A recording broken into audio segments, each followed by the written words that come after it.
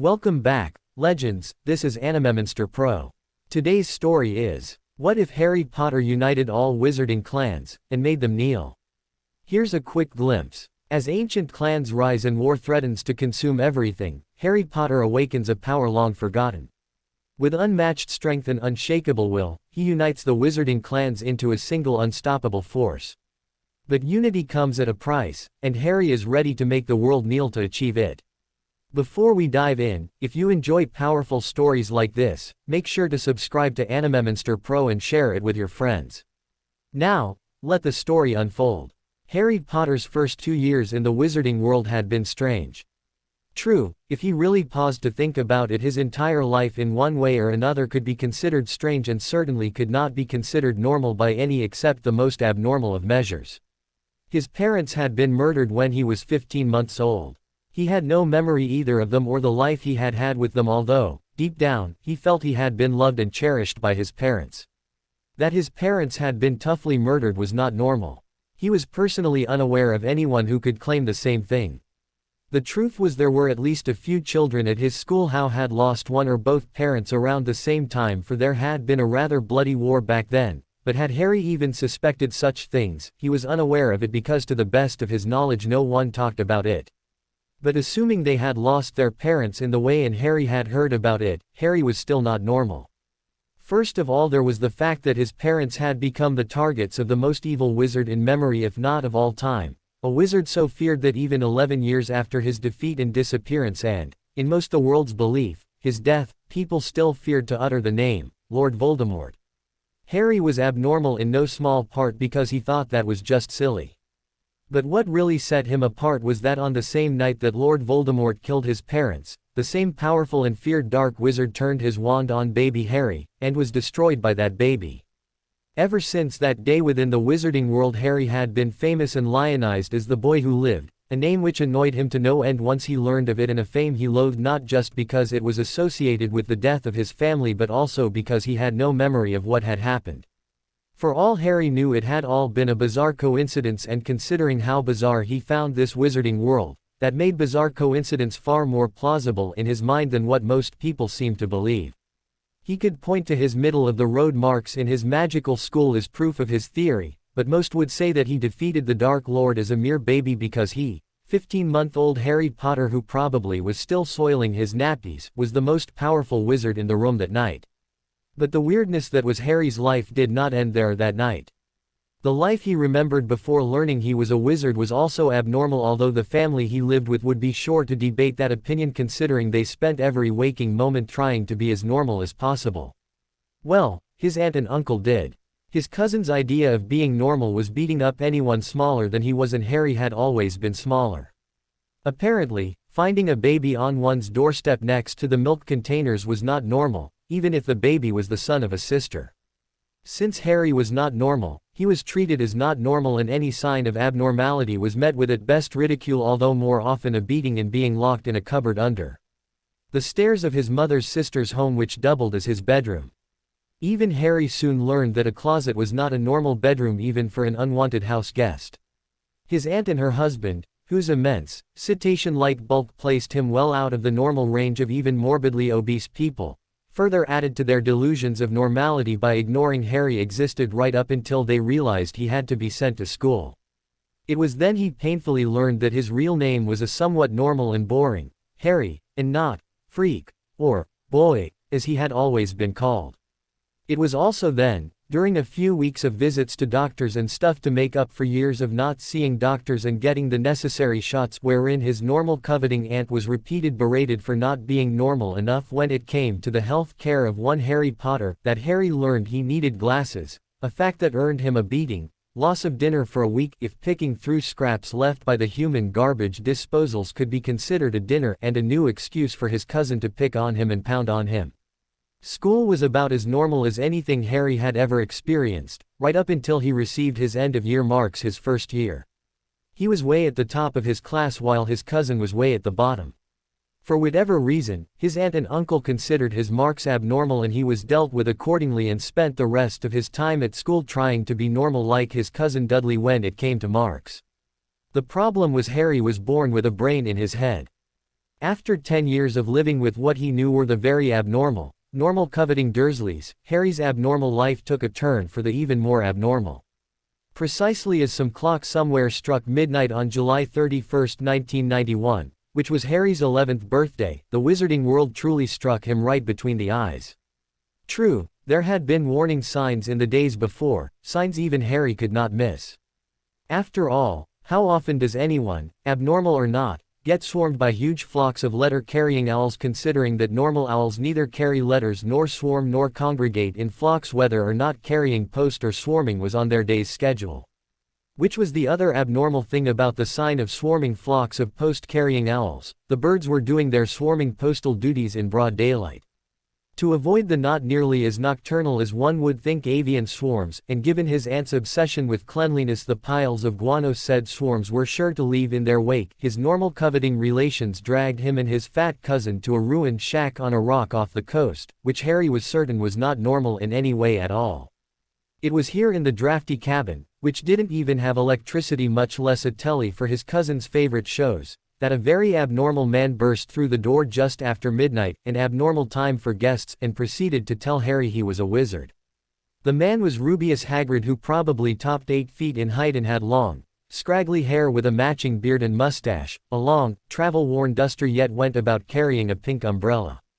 The very abnormal man then went on about Harry being a famous wizard who was supposed to be attending a school for real witches and wizards called Hogwarts in the fall, which was not exactly a normal way to introduce oneself. Then again, learning that he was a wizard did explain some things which Harry had known were not normal. He had once grown his hair back overnight after his aunt had all but shaved his head. He had also kind of jumped from the ground to the top of his school.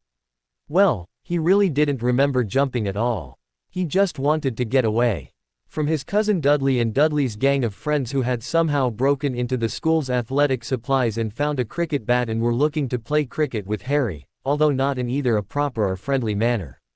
Most recently there was the trip to the zoo where Harry learned he could talk to snakes, although in that case of now explained abnormality his only regret was he didn't ask the snake to eat his cousin. Then again, given how fat his cousin was, one might consider it cruel to ask any creature to eat Dudley Dursley in a single setting. Thus began Harry's education as a wizard and his entry into a world filled with witches, wizards, ghosts, dragons, magic, and a host of other things his relatives would definitely not consider normal. But even here, Harry's life was far from normal, and it was not just because his real parents had been killed by an evil wizard or that he had supposedly beaten this terrifyingly nasty wizard when he was a baby. His trip into magical abnormality may have begun his very first evening at Hogwarts, when he convinced a manky old hat that was used to sort new students into one of 4 houses that the hat was wrong. Actually, the hat merely wanted to put Harry into a house called Slytherin, and it might not have been a big deal to Harry at all had he not met one Draco Malfoy who reminded him of a physically minuscule version of his bully of a cousin and who had just proudly been sorted into that house, or Ron Weasley, a far more personable boy as compared to the odious Malfoy spawn who was convinced that Slytherin and evil were synonymous. So Harry argued with the hat and was sorted into Gryffindor. Harry had never told anyone that, but he was sure that if getting the hat to change whatever it had for a mind was commonplace, he would have heard about it by now. The list of not normal things continued. After ignoring a teacher under threat of expulsion and getting caught by the deputy headmistress herself while riding a broom unsupervised, instead of getting punished properly, as at least a few of his classmates had wanted, including his future best friend Hermione Granger and the odious Malfoy brat, which may well have been the only time those two had been in agreement about anything, he was rewarded for his rule-breaking and insubordination by being made the youngest seeker in a century for his house Quidditch team. His means to that end notwithstanding, being the youngest anything in a century is not normal.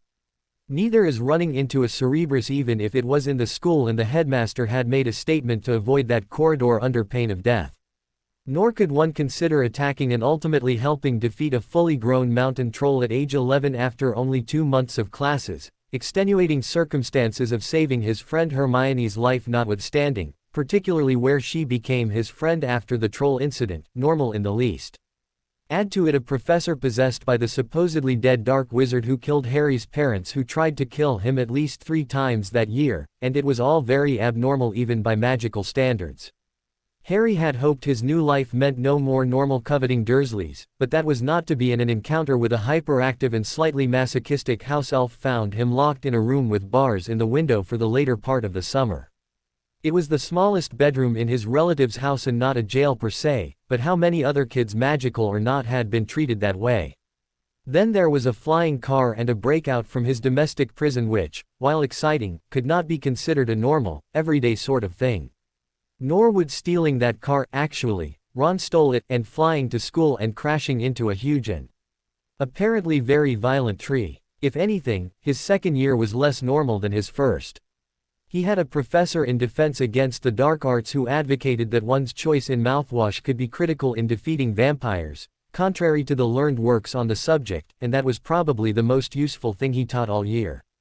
Then there was the fact that someone seemed to have opened some place called the Chamber of Secrets and released a foul beast that no one seemed to either know about nor could the faculty seem to figure out what it could be, and it seemed to strike at random, petrifying annoying cats and certain muggle-born students, as in witches and wizards who had no magical parents, including his friend Hermione.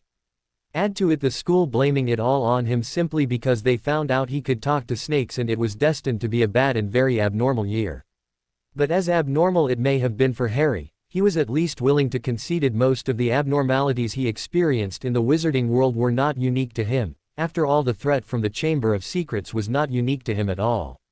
What he would neither concede nor would tell anyone was the strange and persistent feeling he had had from the very moment Hagrid had burst into that shack on his 11th birthday until now.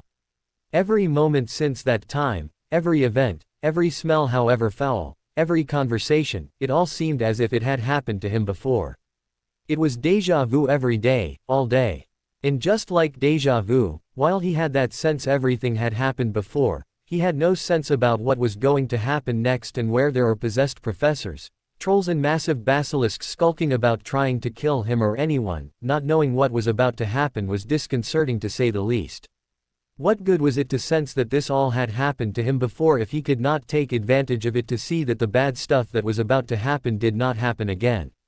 If he could do that, maybe Hermione and the others would not have been petrified to begin with. Furthermore, he was certain that even if he told Hermione about this sense of his, it would only prove what others were already thinking, and Harry refused to believe he was mental even if denial might be a symptom of insanity.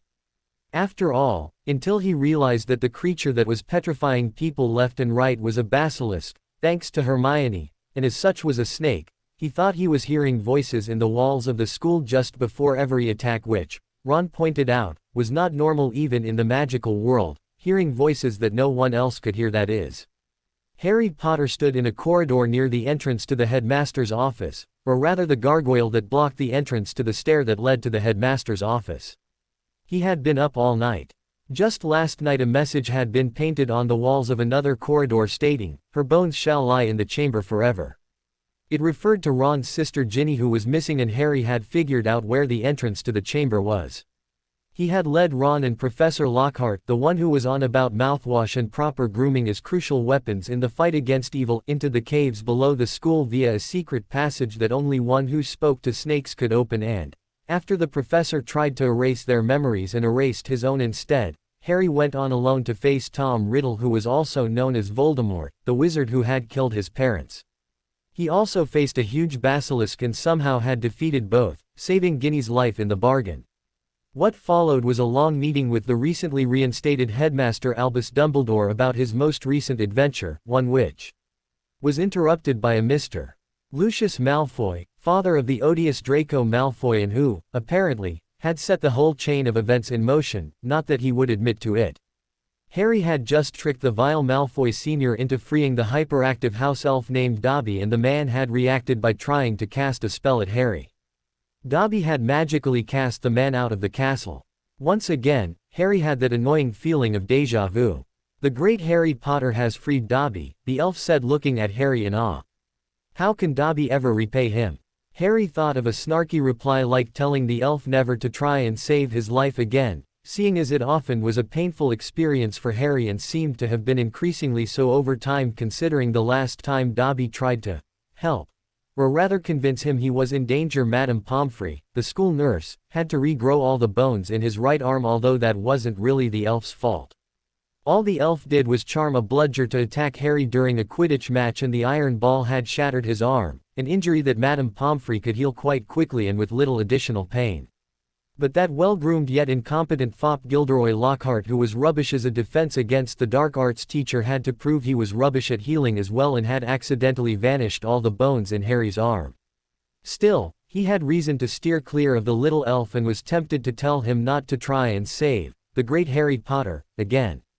But Harry then changed his mind. "I would ask the same of you, Dobby," Harry said. To Harry's surprise, for the first time in almost 2 years he had no sense of déjà vu. He did his best to hide the elation he felt, but could not help but wonder why this change had occurred. But, Dobby did not free Harry Potter from nasty wizards. Dobby could not even keep Harry Potter safe from nasty wizards' plans. "You saved me just now," Harry said. "Mr. Malfoy was going to cast the killing curse at me." Harry had no idea how he knew that. He knew of the curse. Hagrid had told him that it was that curse which took his parents' lives the day after telling Harry he was a wizard. But aside from the curse's name, he had no idea about it. Dobby merely nodded in reply, confirming Harry's suspicion. "What do you want, Dobby, that I can give as a thank you?" Dobby looked down at the floor and shuffled his feet. "Nothing." The great Harry Potter frees Dobby.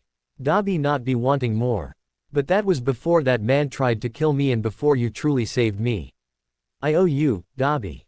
Dobby began crying. The great Harry Potter owes Dobby. Wizards not be owing to house elves. But the great Harry Potter is no ordinary wizard. But why would the greatest wizard Dobby knows be owing anything to Dobby?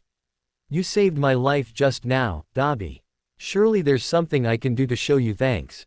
Dobby looked at Harry with tears in his eyes and a brief glimmer of hope. Then he looked down again and shook his head. "Dobby be free elf. Dobby not be worthy of thanks. Dobby already. Already what? I thought you wanted to be free. I thought you didn't want to be a South Avenue." "Dobby wanted to be free of bad masters," the elf replied. "Bad masters treats elves worse than avs. But elves be needing wizards' magic and wizards not be wanting elves who's been freed. Dobby knows this and knows it, and being freed is better than being with bad masters. But Dobby," Harry interrupted, "you wish explain something to me." Dobby nodded, clearly nervous and maybe even scared. "Dobby, I promise you nothing you say will make me angry with you. About the most you'll have to worry about is that I'll be confused." Harry then laughed. "Then again, most of our talks have left me confused." Dobby seemed to relax a little and looked at Harry with a slight smile on his face. "Not here," he said softly and grabbed Harry's hand. They were clearly somewhere else almost immediately, and Harry had not felt a thing. He had traveled by flow once and it left him dizzy and a little queasy, and he heard that portkeys and apparition were not much better and, depending upon the person, might even be worse than using the flow. But whatever Dobby had done had no ill effects as far as he could tell. He looked around and saw that he was in another corridor and guessed they were still in Hogwarts. Having never read Hogwarts, a history which was a book his best friend Hermione had practically memorized, Harry did not begin asking questions about how Dobby had been able to do that, given that the school's wards were supposed to prevent any forms of unauthorized magical travel. On one wall of the corridor there was a tapestry with a wizard dancing with some trolls, which Harry did find very odd given his limited experience with trolls. Dobby was across from this tapestry and seemed to be pacing back and forth as if thinking about something, when suddenly a door appeared in what had been a solid wall. He then turned to Harry in a manner as if expecting Harry to enter, which Harry did. After all, magically appearing doors were rather mundane after what Harry had been through over the past 2 years. Still, he had not expected the room beyond. It was an exact copy of the smallest bedroom at number 4 Privet Drive, Little Whinging, Surrey, the room his relatives had cleaned out for him, much to his cousin's dismay, as it had held piles of broken toys. Harry was moved from his former bedroom in a cupboard under the stairs to this one when one of those strange, post-carrying owls arrived with a letter addressed to that cupboard under the stairs. Harry looked at Dobby as the door to the room closed. "Where are we?" he asked. While he was pleased, he had absolutely no sense of déjà vu about this. Finding himself at what he considered the most hated place on earth was not a pleasant change. "Hogwarts elves be calling it the come and go room," Dobby replied. "It be having other names, but Dobby not be knowing them." "What is it?" Why is like my room at my relatives? It being a magical room in Hogwarts. Many's knows of it but few's do. Many have found it but never knows what's it is and forgets it. Only a few's have founds it and knows it and use it many times. Even the old wizard who's been here forever has founds it but only once and not again. Why's it so hard to find? What does it do? Oh, it no be hards to find, Harry Potter. It always in the same place. Wizards just don't thinks it to be special is all. But it is. It be very, very special. Use pace outside across from the strange wizard with drunken trolls and thinks about what's use wants the room to be. Use pass by it 3 times while thinkings it and the room becomes what's use wants and stays what use want for so long as use stays in it. Unless there being another who wants the same room you wants, no one else can enter while use is here unless use lets them. The Hogwarts elves be using versions of this room for ages and ages to hides things that's gets students in trouble or other reasons. The best thing is this room be having neither ears nor eyes. Ears and eyes. Dobby nodded. The paintings, ghosts and Hogwarts elves all be loyal to old wizard and tells him everything they sees and hears if he asks. He uses them to, spy on people too. But here, no spies here, Harry Potter. No one can sees or hears us. This be the room where Dobby first meets the great Harry Potter so Dobby thought, because, well. Why are we here? Harry asked. Harry Potter frees Dobby from evil wizards and Dobby being happy to be free of evil wizards, but Dobby can't be free as Harry Potter knows free to be. Why not? Why can't you? Dobby being house elf, Harry Potter. House elves are bound to serve a family. Is a South Avenue, you told me. No. Well, not always. House elves need to be bound to serve a family. Even the house elves here at Hogwarts are bound to serve their family. What family? Why the young witches and wizards whose lives here. They be a family of sorts. They be enough of a one. But why do elves have two? Dobby not be knowing why, Harry Potter sir. Dobby just being knowing that's house elves be needing wizard magic for their magic to work and if there be no wizard magic, elf magic fades away and when it's gone, so is the elf. Are you saying that you have to be bound to a wizard family or you will die? Dobby nodded. Not rights away. It'd be taking a long time. But it'd be slow and painful and. Dobby, if I'd known that I'd have found another way. I wanted you to be free of them and happy not dead. Dobby smiled. But Dobby is free of nasty wizard family and is happy and is honored that the great Harry Potter Woods even thinks of helping such an undeserving elf. You're not undeserving, Harry began. But Dobby won't be dyings from it cause Dobby is being already bound to new master. What do you mean? When an elf be given clothes they's free of their last master and can be bonding with any witch or wizard if they wants it and if the witch or wizard, if they's not be stopping it. What do you mean, Dobby? Dobby now looked embarrassed almost as if he had been caught doing something wrong. The great Harry Potter be freeing Dobby and nots be stoppings the bondings in. Are you saying you're my elf now? Harry asked in surprise. Dobby nodded. Until this time Harry had been standing and with that nod he sat on the rickety bed and just stared at the elf. Harry saw tears forming in Dobby's eyes and the elf's lower lip began to quiver a bit. The elf then turned his back to Harry and began pounding his head against the dresser in the room. Bad Dobby, he said as he thumped his head as hard as he could. Dobby, stop it, Harry commanded and the elf complied and turned around looking very contrite. Why were you doing that? Because sir, Dobby began. Dobby thought Harry Potter be needing an elf and hoped Dobby would be Harry Potter's elf but Dobby being wrong. He wailed. Dobby, it's not that, Harry said as soothingly as he could. I never even thought about having an elf until you told me you became my elf. I don't even know what an elf can do and, it's not like I have a lot of stuff but I never said I wouldn't want you as my elf if I need an elf, did I? Dobby shook his head. I would be honored to have Dobby as my elf, Harry began and the elf threw himself at Harry and began hugging Harry's legs crying his large eyes out while mumbling what sounded like thanks. But, Harry said loud enough to get the elf's attention, but I don't know what house elves do. I don't even know if I have things for a hard-working house elf such as you to do. What can house elves do anyway? As Dobby began describing all the ways he could help the great Harry Potter, Harry listened intently and offered several ideas that could really be interesting, especially his ideas about how to deal with his muggle relatives. All the while Harry thought to himself that a 12-year-old wizard having his own house elf probably was not normal at all. But at least he did not have the feeling that this had happened before. Harry woke up finding himself in his own bed in the Gryffindor second-year boys' dormitory. The last thing he clearly remembered was that he was in the come and go room with Dobby, and they had been discussing various things that Dobby could do for Harry as Harry's elf. He did not remember many of the details of that talk, but it was clear to Harry that having an elf as a friend and helper was probably a very good thing. He guessed he must have dozed off and Dobby had brought him back to his dorm. Harry sat up and put on his glasses and looked at his watch. With the sunlight shining through the windows, Harry knew that the 11:30 must be in the morning, which meant that lunch would be in about a half an hour.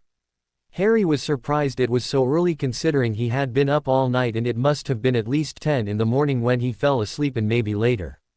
He was surprised he felt so well rested. He arrived in the Great Hall in time for lunch and headed immediately for his friend Ron, who was seated with the other boys from his year in Gryffindor. "Oi," Seamus Finnegan said, "looky what the cat's drug in." "It seems sleeping." Well, sleeping Harry's decided to grace us mere mortals with his divine presence," Dean added. "Hey," Harry protested. "I only got a few hours." "Mate, try 2 days or so," Ron said. 2 days? It's Sunday and you've been asleep since Friday afternoon. Bloody hell. Harry began. Madame Pomfrey said something about magical exhaustion, Ron added. "I guess there's something to that, 'cause I got about 14 hours sack time after it all." "That's all," Harry began. "It's Ron, Harry," Seamus said. 14 hours without stuffing his pie hole. Must be a record. "Oi," Ron protested. "Face it, mate, you do like to eat," Harry said. "I'm a growing boy. Course I like to eat." "Yeah," Dean chuckled, "we've noticed. We tell people to keep their distance and especially to keep their hands from being anywhere between you and food." "Where's Ginny?" Harry asked, trying to change the conversation even though he was pleased that he had no sense that it had happened before.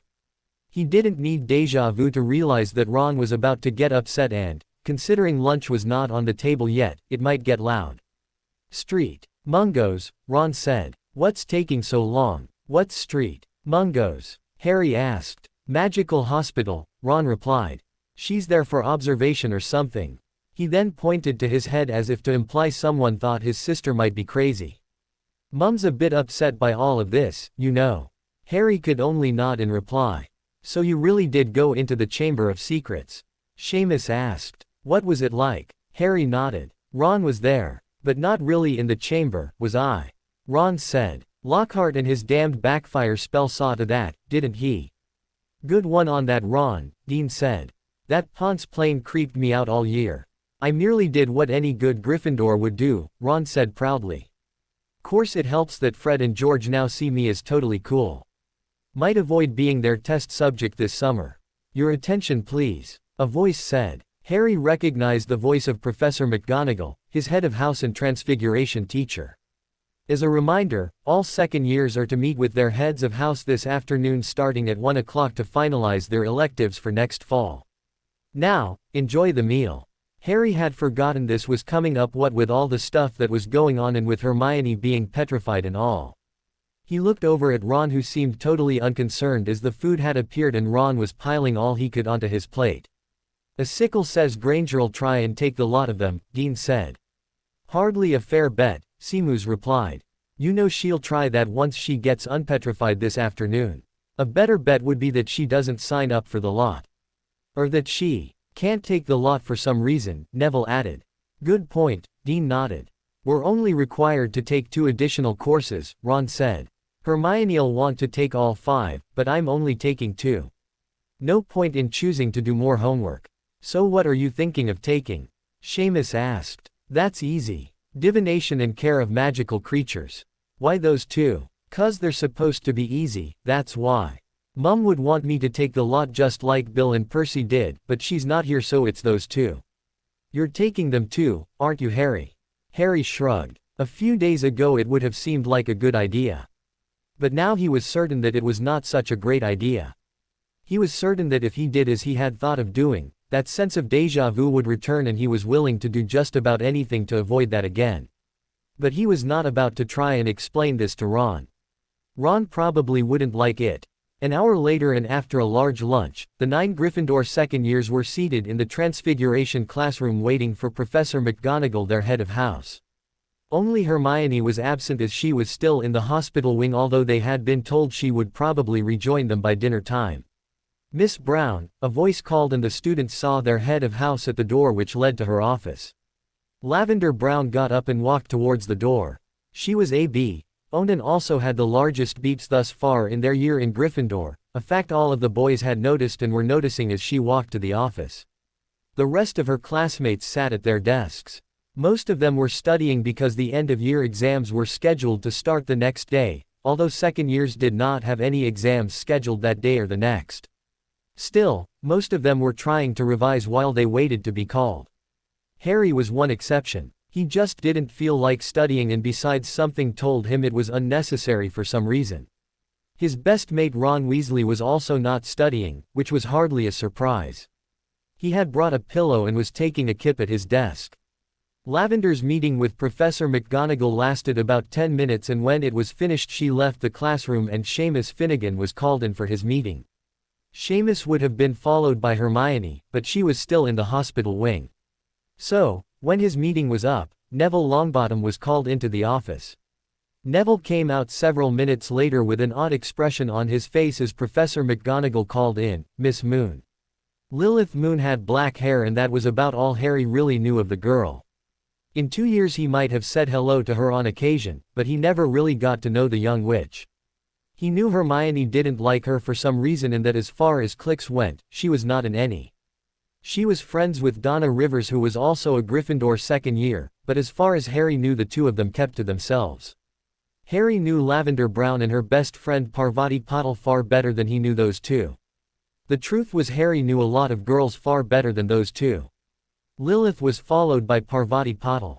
Hermione said that Lavender was a bit of a gossip hound and Parvati seemed to be her preferred audience. Harry seldom if ever saw that part. When things were at the lowest for him earlier that year, after he revealed that he could speak with snakes and most of the school thought he was the heir of Slytherin who was seeing to all the petrifications that were occurring, Parvati had not totally ignored him. Lavender had not either, although it seemed that was more because Parvati didn't seem to be buying the school gossip about him than anything else. Parvati also had the distinction of making Seamus Finnegan's top hottie list that year, which was somewhat remarkable since all the other top hotties were older and far more developed young women, but Parvati was very pretty and exotic. She was Indian after all, and her dark complexion coupled with her good looks was already beginning to capture notice from the male student body. Harry thought she was very pretty as well, but wondered just how much her hotness quotient, as Seamus called it, was due to the fact she had an identical twin sister in Ravenclaw. Still, she seemed nice in Harry's opinion. Harry's name was called next, and he wondered as he got up why he had spent most of the time musing about the girls in his year. He knew he was unconsciously comparing them to his best friend Hermione, and all were found wanting for one reason or another. Among their failings when compared to his absent best friend, they were too girly, not smart enough, not nice enough, or, the proverbial key of death, they were enamored with the boy who lived. He entered the office trying to shake his mind of such musings, wondering why he had them in the first place. He really had not thought of girls in that way before, at least not for that long, and he wondered why he was comparing them all to Hermione and finding them all lacking. Objectively speaking, Harry thought Hermione was pretty, but Lavender and Parvati were certainly prettier. But they fell by the wayside when it came to being too girly. "Have a seat, Mr. Potter," Professor McGonagall said, which finally snapped his thoughts back to the reason he was here, and that was not to think about various girls in that way. Harry took his seat. "My usual address does not truly apply to you, Mr. Potter," she began, which immediately caught Harry's attention as once again it proved that he was not normal. "As you know," she continued, "we are here to discuss your elective selections for next year. You have already been told you must select 2 electives, but you can select more. Now, under ordinary circumstances, your wishes are subject to 3 things. First off is my recommendation as to whether I feel you can handle the given course material. However, my feelings in that regard are only important where your parents or guardians have a say in your selections. As your parents have passed on and as your guardians have opted not to receive any reports considering your performance here at this school, I will not be making any such recommendations in your case. Finally, while 2 electives are covered as part of a student's basic tuition, additional electives will require additional tuition. However, this only applies where a family pays its tuition each year. Your tuition was prepaid not long after you were born, so the only real restrictions in your choices are what you want. That being said, I have a note here from Professor Dumbledore strongly recommending that you consider divination as one of your electives. Harry had that annoying sense of déjà vu again once he heard that, and also sensed that it was somehow connected with that course. Ron had been annoying in his insistence that Harry take that class, which was hardly a recommendation at all, since the only reason Ron thought it was worth taking was because it was supposed to be an easy mark. Why would Dumbledore want him to take a class that many students thought was a joke, even more of a joke than History of Magic or Defense Against the Dark Arts? He decided then and there not to take that course, and that annoying feeling went away. Do I have to take that course just cause the headmaster recommends it?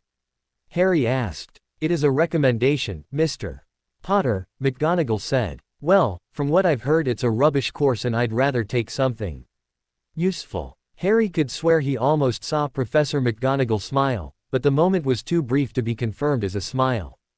I am certain that Professor Trelawney would beg to differ, McGonagall began. She's not my head of house, Harry replied. What is your opinion? He again thought he saw a smirk begin to appear on the otherwise stern professor's face. Far be it for me to suggest that any course offered here is of little or no utility. That being said, however, divination is, well, I will not say it's rubbish, as you suggested, Mr. Potter. Seers are real and therefore there is a basis for the magical art of divination. But more so than any other branch of magic that I am aware of, divination is of little use to many as they do not have the gift of foresight. Without that gift, the course is of little real utility. I am rather surprised that Professor Dumbledore bothered to make such a recommendation. It is the only time that I am aware of him making an unsolicited electives recommendation, and it's all the more surprising when one considers he never studied that branch of magic as a student. So you would advise me against it? I would advise you that unless you know you have such a gift, and I've neither heard nor have observed any evidence of it, your time and effort would be better used in another field of study. Professor Dumbledore didn't tell you why he recommends I take that course. He did not. Well, if it's not important enough for him to tell me why I should take it, then it's not important enough for me to take it, is it? So we can skip divination. He didn't make a similar recommendation about Muggle studies, did he? He did not. But in my opinion that is a more useful course. Except that I live in that world when I'm not here, Harry said. The pamphlet says it's to teach witches and wizards about Muggles, and specifically to teach those who know nothing about Muggles. Sounds like a waste to me. You do have to take 2 electives, Mr. Potter. You seem to have rejected 2 already. Harry shrugged. The other 3 seem either interesting, useful, or both. They are indeed, McGonagall nodded. But I wish to point out that arithmancy and ancient runes are perhaps the 2 most academically challenging electives we offer. While your marks are not terrible, they do show need for improvement. Your written papers are at best acceptable, as have been your written examinations. You do well on the more hands-on practical examinations, including in potions, which I know is not one of your favorite classes. But I point this out because most of your work in arithmancy and ancient runes for the next 3 years would be theoretical. There's very little practical work in runes unless you're taking the Newt course, and even less practical work in arithmancy until Newt levels. My only concern is that you might be stretching yourself too much in what are almost purely book work classes. It did not take a sense of déjà vu for Harry to see that coming. He knew his written marks were not great, although he'd like to think that having Hermione look over his work had helped a lot. Arithmancy is used frequently in magical detection work and curse-breaking, right? He replied. When McGonagall nodded, Harry continued. And runes are a key component of magical wards as well as the basis to enchant objects. Those seem like very important things to learn, don't you think? I know they're not easy, but they are important. And I must say that maybe my written marks would improve if it didn't seem like something or someone was trying to kill me or my friends all the time. I would like to think that your first 2 years here at Hogwarts was an aberration, McGonagall nodded. It's usually not nearly that exciting. I was merely pointing out a pertinent fact for your consideration. I'll try harder, Harry said. But I really want to take those 2 courses, and care of magical creatures as well. That sounds interesting as well, and considering I've run into a troll, a Cerebrus, Acromantulas and a Basilisk already, it seems I should know a little about that, don't you think? I can't disagree with that statement, McGonagall said with another odd smirk. Just so you are aware, however, I'm pretty sure those creatures are not covered before Newt levels. Still, so you've made your selections? Harry nodded. Arithmancy, ancient runes and care of magical creatures. McGonagall nodded. I am pleased. I won't say it won't be a fair amount of work for you, but there was a part of me that was hoping you would make those selections. You should receive a letter in late July confirming your course selections and your book lists. Why late July? Remember what I said earlier, Mr. Potter. Most of your classmates' selections need to be approved by their parents or guardians, and until we have those approvals we cannot send out the class lists. Just so long as Professor Dumbledore doesn't try and change my picks. What makes you think he would? It would be unprecedented, as he does not involve himself in such selections as headmaster. But he did suggest I take divination, which, I'd guess, is also something he doesn't usually do, and I'm not doing as he suggests, am I? I'm not gonna take a course I don't want and probably won't like just cause he asked me to, especially when no one can tell me why I should.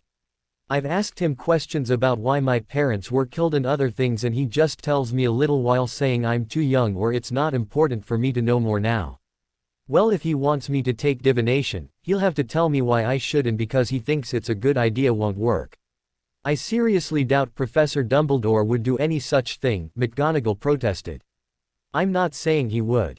But he suggested it to you and you say he doesn't do that, so what reason do I have to think he won't try and change my class selections? I'm not saying I won't take it at all, but if he wants me to consider it at all, I want 6 feet of parchment from him explaining all the facts I need to understand the why of it, and I mean facts I can research independently if I want to, not just what he says on the matter.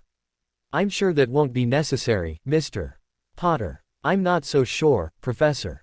In my 2 years here, I've nearly been killed at least 6 times, and at least 3 of those times were not accidents or me being like my father and trying to get into trouble. Add to it one professor who tried to kill me and another who cared more about hair care than his job, who then tried to take away my memories, and what am I supposed to think? Not once has any of this been explained to me. Add to it a headmaster who seems to take an abnormal interest in me as a student, and, you do know I hate all this boy who lived rubbish, don't you? The one way you can be assured I won't like you all that much and certainly won't respect you is if you buy into that stuff at all.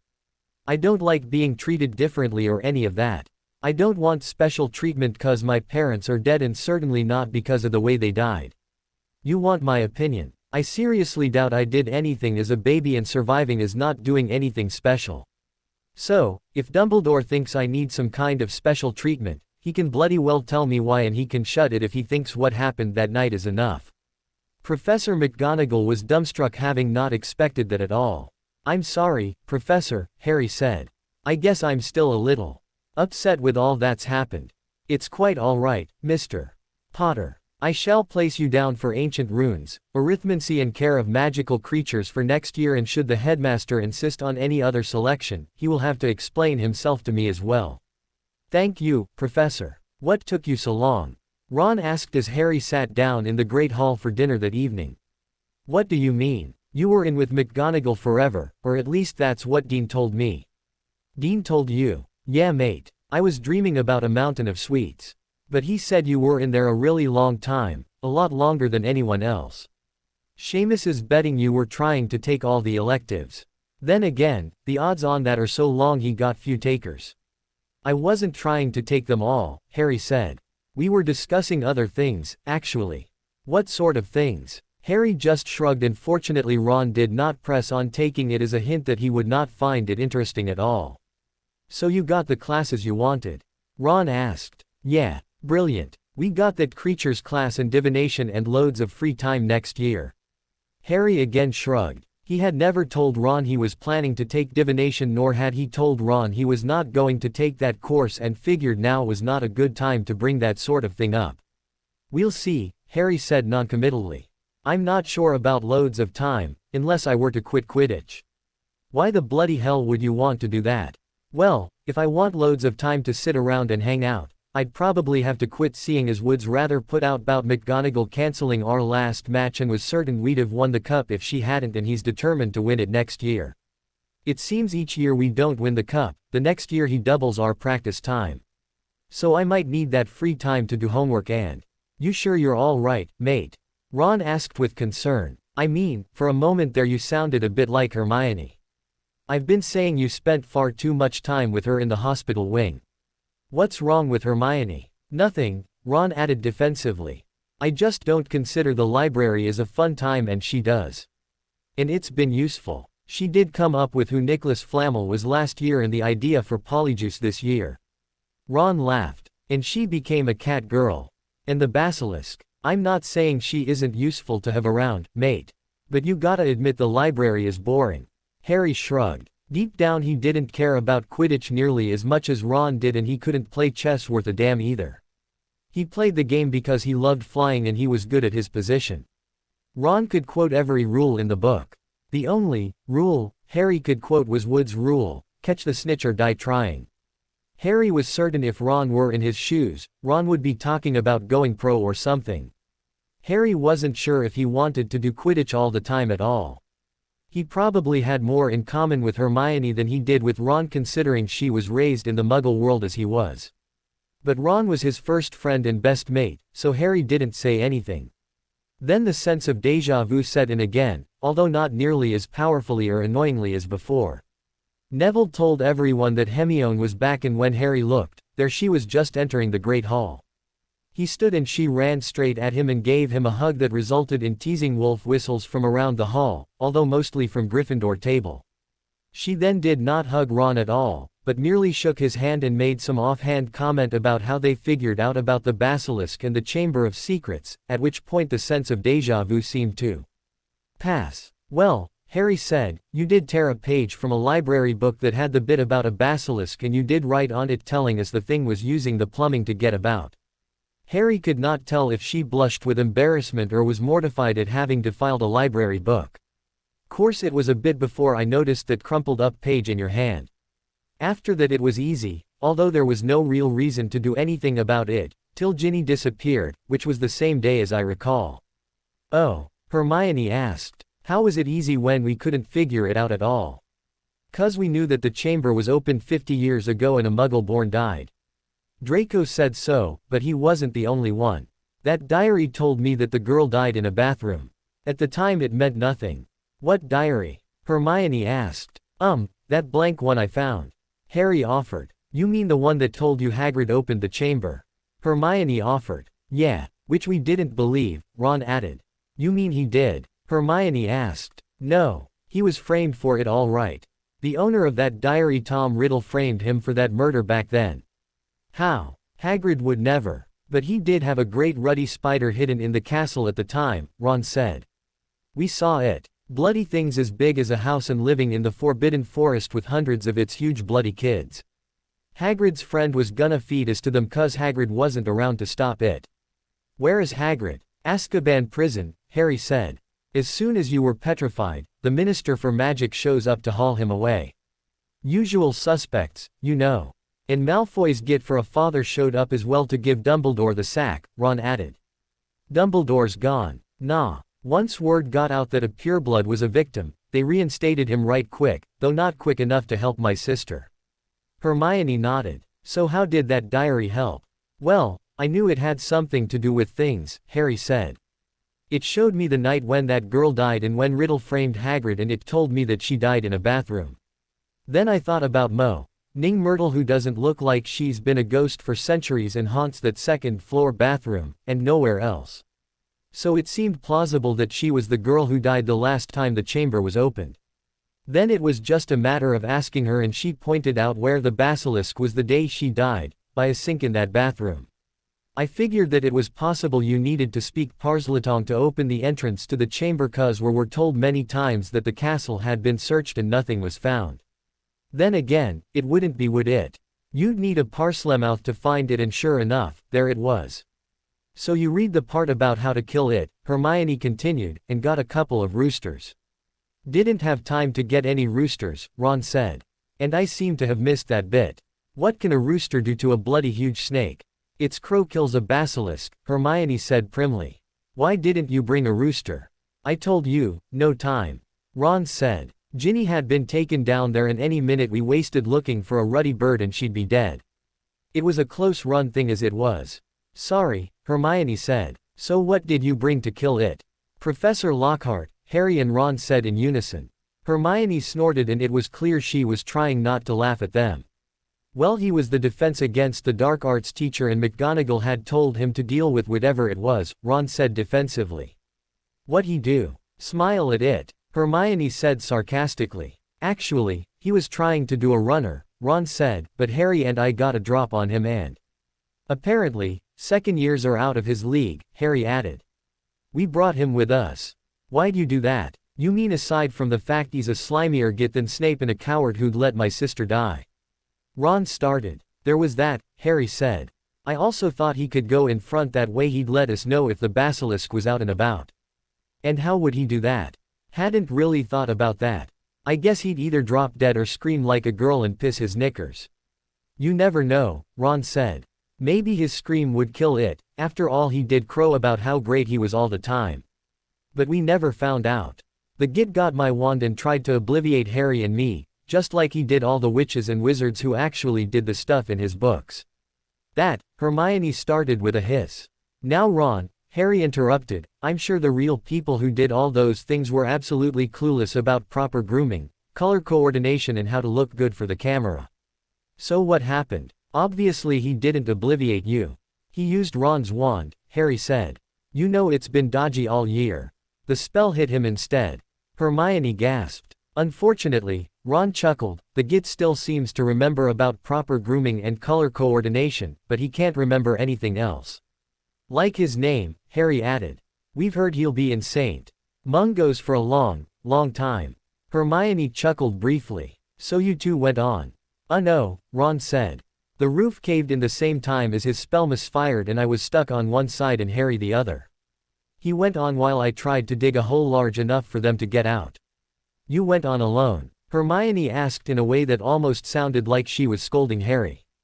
Harry merely shrugged. Just you and a wand. Harry, I know I've said you're a powerful wizard and such, but basilisks are particularly resistant to magic. I couldn't find anything about spells that might work. Didn't use my wand to kill it, did I? Harry replied. But you said you didn't have a rooster.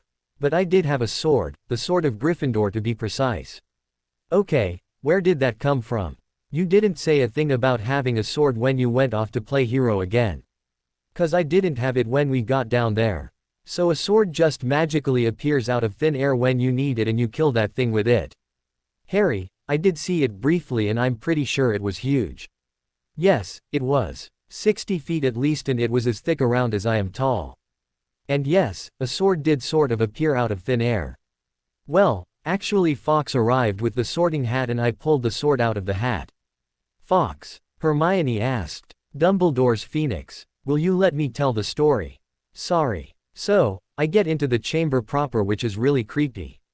Think of a cathedral to snakes and Salazar Slytherin, only creepier. And before you ask, no I didn't have the sword yet and there was no sign of the basilisk. There, at the far end of the chamber lying before a huge, and rather ugly statue of Slytherin himself was Ginny. She was cold and not breathing so I thought, then Tom Riddle showed up. You mean the guy from the diary? Harry nodded. He wasn't quite real yet, but he wasn't a ghost either. I don't know anything about the magic he was using, but somehow he was using the diary to control Ginny. Ginny was the one who had opened the chamber and all of that, although she would have no memory of it. And he was now using the diary to, I guess kind of K out her life force and when it was all gone she'd be dead and he would be alive. That sounds rather far-fetched, Hermione replied skeptically. Harry shrugged. He made a convincing argument and I was really in no position to debate the thing. He then said he now wanted to kill me. Like that's a surprise. I wondered why and he went on about how Dumbledore was scared of him and all of that which I doubted and then he told me who he really was. Oh, he was Tom Riddle but he hated that name 'cause it was his muggle father's name and he hates them. He turned his real name, his full real name, into an anagram that most people now know him by. His real name is Tom Marvolo Riddle. The anagram is, Harry leaned in and whispered, "I am Lord Voldemort." Hermione gasped as did Ron. "You mean he's Hermione began.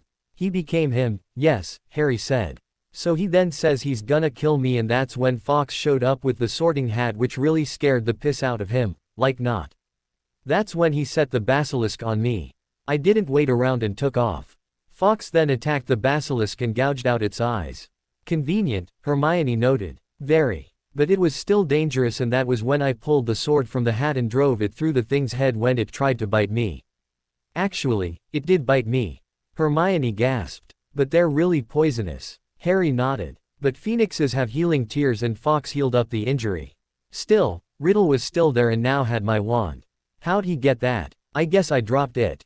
"Oh Harry," Hermione said, shaking her head. "Ginny was still out of it," Harry continued, "so I did the only thing I could think of and stabbed the diary with the basilisk fang I had pulled from my arm." "Why?" Harry shrugged. "It seemed like a good idea at the time. And apparently it was the perfect thing to do, 'cause the diary began spilling this black ooze as I stabbed it, and Riddle was kind of ripped to pieces before he kind of blew up and disappeared, and when that happened, Ginny woke up.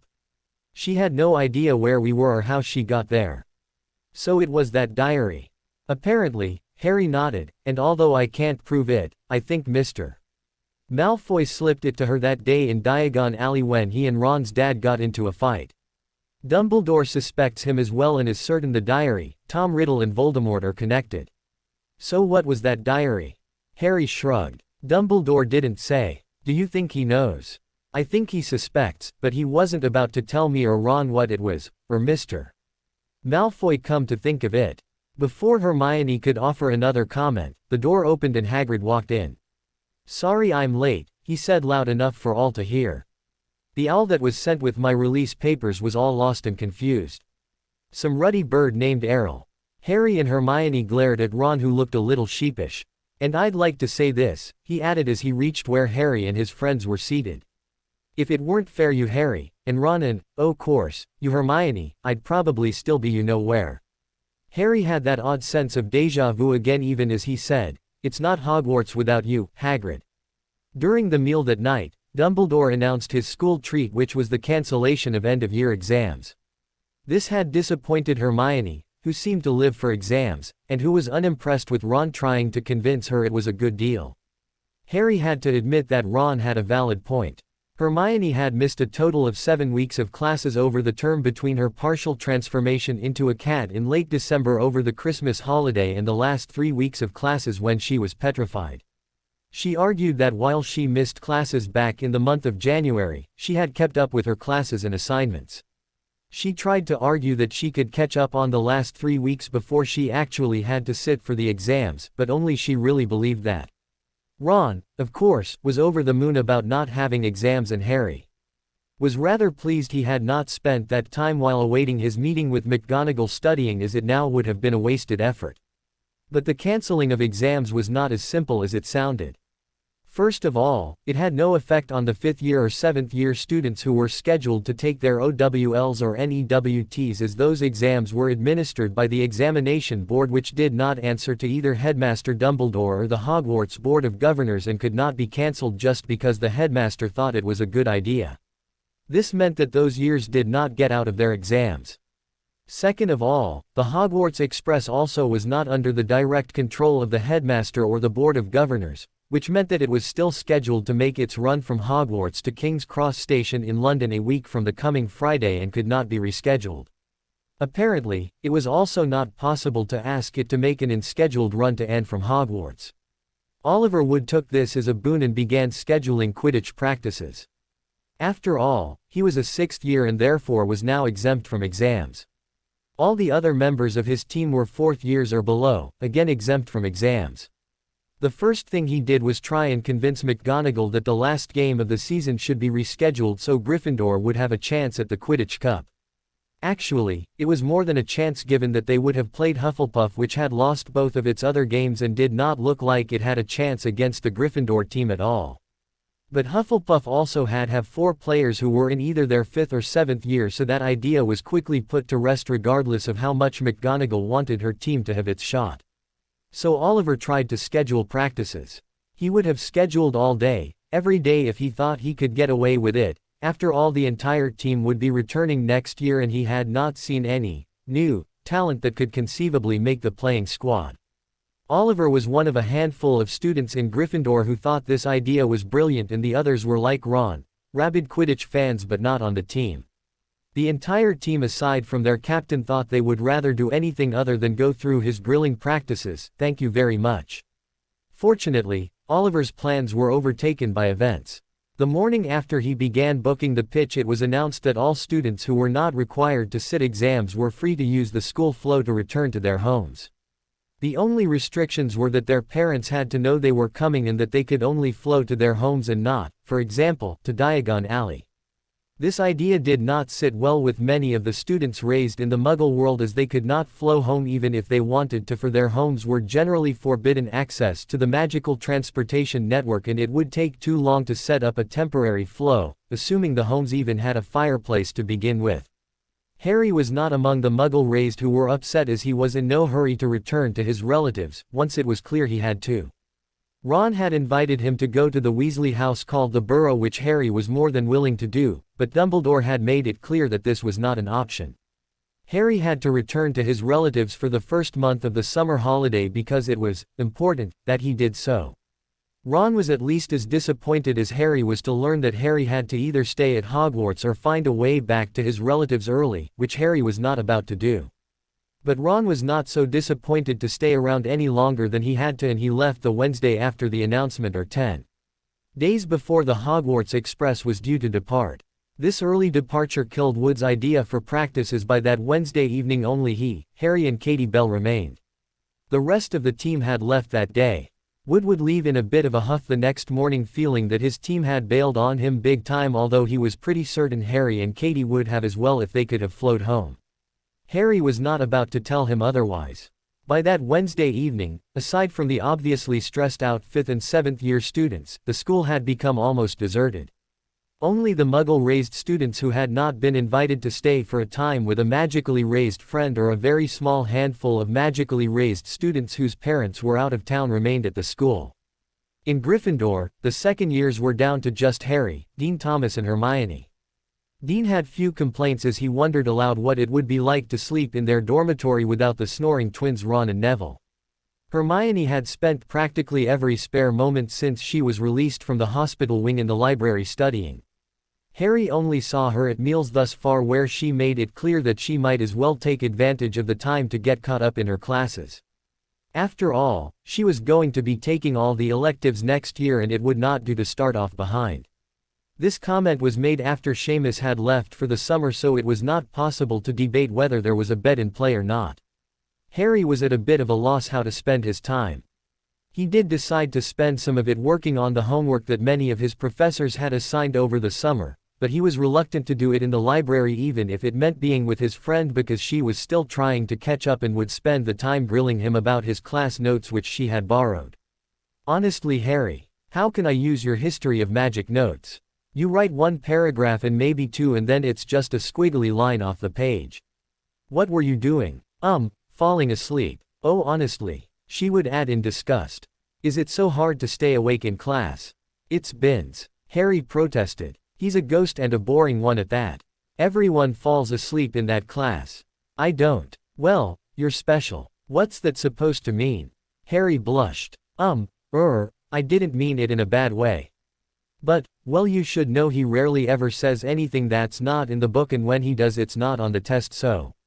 Granted. But it's rude, and how can you know if he says something important that's not in the book if you're asleep?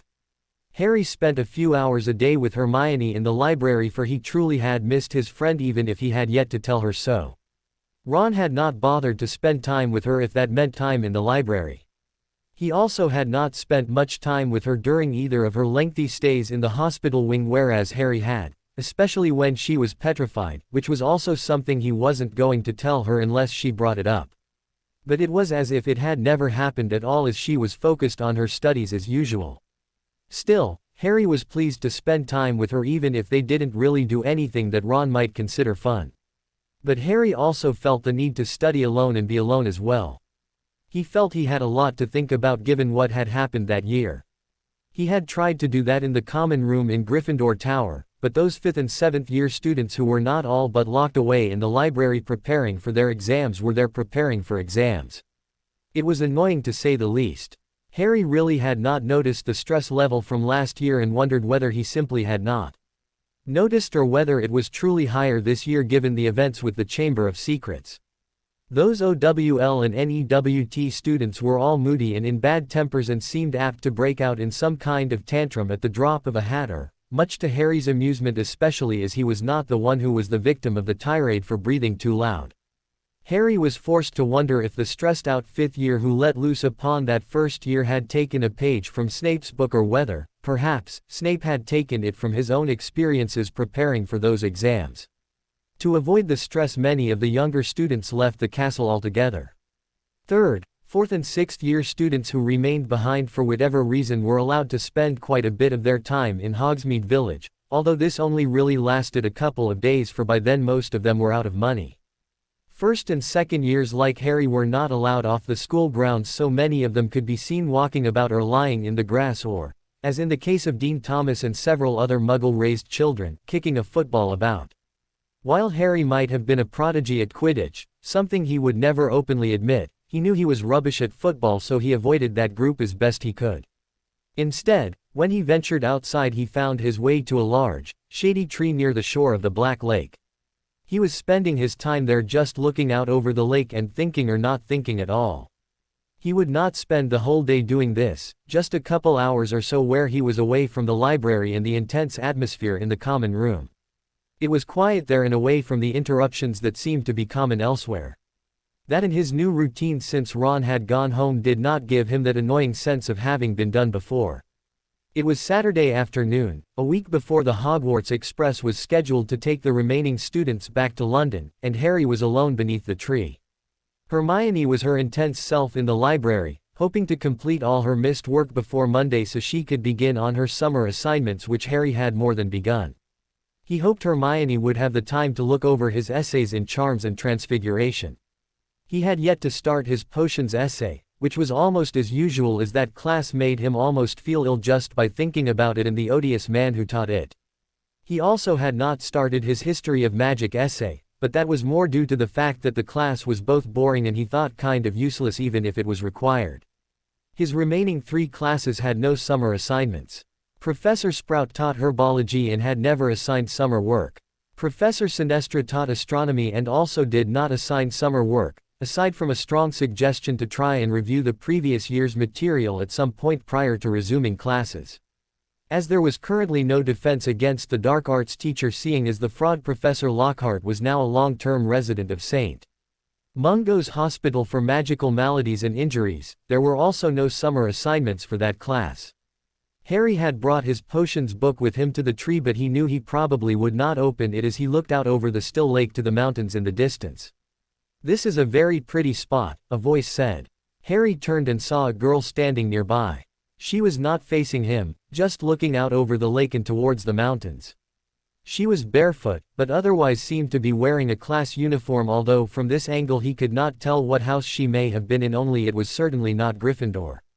She had a pretty profile, he thought and long, own hair tied in a ponytail that easily fell to the middle of her back.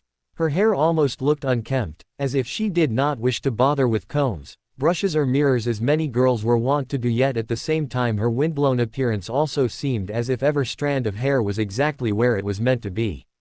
She was pleasant to look at as Harry tried not to stare at her.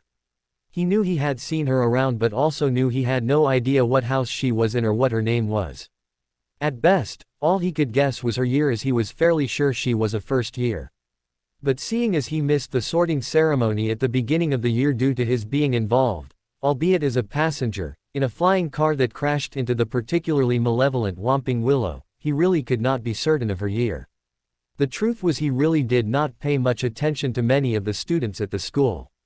"A very nice spot to sit and think," she said turning towards him and he noticed her eyes first. He could not tell what color they were for they were either a pale gray or pale blue or perhaps both. They seemed to express a sense of wonder which he found surprisingly refreshing and she had a pleasant expression on her face to top it all off. Her school robes were open for it was warm outside. She wore the gray skirt that certainly all the lower year girls wore and the white blouse, which was not tucked in. Her bronze and blue tie, which lay draped around her neck yet untied, told him she was a Ravenclaw, and he could see that the top 2 buttons were undone, again perhaps because it was warm. He had a feeling that he met this girl before somewhere and not just passing in the halls of school. But this feeling was not déjà vu, as he had no sense that this moment had ever happened before. "Do you mind if I sit here?" she asked very innocently, which was a refreshing change from how many first addressed him. There was none of this, "Wow. You're Harry Potter, aren't you?" stuff. Harry could only nod. The girl knelt on the ground sitting on her heels. "I should have asked if I could kneel," she said, looking at him and not at where his scar was supposed to be. "I suppose I could sit, legs outstretched and all, but I am wearing a skirt and we are close to the shore and I should be mindful of the betterjigs in the lake." She then leaned closer and whispered. "They like to look up girls' skirts and ogle knickers for some reason. It's very rude and I shouldn't tempt them, don't you think?" "Betterjigs?" Harry asked. "Well, I haven't seen any personally, but it's best to assume they're there and not tempt them too much," the girl replied. She then looked out across the lake. "This is a very pretty spot, truly," she said. Have we met before?" Harry asked cautiously. "Oh, I don't think so," the girl said. "I'm pretty sure that would be a real memory, don't you think? I do have a feeling we should have met or something like that, but I think that's just an after effect of my Rackspurt infestation." "Why, you're what?" "Rackspurts," she said. "They're small, invisible things that get in through your ears and make your mind all foggy and dodgy and such. I'm pretty sure that explained why everything from just before my 11th birthday until just the other day seemed as if it happened before. It was really disconcerting." That happened to you too?" Harry asked in surprise. The girl nodded and then looked concerned. "But I never knew what was going to happen next, unless it was obvious." "Oh, obvious. Well, like if you saw someone throw a rock into the lake. You would know it would make some sort of splash before it did, right? That's obvious. But, well, there were a lot of things that were not obvious that I was sure had happened before but could not see what would be next, and often it would have been nice to see what was coming." Harry's mouth dropped. "The same happened to me. It began on my 11th birthday and ended last Saturday morning." The girl's eyes got wide. She leaned in and whispered, "Did you get a letter from a friend knowing you had no friends who would write to you too?" No. I just had a long talk with a house elf." "Oh, but that's odd too, isn't it? Had you ever done that before?" "No, not really. Not like that. Odd. And here I thought I was the only one. I'll admit my daddy's a bit off, but I was afraid I was too, and now, then again, maybe we are both a bit off." "I don't think you're off," Harry said. "Thank you, I think," the girl replied. "No, I can tell you meant it and are being honest and from the heart." "Thank you," she concluded with a very engaging smile. What is your name?" Harry asked nervously. The girl gave a brief giggle. "I did seem to forget a proper introduction, didn't I? Guess there might be Rackspurts about after all, even if they had nothing to do with." She paused as if thinking hard. "Oh, pooh. I can never remember that silly French word, assuming it's French of course." "Déjà vu," Harry offered. "Yes, that's it. It's a silly word, don't you think?" Harry could only nod. "I'm Luna Lovegood," she said, "and yes, I've been told it sounds like a Bond girl's name." "A what?" "A Bond girl. James Bond. Not that I really know what that it all about, but I'm told it's a famous fictional character in the Muggle books, and I guess they're called picture shows. He does secret stuff that's very dangerous, trying to protect people from very bad people, and he always gets a pretty girl with a name that implies, well, what he and the girl will do together when he gets her." "Oh," Harry chuckled. "Never seen it or read it myself, but my roommate Dean Thomas is a fan." "You mean names like Mary Goodnight, Honey Rider, Plenty O'Toole, Holly Goodhead, Beep Galore and the like?" Had Harry thought about it, he might have found it odd that he was not blushing. "That's it. Yes. Well, it's been pointed out to me by some boys in Ravenclaw that Lovegood fits that sort of name thing, although I really don't know why. I also don't know why they think my first name should be Wanda or some other odd names." "Sounds like they're just being mean," Harry offered. "Maybe. But I prefer to give them the benefit of the doubt. I might be upset if I had any real friends," she added with a sad expression crossing her face. "You don't have any?" Harry began. Luna shrugged. I had one when I was little. She was the only little witch around my age and we used to play together all the time. But when I was around 7 or 8 I made fun of her favorite fictional character and she got all upset and never came over again. I think there might have been more to it than that. I think my mum knew there was more, but she never told me before she died. She died. Luna nodded. I was 9 at the time. My mum was a brilliant witch and was a spell crafter. Well, one of her spells went very wrong one day and there was a flash of light and loud bang and she was on the floor bleeding and I couldn't do anything to help her. She said I did just by being with her. But she died. I'm sorry, Harry began.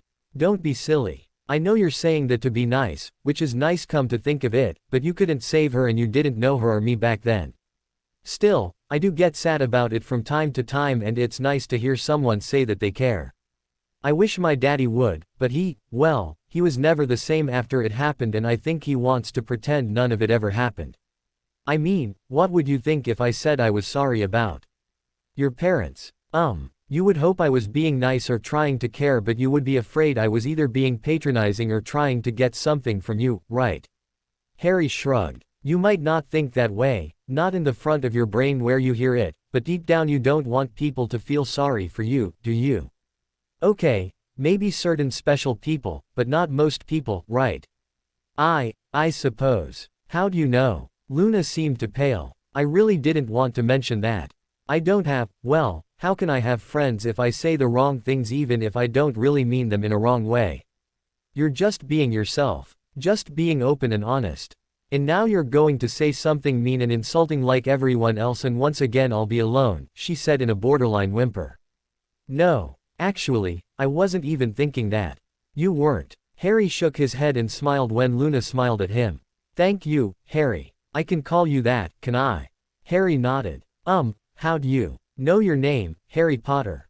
She replied. Harry nodded. I know you don't like it but everyone here knows your name. I grew up with magical parents and in this world so I knew of your name when I was little. But unlike most people you've probably met, I can only honestly say I know your name. You are Harry Potter, a second year in Gryffindor who plays on his house Quidditch team. Few can truly say more than that, can they? But the boy who lived is a myth, Harry.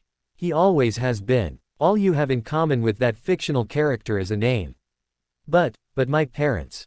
That night. The scar. Luna gave him a shrug. What does anyone really know about that night? You know who vanished, or so they say and even if he didn't he's not talking about it to anyone. Your parents died. Unfortunately that is a fact that can be verified. You did not die. No one truly knows why. But I survived the killing curse. Did you? Did you really? Or is that something someone else wants everyone to think? Do you remember what happened that night? Harry shook his head. And you know who isn't around talking about it and the only other 2 people who might know anything, who might have seen anything that happened are dead. What really happened that night? Did a baby little more than a year old defeat the most feared wizard of the age without even a wand or the ability to cast a spell? Did the baby really survive the killing curse? I suppose it is possible but no one can really say, can they? But the scar, Harry, that is a fact. You do have one. But it is actually evidence against the killing curse theory. That curse leaves no marks, no evidence at all, not even a magical signature. It just leaves an otherwise healthy but very dead body. How do you? Why do you? I am in Ravenclaw, Harry. We do read, a lot. And we are taught practically from the beginning that not everything written is true or correct or accurate. We're taught to look for facts and recognize speculation and conjecture for what they are. Speculation and conjecture are theories that fit the few facts there are but not the facts themselves. They could be what happened. They could also be totally false. So we know that you know who attacked your family and killed your parents, but that's it. What happened next might be what we've been told and it might be something completely different. No one really saw what happened so we can only guess. In fact, the original paper from the day after merely said that you know who attacked the home of the Potters and killed James and Lily Potter and then there was an unexplained explosion that severely damaged the house, but you, Harry, survived the attack with just a cut. The boy who lived stuff began the next evening. When the Minister of Magic made a statement suggesting what people now think happened and even she said she didn't know for certain. I guess given the times, the people wanted some good news and like it or not, you were it. So it's all a lie. Harry began to get agitated. Harry, no one knows. It could be true, but to believe it to be true is something one must take on faith and not proof. It could be false, but again to believe it false one must take that on faith as well. Both are right and both are wrong because neither can be proven one way or another, unless you know who were to show up and say what really happened, of course. I believe Raxperts and Nargles exist, but I can't prove it nor can anyone prove they don't. They are a matter of faith and for me they help explain things I can't explain or understand. This doesn't mean they are real, but it also doesn't mean they are not real. Great. So one way or another my whole life hasn't been normal. Luna actually laughed. Who's to say what is normal? People don't think I'm normal and maybe I'm not. I try not to let that get to me. But yes, Harry, in a way it's not and it's not your fault. They labeled you the boy who lived without thinking what that'd do to you or your life and, well, you're kind of stuck with the label aren't you even if it's not true. They call me loony 'cause of my dad and what he writes in his paper and 'cause I won't say it's rubbish. But maybe I'm one of the few sane people out there and everyone else is not normal. I never looked at it that way, Harry thought aloud. Of course what the adult population believes is bad enough, Luna mused, but those books are nothing but silly fiction yet many children believe it's true. Books. Silly fiction. Silly fiction is what I call any fictional book that is so unbelievable it's just silly. They've written scores of those kinds of books about you after the first one came out on your second birthday. Many are for really small kids with big pictures and few words that their parents read to them and others are for older children with few pictures and loads of words that they read themselves, or their parents read to them. It's silly 'cause it can't possibly be true. I mean most of what happens is impossible with magic and all. They are almost always the same. Harry Potter is perfect magical boy who lives with his perfectly correct magical guardians in a perfect magical manner always does what he's told and is big and strong for his age 'cause he eats his vegetables even when he doesn't like them or doesn't want to. One day an evil thing of some sort kidnaps a good wizarding child and Harry's off to save the day, beat or slay the evil thing and everyone lives happily ever after and all that. It's even more annoying 'cause the authors are all into alliteration in their titles. Alliteration. The same or similar sound is used in the words in the title such as, Harry Potter and the Dastardly Dragon, Harry Potter and the Murderous Muggle, Harry Potter and the Wicked Werewolf, Harry Potter and the Terrible Troll, Harry Potter and the Horrible Hag, and Harry Potter and the Naughty Noondew. That last one is really silly. Noondews are easily the most vicious and dangerous beasts out there. They destroy whole villages at a time and it takes 100 or more wizards to bring one down.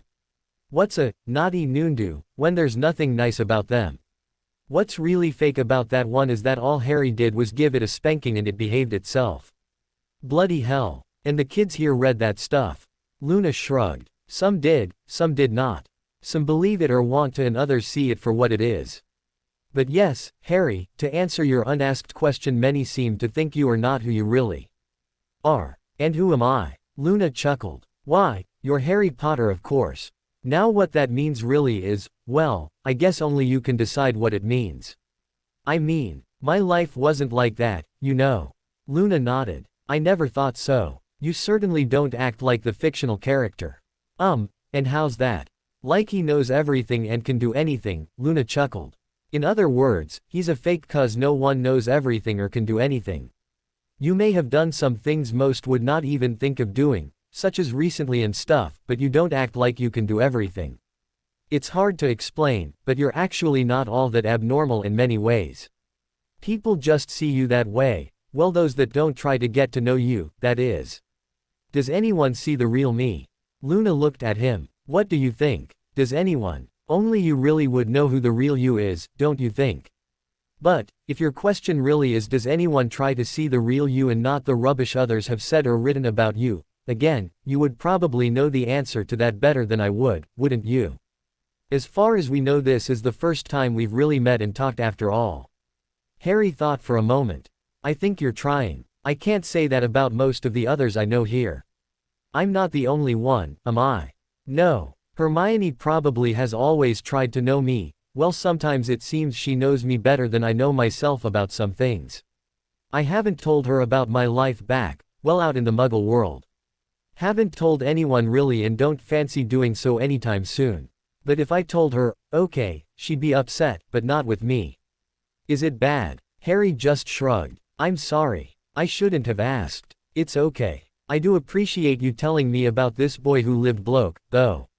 It was my pleasure. I would say I'm surprised but, well, others may have thought it rude or wrong to do so. You don't. Luna shrugged. You seem to need to hear another side of that, one that's not, I don't know, not wedded to that belief. I told you what I think is true, which is what people should do, don't you think? Harry didn't answer. The question seemed rhetorical to him, and when Luna didn't press him he was more certain that it was so. I can't believe people think I grew up in some manor. I've never even seen the inside of a manor, Harry chuckled. You said you grew up with muggles. Harry nodded. After my parents were, you know. My aunt was my mum's sister. Mum was a witch and my aunt was not, and I guess she hated my mum for being a witch. She doesn't like magic, that's for certain, and neither does her husband. It's not normal. People tend to be afraid of things they don't understand, Luna said. My daddy's afraid of some muggle things, or so he said. People also tend to resent others for things others have and they can't. Are there manners in the muggle world? I haven't been to one, but yes, Harry said. I've seen a few on a trip back when I went to muggle school.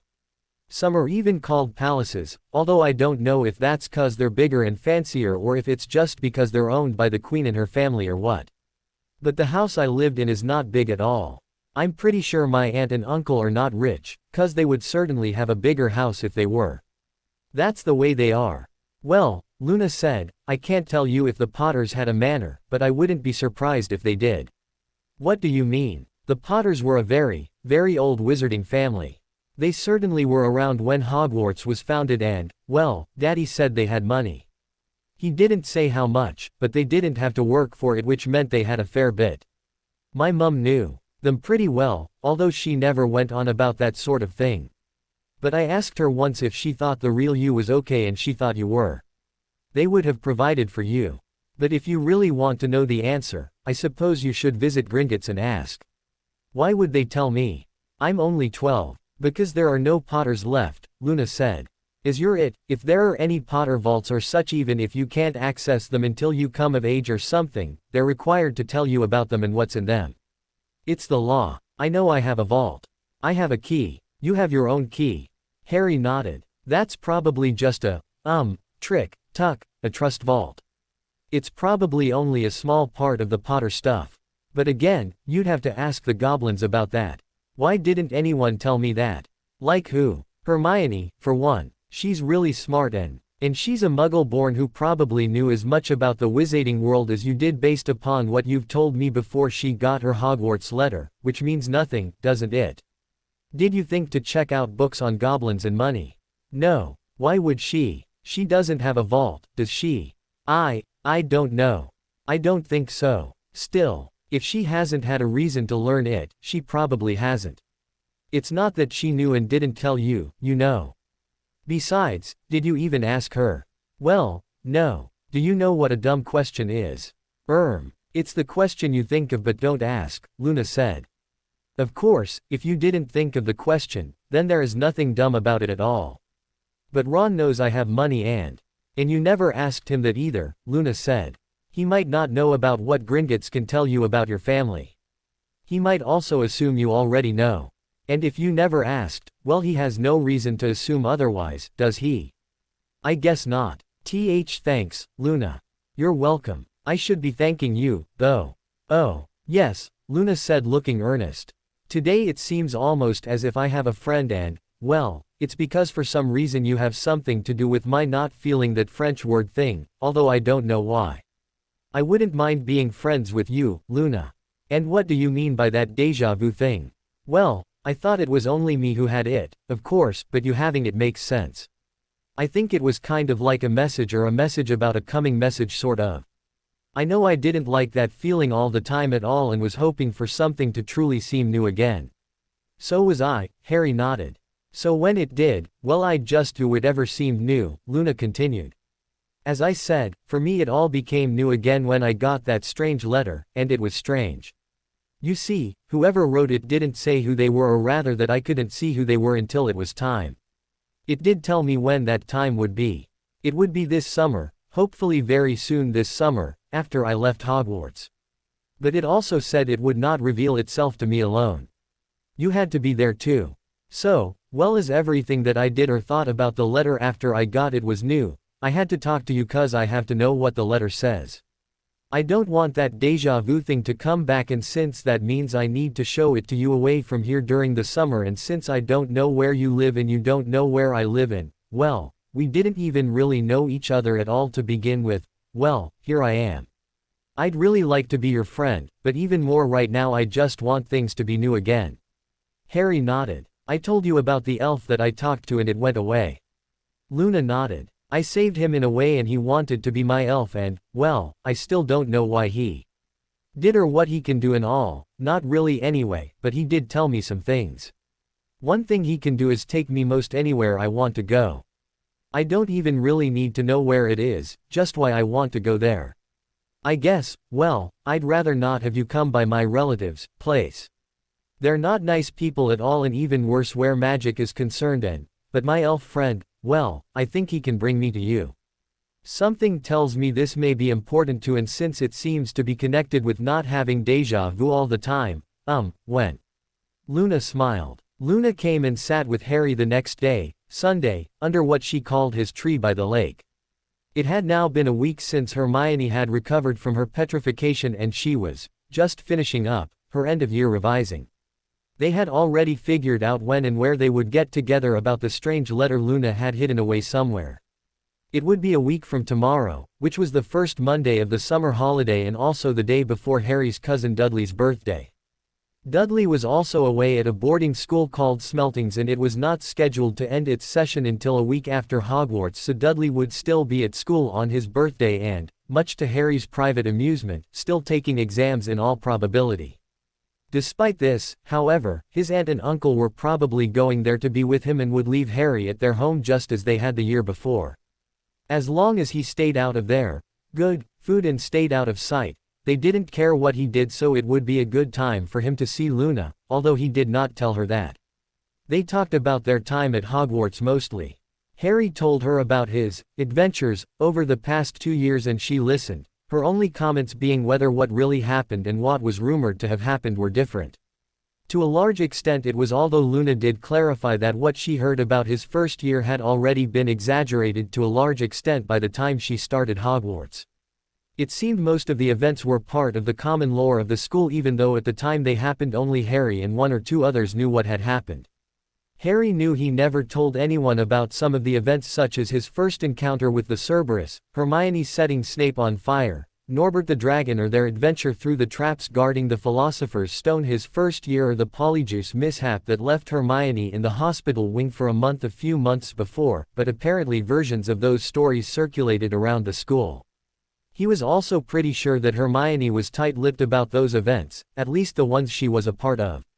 That left one source for those stories, and, considering Luna was genuinely surprised that a certain Ron Weasley had not done some of the things people thought he had done, the source for those stories seemed rather obvious.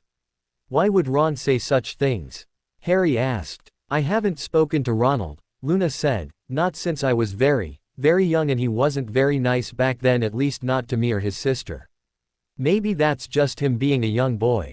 What I heard was what somebody heard from somebody who heard it from someone else and eventually from someone who claims to have heard it from Ronald. Things get twisted around through so many telling that it's hard to tell what's the real story and what changes have been made in the telling. But even assuming what I heard was pretty much what Ronald says, you have to understand that what happens in truth and what a person says about it later can be different. There are people who naturally tend to understate what they've done and what's happened to them, so that what they say about something is probably far less than what really happened. I get the feeling you're one of those. Then there are people who tend to overstate what has happened and what they've done, and Ronald strikes me as that type. It's not really lying, unless it didn't happen at all, and it might not even be deliberate. You and I could see the same thing happen and go through the same thing, and yet were we to tell someone else, without the other around, there could well be 2 very different stories, mostly accurate in the basic facts but very different in the teller's perspective and interpretation of those facts. It's annoying, but it is also very common, very normal. But why would Ronald is not Harry Potter. The real Harry Potter stands out for reasons he does not like and would prefer not to stand out at all. Because of things he had no control over, he could do nothing and still stand out. Perhaps this is why you don't talk about what you have done. It is also why you seem to understate what you have done. Ronald has 5 older brothers, all of whom are standouts in their own way, and he seems to be struggling to stand out as they do. That may be why he is prone to speak out when perhaps he should not and overstate what he did or saw. It doesn't mean he's a bad person or anything bad at all. Everyone is different. It would be very boring otherwise, don't you think? I never thought of that. How did you? In a way I am a bit like you, Harry Potter. Not the person who seems to take danger and adversity in stride, but the one who would prefer not to stand out. In my case, in many ways I don't. People tend not to notice me unless I want them to for some reason, and because of that I can watch them. Most people behave differently when they think they're being watched than when they don't think that's the case. I usually can watch people without them thinking they're being watched, so they tend to act as themselves and not as they wish others to see them, or not see them. It's very educational. And what about friends? Would you watch people if you had friends? Luna gave Harry a brief, sad look, then smiled. Of course, just not as much I suppose. But, my definition of friend is not simply someone who's nice to me and hangs out with me. There's plenty of that going around, and it seems too superficial in a way, as those friends tend to back away when things aren't as nice. I'd rather have one friend, one true friend, whose friendship was unconditional and unqualified and who would accept my friendship on the same terms, than scores of friends who are just fun to hang out with but will not be there if it's inconvenient for them. I'd rather have meaningful conversations, such as this one, than talk about boys' bums, makeup tips and the articles in Teen Witch Weekly or homework all the time.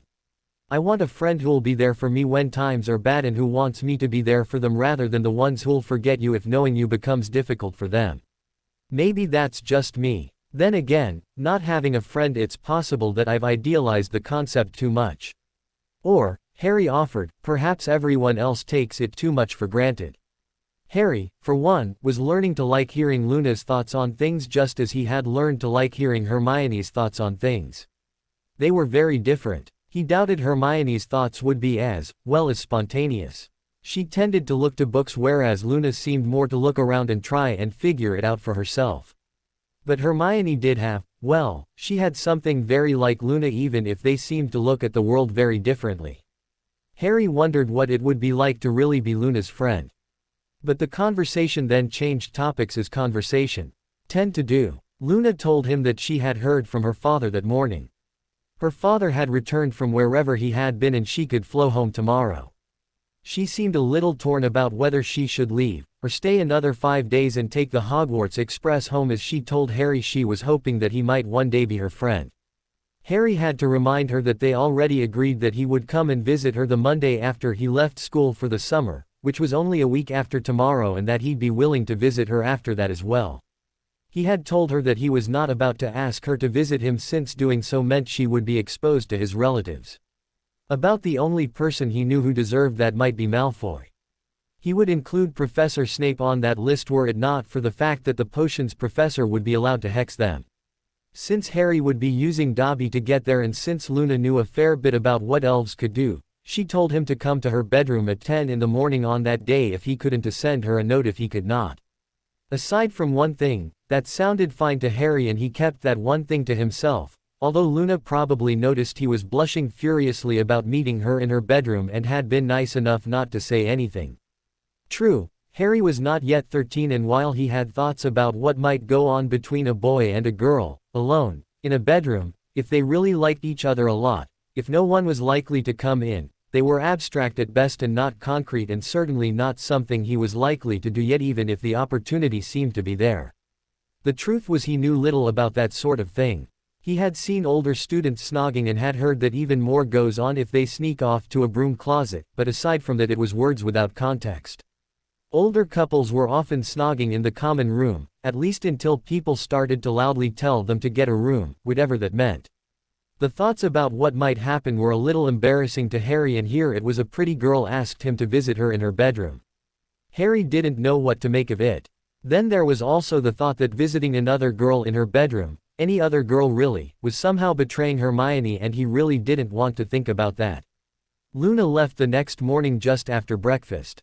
She made it a point to say goodbye to Harry even though he'd see her again in a week. Harry was surprised that he was a little sad to see her go. He really didn't know what to make of that at all. The afternoon found him seated again beneath the tree by the lake with the still unopened potions book beside him. Even without Luna and the conversations he had with her, it was still a nice place to get away from the rest of the school, and he still felt like being here was a new experience. He sat there for a while trying to think of something to think about so that he could once again avoid opening that potions book when he heard soft footsteps approaching him. "May I join you, Harry?" a voice asked. He immediately recognized it as Hermione's. Harry nodded in reply, and he both heard and seemed to feel her sit next to him, much closer than Luna had the last 2 afternoons. "This is a nice place," she said. "Oh, you brought your potions book." "Only just in case," Harry said. "In case of what?" I get a sudden urge to make a potion," Harry offered, looking at his friend and finding her deep, brown eyes looking back with a bemused expression. Hermione gave a slight snort. "Well, I guess that's better than a sudden urge to chuck it in the lake." Harry laughed. "Oddly, I hadn't thought of that. Wouldn't be a bad idea, though. Then, again, I can't drop potions, can I?" "No, you can't. Not until you've sat for your OWLs, as you know. Potions is so important. It's a pity Professor Snape is well, he's not very good, is he? Then again, compared to Lockhart, he's totally brilliant." Hermione Granger. "Is that really you? You never think badly of our professors. Reading minds, are we, Harry?" She replied with a smile. "I've read it can be done. But if you could read my mind, you'd know I've always loathed him and Lockhart. I just don't say anything about it." "Lockhart? Really? You mean the little hearts you drew on your schedule were because he was a total fraud?" Hermione blushed. "I only did that the first week, Harry. You must admit he was good looking. Then again, you're a bloke, so maybe you don't have to admit that. But once I really began reading his so-called books, they just didn't make much sense at all. If he was to be believed, he was in more than 2 places at once, and that was among the least obvious of his inconsistencies and errors. I looked up some other respected works on the subject and, well, his techniques were totally wrong, and were you to try them you'd probably be dead." "I have no intention of needing to try them," Harry protested. "I was speaking hypothetically," Hermione replied primly. Harry chuckled. "I just wish I had a chance to take his start of year quiz again."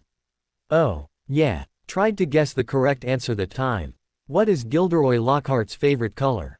"Can't remember what I wrote, but now I'd say puke green, 'cause his mere presence in a room causes involuntary regurgitation."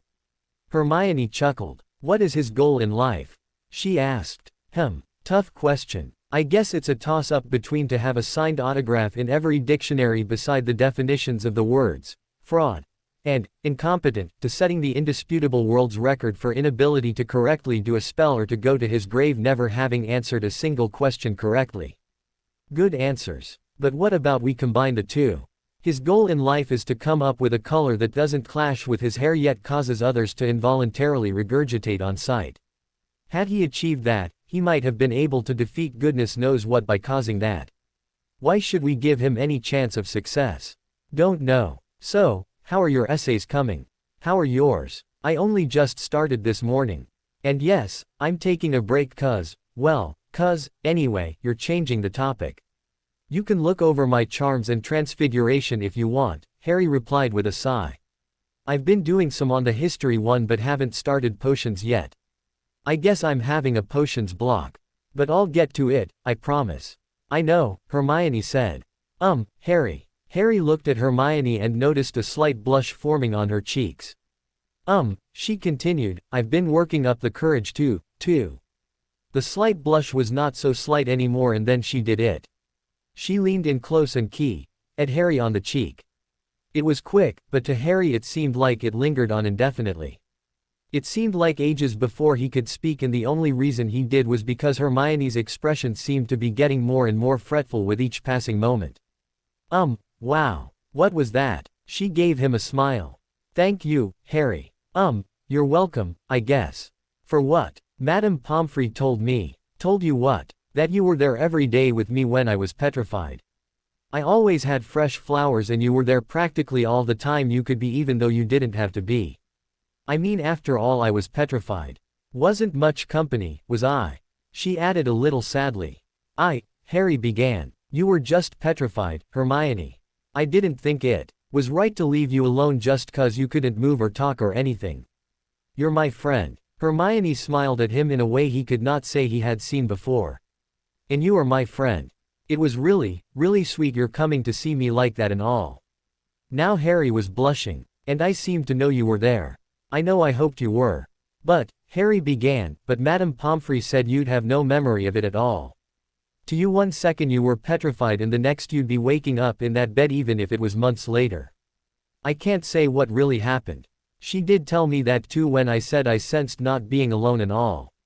She said I should have had no notion of anything. But I did, Harry. I couldn't see or hear or feel or move and I was pretty sure I wasn't breathing but I knew I wasn't dead and I knew I wasn't alone.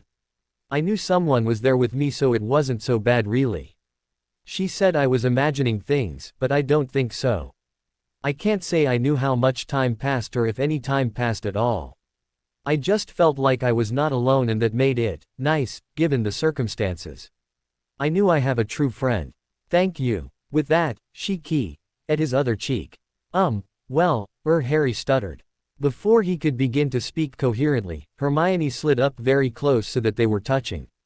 She placed an arm around him and then leaned her head against his shoulder. Harry froze at first, but that only lasted a second or two, perhaps not even long enough for Hermione to really notice anything other than what she might think was surprise. He quickly relaxed and, after a long moment, his own arm wrapped around her shoulders. Why, he began. Why did I kiss you? She replied softly. Harry could only nod. To thank you, she said. I never, ever really had a friend before. I wanted a friend but, I have read that Muggle-borns like me have trouble making friends in the world we're brought up in. Unless we move around, of course. Move around. Hermione nodded. If we stay in the same place with the same children and stuff, apparently young Muggle children can kind of sense magic in a way.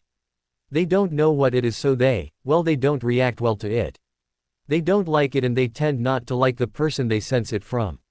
This sense fades so that by the time they are around 8 or so they can't feel it, but they remember it and who caused it so. I lived in the same town most of my life before Hogwarts and certainly when I went to primary school. None of the kids liked me at all when I started and I didn't know why. I didn't think there was anything really wrong or different about me, but there was and I just didn't know it then. The others stayed away from me when we were little and that never changed as we got older. Perhaps if my parents moved when I was older, but they didn't. So when Professor McGonagall came to tell us that I was actually a young witch who could do real magic and that there was a school for children like me, it explained a lot of things and she also explained that it is unsurprising if a young witch like me had trouble making friends. Naturally, the thought of there being a whole world of knowledge out there that I would not otherwise be able to find out about was exciting. I was into books and learning, you know. I was smart, but it was also a way to help me cope with not having any friends. So I was really excited about Hogwarts and even more so when I realized that there would be a lot of children here just like me. I was so certain I would finally have a real friend. But at first it didn't seem to work out that way, she finished with a near whimper. I wanted to be your friend, Harry said after a pause, I just didn't know how. You've been my friend since the troll and I'd say you do know how, Harry. You always have. No, not really when you consider that I kind of wanted to be your friend from the moment we first met on the Hogwarts Express. Hermione gasped. Then why? 'Cause 11-year-old boys just don't become friends with a girl they've never known before. It's kind of an unwritten rule. Girls are mental according to Ron and they're only good for looking at and snogging, when they're older, according to Dean and Seamus. I didn't mind your being on about homework or even the rules, but the others did and Harry shrugged. But that was the reason I came looking for you that night. I wanted you to be my friend but just didn't know how to do it and then there was a troll loose in the castle and you couldn't have known about it so I went looking for you. I'm not sure who else I would have done that for his voice cut off when he felt her lips against his cheek again. Thank you, Harry, she said. You gonna kiss me every time you thank me. Maybe, she said slowly. People will talk, he suggested. Honestly, they talk already. They do. Hermione nodded. I get it all the time from Parvati and Lavender. They're convinced we're secretly boyfriend and girlfriend, and so they're always asking if you're a good key. You're kidding. Nope. That, and I know the twins have a betting pool on when we'll be openly that way. Of course, neither you or I are allowed to bet. How do you know about that? You know about it. Harry nodded. Seamus and Dean have been bugging me about it 'cause they want the inside track. Course that stopped once you were petrified. I found out from Lavender and Parvati, Hermione said, same way. It's really annoying. I tell them that we're really just good friends, but they don't believe me, especially when I try and say I'm really good friends with Ron. They wonder how I can even say that, considering that he and I seem to argue all the time, especially if you aren't around to stop it. I like Ron, Harry began. I know, Harry. He's your best mate, whatever that is. He can be funny, but he can also be infuriating. It's like if I don't like what he likes, think the way he thinks, or want to do what he wants to do, which is usually mess around and avoid studying, then it seems as if he thinks something is wrong with me for not being the way he thinks I should be. I don't like that about him. I get the impression that just because he was there and got lucky and knocked out that troll, I should be whatever he wants me to be. Deep down, for some reason, I know it was you who came to find me, and it was really you who saved me that day. He just came along for some reason, and I think he would have scampered given half a reason. You're my best friend, Harry. Ron's your friend, and I guess a friend of a friend can be a friend, but there are times I really don't like him. Harry nodded. I know, I guess. I think he tolerates you, but only because I want you as my friend. And I help him with his homework. You help me, Harry began. Because I want to, Harry. You may not believe this, but you are very smart when you try to be. I can have a meaningful conversation with you. I help Ron only because it would cause problems if I didn't. He just doesn't seem to get it yet that school is important and not just a place to talk about Quidditch and find people who he hasn't beaten at chess yet. I just don't understand why he thinks I should be someone I'm not, and why he gets all upset when I am who I am. You don't act that way, not really anyway. You only seem to get upset with me when your mind is set about something and I try too hard to change it. That's not that often. No, it's not. And it's usually when Ron's upset because he thinks I should do it. Yeah, weird. Then again, you're usually right in the end. Ed him again. Not always. What? No thank you. Harry chuckled. That was a thank you. Oh, you know, if you keep thanking me like that, people will think you're my girlfriend. Why? Hermione asked. I thank my daddy that way and no one thinks he's my boyfriend. That's 'cause he's your dad, I guess. I think it's different with us. Maybe with you boys, but not with us girls, according to my roommates, Hermione said. While a key on the cheek shows affection, it does not mean I'm your girlfriend in that sense, just that I'm a girl who is your really good friend. For a key to mean I am your girlfriend and you are my boyfriend in that way, it has to be different. Before Harry could reply, Hermione shifted in a way so she was facing him. She leaned in, smiled for just a moment, and ed him on the lips. It was probably intended as a demonstration and most likely was meant to be no more than a quick peck, but that was not how it turned out. It did not stop. He ed her back, as she had secretly hoped, but it did not end. They kept at it for a long while, each lost in what was happening and unaware of anything around them except each other. It seemed beyond wonderful for both of them, and neither wanted the feeling to end. Then something else happened. Images began flashing through their minds. They were almost like memories, except they both knew that many of the images had never happened. It was like their lives playing out before them well into a distant future, and as wonderful as their was, the images were not so wonderful at all. There were pleasant images, but it seemed that most were images of suffering, heartache and death. None of it made any sense to them, and what was even odder was that as soon as the image passed, they could not remember it at all. They just were left with the knowledge that it had happened. The key finally broke and the two of them looked at each other in confusion. What just happened? Harry asked. I ed you and you ed me back, Hermione replied. No, not that. It was wonderful, at first. Yes it was, but then, I don't know what happened.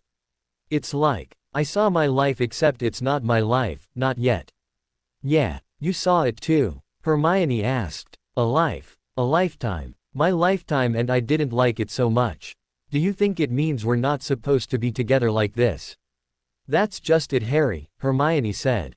I can't remember anything in particular, but what I sense of that life thing was that in it we were not together for some reason. Harry nodded. We were just friends. Hermione nodded. It was about the only pleasant thing there was. Maybe it means we are supposed to be together, Harry offered. As more than just friends, Hermione concluded. I can't believe I'm saying this, but I think it's a sign of some sort. Magic can be very different after all, and I think it's like the other thing. What other thing? Harry asked. Hermione gave him a nervous look and then, before she answered, she keyed him again. This time there were no images. It just felt wonderful, and again they had no idea how long they keyed. Wow, they both said when the key finally broke. That was much better, Hermione said softly, placing her head on Harry's shoulder. Much. No images. Not like before. Why'd you? The first time. He nodded. I wanted to let you know what kind of key would tell people that we're boyfriend and girlfriend. I suppose I just could have told you, but something told me to key you properly, so I did. The second time was, well, to find out. We didn't see it again, so maybe we're supposed to be together. Hermione nodded. I think so. I wouldn't mind at all, really. Neither would I. So are you my girlfriend now? No. But you're supposed to ask and I'm supposed to think about it. They're rules. Of course. Do you want to be my girlfriend? That's not the question, Harry. It's not. You're asking my opinion, not for my decision. More rules. She nodded. You're not making this easy. It's not supposed to be, Hermione giggled. Is that another rule? It might be. Will you be my girlfriend? That's better, Hermione replied. Yes. So how long until you decide? Harry asked. I've already decided, Harry. Oh, so I guess we're just friends then. I didn't say that, did I? I asked you differently and you said that's better. And then I answered the question. You did. I thought you had to think about it. No. I said you ask and then I decide. I said nothing about how long it would take, and if you remember, I did say yes to you. You're teasing me, Harry complained. Just a little, Hermione giggled. But honestly, Harry, after that key, what possible answer did you expect? Of course I will be your girlfriend if you're serious about it. Now, if you're just teasing me, I'm not. Good. So, you're my girlfriend now. What do I do next? There's probably some rule or something. She then turned to him and keyed him again. When the key finally broke, she looked at him. There's only one problem that I can see, she said. Oh, well, there's this whole summer and we won't be able to see each other. Don't be so sure, Harry replied. Harry, Hermione growled. What have you done? How can you see me? We don't live anywhere near each other. Where there's a will, there's a way, Harry said. You've done something and you're not going to tell me, are you? Nope. Wouldn't be much of a surprise if I did. Besides, I'm not sure it will work yet, so no sense in saying I will see you until I know for sure, is there? Just so you know, Hermione said, my parents are taking me to France for a month or so beginning a week after we get back from school. We'll be gone until August 5th, which should give you plenty of time to figure out this secret plan of yours. But I do want to see you this summer. Something tells me it's important that I do, and not just for a few hours here and there, and not just because I've agreed to be your girlfriend. I don't know why it's important. I think those whatever they were I saw when we first really keyed are part of it, but not all of it. There's also, her voice faded and she paled a little. What is it, Hermione? Harry asked with concern. You can tell me. It's silly really. If you think it might be important, then it's probably not silly. But, Harry, you might think I'm crazy. Why? I thought I was hearing voices, you remember, and while you agreed that was not normal, you didn't think I was crazy. You can tell me. It's so weird. All of this. Today. Sitting here with you. What we're talking about. The key. Ing. All of this. Harry, it's never happened before.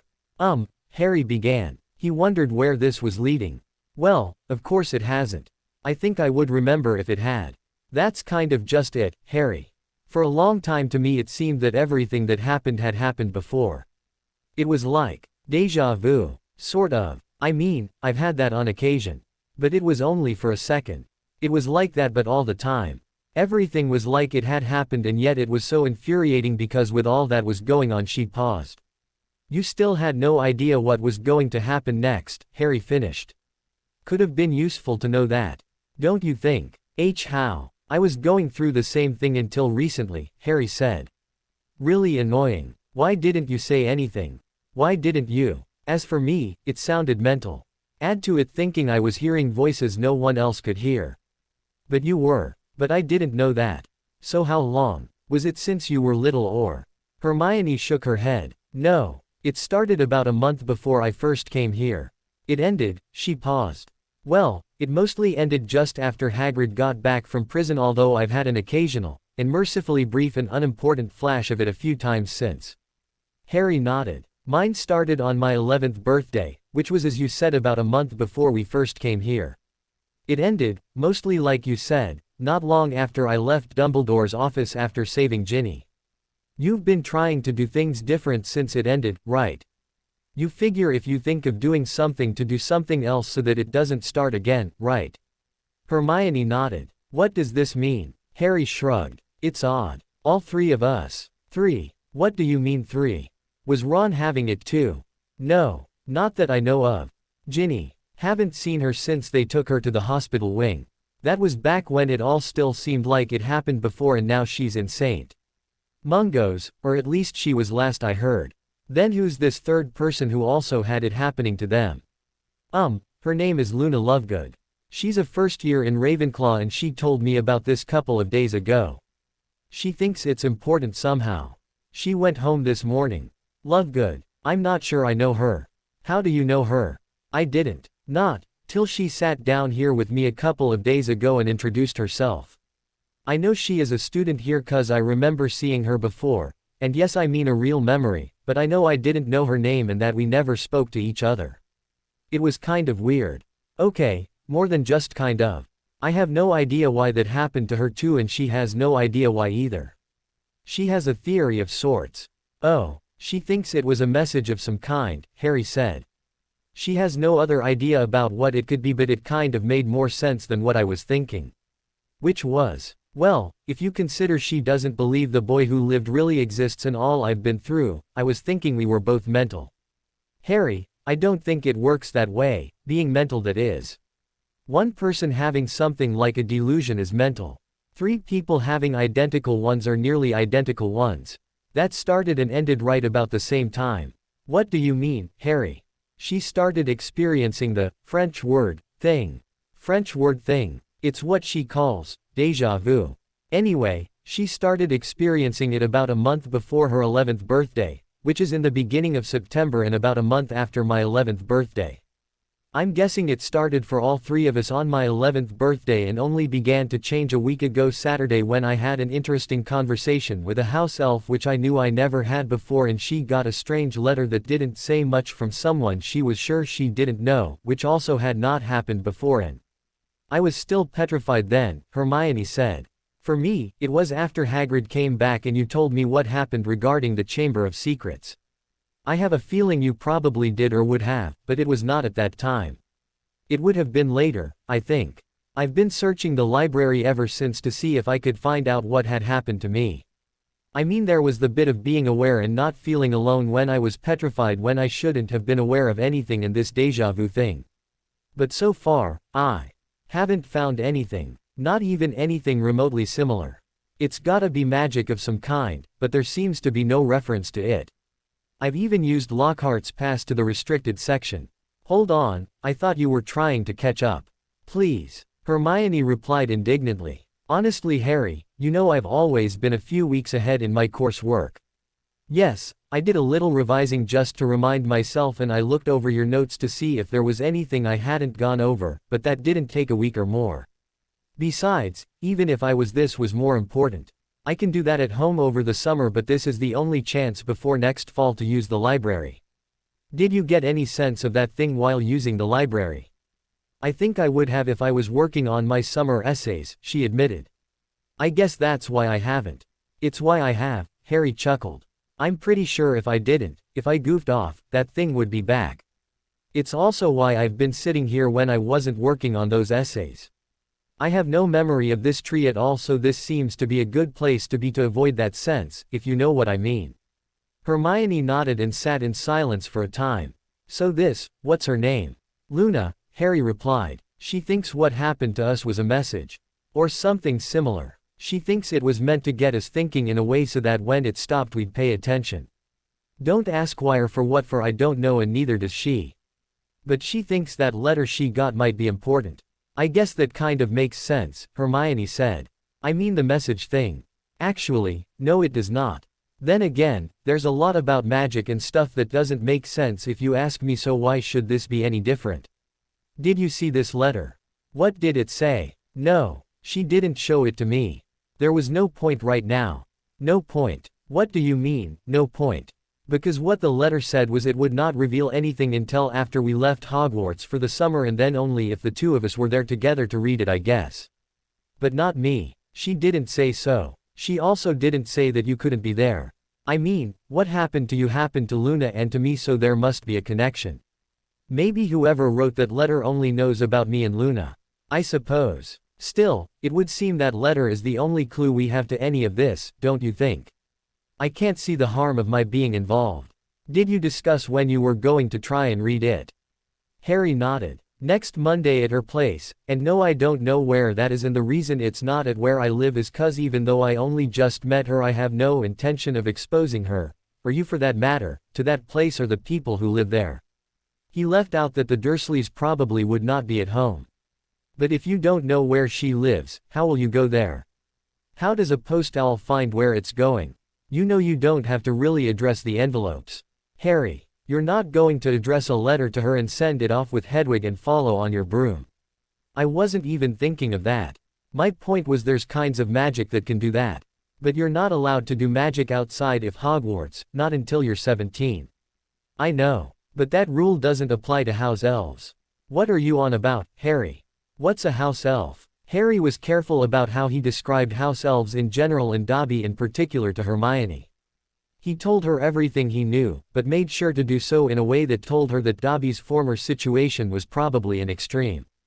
Dobby thought so. He also took care to explain that elves needed to associate with witches and wizards to survive and, more than that, needed to be bonded to them. Harry emphasized that he felt Dobby was more a friend than anything else. He did not know why he was so careful. He just had a feeling that if he painted too grim a picture, which would have been surprisingly easy given Dobby's former situation, Hermione might have done something. He didn't know what, but whatever it was, it would have been a distraction from what was important to them both right now. Obviously, this was their strange experiences and why they and Luna had gone through them. On a slightly less serious note, much as it would have been so like Hermione to get focused on something to the exclusion of all else, and that was one of the things Harry liked about her, he preferred that the focus be on them as both the recipients of this message or whatever it was and his newly, if still very privately declared boyfriend and girlfriend. Harry found he really liked that time with Hermione and wanted as much of it as he could get. Naturally, Hermione was not the type of girl who would spend all her time down by the lake snuggled in his arms and dotting him until they both needed a brief breather. Harry was certain the only way he could have that time with her all the time is if they were somewhere where there was not a library in existence, much less nearby, and sometime when there was not a need to figure out what was going on. For the next few days, the two of them split their time between the library and the tree by the lake, the latter being at Harry's insistence but without any resistance from her. He finished his potions essay and figured he would be well towards finishing his history of magic essay before they had to leave, and she did read over his finished essays, and provided a list of suggestions and correction as she was wont to do. She, in the meantime, was buried in stacks of books when they were not alone by the lake. She was still searching for any explanation about what had happened, but also spent some time reading about house elves. She knew little about them, which was all the excuse she needed to read about them. Oddly, or perhaps not so oddly, no one at the school seemed to pick up on any change in their relationship. True, they didn't flaunt it. They didn't spend their evenings in the Gryffindor common room snogging away, nor did they spend any time inspecting broom closets, although they did look in one, and neither of them could understand the allure those things had for the older students. They sat together at all the meals, but that would hardly raise an eyebrow as they always had. They held hands, a lot, but that was also written off given that they were known to be very good friends and, after all, she had been petrified. The truth was that few paid them any attention at all. The majority of the students who still resided in Gryffindor Tower were still sweating out their OWLs or NEWTs and, even if they were not, they seldom paid much attention to second years anyway unless the second years in question were particularly annoying. The remaining students were all doing their own thing. The two of them were thoroughly enjoyed their time together and were disappointed that it ended so quickly. All too soon it was the last night before the train ride back to London. The leaving feast was not what it was the last year with so many students already gone, but that did not seem to faze the headmaster at all. One would think the whole school was there as he announced the final house points and then the winner of that year's House Cup. It was Gryffindor again, and once again Harry's end-of-year adventure had a lot to do with the win with some late house points, never mind the award for special services to the school that he and Ron had already earned and that Hermione picked up at the feast. Saturday morning found the two of them sitting across from each other in a compartment on the Hogwarts Express as it pulled out from Hogsmeade Station for its 8-hour trip south to London. They had the compartment to themselves, which was a little odd. Then again, over half of the students had already gone home, yet despite this the train had the same number of carriages as usual. They decided to wait before they began doing boyfriend-girlfriend things, which to them was still limited to snuggling together and key-dotting. They had not succeeded in finding any clues about their déjà vu thing or why Hermione had any awareness of anything during the time she was petrified. By then they were pretty certain that whatever it was either extremely rare or maybe even unique, each of which bothered Harry. He might be getting used to being unusual, but that did not mean he embraced it. "I totally forgot to ask you," Hermione said, looking up from a book. "Did you pick your courses for next year?" Harry gave her a mischievous grin and nodded. "Okay, Harry. What's with that face?" "Nothing." "No, it's not nothing. Remember how we discussed trying to do things that would not bring back that weird feeling?" Hermione nodded. "You know Ron was trying to convince me that I should only take 2 electives, right?" "Yeah, Muggle studies and divination, as I recall." "Well, I told him I had no interest in Muggle studies really. I think it would be interesting to see the world I grew up in from a wizarding perspective, don't you?" "It would, maybe. But you know that's not why Ron wanted me to take the course. He wanted to copy your work figuring you'd get top marks or something."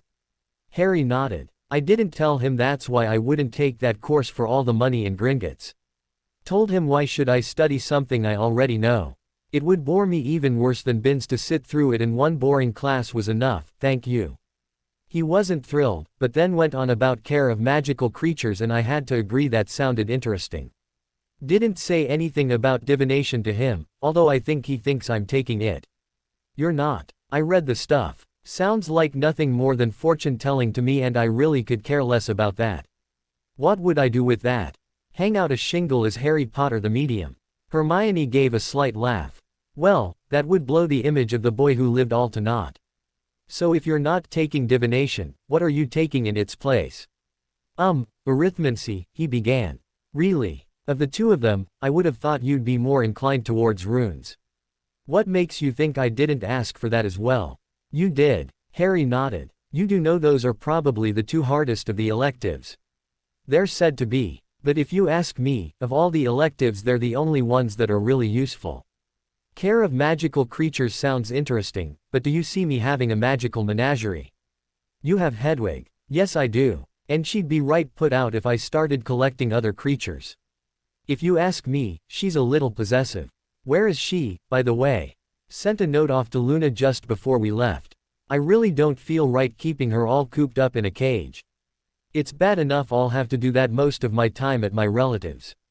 "And what did you write her?" she asked. "Not much. It was an experiment as I didn't address the envelope. I just told Hedwig to take it to my friend Luna and wait for a reply. If I get one, then I know our plan will work and that Dobby can bring us there even if we don't know where there is." "So you still want me to come?" Harry nodded. "You went through the same thing she and I did. It makes you a part of this as well, and that letter might hold answers. Besides, while I think she's pretty smart, having 2 very smart people working the problem is better than one, don't you think?" Don't sell yourself short on the smart stuff, Harry. Your marks aside, you're smart too. So, Monday morning at 9 you'll come over to my place and then we go to Luna's. Harry nodded. That's the plan. And if this works it also means we can see a lot of each other this summer, once you get back from France, of course. Of course. Harry. Yes. I'm really happy you decided to take runes and arithmancy. That's also a reason why I did it, although at the time I was only hoping you would appreciate it. What are you taking? Everything, of course. Yes, divination might be useless and who knows about Muggle studies. Percy Weasley suggested it, but he was raised in the wizarding world. Still, you want to learn as much as you can, Harry finished, earning a smile from Hermione. How's that going to work? Can you take all 5? I mean, does the schedule work, seeing as it's not like we have loads of professors for any course, just one, right? Hermione shrugged. Professor McGonagall said that might be an issue, but she also said she'd try to work something out so that I can. She wouldn't tell me what, though. Now come sit next to me. Why? Harry teased. I like the view out the window from here.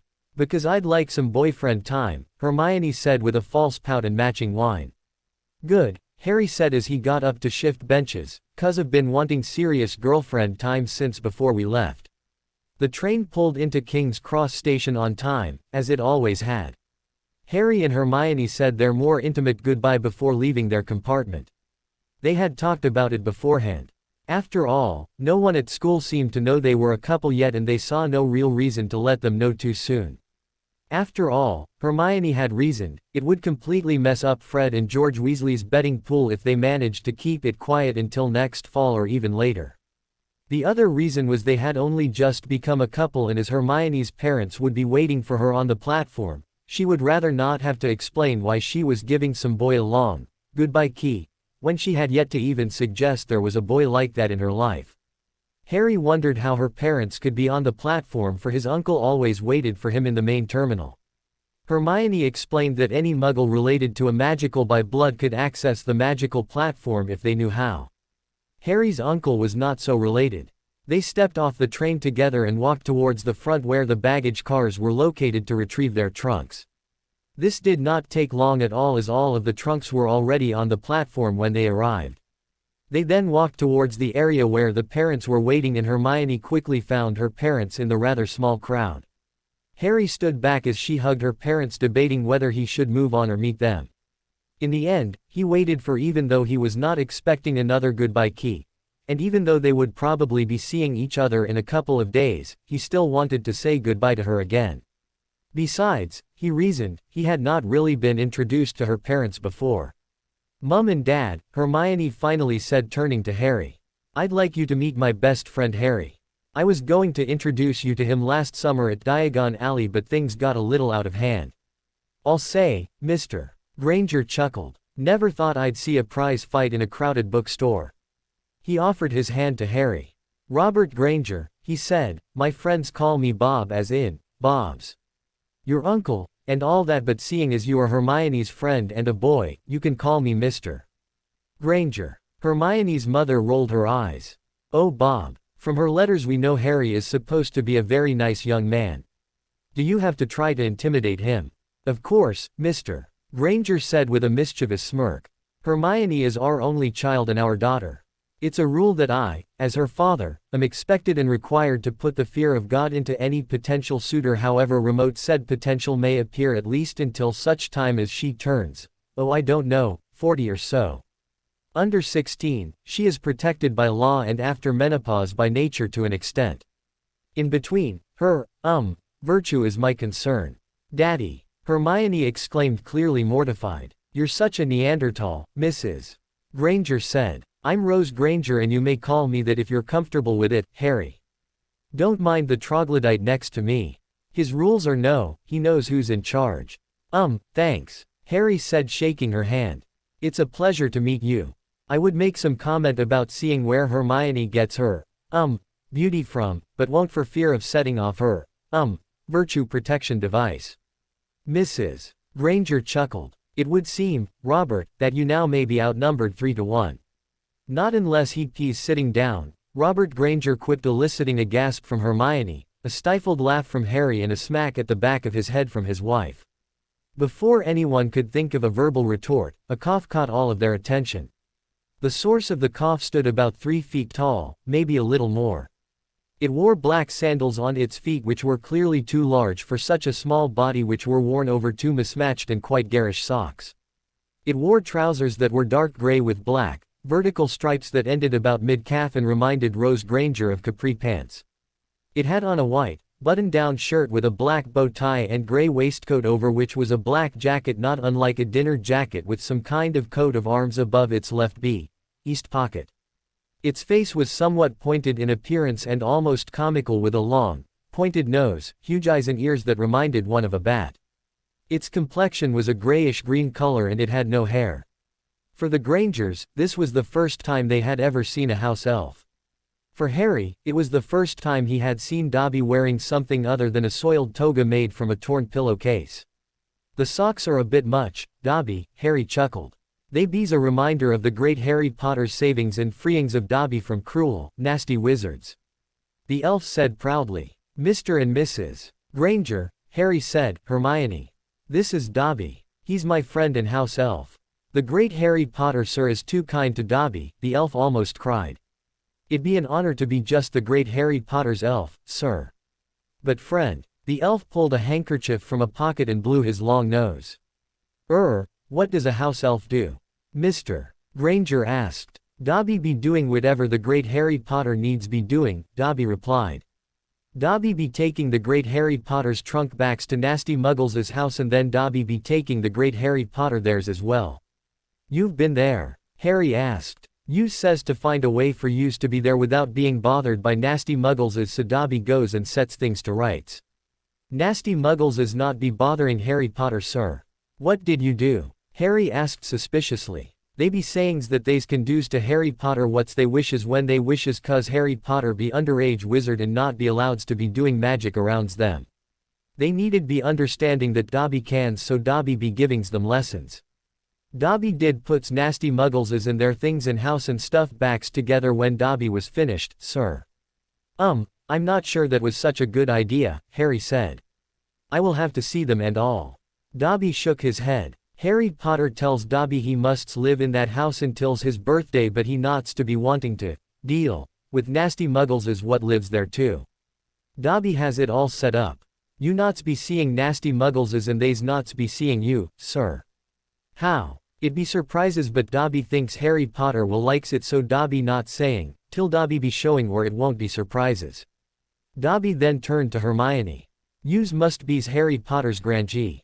Harry Potter be's telling Dobby of Miss Grange's kindness, smarts and beauty, but he's not be tellings it all, and the elf bowed to her.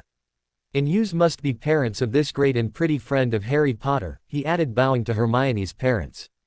"Dobby be taking trunk now so Harry Potter can says his farewells." Before anyone could say anything, the elf and the trunk disappeared. "That was an odd little, elf, Mr. Granger said. Harry shrugged. "Can't say if he's odd or not, seeing as he's the only elf I've ever met." "How long has he been in my employ?" Mr. Granger looked confused but nodded. "He bound himself to House Potter 2 weeks ago today. To be honest, while I've learned house elves had served and their magic needs to serve witches and wizards, I have no idea what they can really do. What little I've seen is pretty amazing."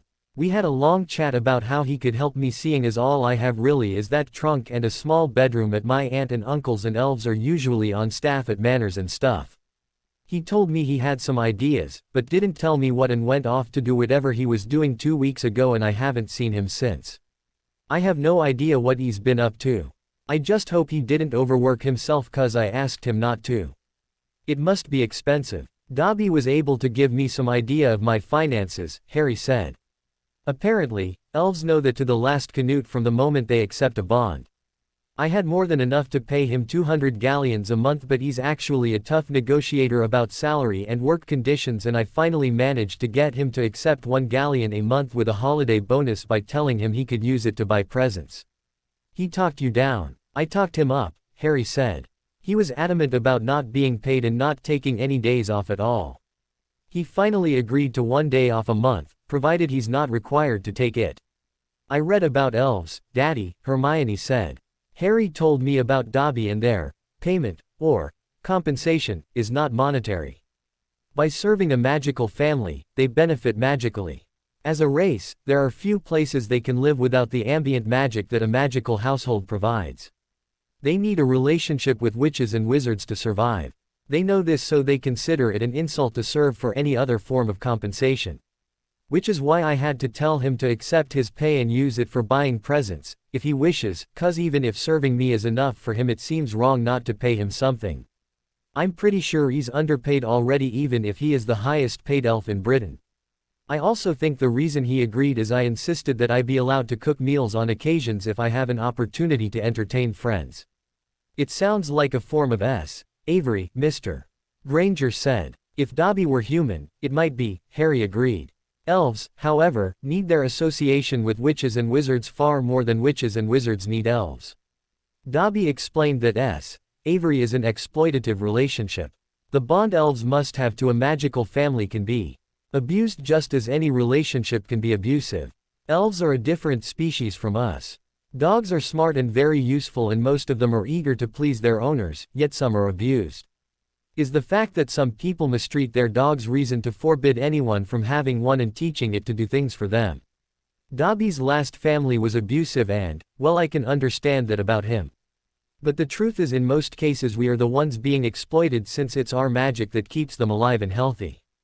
So they're like parasites. Except they cause us no harm whatsoever, Harry said. Well, that is, Dobby can't cause me harm. I've learned he can be quite dangerous to anyone who wishes to harm me in his presence. And the socks, Mrs. Granger asked after a long pause while they digested what Harry had said. Dobby's last family was beyond the pale abusive, Harry said. I get the impression it takes a lot to push an elf to the point where they wish for their bond to be broken with their family, since it is usually a death sentence for them unless they find a new family and bond with them in fairly short order, and most witches and wizards raised in this world will not take on an elf that has been cast out.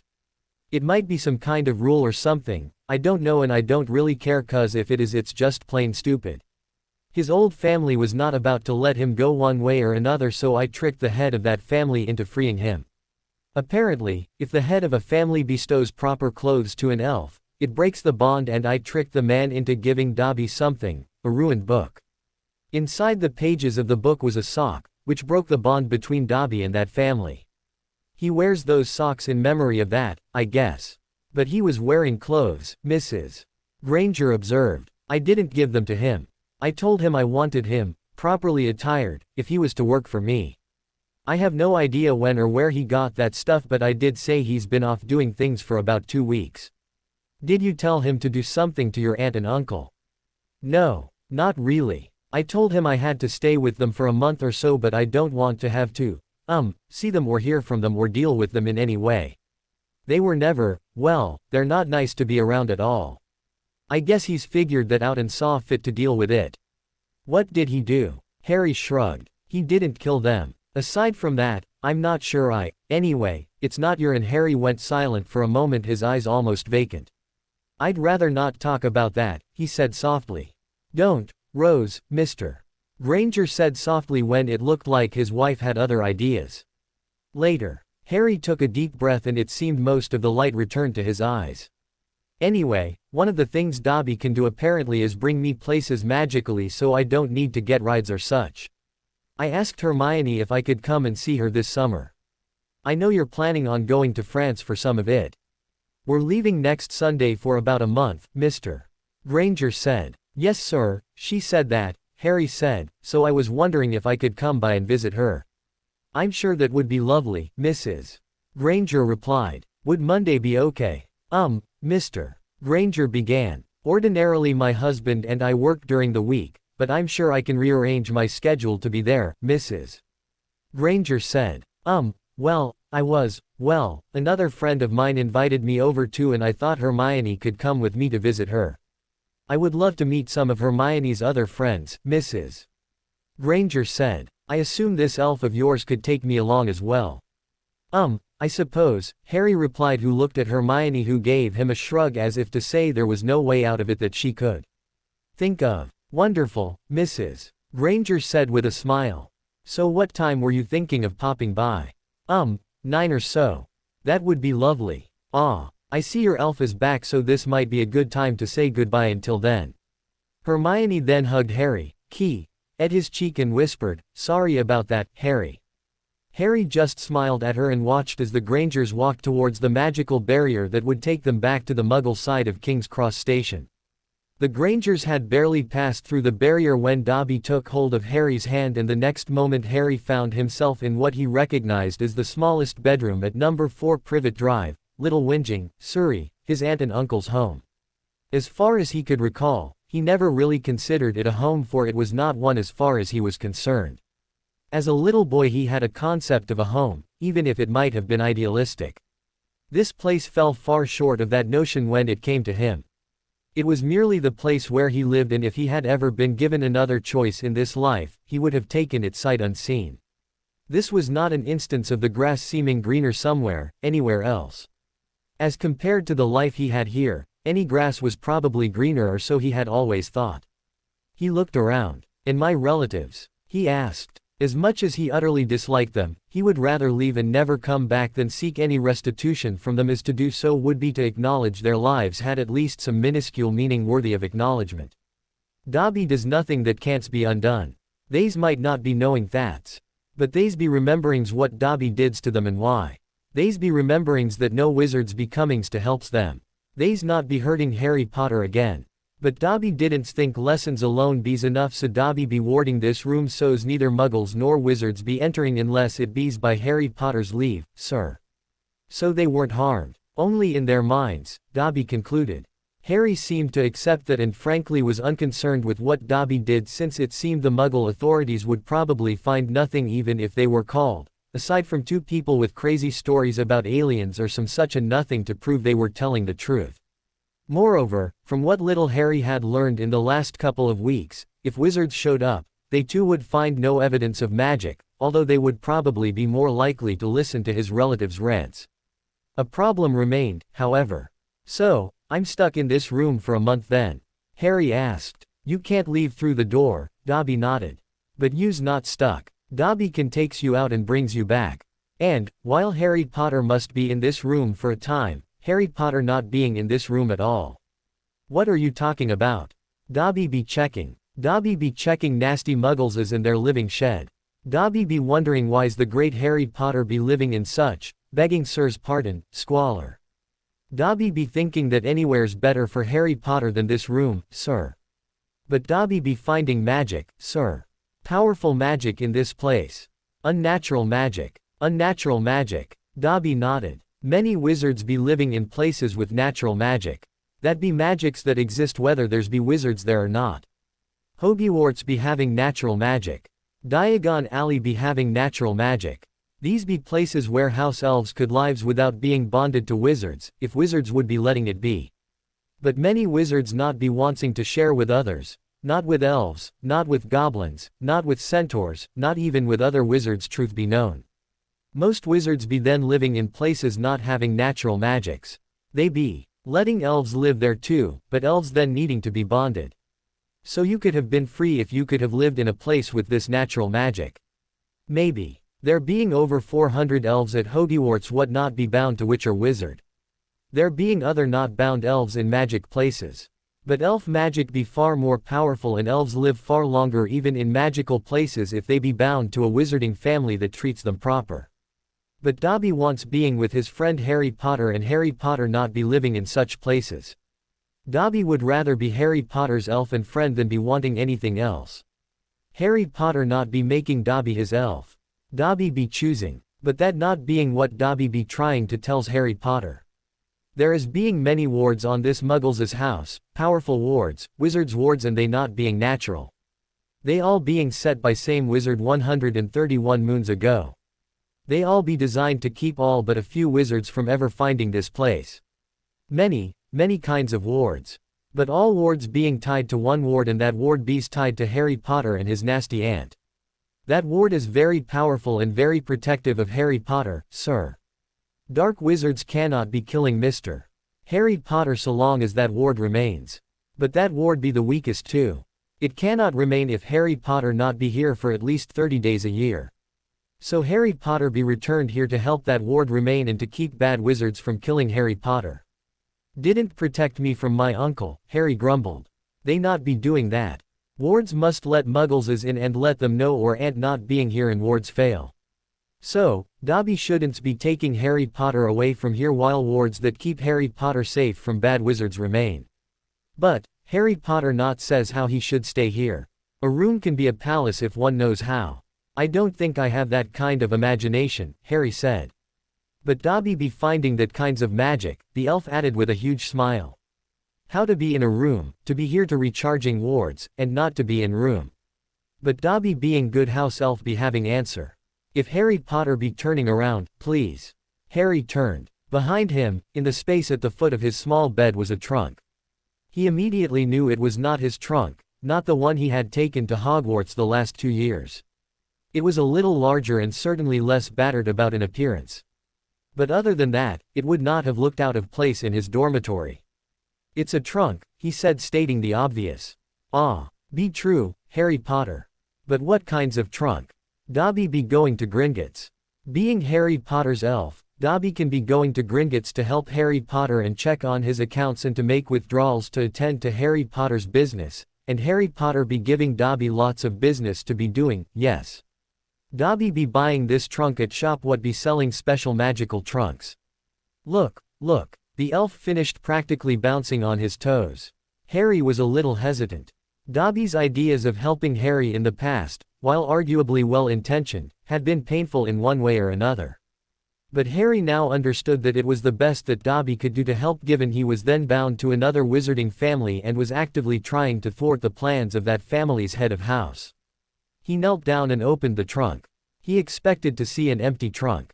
What he saw was the trunk was at the top of a ladder that descended. He had no idea how far into a space below, except there couldn't be a space below, could there? His bedroom was above the kitchen and that dark space did not look like the kitchen.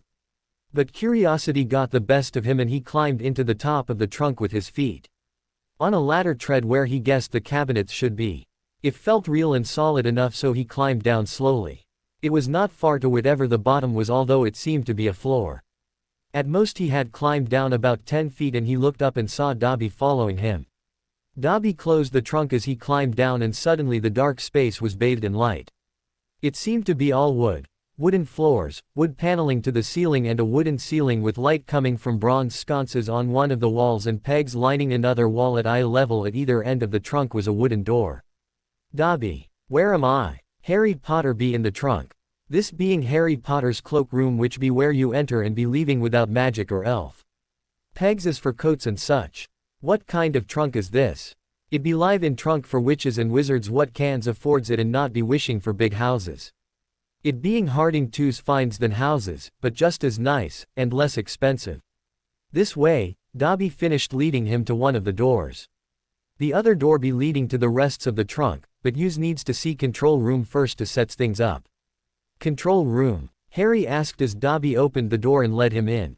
The room was not very large and was dominated by large panels of what looked like knobs, switches and darkened lights on the side walls and what looked like a screen on the far wall just beyond a desk-like place with a chair. Here first, Dobby said, pointing to something on the back wall. It was the only panel there, and all Harry saw were what looked like 2 holes. Harry Potter be placing finger in hole on left and wand in hole on right. It be keying, that being the word, keying Harry Potter to trunk and trunk to Harry and being keyed. Trunk obeys Harry Potter's commands and magic, and no other witch or wizard can changes that. No one's, nothing's not bound to the great Harry Potter sir cans open or enter without Harry Potter's saying and without Harry Potter knowing. Ouch! Harry cried out, pulling his left forefinger from a hole after be followed Dobby's instruction. That bloody well hurt. He looked at the afflicted finger which had a drop of blood clearly visible and then looked at Dobby. Dobby is sorry, sir. The magics of the trunk and wards being goblin and wizard with goblin security and, face. It be needing blood and magic to set up for owner. Any other surprises like that? Harry complained. No sir. Now be pushing the panel itself, he added. Harry did and it opened. There was a small space beyond barely the size of a shoebox, and in that space there was a single, rather large brass key. Harry took it out and looked at it for a moment. Dobby indicated the wall of panels to Harry's right.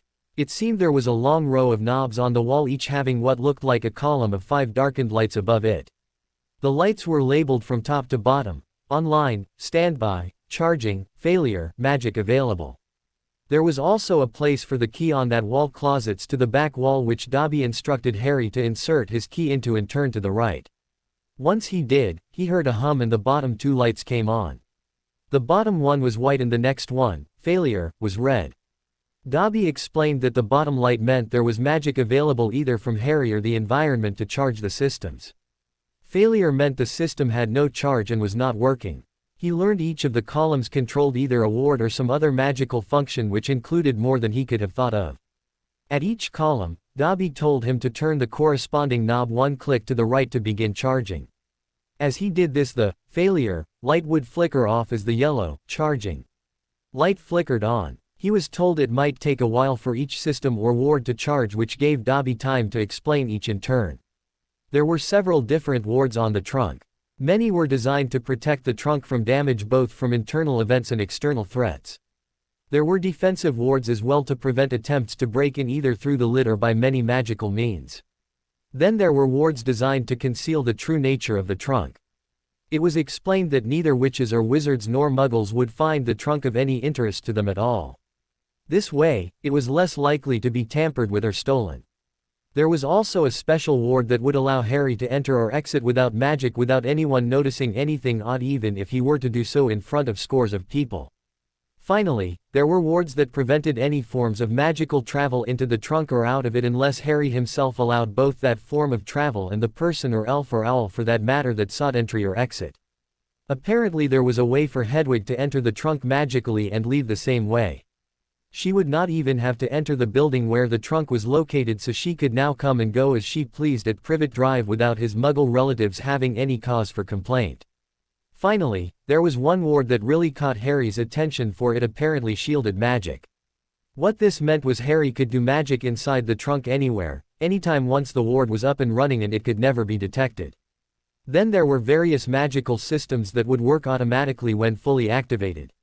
There was a system that circulated air throughout the trunk and replaced the air as well. There was another for water and removal of wastewater. There was a system for special storerooms that held perishables such as food and certain potions ingredients in a form of suspended animation. There was also a lighting system throughout the trunk. Apparently, there were fireplaces in the trunk, so there had to be a magical way to draw away the smoke in such a way that it did not vent into whatever place the trunk was located. There was a magical system that made the trunk light enough to carry and move, for, as Dobby explained, without this feature the spell Dobby had placed on the trunk would one day fail, and it would then weigh as much as its entire contents, which, Dobby said, was several tons at least. Finally, there was a motion dampener system. As the trunk could be moved about, stood on its side, or even turned over, unless there was some magic to prevent it, everything and everyone inside would do the same thing. This could be both messy and dangerous, so there was magic that meant the trunk could be tossed end over end down a hill, but everything inside would be as if it was not moving at all. There was, apparently, an alarm feature to alert those inside if the trunk was being moved without Harry's authorization.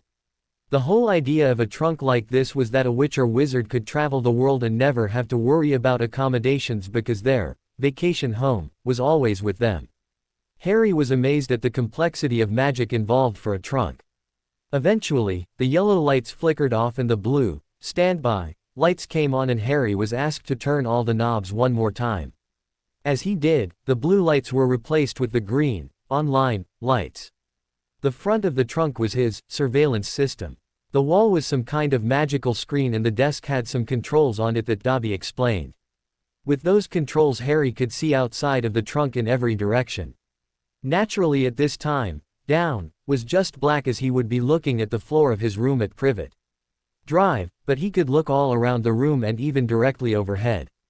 It was, Dobby said, a good way to see if nasty muggleses, or bad wizards, somehow got into the room and were snooping. Finally, on the wall opposite the large set of controls there was a single panel. It was similar to the ones on the other side, except it only had one column of lights and next to it a couple of what looked like numerical keypads. Dobby explained this was a time compression ward as Harry turned the knob to begin charging it up. It would take at least a couple of days to build up a charge so that it could be activated. Then Harry had to tell the system what he wanted it to do and when he wanted it to be done. The activated ward altered the flow of time such that far more time passed in the trunk than outside. How much and how long was up to Harry. He could gain 720 hours in one go over an outside time of not less than 3 hours and not more than a day. It would then take a week for the ward to recharge before he could do it again. This was a way to gain time for relaxing or training or whatever Harry felt he needed extra time in the trunk to do. Harry felt the best bit was that people in the trunk would age at the same rate as those outside. The drawback was he needed to have enough food and supplies stockpiled in the trunk before the ward was activated for the duration of his inside time. While water could be conjured magically, food could not. Thus if he wanted to use this feature he had to plan ahead, although Dobby would be there to help with that should Harry decide to try it out. Harry already thought this trunk was the coolest thing he had ever seen or heard of, and he still hadn't really seen any of it yet. Hermione's first trip on the Hogwarts Express almost 2 years ago had seemed like an adventure in itself. It was her first real trip away from home without her parents, and it was leading to what only months before she would have thought was nothing but a fairy tale, a castle where she and others were to learn to do real magic spells and such. Perhaps like most all her classmates on that ride she was nervous and maybe a little scared as to what lay ahead, but there was the sense of wonder as well as the train traveled north from London to this new life. After 6 rides on the train, for she had not gone home for the Christmas holidays this past year, she was beginning to wonder about the logic of this magical train, especially for Muggle-borns like her. It was truly an express train. It travelled between King's Cross Station in London and Hogsmeade Station far to the north in Scotland without any stops in between. Yet she was also pretty certain that while the train was a magical conveyance, for almost the entire journey north the rails it travelled on were not. How it managed to avoid running into other trains along the way she had yet to find out, but she knew it passed through and by Muggle train stations from Stevenage, through Peterborough, Grantham, Newark, Ratford, Doncaster, York, Northallerton, Darlington, Durham, Newcastle, Berwick, Dunbar, and onto to Scotland and Edinburgh, Stirling, Perth, Pitlochry, Avienmore and Inverness before continuing on what she now thought was a magical spur to Hogsmeade. She knew this because she had noted the stations as the train passed through them during her trip over the Christmas holiday her first year, and realized when she looked it up in her local library that these were the same towns that one could travel to from King's Cross on British Rail. She had not really questioned the logic of the Hogwarts Express before. But when Dumbledore allowed students to return home early when he cancelled end-of-year exams, she began to question it. It was, after all, only the students who could get to where they needed to go by flow who were allowed to leave school early. This left those Muggle-borns and Muggle-raised students such as herself stuck there, for lack of a better term. She had not minded. It gave her uninterrupted access to Hogwarts library and, far more important to her now, access to Harry who was stuck there as well. She wondered if they would have become boyfriend and girlfriend had they not had to wait almost 2 weeks for a train, and she was grateful for that time. But a part of her was now a little put out by the fact that it seemed Muggle-borns were yet again set apart and left inconvenienced by their new world. She already knew that Magicals travelled to London by flow and other magical means to get to Diagon Alley and King's Cross. There was, in fact, a magical section in the Old Midlands Hotel, a huge, red-bricked Victorian hotel in front of St. Pancras rail station and right across a small road from King's Cross. Some families stayed there while most used the magical hotel's flow the day they arrived from or departed for home. For Muggle-borns like her, they had to get to King's Cross by Muggle means, which had to be extremely inconvenient for a Muggle-born from Ireland or Scotland or Wales or anywhere that was not a couple of hours or less away by car or train. Harry had told her that his uncle drove him in from where he lived in Surrey and had complained about parking when he was there to pick Harry up last summer. She wouldn't know about that. The truth was she had not seen the outside of King's Cross at all since she got her Hogwarts letter. Her parents drove from their home a few miles to the rail station in Slough, then took the train from there to Paddington Station and then the Underground to King's Cross. They were minutes away from the Slough station, and the truth was parking there was much easier than trying to park in London proper. She thought about this sitting on the trains as they made their way back to Slough to take the short drive to their home. King's Cross was somewhat convenient for Hermione and her parents, but made less and less sense for Muggle-borns who lived further from London and no sense whatsoever to those who lived along the Muggle rail line from King's Cross to Inverness. She knew from reading Hogwarts, a history, that it had been arguably worse for Muggle-borns before the introduction of the Hogwarts Express in 1902. Before then, Muggle-borns never returned home for the holidays at all. She had time to think of these things as she and her parents sat on their various trains back to Slough Station. The trains they were on were not conducive to meaningful conversation at the best of times, and given that magic was bound to be a significant part of their discussions for the foreseeable future, they could not talk at all about her year at school until they got home and away from any possible prying ears. It never crossed Hermione's mind as she thought about the Hogwarts Express that she was, perhaps for the first time in her life, questioning what had obviously been decisions of adults and, more importantly, adults in significant positions of authority. Her father, Robert Granger, was also lost in his own thought on their trip back to Slough. He and his wife were both 35 years old, having been born within weeks of each other in the spring on 1958. They had known each other for as long as they could remember, although they both knew it had not been all their lives. Rose Parker had moved into the Garden House in London 4 doors down from where Robert Granger lived with his parents, with her parents and her older brother and sister when they were both 5 years old. They attended infants and primary together and knew of each other and, they both would admit, were friendly to each other, but it was not until secondary school that they became friends. Neither of them attended the local comprehensive, rather they both found themselves attending a rather atypical, independent, secondary school in London. It was independent in that it was not part of the British school system, so their parents had to pay to send them there and they had to pass an admissions exam to get in. It was atypical because it was from its relatively recent start coeducational. It had been established by a very wealthy and somewhat eccentric, it was said, businessman who thought public education was too standardized and the independents elitist and old-fashioned. However it came into being, Robert and Rose found themselves in a school where the only other students they knew from before were each other, and as a result they went from being friendly to becoming friends.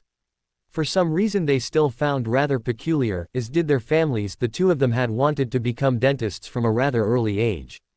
Privately, Robert had told Rose that it was probably in part due to the fact it was the only way he ever got a lolly from his mum without significant effort, after all the dentist gave it to him. But whatever the reason was, they both were set on that path which, if anything, brought them closer together. They studied together for their classes and even more for what were then called O-levels, which they sat when they were 16 and were arguably the biggest potential stumbling block in their path to their goals. After all, you needed high enough O-levels to take the classes you needed for the A-level exams that you needed to do well on to get into a university. If you didn't do well on your O-levels, you could forget university, and the closest they could hope to achieve in their desired occupation was to attend a technical school to become a dental hygienist or X-ray technician or some such. But they did do well on their exams and they both went to the same university in London and studied dentistry. Unlike most undergraduate degrees which took 3 years, dentistry took 5. But at least this was not the United States, where they would have had to take a 4-year undergraduate program after secondary school before they could even sit the exams to apply for a dental school, and where both degrees would probably cost a small fortune in tuition. By the time they started university together they were engaged and they married after their 2nd year, which was when Robert received a nice inheritance from his grand-uncle who had recently passed away. Had it not been for the inheritance, which allowed him to buy a car and a nice garden house in a nice London neighborhood, they would have waited until they had their feet on the ground as dentists. Their daughter Hermione had always been full of surprises. This was certainly due to the fact that she was very intelligent and had always been well ahead of peers her age when it came to reading, writing and school work. Robert also knew now that magic had a lot to do with some of the odd surprises over the years as well. But she had been a surprise since the beginning, and an object lesson that no method of birth control is absolutely perfect. He and his new wife were planning on children one day, but not until after they finished dental school and were settled in their careers. Hermione, it seemed, had other plans and arrived at the beginning of the fall term of their 4th year in dental school. Things would have been difficult trying to attend university and raise an infant daughter at the same time had it not been for the inheritance Robert had received from his grand-uncle, which paid for a woman to take care of their daughter when they were at school and Later when they were working, they moved to their current home not long after leaving dental school. They had attained work at a dental surgery in Slough and bought a house a few miles away, again thanks to that inheritance. They lived within 5 miles of Windsor Castle and, perhaps not so oddly, had never been to see it really. Well, Robert and Rose had not done the tourist thing, although they did drive by on occasion. Hermione had been there a couple times on class trips while in primary school. As he sat on the train that day, Robert reflected upon his daughter, what she had been telling them in letters and when she was with them practically from the moment she had left to attend Hogwarts, and what he had seen with his own eyes earlier at King's Cross. One thing that had always bothered him was that while living at home his daughter had never had a single real friend. He could not see why that was. He could understand how some children might be put off by her intelligence and her ambition to succeed in classes, but he and Rose had been like that too when they were young, and they had friends even before they became friends with each other. Hermione did not seem introverted and certainly was no shrinking violet. But she had never made a friend until she went to Hogwarts. There was a part of him that suspected that maybe magic had something to do with that, but he had no real evidence to support his suspicion beyond the fact it was the only thing he could think of that distinguished her from her parents as a child. Then she goes to Hogwarts and within a couple of months she had 2 friends, or one in particular. She did tell him about being trapped in a bathroom by a marauding troll and how the 2 boys had come to her rescue, which Rose had to say was romantic in a way. But it was obvious that while she claimed she was friends with both of her rescuers, one had truly stood out, and that one was Harry Potter. As a father, there was a part of him that was worried that her best friend was a boy. But then again, when he was her age his best friend was a girl, so while he was willing to play the game of trying to scare off suitors, it seemed a bit hypocritical to him to try too hard with Harry, assuming what his daughter had said about the boy was accurate enough. Then again, if Harry proved to be the absolute worst sort of lad whose only real interest in her was getting in her knickers, all bets were off. And right now that was one of the things that concerned him, because even though their daughter had not told them he was her boyfriend in the key-dotting and potentially knicker-dropping sense, it was obvious to him seeing them together earlier that they were more than just friends. He assumed it was a recent development, for she had always been honest, at times disturbingly so, about what was going on with her at school, and he was pretty certain she would have written about that kind of change in her relationship with the boy. Then again, they had not had a letter from her in over a month. They knew she had been petrified by something. They also knew that being petrified was not in and of itself life-threatening, and that the medical staff at the school was hard at work preparing to restore their daughter, whatever that meant.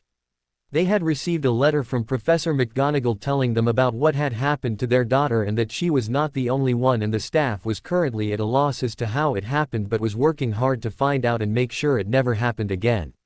It was of little consolation to them at the time, and they definitely had begun discussing other educational options for their daughter, and the only thing that had prevented it from moving beyond the discussion stage was this Harry boy. For it was clear just how important he was to her. This all went back to her not having any friends before. She had one now, one that even before they saw him with her earlier they both knew meant a lot to their daughter, and they were concerned what would happen if they interfered with that, even if it was otherwise in what they saw as her best interests. Professor McGonagall had written them a few weeks later saying that the problem had been dealt with and their daughter had been restored with no ill effects, which was a relief. But they had been a little disturbed not to receive one final letter from her prior to her returning from school.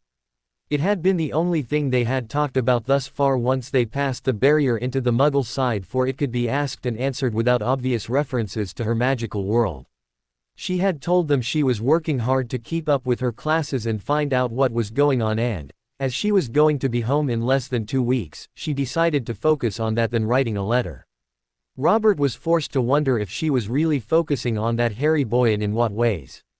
True, she was only 13 and he was only 12, and what he saw did not suggest anything inappropriate for their age or any other had occurred, but that did not mean they weren't engaging in recreational activities he was not inclined to be happy about. Rose Granger also spent the train rides in silence, reflecting upon things. After all, in her 2 years at Hogwarts Hermione had been attacked by a troll, almost turned into a cat and petrified, and it was only the cat thing that was in any way their daughter's fault, which may explain why she and her husband heard it from her in a letter before they heard the official version from Professor McGonagall. Hermione, it seemed, probably told them the unvarnished truth about what had happened, about making a potion that was years above their level and how it had worked and would have worked for her if she had been more careful about verifying the final ingredient. Hermione had assumed that the long hair she had taken from another student's robes was that student's hair when, in fact, that student had a long-haired cat. The potion she was making was supposed to allow the user to assume the form of another person by adding one of their hairs. If done properly, it would be impossible to tell the person apart from the original based upon appearance and the timbre of their voice. It was also supposed to be temporary. Apparently, it was not meant to be used to turn into an animal, as there was a branch of magic dedicated to that art and such a partial transformation was not so temporary. Hermione told them why they made the potion and without naming names who they sought to impersonate and why. Something was prowling the halls of Hogwarts petrifying students and they thought they knew who was behind it. By the beginning of the Christmas holidays, a cat and 2 students were in the infirmary as a result of the attacks. It turned out there was no basis for Hermione and her friends' suspicions even if their suspect seemed like the type, so the potion had been for naught and Hermione had not even been able to ask for extra credit as, apparently, use of that potion was against school rules. Were it not for the threat posed by whatever it was that was stalking the school, Rose would have considered this misadventure quite humorous, especially as Hermione had managed to send her parents a photograph of her as Catgirl, as Robert had dubbed her.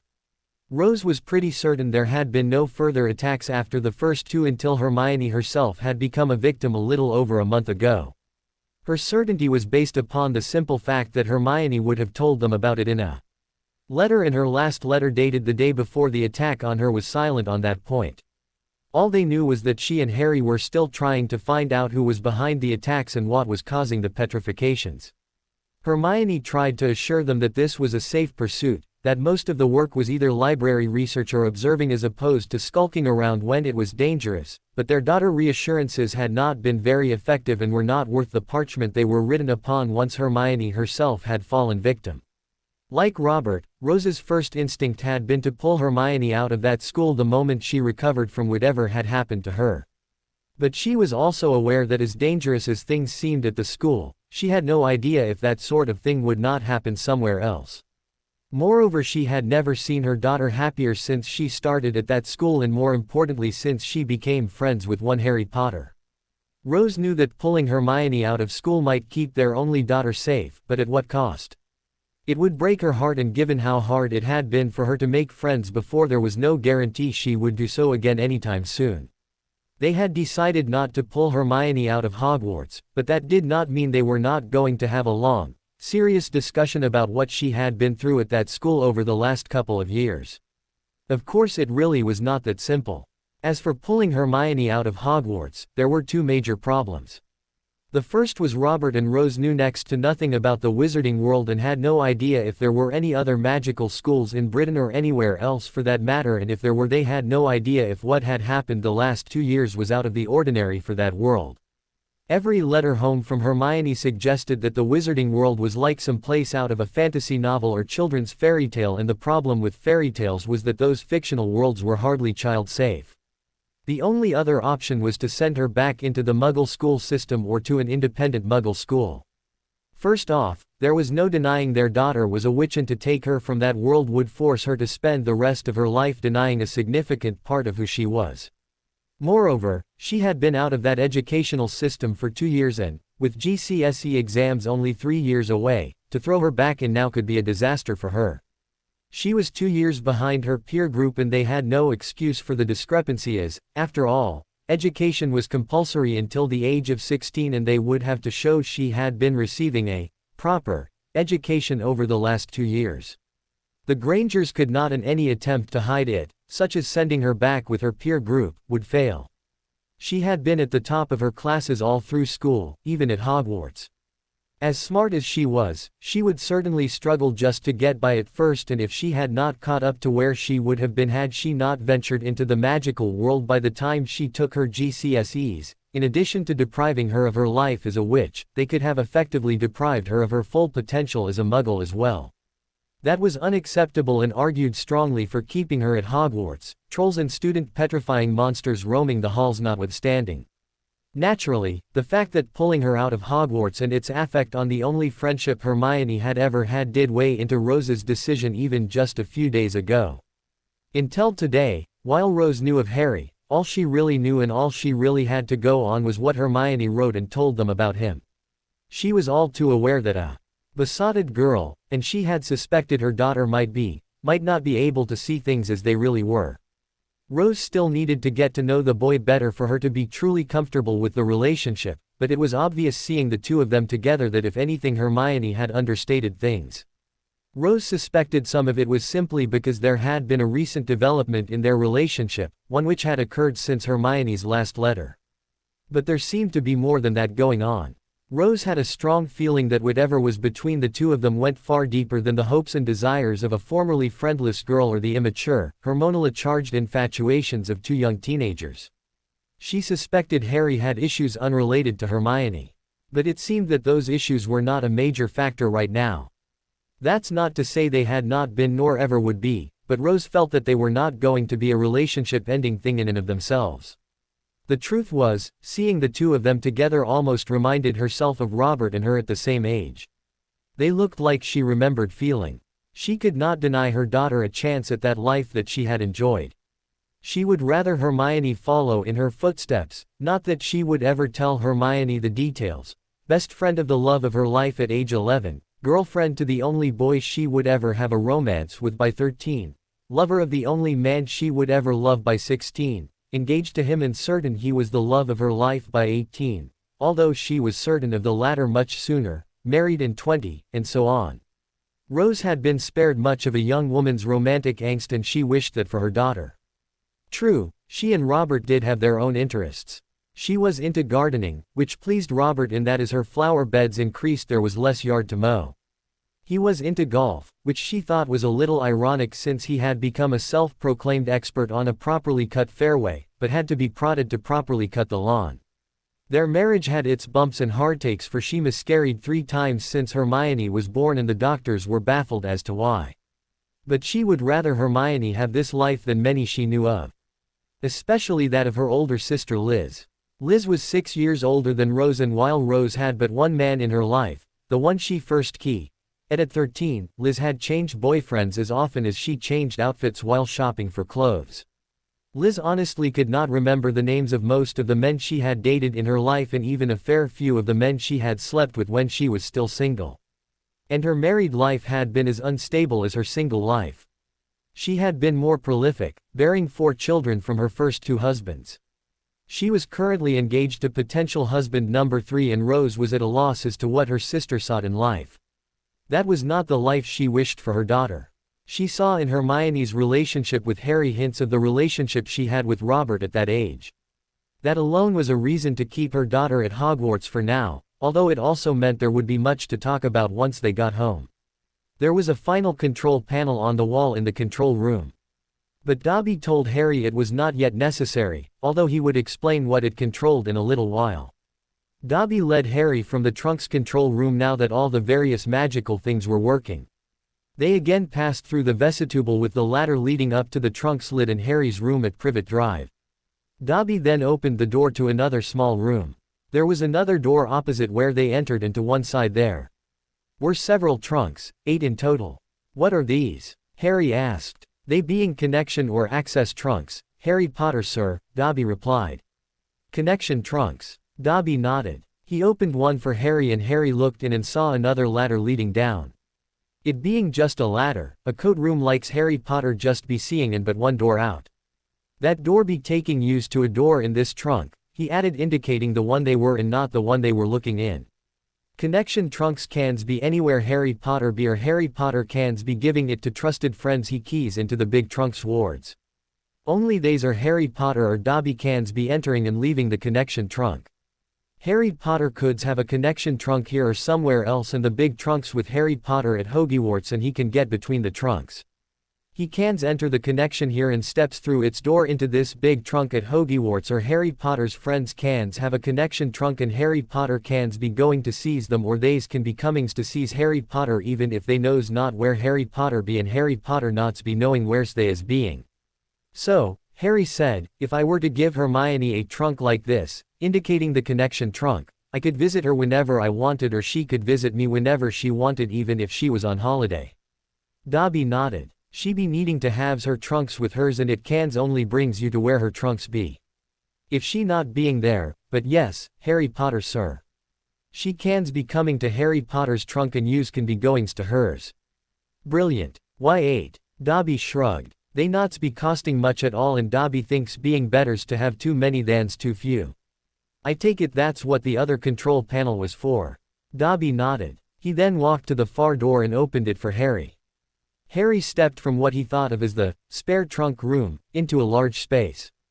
It had very high ceilings, tall windows on either side, a large set of double doors across from where he stood with a stair leading up to a small balcony and another door and another stair leading down somewhere.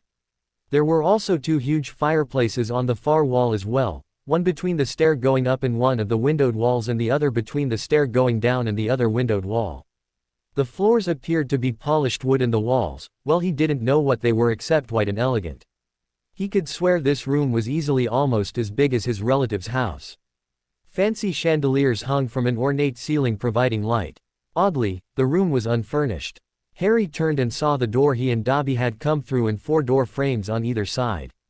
The 4 frames were odd in that there was no door, just a blank section of the wall where the door should be.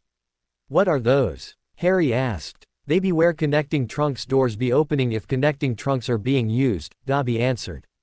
Dobby then told Harry that the very large room they were in was the entry, whatever that was. Dobby then led Harry up the wide stair to the balcony and through the door. They were in a corridor. There was a door on either side and one at the far end and it was to this last door that Dobby led Harry. Beyond it was what could best be described as an apartment of sorts. They entered into a sitting room furnished with some comfortable-looking chairs, a couch and some polished wooded tables set on either side of a large fireplace flanked by windows. There was a door to the left and to the right. One led to a study with a large wooden desk, fancy-looking file cabinets on one wall, floor-to-ceiling bookcases on another and a fireplace flanked by more windows on the third wall. Harry could see that his school books were already placed in the bookcase, although they barely took up any room at all. There was a large leather chair at the desk and some smaller ones in the room as well. Across the sitting room from the study was another door that led to what Harry thought was the largest bedroom he had ever seen. In addition to the huge, 4-poster bed with ornamental curtains, the room also had places to sit, a couple of large dressers and wardrobes, nightstands beside the bed and a dressing mirror. There was also a huge bathroom with a bathtub that, were it any larger, might be a small swimming pool and a separate and very large shower. Harry's few toiletries were already arranged on the marble-looking counter by the sink and he had already noticed his real trunk was at the foot of the bed. He also learned that next to the bathroom was a huge, walk-in closet. He could not imagine anyone needing so much space just for a bedroom for Dobby had told him that this suite of rooms was his bedroom. He then learned that the other 2 doors along the corridor led to somewhat smaller bedroom suites. Dobby suggested they were for his friends should his friends come and visit and that Dobby could expand the floor to add up to 6 more such suites if need be. Again, Harry could only wonder as to why anyone would need so much. Harry was sure he could have made do with a small bedroom, small bathroom, small kitchen and one other room that could act as his sitting room, study and a place to eat his meals, but he did not want to disappoint Dobby with this. Dobby then led him on a tour of the floor below, beyond the double doors across from the entrance to this part of the trunk. The doors opened into a huge hall with tall windows and 4 fireplaces, 2 on either side. There were also doors on either side as well. The hall seemed to be furnished with end tables, chairs, couches, sideboards and other things, yet it still seemed more empty than full. 4 doors opened on either side. On the right, the doors opened into 2 smaller, furnished parlors, although each was large in its own right and had its own fireplace and windows. Harry wondered how there could be windows in the hall when these rooms would just be in the way and Dobby replied. How cans there be windows in a trunks that not have any that cans be seen? Magic. We cans makes the windows look out at mountains, forests, fields, streams, the sea or whatever and it's will look real. Harry had to think about that for a bit as Dobby showed him the next room on the left-hand side which was a dining room set for 20. He wondered if he was somehow smaller in this trunk. He did not feel any smaller. Dobby had said that the trunk could weigh tons without magic to lighten it, and had Dobby not reinforced the floor of his bedroom it would have crashed right through the floor, so maybe he wasn't really smaller, just in some kind of magical other dimension. He wondered if this sort of thing was covered in either runes or arithmancy as Dobby led him to the final room on the left-hand side, which was a very muggle-looking kitchen. Dobby explained that this kitchen was for Harry Potter to use as Harry had said he liked to cook. Dobby would be cooking meals in the elf kitchen, which was in the basement, and the meals would be delivered to the dining room much as they were at Hogwarts. On the right-hand side of the hall were 2 large bathrooms. They had 4 sinks and 4 toilets each, and one also had 2 urinals, which he guessed made the other one for girls. There was also a room with various games. He recognized a chess set on a table, a pocket billiards table and dart boards, but there were others as well. Finally, there was a huge library which already had a lot of books, although it was by no means full. It turned out the books were from the Potter vaults, for while he could not access the money until he attained his full inheritance, as the last Potter he could access the books, at least the ones that were in the vaults, for it was possible there might be others at a Potter property, but until Harry went to Gringotts to learn of such properties, Dobby had no idea if there was more. "I really don't need all of this," Harry began. "Harry Potter be living here's for rest of summer and maybe's evens, till he be finishing Hogwarts, seeings as Harry Potter cans be bringing this trunks there, or, if not it, connecting trunks so he's can comes and goes. It'd be much nicer than nasty muggles' house, yes." Dobby hoped Harry Potter would be liking. "Better's to have too much than's not enough," Dobby be thinking. Harry decided not to press the issue as Dobby had clearly worked hard on this. Dobby then led him to the floor below. Here he found there was a large gym, a swimming pool, which he felt was odd given that he couldn't swim, what Dobby called a dueling room for practicing spells, a potions lab, which Harry also found odd given the fact he loathed everything about potions, and a pantry, filled with ingredients from A to Z, under a magical stasis field to keep them fresh. The final floor, the basement or dungeons, contained the elf kitchen, storerooms and what Dobby called the elf quarters, which he assured Harry were luxurious as compared to his prior accommodations. What Harry was sure of was he had absolutely no feeling he had ever seen this place or done any of this before, which was a relief. "Dobby," Harry asked once the tour was over, "not that I don't think this is brilliant, but can I afford it? I mean, it's huge. You could fit my relatives' place in here several times over. This has got to be expensive." Dobby nodded. "It not be coming for nuts and sickles, be true. But Harry Potter be having far mores than nuts and sickles." "Oh." Dobby not by buying without knowing what Dobby can spends. "Dobby be's goings to Gringotts first and speaking with Goblin what handles elf matters, those be elf access to masters, vaults for buyings and such. So Dobby be knowing what could be spent for Harry Potter and what not's be spendable. Harry Potter's trunk be expensive, very, and be more so with furnitures and things. But Dobby not be spending even 1 of 3 parts of Harry Potter's spendables." What do you mean? Potter family be quite wealthy and be that for many and many lives before. Dobby not beings allowed to know how wealthy. Potter family vault can't be touched until Harry Potter cans claims what's his full rights. But Harry Potter be having his own vault and Dobby be getting more than enough galleons from that vaults for all the purchases, and there still being lots and lots left. Dobby cans tell Harry Potter about his vault. Harry nodded. "It be called a trust vault. When the great Harry Potter be born, his grandfather be head of house. His father be living off's his own trust vault at the time, and the trusts be similar and same as Potter trusts have been for many lives before. When Harry Potter be born, grandfather Potter be paying for Harry Potter to go to Hogwarts and then be making trust vault for Harry Potter, so Harry Potter's cans be living until he become head of house." "Grandfather?" Harry asked. "Is he alive?" Dobby shook his head. "He not be. He be dying around the times the great Harry Potter be surviving." "Oh. The day the great Harry Potter be born, 10,000 galleons be placed in Harry Potter's vault. It be earning interest every year since, as has the 10,000 galleons that be added to Harry Potter's vault on Harry Potter's 1st birthday, 2nd birthday, 3rd birthday and so on. The monies what be added from the Potter family vaults be added every birthday until Harry Potter be head of house or 25, would ever be first. This be called principal, and Harry Potter can't be spending principal until he be head of house." But principal be earning interest and Harry Potter cans be spending interest, some, most or alls of it whenever he be wanting. When Dobby be goings to Gringotts, Harry Potter be having 130,000 galleons in principal which he can't be spending. That principal be earning Harry Potter 11,700 galleons this year. Harry Potter having spent 470 galleons for Hogwarts things last 2 summers, so as of Dobby seeing goblins, Harry Potter be having 118,819 galleons in interest he cans be spending whenever he be wanting, and what not be spent also be earning interest. Dobby be spending 35,207 galleons on trunk and what be in trunk. Harry Potter still be having 83,612 galleons in vault he cans spends whenever he be wanting. To be honest, Harry's knowledge of money was mostly academic, for it had been taught in primary school, namely how to count change and such. Harry rarely ever had any money of his own before his first trip to Diagon Alley, and what he had was either very reluctantly given to him or was change he found lying about. He knew there were piles of magical coins in his vault, but if asked how much he had withdrawn he could not give any precise amount.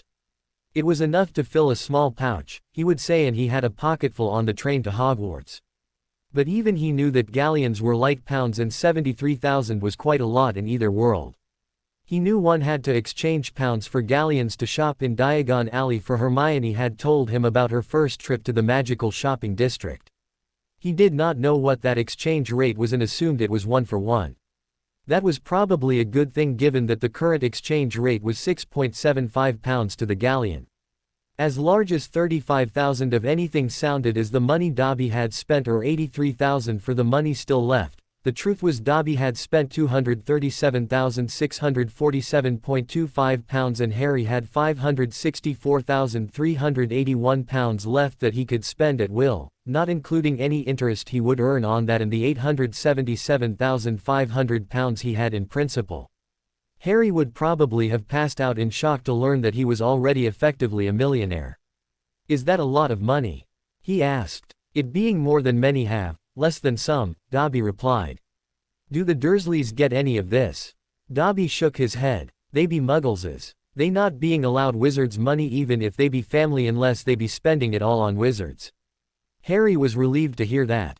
"So, I still have a lot left then."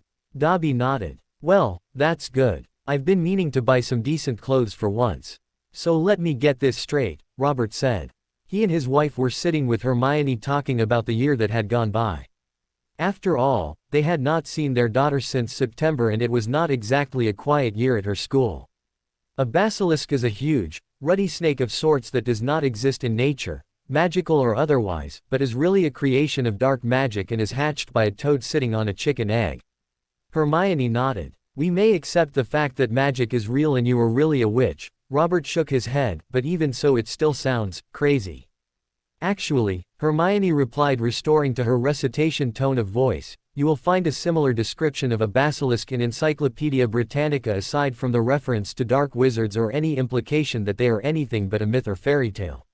Last year it was the Philosopher's Stone, which is the holy grail of alchemy, and Nicholas Flamel who is said to have made one. Again, that can be found in Encyclopedia Britannica, but it is discredited as a legend. Most of the stuff I've learned is known of in the Muggle world, just not believed." "Well, that and I am learning it in greater detail. And does our encyclopedia say that a basilisk's gaze can kill or turn a person to stone? Does it say that only the crow of a rooster can kill it? It doesn't say anything about petrifying, but then again neither do the magical sources of red. Otherwise yes, it does. And as to the roosters, both it and the magical sources are wrong. There are other ways to kill them, it's just unbelievably dangerous. So the learned treatises on the subject state that its gaze kills, but does not petrify." "Why, Daddy, they don't even mention petrification." "I don't know why, although if I were to have a theory it would be that the right conditions for petrification had never occurred before, or, if they had, it was blamed on something else. So why is it you and 3 other students are not dead?" "None of us really looked at it," Hermione said. "Colin was the first and he saw it through the viewfinding lens on an old Muggle camera, you know, the ones where the real lens is at the end of some accordion thing. Justin saw it through a ghost, which would be like seeing it through a fog or a mist. Penelope and I saw it reflected in a mirror. Not one of us saw it with our BPD eyes as it were, which I think was why we were just petrified. So you went looking for it? Rose asked. No, Mum. I had the mirror so I could avoid it if I could. I was using the mirror to look around corners. I didn't think I'd get it in the face. I mean, what are the odds of that? Pretty good if it was stalking you as prey, Robert noted. But at least she was thinking ahead, Rose. So, how'd the staff get rid of it? They did, didn't they? Well, it's dead, Hermione said, but it was Harry who killed it. He just happened to have a rooster in his pocket, did he? Robert said teasingly. No. Someone had killed all the roosters anywhere nearby by then. But you said they were almost impossible to kill with magic. Harry didn't kill it with his wand, Hermione said, he had a sword. And how did he avoid the gaze? He closed his eyes and a phoenix which had come to help him gouged out the basilisk's eyes. This sounds even more unbelievable than last year, Robert said. And once again there were no teachers there to do their jobs. Professor Lockhart went with them, Hermione said. Of course, Harry and Ron had to encourage him to help. Encouraged. According to Harry, Professor McGonagall, who was acting headmistress, told Lockhart to deal with the situation as he had been bragging all along. He knew exactly what was going on and what needed to be done. Harry and Ron followed him, and rather than do his duty it turns out he was trying to do a runner. Harry disarmed him and he and Ron brought him along at one point. They had the drop on him as it were, and Harry said his thought at the time was to use the coward as basilisk bait, but Lockhart managed to get a dodgy wand off of Ron and then, while trying to erase Harry and Ron's memories, erased his own instead. Harry was told Lockhart will probably be in long-term spell damage at the magical hospital for years. I don't know whether to burst out laughing or to seriously reconsider our decision about all this, Rose. Let her tell the whole story, Bob. And so she did, both the parts she knew and the parts that Harry told her later. And just how big was this snake thing he killed with a sword? Rose asked when Hermione finished. Hermione shrugged. I asked him and he said he really didn't know. He wasn't about to stick around and measure it. But he said it was about as thick around as he was tall and, well, 60 feet long or so. Impossible, Robert said. That's twice as long as any snake known. It was a basilisk, Daddy. It's not really a snake as we know them. Moreover, if the legend is indeed true, then it's been down there for over 1,000 years. It might even be bigger. Don't you think he might have been exaggerating, dear? Rose asked. After all, you weren't there. Maybe he was trying to impress you. Harry does not exaggerate about that kind of thing, Hermione growled defensively. If anything, he was probably understating what happened. And as for impressing me, first off, I was still petrified at the time and no one told him for certain I would be restored. True, he told me after I was, but he knows better than to brag about that sort of thing to me. As for impressing me, he didn't need to kill the thing to do that. He won me over last year with the troll, and what did impress me is he figured this one out without my help. So, Rose said, did he key you before or after he told you that tale? He told me just after I recovered and sat with him in the Great Hall, Hermione said. And I keyed him first, and that was over a week later. She added without thinking. What? Robert asked. Did he key you back? Rose added. Hermione just sat there and blushed furiously in reply. Was it on the cheek or on the lips? Yes, Hermione replied meekly. Well, Robert asked, which was it? Both. And was that all, or did the two of you go further than that? He continued with accusation in his voice. Robert, Rose began. Daddy, I spent less than a week as his girlfriend after our first key. Most of that time we were in the library studying or working on our summer assignments. Our alone time was spent under a tree by the lake where anybody could see us, and all we did was talk a lot and key a little. If you are suggesting Harry's even thought of doing more than that, well, maybe he has, because I have, but we didn't. He didn't ask it of me nor I of him. That doesn't mean we won't one day. We're not ready for that step yet. I'm not happy with this.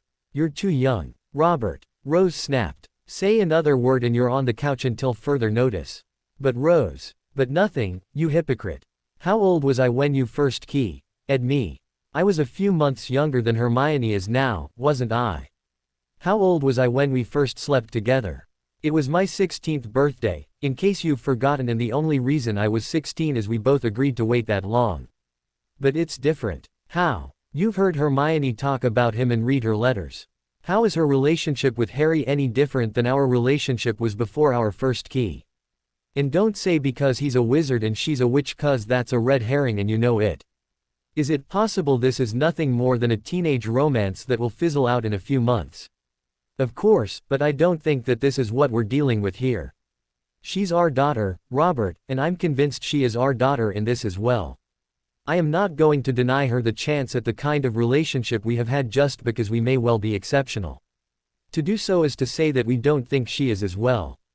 That's not what I meant, Rose.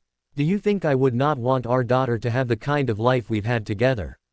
Everyone said we were an odd lot when we were about her age, remember?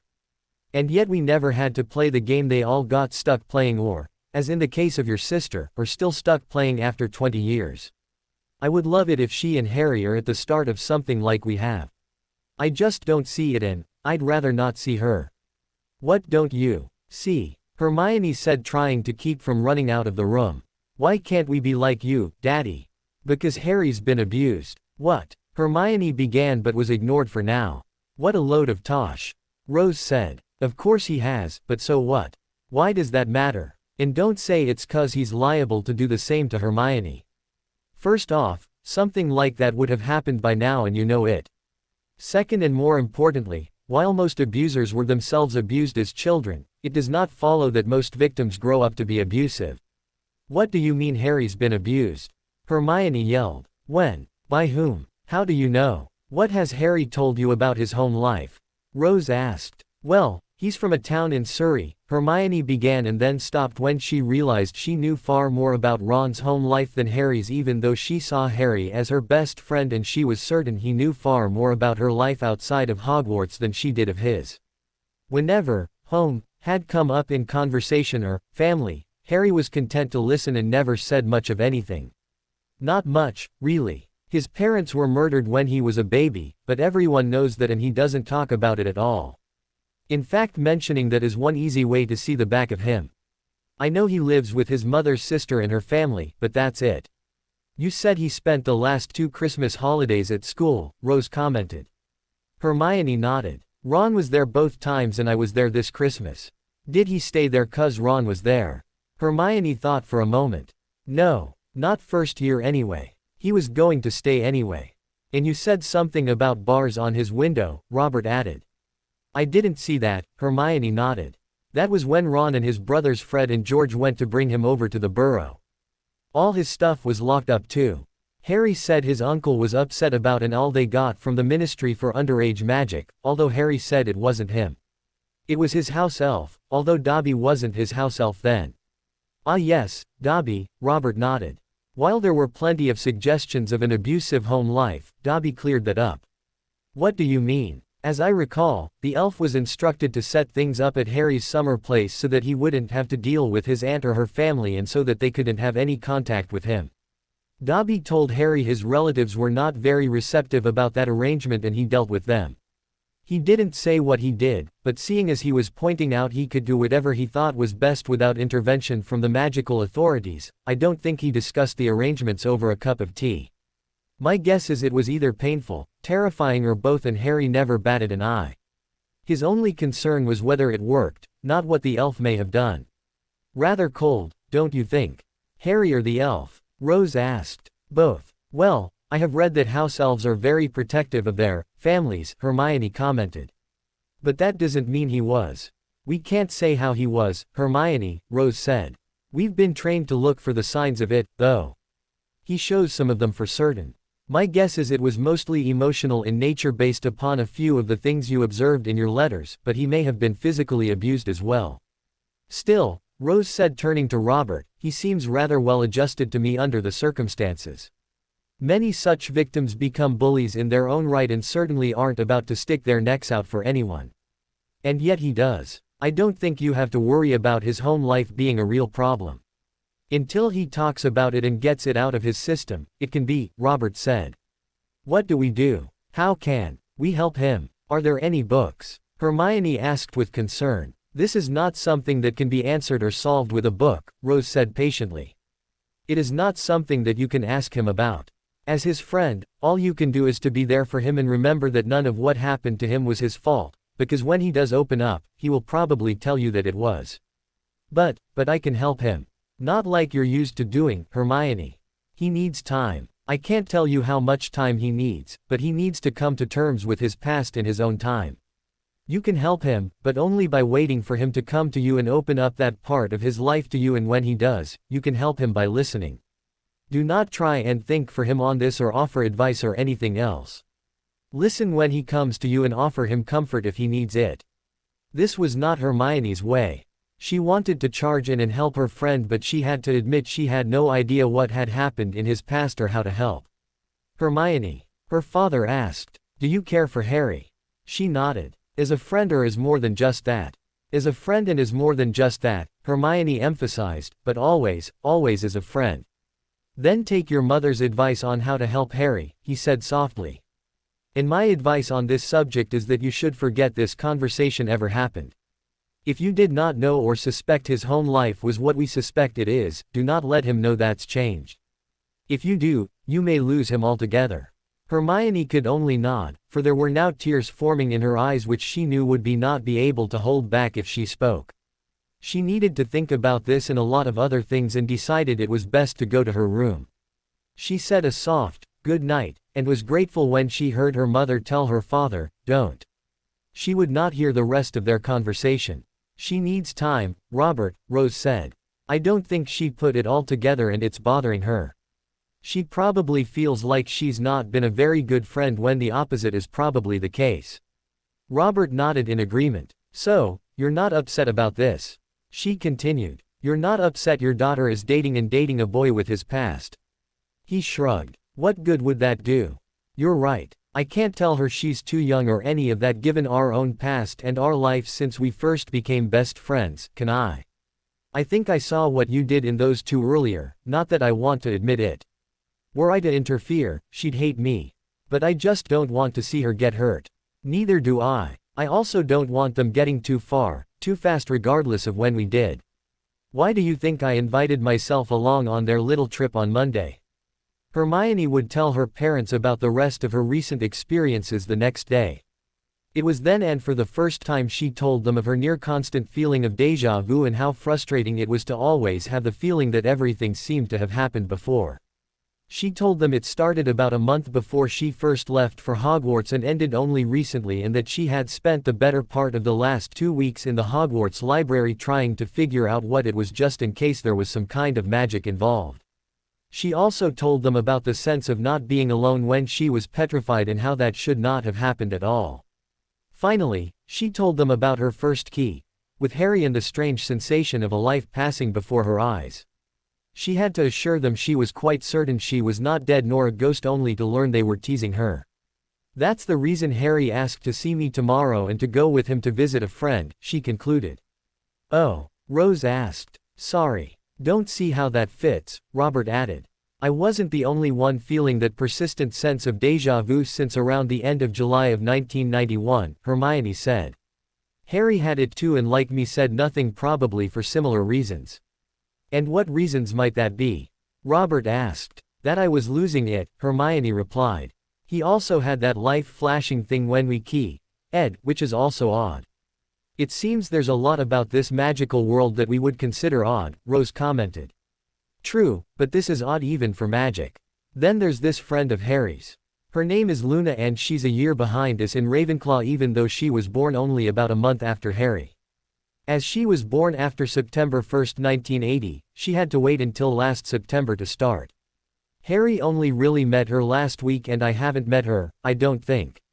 The name didn't mean anything to me when he told me. She talked to him when I wasn't around and left before I started spending my afternoons with Harry.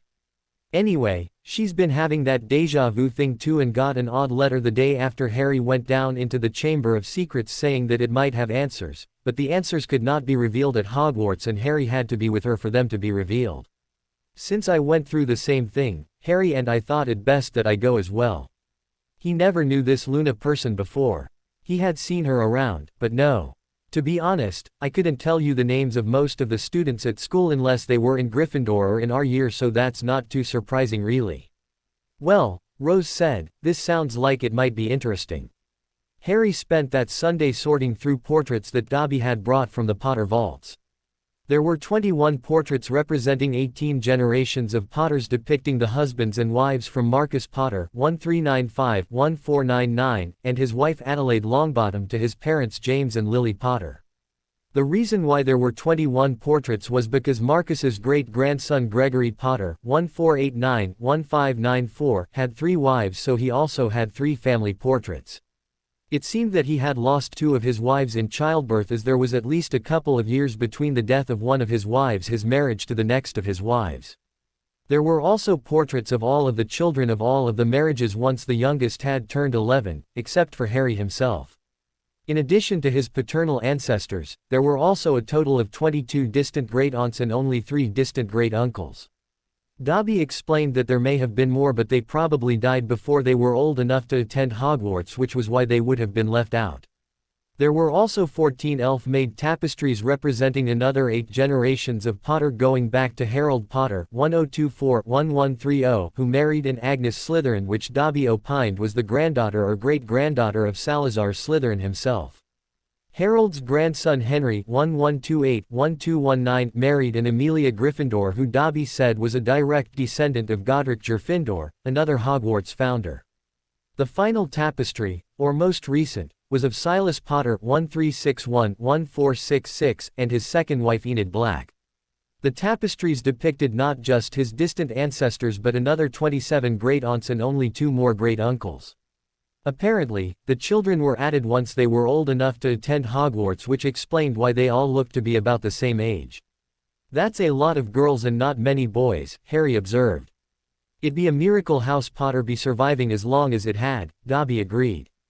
"But there being a potion what a father's cans takes that makes a boy and not's a girl, and it'd be around for hundreds of years, so maybe not so much miracle as potions. So I really am Slytherin's heir then," Harry added, thinking about his very, very distant great-grandmother. Dobby not be knowing. Gringotts mays be able to tells Harry Potter. But Dobby be thinking's not. Why? Evil wizard claimed it and yous not being his blood. If he being from line of oldest son and yours being from younger son, if there be's any in the oldest son line, yous not be heir. If your great-grand being a younger girl with older sisters, the older sister lines also be having heir before's Harry Potter, sir. Thanks. With all I got going, being that heir is more than I want. Wouldn't mind being Gryffindor's heir, but if I was I'd probably keep that quiet. I don't need more reasons to be famous. I'd rather had no reasons at all." Harry was surprised at the number of names he recognized. His Potter ancestors had married 5 Longbottoms, the most recent being his great-great-grandmother, although he could only claim 4 as his ancestors, as the first only had daughters and apparently died in childbirth, and her husband remarried to Harry's distant great-grandmother. It also seemed that 7 of his distant great-aunt married into the Longbottom family. Another recurring name was Black. His grandmother was a Black, as were 3 other Potter wives, 2 of them his distant great-grandmothers, and 1 distant great-aunt who married a Black. There were also a lot of Bones in the family tree. While there was only 1 distant great-grandmother Bones, there were 5 distant great-aunts who married into that family. He also had 2 distant great-grandmothers who had been Weasleys and 1 distant great-aunt who married a Weasley. There were other names he recognized from Hogwarts or somewhere else in the wizarding world as well, including Abbott, Boot, Hopkirk and Turpin, and some names from families he did not like, such as Burke, Lestrange, Knott, Parkinson and Rosier, who he either associated with Slytherin or had heard they were notorious Death Eaters, followers of Voldemort during the last war. Some of these names were his distant great-grandmothers, although more of them were distant great-aunts who married into those families. He even had 1 distant great-aunt who married a Dumbledore.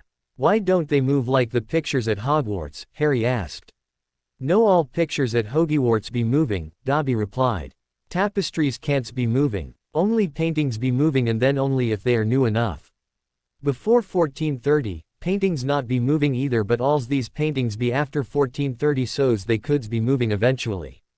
"Why eventually?" Dobby be thinking paintings mays be copies of paintings what hangs in House Potter houses. "Copies not be moving, tills they hang in their own's house and have times to absorb magic." Originals be losing magic if not hanging, so's if they's goes into storage, they lose magic and not be moving anymore, but they's cans gets magic back in time. Couple of months, maybe more maybe less, they's be moving again. Couple months laters, they be ables to talks, and a little later they's be having memories of a sort back. Can we put them up? Harry asked. Dobby already be's picking places but be asking you's approval, sir. We cans be hanging in dining room, great room, parlors, some's in library and games room, the entryway and the corridor on the bedroom's floor. If Harry Potter be wishing, yous can also have some in your study or sitting room or's both. Not my bedroom. It being up to Harry Potter, sir. But painting in bedroom is not's normally done cause they's be seeing what's going on, and if Harry Potter be having girlfriend, paintings might be talking about's what Harry Potter be doing or could's be doing. Okay, that's right out. So, does having this kind of family history mean anything? Dobby was almost bouncing on his feet. Dobby be's understanding. From what's Dobby be seeing and heard's great Harry Potter not be knowing about's his family. Dobby is honored's to be teachings it. You know it. Dobby nodded. Dobby be good elf and learns what good elf learns, and good elves who be workings for family what wants to be mores than they is or cans be learning about the families that's be their betters. Harry Potter being the only surviving heir of an ancient and noble house which be the top and most respected families in wizarding world. But I'm a half-blood, Harry protested. There be purebloods whose be thinkings they shoulds be top of all because they's be purebloods, forgetting that if they's be having no muggle great-great-grandparents they's be purebloods even if all their three greats be muggles. Magic cares not. More powerful to bees from long line of which parents and such than's short line, even if long line being mostly half-blood like House Potter. There be 27 Lords Potters in these paintings and tapestries and 28 here in this place including Harry Potter, sir. Only 7 being considered purebloods. Lord Potter. Dobby nodded. The great Harry Potter being heir to be head of ancient and noble House of Potter, sir. What's that mean? Ancient houses being houses from the original clans what forms Wizengamot in 886. Ancient houses be having passed from father to son or grandson of same name without breakings for daughters. Ancient houses being Abbott, Avery, Black, Bones, Cuthbert, Diggory, Doge, Dumbledore, Flint, Grasser, Hunter, Longbottom, Marchbanks, Knott, Potter, Rosier, Selwyn, Talbot and Weasley. Noble houses be different. Not's matters how olds they be. To be's noble house, a muggle king must makes a wizard a baron or earl or such, and must makes it so's the title be passing from father to son. It nots be mattering whether's the king's line be arounds anymores or nots. House Potter being a noble house cause long times ago, before even Hogwarts, a Potter being made earl by the Anglo-Saxon king. There be noble houses what were mades later by the Norman kings and later ones. Once a noble house be mades by a king, even if later king says they's not noble no more in Muggles' world, so longs as there's still being sons, it stills be noble in wizarding world. So am I a noble in the wizarding and Muggle world too. Dobby shook his head. Anglo-Saxon nobles being losing lands and titles to Norman invaders after they's takes over in 1066. Only nobles mades by Norman kings and their later kings being nobles in Muggles' world, and many not being ables to pass title to their children's. What wizards considers noble house in Muggles', assuming they's considers them at all, only being ones what pass from father to son. Those recognized today being much newer than's Harry Potter's family. In the Muggles' world, the oldest noble houses still being noble be Baron of de Rose mades by English King Henry III in 1264 ors, cause British be honoring it Earl of Sutherland, which be Scottish Earl mades by Alexander II of Scots in 1230. Potters, being Earls of Witchy of Kingdom of Mercia since 668 being much olders. Guess I won't be invited round to Buckingham Palace for tea with the Queen, Harry said somewhat relieved. Nots for being Earl of Witchy, no sir, Dobby said. So, being a head of an ancient and noble house, Harry contemplated, what does that mean? Each such house be different, sir. Some be rich, some nots, some having many families to be rule-makings for. Some, like House Potter, not be havings any. What be same for all is head of house be having hereditary seat in the Wizengamot. Dobby then went on to give Harry one of the best history lessons he had had since starting Hogwarts, and Harry was certain that much of what Dobby talked about had yet to be taught there, seeing as the professor, who was a ghost, seemed far more preoccupied with goblin wars and the Statute of Secrecy, all of which were far more recent events really. As far as Harry could recall, there was no history of magic before Hogwarts, at least not in their book on the subject. Moreover, the Wizengamot was only in there when it did something. How it came into being at all was not. It was as if magical Britain and the Wizengamot had come into existence out of nothing, which was hardly the case. The Wizengamot was founded in 886. Before then, magical Britain was not united at all in any way. It consisted of several clans which were extended families headed by a clan chief as well as lesser families under the clan chief's protection. The clan chief was, for all intents and purposes, the sole ruler of the witches and wizards in his clan, and clans affiliated with the Muggle rulers or ignored them as they saw fit. Clans also fought one another, as well as the Muggles, over land and insults and even brides. It was, for a lack of a better word, chaos. In 886, 54 clans called the acknowledged clans, because they recognized each other's rights over their families and lands, formed the Wizengamot. It was basically a council of the 54 clan chiefs that was tasked to pass laws that applied to all clans and magicals, decide as a body all disputes between clans, and would deal with all the various Muggle kingdoms and rulers on behalf of all of the clans. Enforcement of the laws within the clans themselves remained the right of each clan chief. Likewise, a clan chief could enact his own laws that applied only to the members of his clan and enforce those laws as he saw fit. Before, he could enforce his laws against any magical that set foot in his territory. Often these clan laws were set up so as to trick non-clan magical into breaking them, such as where a clan law stated that the drinking of ale was forbidden at an odd time, a time that only made sense to members of the clan. With the establishment of the Wizengamot, clan laws only applied to the clan and could not be enforced against other witches and wizards, but any clan chief could enforce Wizengamot law against any witch or wizard upon their lands. Today's Wizengamot retained the 54 hereditary seats. 19 were held by the ancient houses, each had managed an unbroken line of wizard heads of house since the founding of the Wizengamot. 23 seats were held by ancient lines which were direct descendant of one of the original clan chiefs, but the seat had passed through at least one, and often more than one, witch daughter where there had been no surviving wizard heir. The remaining 12 were seats which had either died off completely, lost their magic completely, or had been abandoned by their lines. These seats were now held by lesser families, and whenever an ancient house or ancient line came to an end, the Wizengamot was to find a replacement among the oldest lines that remained but did not have a permanent seat. The Wizengamot was the forerunner of today's Ministry of Magic. It began to centralize certain functions immediately in the aftermath of the Norman invasion of England in 1066. Whereas the Norman Muggles conquered England, they did not at that time succeed or even try to deal with Ireland, Wales or Scotland.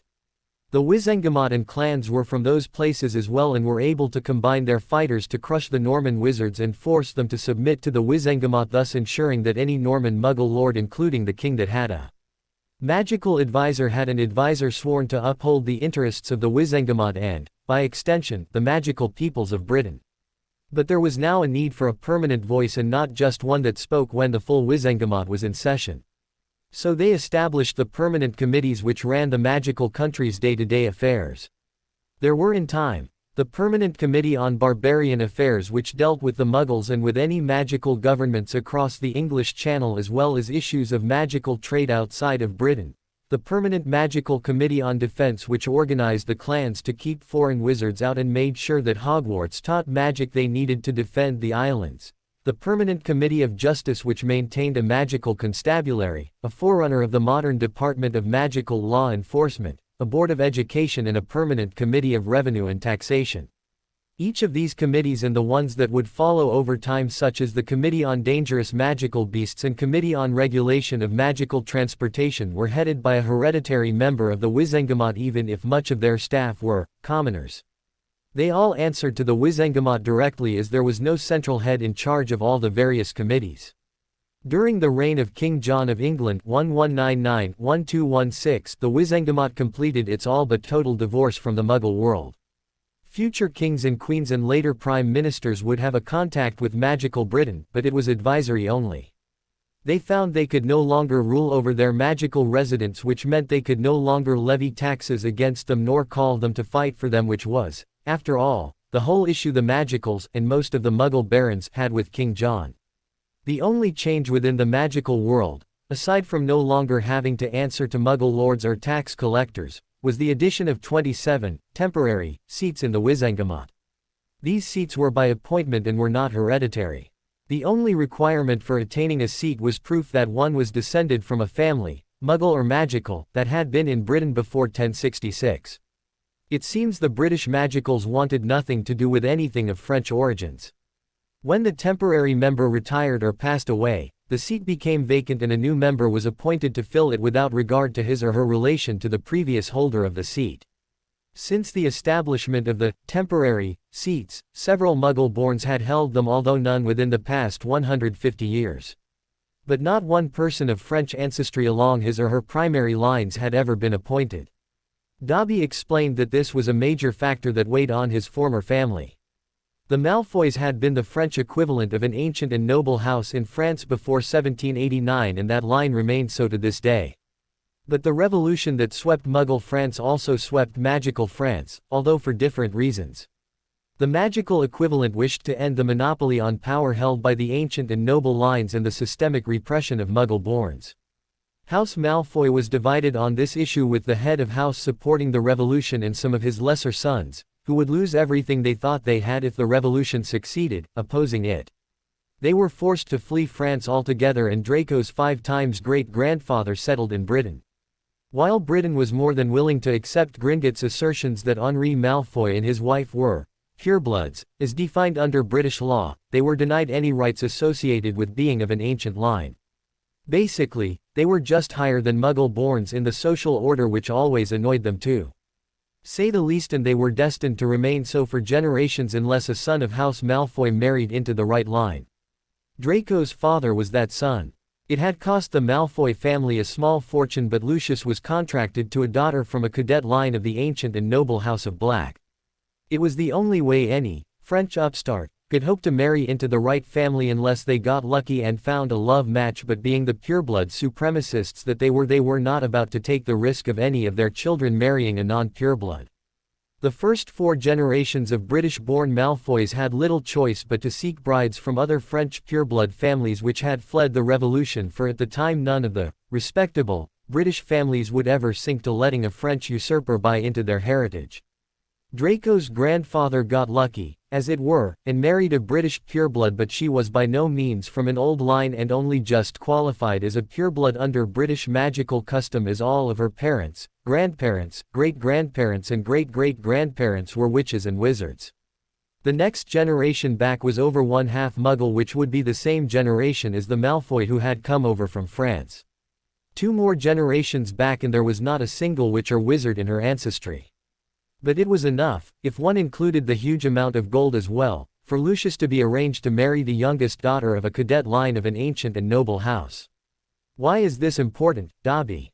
It be important, Harry Potter, sir, because yous being heir to the ancient and noble House of Potter. Harry Potter be all what is left of that house, and as head of house and Earl of Wicca, Harry Potter be having a seat on the Wizengamot when he be 21. Most seats only be having 1 vote, but being head of an ancient house be giving yous 5 votes, and beings an earl be giving yous another 9 votes. Earls be getting 9, barons be getting 5, and if there be a viscount, he be getting 7. A duke be getting 12 votes, but the last dukes being Edward Duke of Cornwall and Richard Duke of York, who be sons of a king and be leaving the Muggle world when their father be dying, because they also be wizards. But, Harry Potter not being just head of House Potter, Dobby said. Harry Potter also being heir apparent to become head of the ancient and noble House of Black should the current head be dying without a son to follow him. Malfoys be thinking the young boy would's be head because they's be tolds that the current head be disowned and there being no better claimant. They be assumings to inherit the family upon the death of the last Lord Black, who be dying in 1991. But they learns that they's not to be head of house and nots be getting seat in Wizengamot because the surviving grandson of Lord Arcturus Black was not being cast out House Black as they thought. Sirius being head of House Nows, even if he be in prison. Harry Potter being heir apparent cause he be the closest living male descendant of Phineas Nigellus Black, who's not being disqualified for marrying Muggles or being squib, and whose ancestors not being disinherited for betraying their house. It also being important because Dobby be knowings that Harry Potter be's wonderings if he has family. Dobby nots be knowing bout Harry Potter's mother's family, except for nasty muggleses, but Dobby be's knowing bouts the family of James Potter. While there be no relations from House Potter, James's mother be Doria Black, of the ancient and noble House of Black, daughter of Cygnus Black who be the younger brother of Lord Sirius Black who be great-grandfather of the current Lord Sirius what be in prison. There be loads of cousins from Harry Potter's grandmother's family. Harry learned that his first cousins once removed who were still alive, which were his dad's first cousins and his grandmother's nieces and nephews, that were still alive were Mrs. Mira Doge and Mrs. Penelope Travers who, Dobby said, had married a Death Eater that was killed in the war. His second cousins included the Sirius Black who was in prison, a Death Eater named Bellatrix Lestrange who was also in prison, her sisters Mrs. Andromeda Tonks and Mrs. Narcissa Malfoy, a Mrs. Carla Yaxley who was also married to a Death Eater as was Mr. S. Moira Knott, a Death Eater named Caratakis Travers and, oddly Harry thought, Madame Amelia Bones who was the current head of DMLE. His second cousins once removed, the children of his second cousins included, Nymphadora Tonks who had finished Hogwarts the year before, Bert and Carl Yaxley who worked for the Ministry of Magic and their younger sister Fanny who was a fifth-year Ravenclaw the past year and, much to Harry's dismay, two Slytherins in his year Draco Malfoy and Theodore Knott Jr. Second cousins once removed included Hiram Burke who was now the part owner of Borgin and Burke a store that bought and sold dark artifacts in Knockturn Alley, Bartemius Crouch who was the head of the Department of International Cooperation at the Ministry, and Bilious, Percival and Arthur Weasley who was the father of Harry's best friend Ron. There were a fair few other such cousins, but those were the ones who stood out. Naturally, his third cousins then included Ron and his brothers and sister. He had begun to see them as family and it turned out they were to an extent. But he was also surprised to learn that Professor Snape was a cousin as well. His mother was the granddaughter of Sirius Black who had once been head of house. It also turned out that his mother had been disinherited for marrying a Muggle. The list of his third cousins once removed was also a surprise. Most of these were around his age or younger and this included a number of students at Hogwarts including Lisa Malone who was a sixth-year Ravenclaw, Katie Bell who was a year ahead of Harry and played chaser on Harry's Quidditch team and her younger brother Josh who was a year behind in Hufflepuff, Adrian and Marissa Black and their first cousins Michael and Suzanne Black all of whom were ahead of Harry and either in Hufflepuff or Ravenclaw, Marcus Flint who was captain of the Slytherin team, Cedric Diggory who played for Hufflepuff, Roberta Marchbanks who was a few years ahead in Ravenclaw and a fair few of his own classmates. In addition to Ron, there was Susan Bones from Hufflepuff, Lisa Turpin from Ravenclaw, Theodore Knott and Daphne Greengrass from Slytherin and, to his surprise, Dean Thomas from Gryffindor. Dean had always said he was a Muggle-born, but Dobby insisted he was descended from a head of House Black. Finally, he saw that Luna was also a third cousin once removed. He wondered why when he had so many family members in the wizarding world he had been stuck at the Dursleys of all people. He was even third cousins with Neville as his great-grandfather had married Neville's great-grand-aunt. Anything would have been better than the Dursleys and all this time he had thought the reason he was with them was because he had no other relatives. That was what he had been told by those who should have known better. Why hadn't Ron told him they were cousins? Why hadn't some of the others? It was possible Ron didn't know and possible others didn't know, but all of them. It didn't make sense to Harry at all. Luna Lovegood was excited. She had been practically since she knew the Hogwarts Express was back and even more so since she got a letter from her friend Harry Potter. Harry's beautiful owl had arrived. With a letter for her probably while Harry was still on the train. He said he was going to write her and while she accepted that he meant it, she was certain he would forget. But he didn't. It wasn't much of a letter. It merely told her he was still planning to come to her house on Monday, today, to find out what her strange letter meant about the French word thing they had both been experiencing.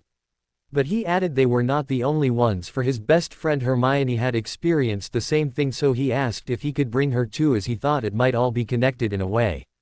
But Harry was a gentleman, Luna thought. He let her decide whether Hermione could come. As it was another chance for a friend, Luna was not about to say no so she told Harry it was fine.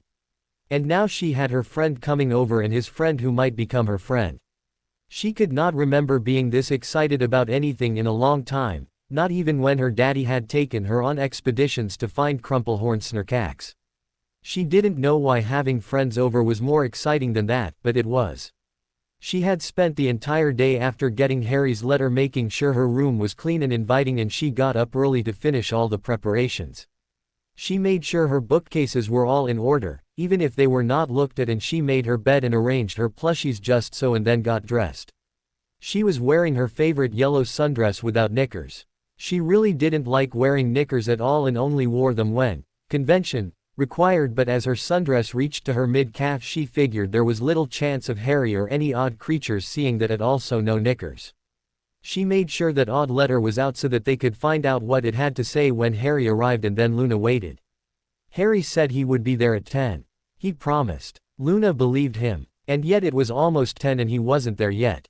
She didn't know how he was going to get there or even if he could find her house, but he had promised. She watched the clock and it seemed to barely move. It always amazed her that time did not seem to be a constant. If she was having fun or enjoying herself, it seemed that time went by way too fast. But if she was waiting, it seemed that time slowed down just to spite her. She had a book in front of her. It was one of the many left to her by her mother when she died, and Luna hoped it might help explain this French word thing that had happened. So far it had not, but Luna still hoped she would find some reference to the magic, as she was sure this French word thing was some kind of magic. She lost track of the time, and at 10:15 there was a flash of light that caused her to look up. Standing before her bed was Harry and a girl Luna knew was Hermione Granger, and an older woman who looked a lot like Hermione, and a house elf. Luna was practically bouncing on her bed when she saw Harry. "You came," she exclaimed. "You promised and you came. Oh, I do hope we're friends." "I told you we're friends, Luna," Harry said. Luna all but flew off of her bed and threw herself at Harry, hugging him and thanking him for keeping his promise to her. She then kissed him on the lips. She was not trying to be his girlfriend. She wouldn't mind if she was, but the kiss was not for that reason. She was just so happy that she was not being ignored or picked on, so she couldn't help it. The kiss felt so wonderful and so perfect, but there was this life of hers passing before her eyes, and it was pretty awful, to tell the truth. It was odd she couldn't remember it later or even as it happened. Hermione saw the own kiss dotting Harry. Harry had told her that Luna had not had a friend in a long time, so the fact that she was thanking Harry for being a friend was not surprising in and of itself, even if the means was or should have been. But for some reason, Hermione seemed to expect this kiss at some point. If she had had more experience with relationships of the nature she had with Harry, she might have expected to be upset and would have been surprised that she was not. She was not jealous of Luna, nor did she feel threatened in any way. Harry was her boyfriend, and she was certain that this would not change ever, even if Harry was becoming Luna's boyfriend as well. Oddly, Hermione found that thought rather pleasing and expected. She felt happy for Luna. Rose Granger saw something very different and wonderful. As soon as Luna and Harry's lips met, they seemed to literally glow. A golden light soon enveloped them and then spread outward to envelop her daughter as well. She looked at Hermione, who was now glowing as well, and saw what Rose thought was an expression of bliss on her face, as if she were part of the kiss as well. Rose knew this was some kind of magic and it seemed wonderful in a way, but she wondered what this meant for her daughter. She knew that Hermione considered herself Harry's girlfriend and wondered what this meant. It would crush her daughter to be cast aside, but for some reason Rose did not think this would happen. Deep down Rose felt that this Luna was now a part of Harry's life as well, and it only meant that Hermione was a part of this too.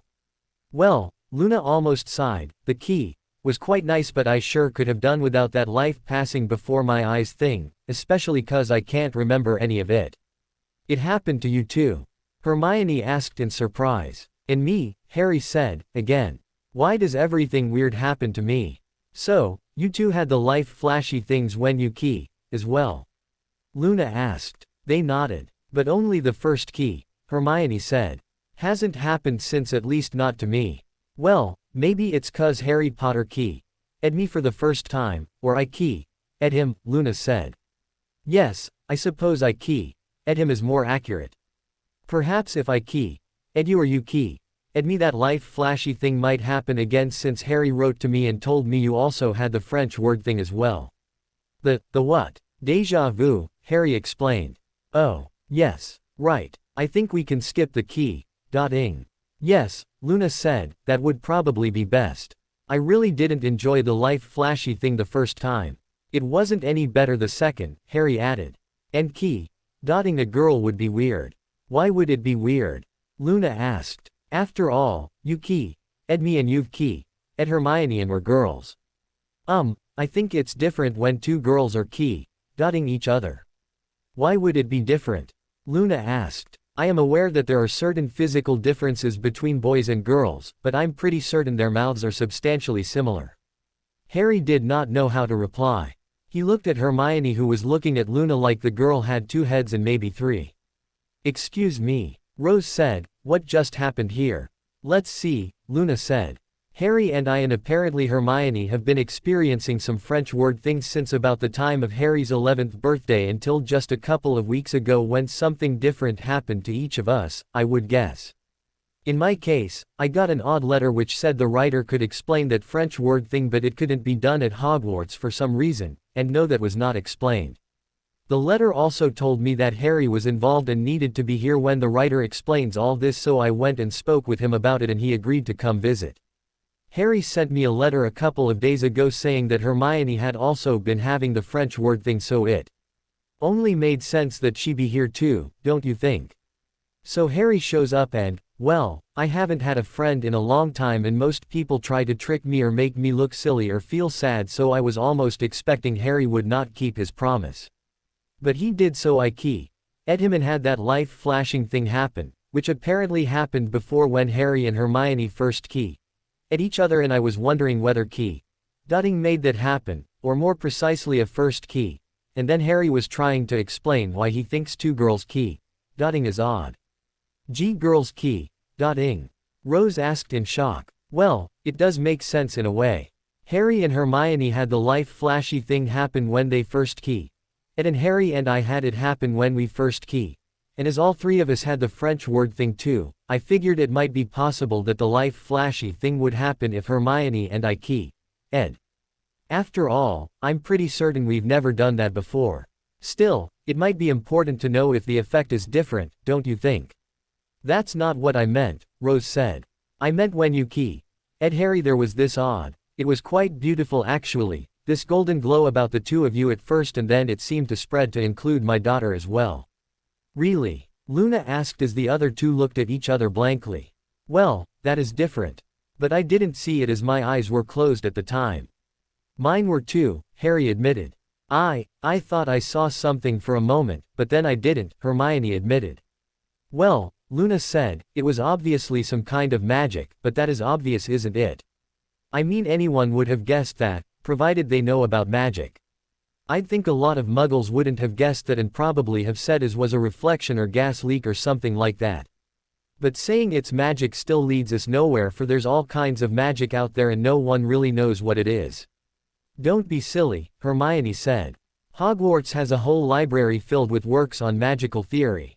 Yes, and most of it's rubbish or of little use, Luna replied. You'll find loads of theory that talks about what can and cannot be done, but very little on why it can or cannot be done. It just can or cannot. It's all very observational, which isn't really theory, is it? I mean, everyone can see that apples fall from trees, but that doesn't tell you why they fall, does it? You might call it gravity, but that doesn't explain what gravity is, only what it does. Have you read anything that theorizes about what magic really is? Arithmancy can tell you what works and what doesn't, but it doesn't really tell you why. Is magic a part of nature or separate and distinct? Why are some humans capable of using magic when the vast majority are not? Why is the same true with other life forms? Wouldn't it make more sense if either all humans were witches or wizards or none of them were? We're not really a separate species, as some purebloods would love us to believe otherwise. How can you explain Muggle-borns? Daddy has said there are some who think Muggle-borns steal magic, but if that's the case, why haven't they stolen it all? There are, after all, far more Muggles than magical people. No. What you will find consistently is that witches and wizards accept magic as a given and do not question it at all. In that way we are far, far behind Muggles, as they have been questioning everything for ages and occasionally find answers to those questions. Of course, anyone who asks these kinds of questions in our world are laughed at and called loony. I'm sure there's got to be something, Hermione disagreed. I always thought it would be at Newt's when we have learned more of the basics. It's not, Luna said. I've been asking these questions since I was 5 and reading to find the answers since not much older. My mother was a researcher and said that no one had really bothered to write about it, or at least to publish about it if they had. She wanted to one day, but she didn't write any of it down. I'm sure she'll get around to it eventually, Rose said innocently. A sad look crossed Luna's face. Maybe. But what good would it do us here? I'm pretty sure if they publish in heaven, they don't sell it down here.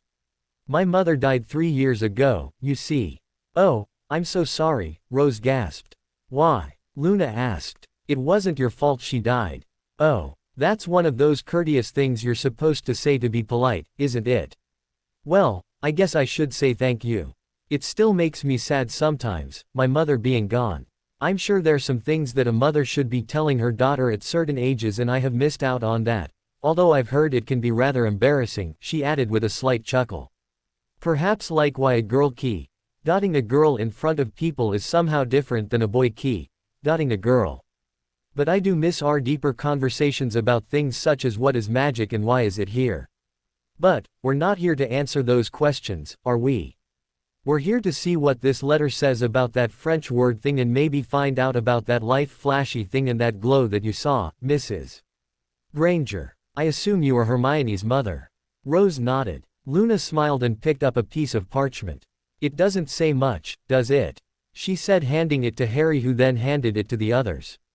Dear Luna, by now you have probably noticed something very odd, a persistent sense that everything that has happened before perhaps. This was expected and is not far from the truth. But the truth will have to wait until you return home for the summer, and it can't be told to you alone, as there is at least one other who should have noticed the same thing. His name is Harry Potter, and I'm sure you at least know of him and can, if you try, speak to him about this. Have him with you when you get home, and the two of you touch your wands to the seal below and your questions will be answered. A friend. Harry and Luna looked at Hermione, who merely shrugged. Harry pulled his wand from his back pocket and Luna seemed to have had hers tucked behind her left ear, and they both touched the seal together and nothing seemed to happen. Both of them sort of expected the letter to change somehow, and perhaps Harry did as well. Well, that was a little disappointing, Hermione commented. They then heard a loud crash from somewhere below them and a male's voice bellow, "Bugger it all. I swear, woman, I'll never get used to these newfangled portkey thingies. Now you hush, George. It's not my fault Zeno keeps this place in such a state." Luna. It's George and Clara, sweetie. Oh goody. Luna exclaimed. She then looked at the others. It's Great-Grampy George and Great-Grammy Clara. They're my mother's parents. We're up here in my room, she called out. I thought the handwriting seemed familiar, she said to no one in particular. They usually aren't so cryptic, however. They could hear the sounds of footsteps on what sounded like metal treads, and soon a gray head of hair appeared in a spiral stairwell off to one side. It was followed by the body of an elderly witch and then an elderly wizard who was rubbing his nearly bald head.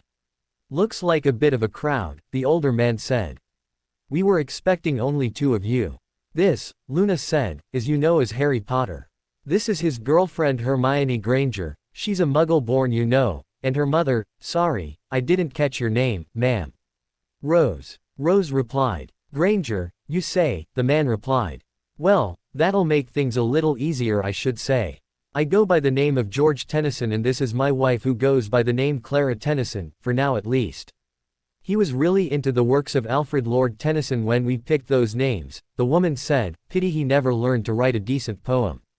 I beg to disagree. They may not have been up to his standards, but they were quite good, I should think.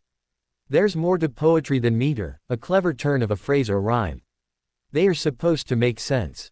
I still believe that a trollop and cad's wallop is a perfectly acceptable rhyme. But it's not much of a love poem, Clara snorted. I see you got my letter, Luna, she added, turning to Luna. Picked your names? Rose asked. So George and Clara Tennyson are not your real names? Oh, they're quite real, thank you, George said. We've even got the paperwork and all to prove it. Actually, my maiden name was Parker at the time, Clara said. While George here might have wanted to name himself after a dead poet, I had no such false illusions of grandeur. I became Tennyson, when we married again in 1928. Why did you change your names? Did you immigrate here or was there another reason? Rose asked. Ah, George said, yes, we did immigrate here once long ago, but they didn't call it that back then, and we did change our names back then as we were from France originally, and at the time the English and French were hardly chummy. Not that they've ever been chummy, Clara said, not within our lifetimes at least. So what were you before? Hermione asked with a suspicious look on her face. Philip and Charlotte Denson, George replied.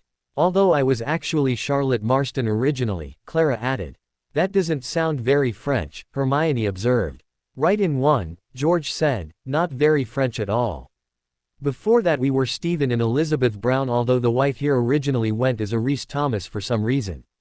I thought it had a bit of elegance, Clara said. A little trouble with the law? Rose asked. From time to time, George said, but never anything major, and certainly nothing that in and of itself required us to assume an alias, but aliases are fun, don't you think? Before that we were what? Ah yes, James and Anne Cuthbert, although Anne here was Anne Howard, no relation to the Howards that were the Dukes of Norfolk, and before that it was Thomas and Mary Eldridge or Mary Seymour, again no relation to the famous Seymours. Then it was our first English names, Edward and Catherine Stanbridge. I picked Catherine after Catherine of Aragon, Clara said. I thought she was really nice for a queen. My surname was Fitzpatrick. Then we were French, François and Michel Armand, then Jean and Marie Lemo. Deliberately misspelled that one, and finally Anne first. Nicholas and Perenelle Flamel, Hermione said. Very astute, George replied. There were a few small clues that suggested you were much older than you look, Hermione replied. Who? Rose asked. You mean that alchemist whose invention got you into all kinds of trouble last year? I can assure you, madam, that was not our fault, George said. Dumbledore did manage to piece together our original identities when we were about 33, this past time. Naturally, we were not terribly inclined to become public spectacles, which is what would have happened if our original identities became common knowledge, so I agreed to work with him on a few relatively minor projects from time to time on the condition he kept that information mostly to himself. He did, of course, let on he was working with me, Nicholas Flamel that is, but not precisely who I was. Can't fault him for that, really, annoying as it was at the time. You don't look like you're 667, Hermione commented. And what would someone that old really look like? Clara asked. And that also assumed that the Philosopher's Stone, as others call it, does what they think it does, which it doesn't. Then again, maybe what we came up with is not it at all. But Dumbledore said that with the stone gone the two of you only had enough elixir left to get things in order and then you'd die, Harry said with concern. George laughed. Well, at least he told you what we told him. Can't say he always does that. I can assure you we were less than honest about that. We learned long ago that our invention is very, very impractical, so never truly let on it worked in any way, and we certainly did not teach anyone else how to either make or use it. The truth is we could sell our invention at a stall in Diagon Alley for all the good it would do anyone else.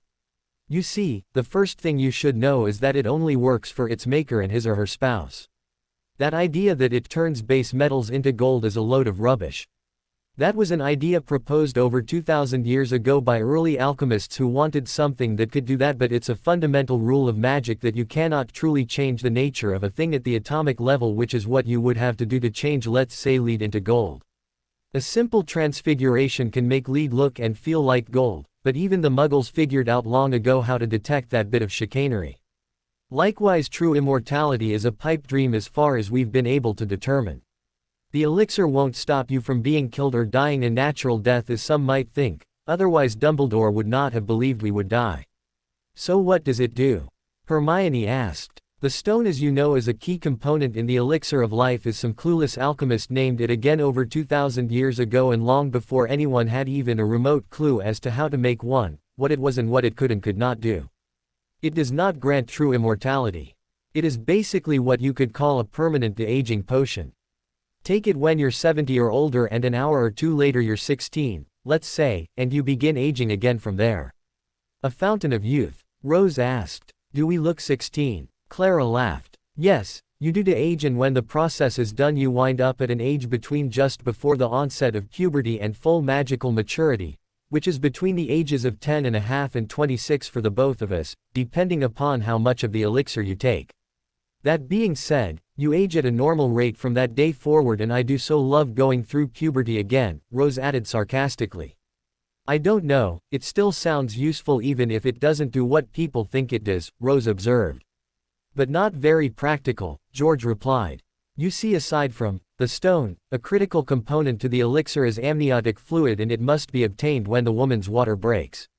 What's that? Harry asked. It's the fluid that surrounds a baby when a woman is pregnant, Hermione said, and he means it has to be collected when the baby's about to be delivered at the moment the woman's placenta breaks and the fluid is released.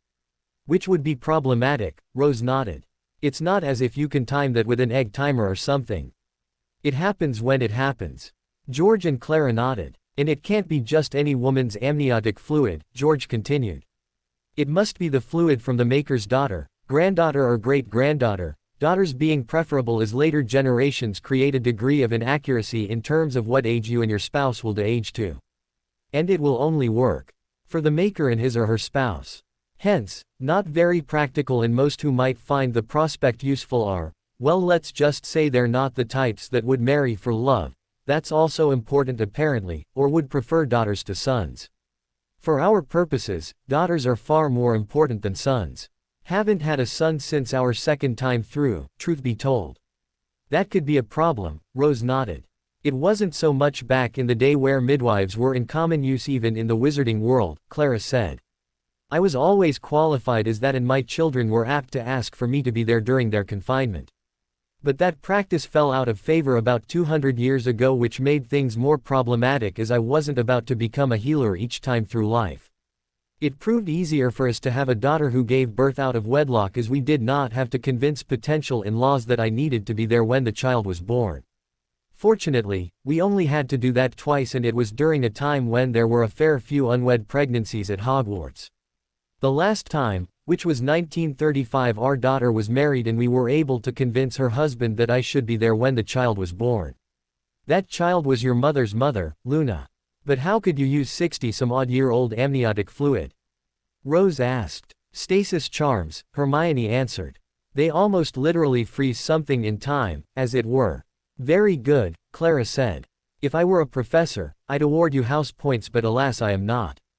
Hermione beamed. How many children have you had? Rose asked. 27 who lived to adulthood, Clara said. 4 were sons and the rest were daughters. Our first, a son, was born in 1346, and our last, a daughter, Luna's grandmother to be exact, was born in 1935. How many descendants? Grandchildren and such? We had 61 grandchildren from our 9 lives total, Clara said. When you start talking great-grandchildren and so on and so forth, naturally the numbers are much greater. To be honest, we only have a vague idea and can only know with any certainty as to any one person if we perform an inheritance test with Gringotts. What we do know is that our descendants from each of our lives are still being born. In the case of our first life as the Flamels, in the last 20 years or so there have been children born who would be our 19 times great-grandchildren to children who would be our 30 times great-grandchildren, the first of the older generation being born in 1720 and has been dead well over 100 years, and the first of the later generation being born in 1970. Why the differences? Hermione asked. The generation that has been born since 1720 are from oldest children of preceding generations for the preceding generations, with the most recent being descended from the youngest of each subsequent generation, while the last generation is being born from the youngest child from every subsequent generation back to us. So, as you can see, it could conceivably be quite a large number. If we assume only 1.5 children are born per parent who live to have children of their own, and not taking into account any cousins of any degree marrying cousins, there will be about 400,000 Flamels, once the latest generation is born in full and 11 generations are still having children. If we assume 2 children who live to reproduce, the number is over 4 billion. Naturally, we are pretty sure the number is far, far closer to 400,000 than 4 billion, but it's probably in the millions. You could be related to anybody. Hermione exclaimed. Distantly, George nodded. From that line it would be distantly, but you are probably correct. Luna is truly our great-granddaughter, as her mother's mother was one of our most recent daughters. But we are also distant ancestors of a lot of people, including everyone else in this room. What? Everyone but Luna and Clara exclaimed. We consider the closet degree of kinship to be where one of our children married a direct ancestor of someone, Clara said. We usually don't spend the time to find out the more distant degrees of kinship, such as where our grandchild or great-grandchild married into someone's direct line, or at least we haven't for our older lines in a long, long time. That being said, Harry's 15 times great-grandfather married our younger daughter Patricia Stanbridge in 1552. She was his third wife, as he was twice the widower at the time. Hermione's 17 times great-grandfather on her father's side married our younger daughter Suzette Armand in 1590, and her 13 times great-grandfather on her mother's side married our younger daughter Agnes Eldridge in 1625. But my husband and I are Muggles, Rose exclaimed. Indeed, George said. But if you go back enough generations, you will begin to find witches and wizards in your ancestry, including our descendants. Everyone is related to everyone else if you go back far enough, Clara said. With the Flamel line, we're talking that the most recent generation, assuming no other more recent connections of any kind, they would be 31st cousins of each other, although we think that distant degree of kinship is not particularly likely. So we're all related in a way. More so than we've let on. Remember, we only chose to include where one of our daughters married one of your great-grandfathers, or in Luna's case her grandfather, not where a later generation of ours married into your ancestral line and you are their descendant. Now, as to your own truly closest degrees of kinship, that's different. Harry and Luna are third cousins once removed from Harry's grandmother and Luna's father's ancestral lines, specifically Harry's great-great-grandfather and Luna's 3 times great-grandfather was Lord Phineas Nigellus Black, head of the ancient and noble House of Black. Harry and Hermione are 5th cousins on Harry's mother's side and her father's side, and 6th cousins on Harry's mother's side and her mother's side. Luna and Hermione are 6th cousins as well. Luna's descended from a witch and Hermione from that witch's squib brother. Squib? Rose asked. It's a child born to a magical parent who is not magical themselves, George said.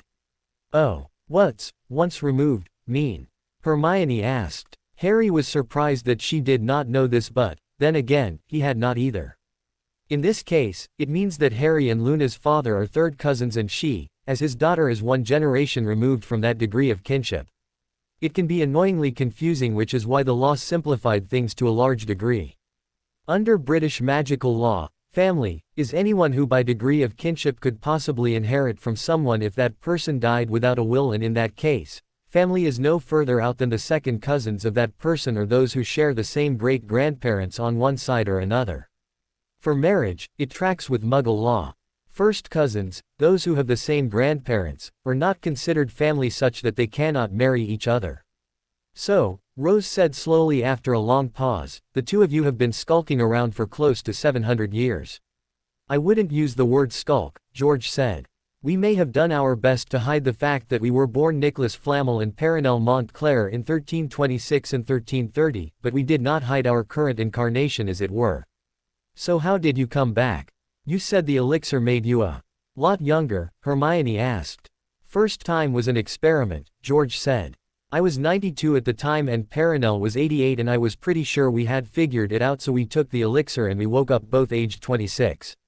We had used our great-granddaughter's fluid and did not know how much to take, which was why we were not younger. We also thought it was the legendary elixir, not that it would make us younger, and you can suppose that caused some problems. More than some, Clara chuckled. True. Hadn't thought it through yet, but then again we didn't know what we were playing with either. Thinking fast, we faked our deaths. Unfortunately, we couldn't leave anything to ourselves, so we walked out of it with just the money in our pouches. The rest of what we had was split between our 2 sons, and it was quite a bit. I'm not surprised, being a renowned alchemist, Hermione said. Never made a canute or whatever it was back then off of that, George said. Nicholas Flamel's work in alchemy was not discovered until 10 years after we disappeared. Someone discovered a copy of my notes. Fortunately it was in a code only Perronel and I understood, otherwise someone might have copied us. Alchemy was a hobby, not my line of work. So what did you do? As Flamel, I was a scrivener and sold manuscripts and dabbled as an author. I wrote documents for customers, made copies of manuscripts as well and sold them. I was actually very well known for that back then. Some of my own writing had a limited following, but as that was before the printing press, my skills paid very well. We had a very nice home in Paris in our final years. It's still there, if you're interested, 51 Sue de Montmorency. It went to my oldest son along with all the writings and manuscripts. So there we are, 26 years old or so, and without any way to explain what happened to Nicholas and Perenelle or that we were they, so we became Jean and Marie Lemo. Duh. Records weren't very good back then, so no one questioned us when we hired on as potions assistants in Le Havre. We spent that life making potions and, of course, making another stone as they can only be used once. We were rather well regarded as potioners back then and were well known by magicals and muggles alike, as this was before the statute of secrecy and muggles bought potions as well.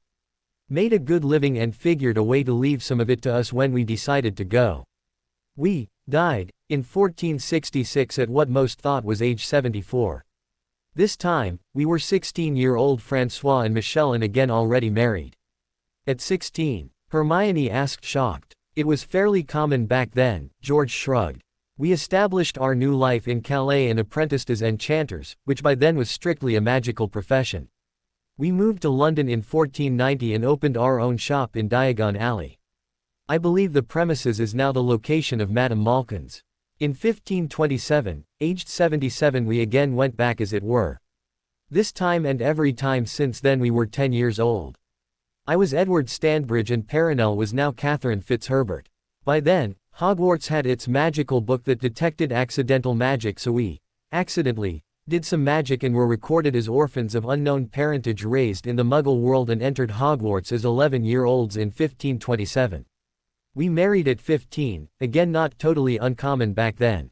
But if you were Muggle raised, that meant a professor came and would tell your parents about magic, Hermione observed. Not as orphans, Clara replied. While there were orphanages in one form or another, many orphans lived on the streets and such. We'd set things up such that while we were street urchins of a sort, we didn't really scrape about much, meaning we avoided the fates that befell many such children. Add to it we had wands and knew how to use them. But yes, a professor would find us and bring us to Hogwarts.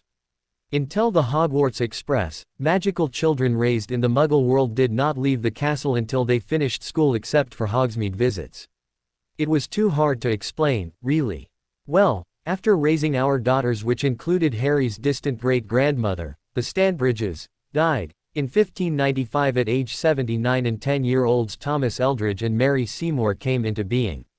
I'm sure I've heard those names, Hermione said. Of course. Thomas Eldridge was a headmaster at Hogwarts and his wife Mary his deputy. It was in Hogwarts, a history. Very good, George noted. What that book won't tell you is we were the last married couple in that capacity and I was the last headmaster who was not from a family with a proven Hogwarts connection. Every head since had at least one parent who had also attended that school.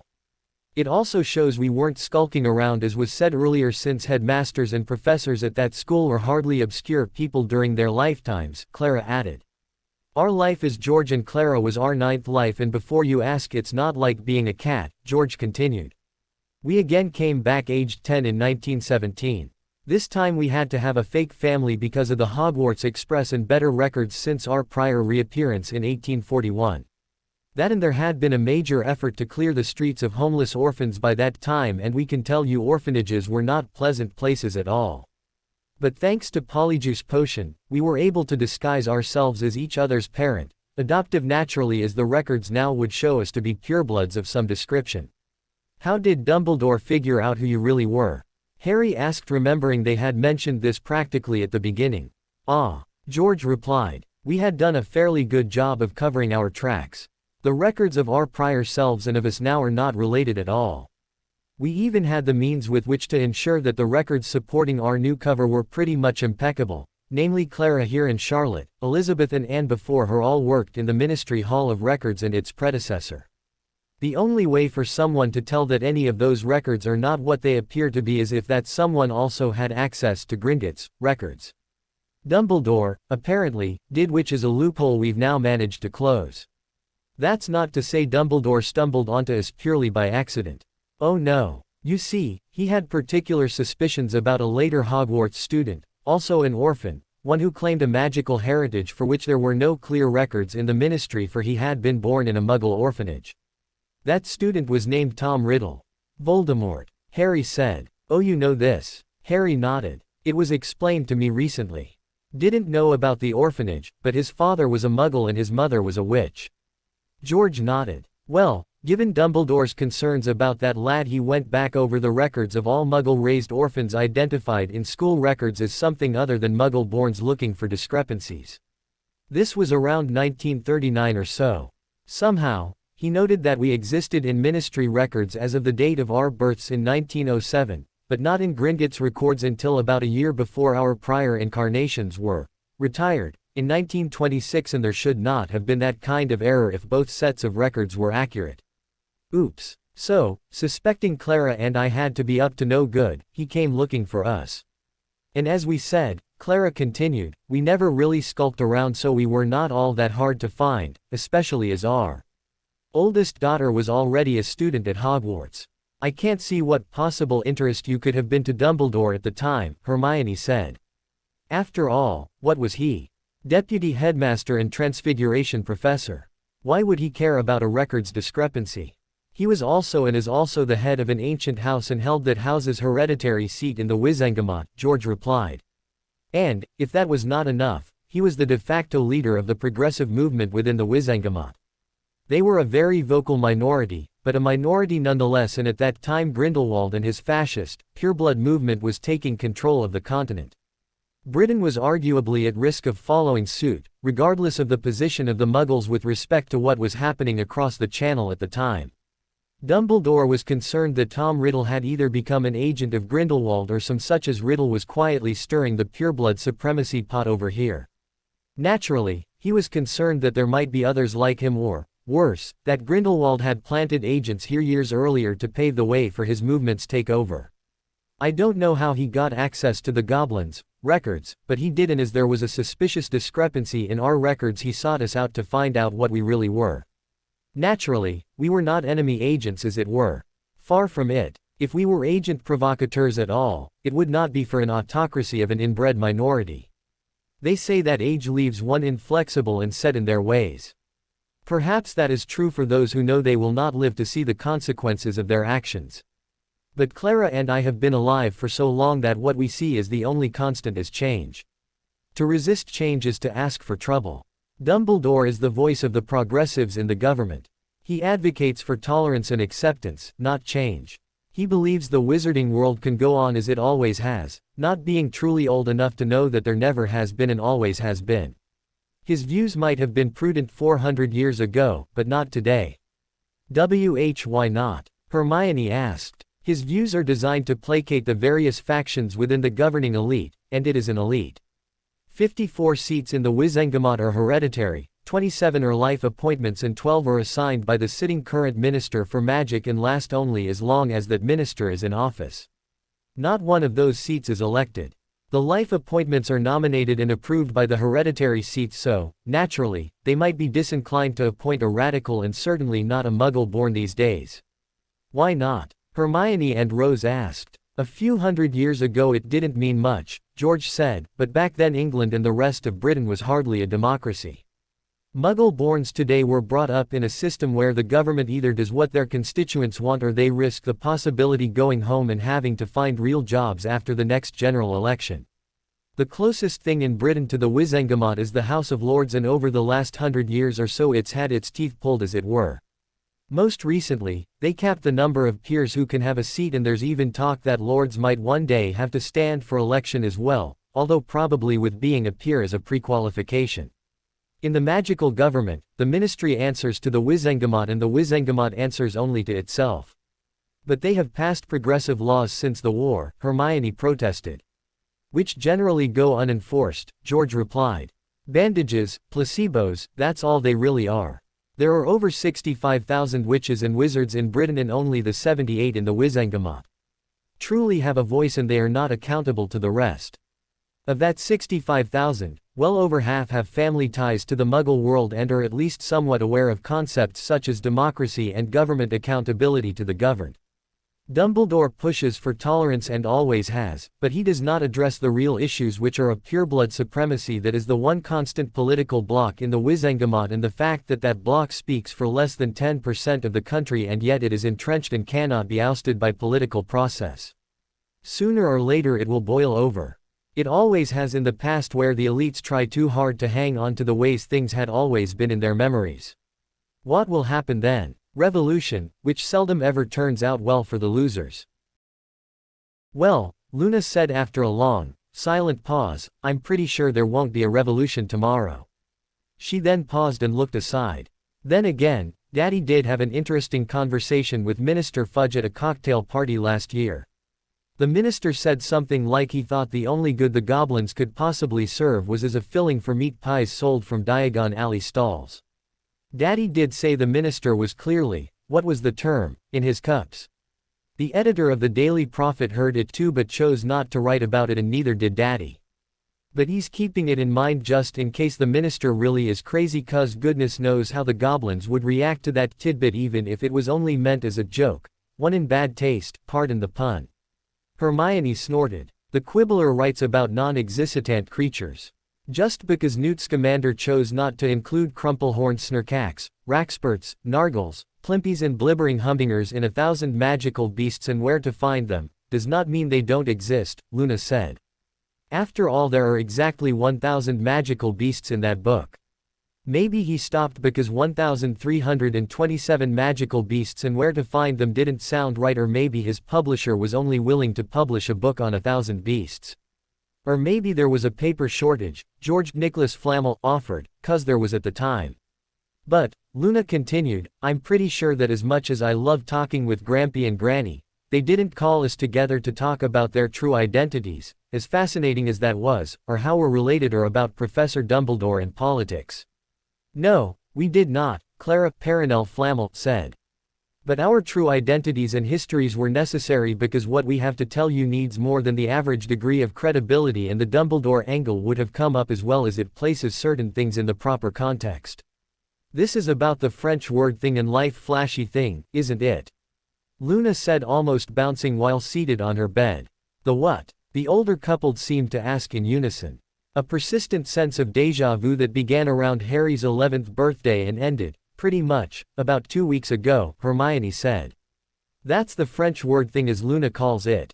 The life flashy thing is something all three of us experienced even more recently. For me it was about a week ago when I first at Harry.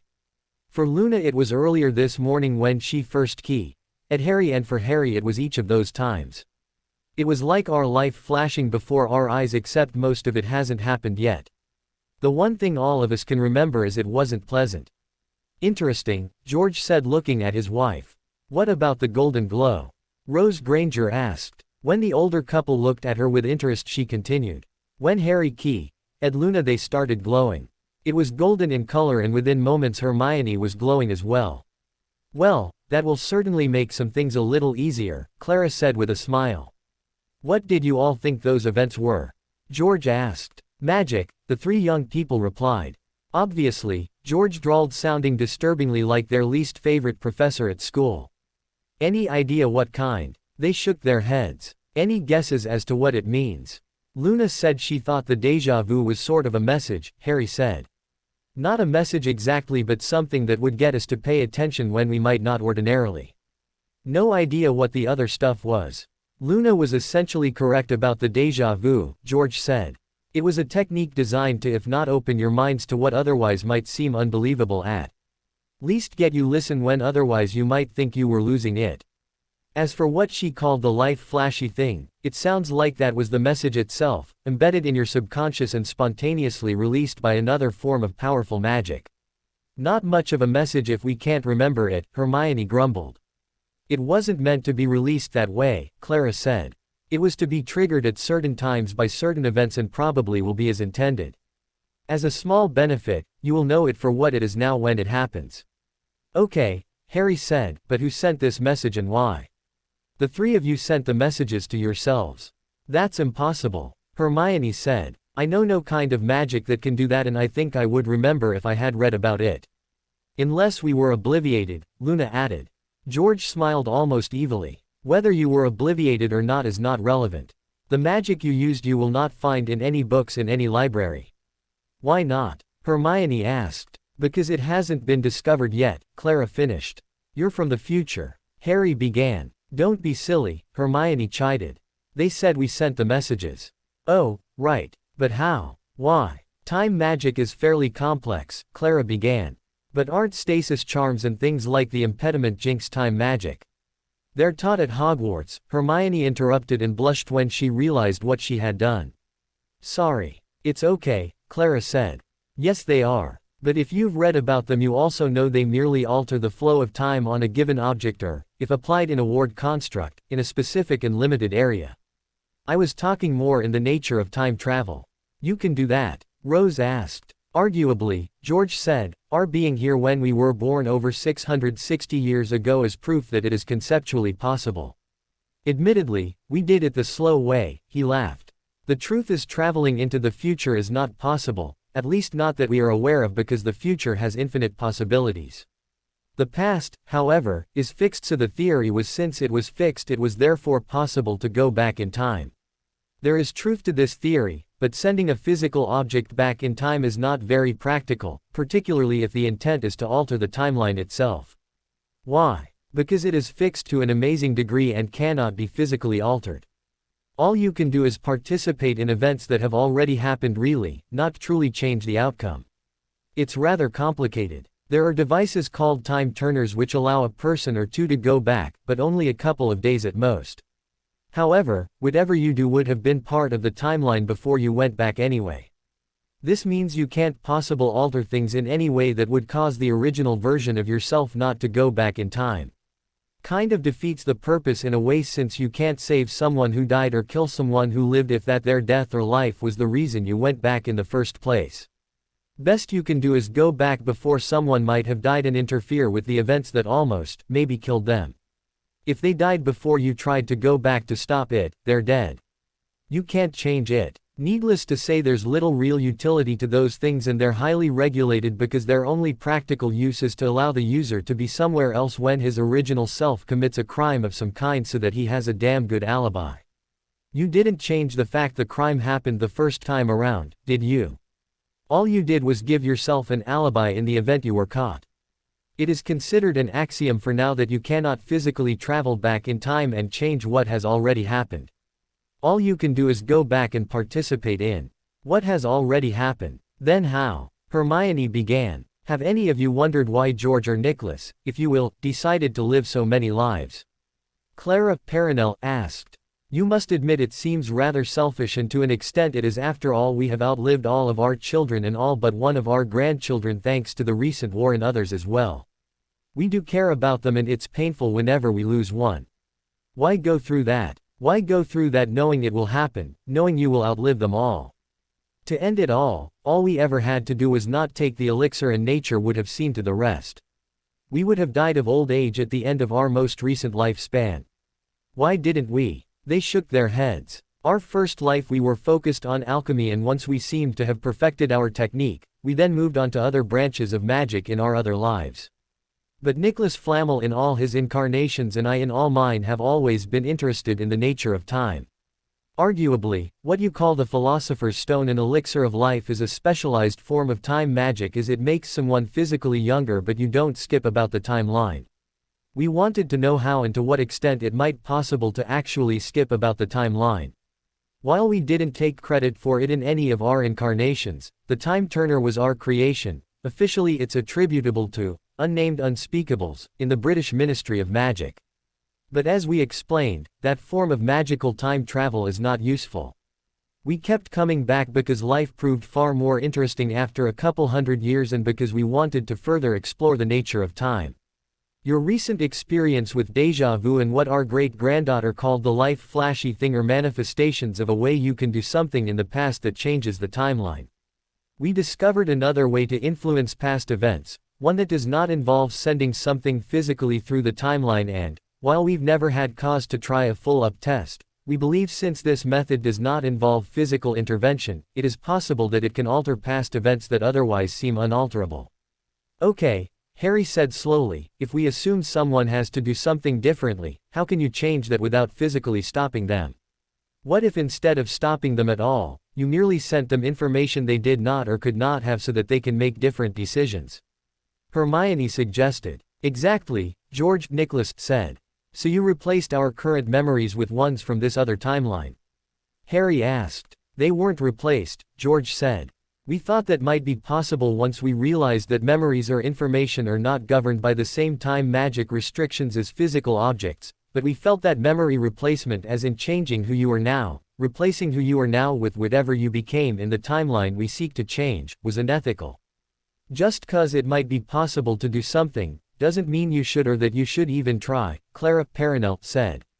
If we replaced you of this time with you of another time, what becomes of you of this time? Any way you think about it, the you of this time ceases to exist, doesn't it? Essentially, that's like killing. No. We decided not to go that route. Besides, there's a way to prove that we have not done this. Can any of you do a blasting hex? No, 3 voices said. They don't teach that until 5th year or later in Defense Against the Dark Arts, Hermione added. But that doesn't prove anything. What if what you want to change happens much sooner than that? Do you have any memories of our trip to France? Rose asked her daughter. No. Of course not. It hasn't happened yet. Exactly, Clara said. And consider the déjà vu, she added. You had a feeling it all had happened before, but could any of you truly see or sense what was going to happen next? The 3 shook their heads. And the 3 of you aren't having that feeling now, are you? Again, they shook their heads. To begin to prepare your current minds for useful information that will help avoid certain mistakes in the future, you sent to your current selves memories. Since those memories were the same as what was happening at the time. Déjà vu, Hermione finished. In a way, we really had been through it before. And it stopped when we did something different, right? Or when something different happened, Luna added. It stopped for me when I got that odd letter, remember? So the thing I wanted to change was to talk to Dobby and let him become my house elf. Harry asked. That's when it stopped for me mostly. Possibly a part of it, George said. Having a bonded house elf can be quite useful. But while it may be a part of what needs changing, that's all it is a part and probably a very small part. The déjà vu was, as you say Luna suggested, a mind alert as it were. Depart from the same as before and it stops, but not everything is something you can change or do different, right? There are some things that have happened since that still happened 'cause they happened regardless, right? Dumbledore canceling end-of-year exams, the 3 said in unison. And the fact we couldn't go home right away, Hermione added. The 3 of you decided to begin the messages, as you will, on Harry's 11th birthday, Clara began. Why then? They asked. That's when the last of you learned about magic, Clara continued. You chose that date figuring that knowing that magic was real and that each of you was magical, you would consider magic as a possible explanation for what you were experiencing as opposed to thinking you were nutters. Unlike George and I, who came up with the magic some time ago in this timeline and therefore knew what caused our own sense of déjà vu, you did not. Nothing had to change for some time, but the 3 of you also knew you needed something to get you to change the way you see things and think about things fairly early on, and trying to figure out the déjà vu was an easy way to open your minds to other possibilities when the time came, possibilities you would not have otherwise considered or would have been receptive to. In a future time, one which has already been altered, an elderly couple by names you have not and probably will not hear taught you this magic. That was George and I's future manifestation of Nicholas and Perenelle. But there are other things you need to learn in this time to fully exploit the magic, so we also sent ourselves information from that time. We too began experiencing déjà vu on July 31, 1991, and it took each of us some time to realize it was what it was. But, as we already knew how that magic worked, we knew how to uncap the underlying messages. This is what ultimately caused us to write Luna that letter, and it's why we're here today. This is the summer where some things should happen, and the earliest you should begin learning how to exploit the information your other selves sent along. But if we in the future sent us information that we now use to change something, what happens to we in the future that sent it? Hermione asked. Arguably, George Nicholas replied, if the change was significant enough, it could change the timeline and certainly would change your own.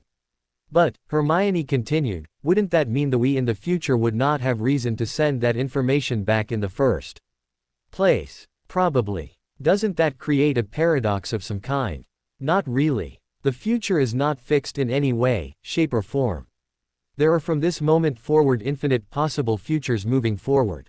True, some futures are far more likely than others, but any future is possible. All sending information back would do is possibly change what the sender does now. The sender can, of course, ignore the information, which would change little or nothing. But, if they change something from that possible timeline and that change is significant enough, then that future is no longer possible. That being said, there's still a lot of possible futures which remain possible and some that are even more probable than not following that change. Wait, you said earlier if we physically came back we can't change the future we came from, Hermione complained.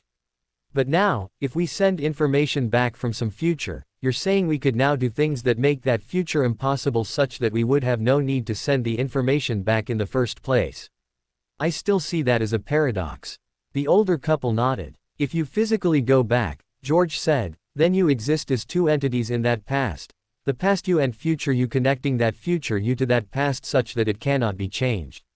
But sending information from one possible future for some reason does not lock that future to the person in the past, therefore that future can be changed or avoided altogether. It's very confusing if you think about it, but it's also the way time magic works. Don't you think changing the future is dangerous? Reckless? Rose asked. Aside from repeating that the future is not set, I would agree.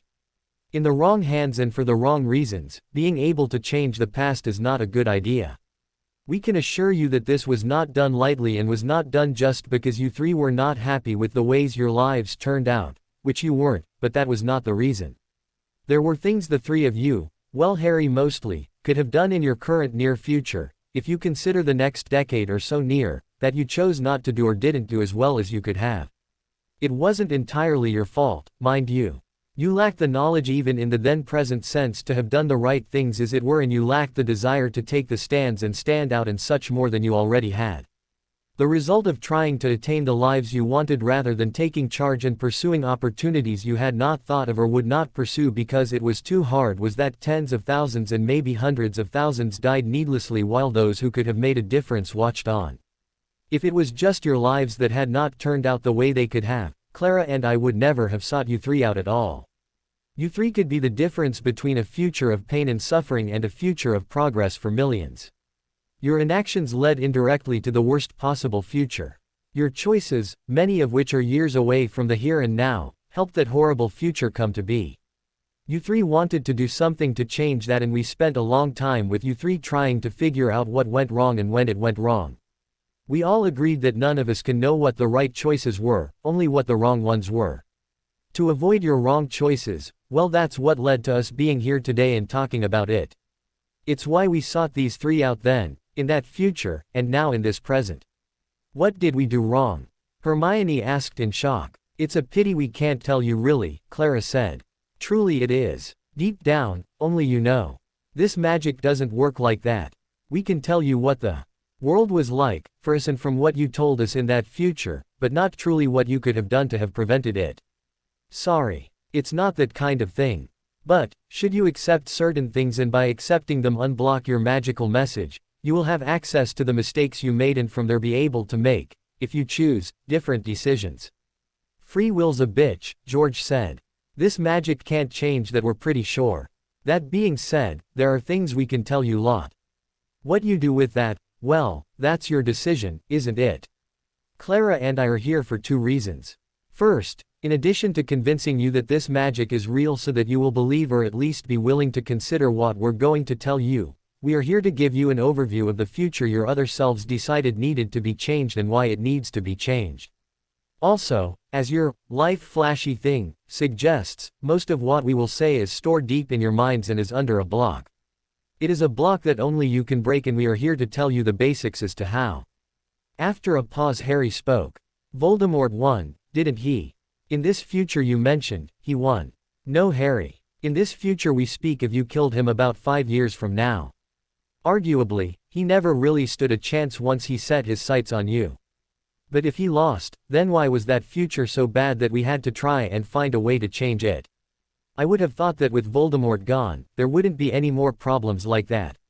And regrettably so did Dumbledore, George said, although he never lived to see his greatest mistake manifest itself.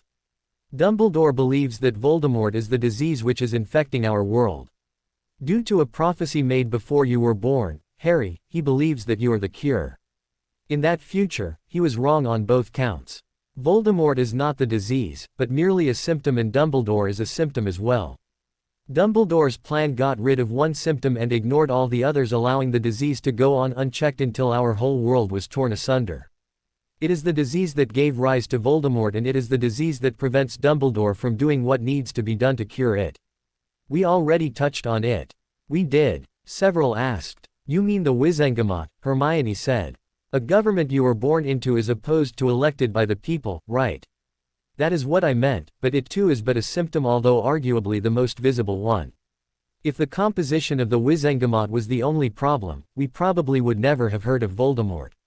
After all, not long ago Britain was not really much of a democracy by today's standards. Parliament was originally made up of the nobility and bishops, which later became the House of Lords, and the Knights of the Shire, sheriffs, and burgesses from the free towns or chartered towns. That group later became the House of Commons, since they were, by definition, commoners. They weren't elected to Parliament at first at all. That came later, and until earlier this century, most people could not vote at all. To vote for Parliament, specifically the members of Parliament in the House of Commons, you had to own land. That changed only after the First World War, which was also when they extended the vote to certain, but not all, women at first. Now everyone can participate in government through their votes, but that is a recent development, and Britain did quite well for a long time without it. There were issues, Hermione said. There was the reigns of King Stephen and King John that were little more than civil wars in England. Edward I seemed hell-bent on trying to subdue the Scots, Welsh and Irish, who, of course, didn't want to be subdued by the English, which set off centuries of violence. Henry IV deposed Richard II, which arguably set off a prolonged and bloody civil war for the throne. True, the real fighting didn't begin until the reign of Henry VI, but there you go. That war ended with Richard III dead on the battlefield and Henry Tudor taking the throne and executing opposition left and right, a ploy that continued in one form or another and to varying degrees throughout the Tudor dynasty. Charles I was such a jerk that Parliament went to war against him and lopped off his head, and James II was run out of the country sometime later, by which time Parliament was more than a little fed up with monarchs who believed themselves to be all-powerful, so that when James II's cousin Mary and her husband William of Orange were offered the throne, they had to agree to play nice with Parliament, and that in many things Parliament had the final say. I wasn't suggesting English history was all rosy, George Nicholas said. To be honest, I don't think a generation has gone by where they were not fighting someone, somewhere for some reason. But as compared to the other monarchies of Europe, while they did have their fair share of dynastic challenges and disputes, they never really had a true revolution, did they? Okay. I suppose Oliver Cromwell and his lot might count, but they didn't change much of anything in the end. Just about every other monarchy has been forced to take a true back seat in political affairs at one point, and a few were dealt with quite harshly in the end. There was no French Revolution or Bolshevik takeover. The English did not go to sleep one night under a monarchy and wake up the next day to a totally different form of government following a violent uprising. England managed to avoid that. We chose to send the message back to this time, George continued, a time immediately following your second year, Harry. It was chosen because you have now faced Voldemort 3 times in your life and twice since you started Hogwarts, so you know what you're up against, and you already wonder why that is so. Most annoyingly, Dumbledore seems to know why but isn't telling you a thing, is he? Harry shook his head. A most annoying habit he has, Clara Perenelle said. Once he obtains information he considers both important and sensitive, he prefers not to share it at all. He will reveal it, but only when he feels it is absolutely necessary to do so, and even then he'd prefer to reveal as little as possible. He came to us 2 years ago trying to convince us that the stone was in danger. That's all he would tell us, so, naturally, we told the little boy that he had nothing to worry about. Little boy? Harry asked. He's 123. That's impossible, Rose said. No one lives that long. Muggles don't, Clara said. Witches and wizards have always had a much higher life expectancy. Dumbledore is the equivalent of a Muggle male in his late 70s. If your daughter should live long enough to die from natural causes, she could easily live that long and longer. 160, while uncommon, is not unheard of. But, as George and I have lived 9 lifetimes and are 667 and 663 years old respectively, to us one as young as Dumbledore is a mere child or adolescent. This is particularly true where magic is concerned, George said. We have probably forgotten more magic that he ever knew, and he tends to forget that little fact, seeing as in this lifetime we're only 86. So he came to us begging to keep the stone safe. Of course he did not know that it was useless to anyone but the two of us. He assumed we lacked the ability to protect it, forgetting that the secret that might be vulnerable is not the stone but the knowledge needed to create it.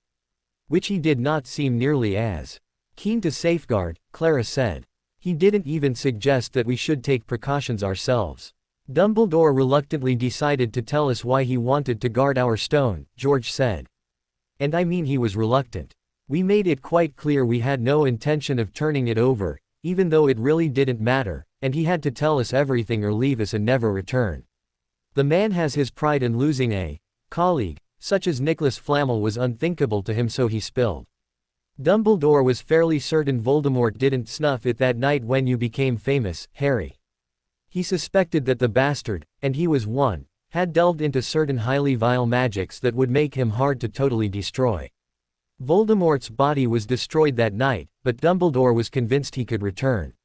He had suspicions that what was left of Voldemort, more than a ghost, really, was biding its time in Albania. So long as it remained there and until Dumbledore figured a way to deal with it permanently, he was willing to let it abide. About a week before Dumbledore came knocking at our door all on about the safety of the stone, one Quirinius Quirrell returned from a year's leave of absence to assume duties as Professor of Defense Against the Dark Arts. Dumbledore has been having serious retention issues with that post. Since Professor Barclay retired in 1961, no replacement has lasted more than a year, 2 at the most. Quirrell was totally unqualified for the topic, although he had been quite well received as the professor for Muggle studies his prior 10 years at Hogwarts. Defense. His only qualification was he spent 2 years just out of school dealing with security trolls. Wouldn't have known a dark art if it bopped him on the nose. But, said professor took a year off to try and learn a bit and came back fearful of vampires and, it seemed, possessed by what was left of Voldemort. Dumbledore's a bit of an odd duck for a leader. If it were me, I'd have snuffed the man then and there. Dumbledore wasn't about to do that if there was any chance, however unreasonably slim, that the possession could be reversed without having to kill Quirrell. But he also knew why it had happened at that time. He suspected Voldemort would try to come back some way at that time even if he could not totally regain his powers. He knew that Harry Potter was about to start Hogwarts and would be out in the open and vulnerable. Dumbledore knew he would be remiss to prevent that, but had this other idea. He would distract Voldemort with something of more immediate interest. The stone, Harry asked. But you said only you can use it. And, aside from those of us in this room, no one else knows that. They think any blighter can use it. And Voldemort, being the vain bastard that he is, would rather snuff a helpless firstie having regained his full power than do so as a shade of his former self dependent upon the life of what he certainly considered an inferior wizard. You should be aware as to how that turned out in the end.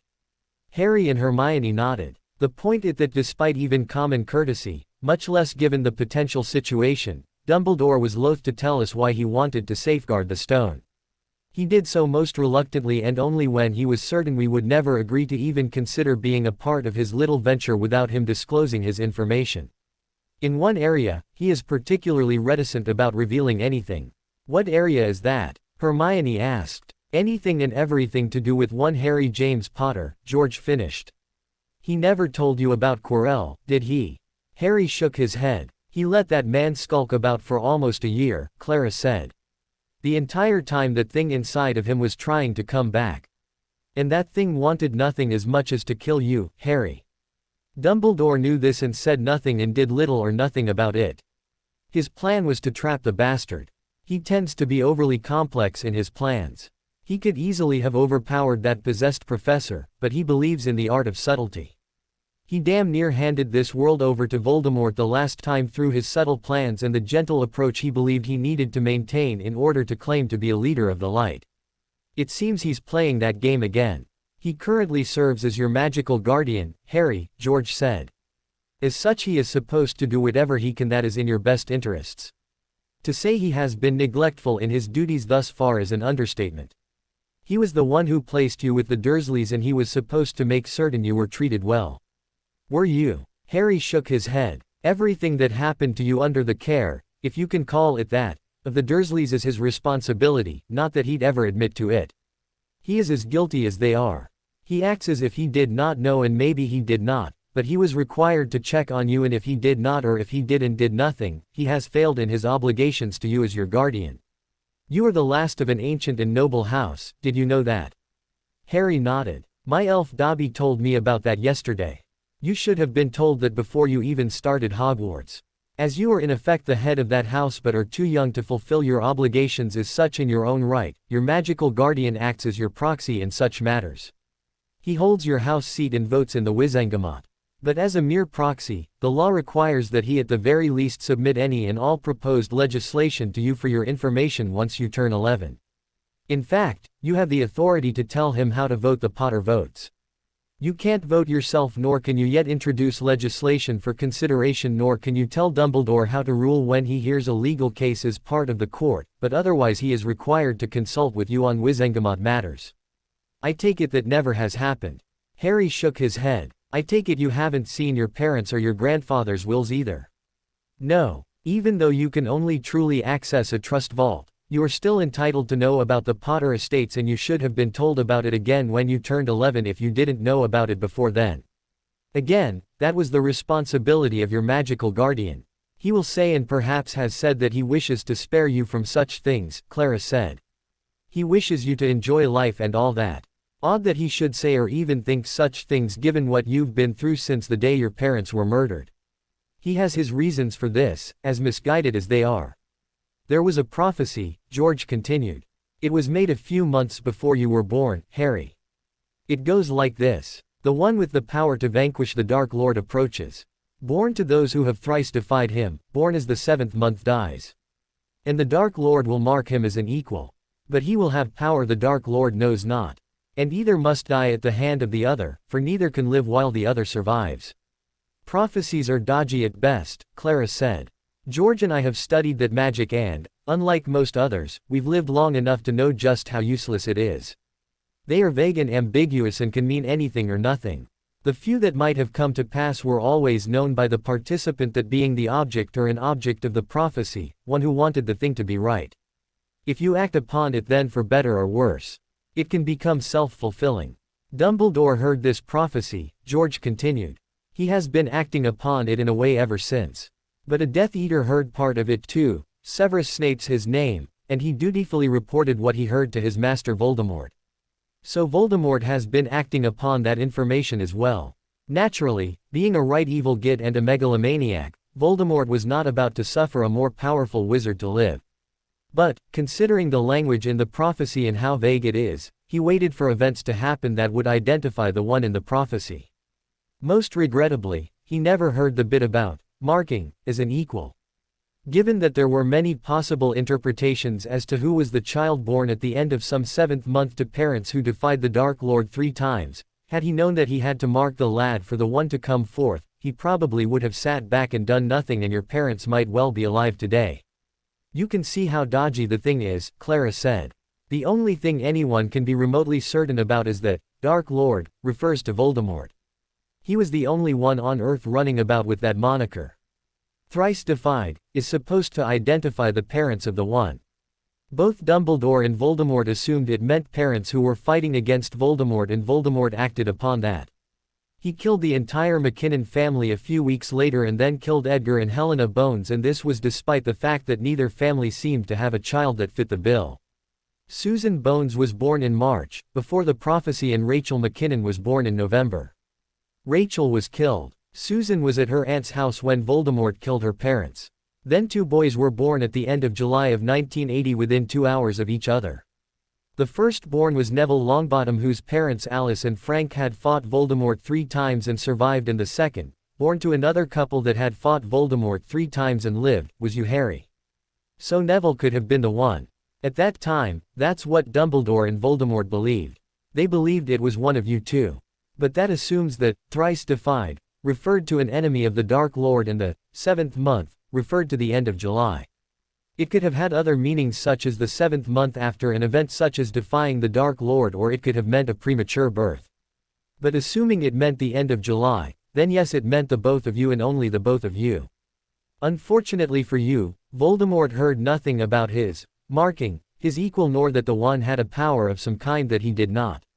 He would have known that to attack you or Neville risked setting the prophecy in motion. But he didn't know that, did he? He marked me that night he killed my parents, didn't he? As near as anyone can say, that's the case.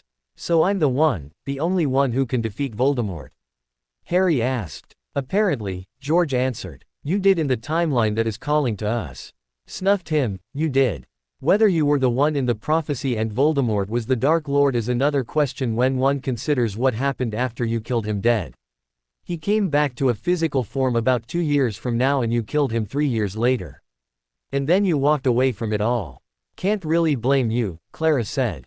You'd been fighting the bastard all your life, after all. You faced him directly 6 times and at worst held him to a draw. You worked at ending him forever while the rest of the wizarding world simply submitted to what they saw as inevitability after Dumbledore died.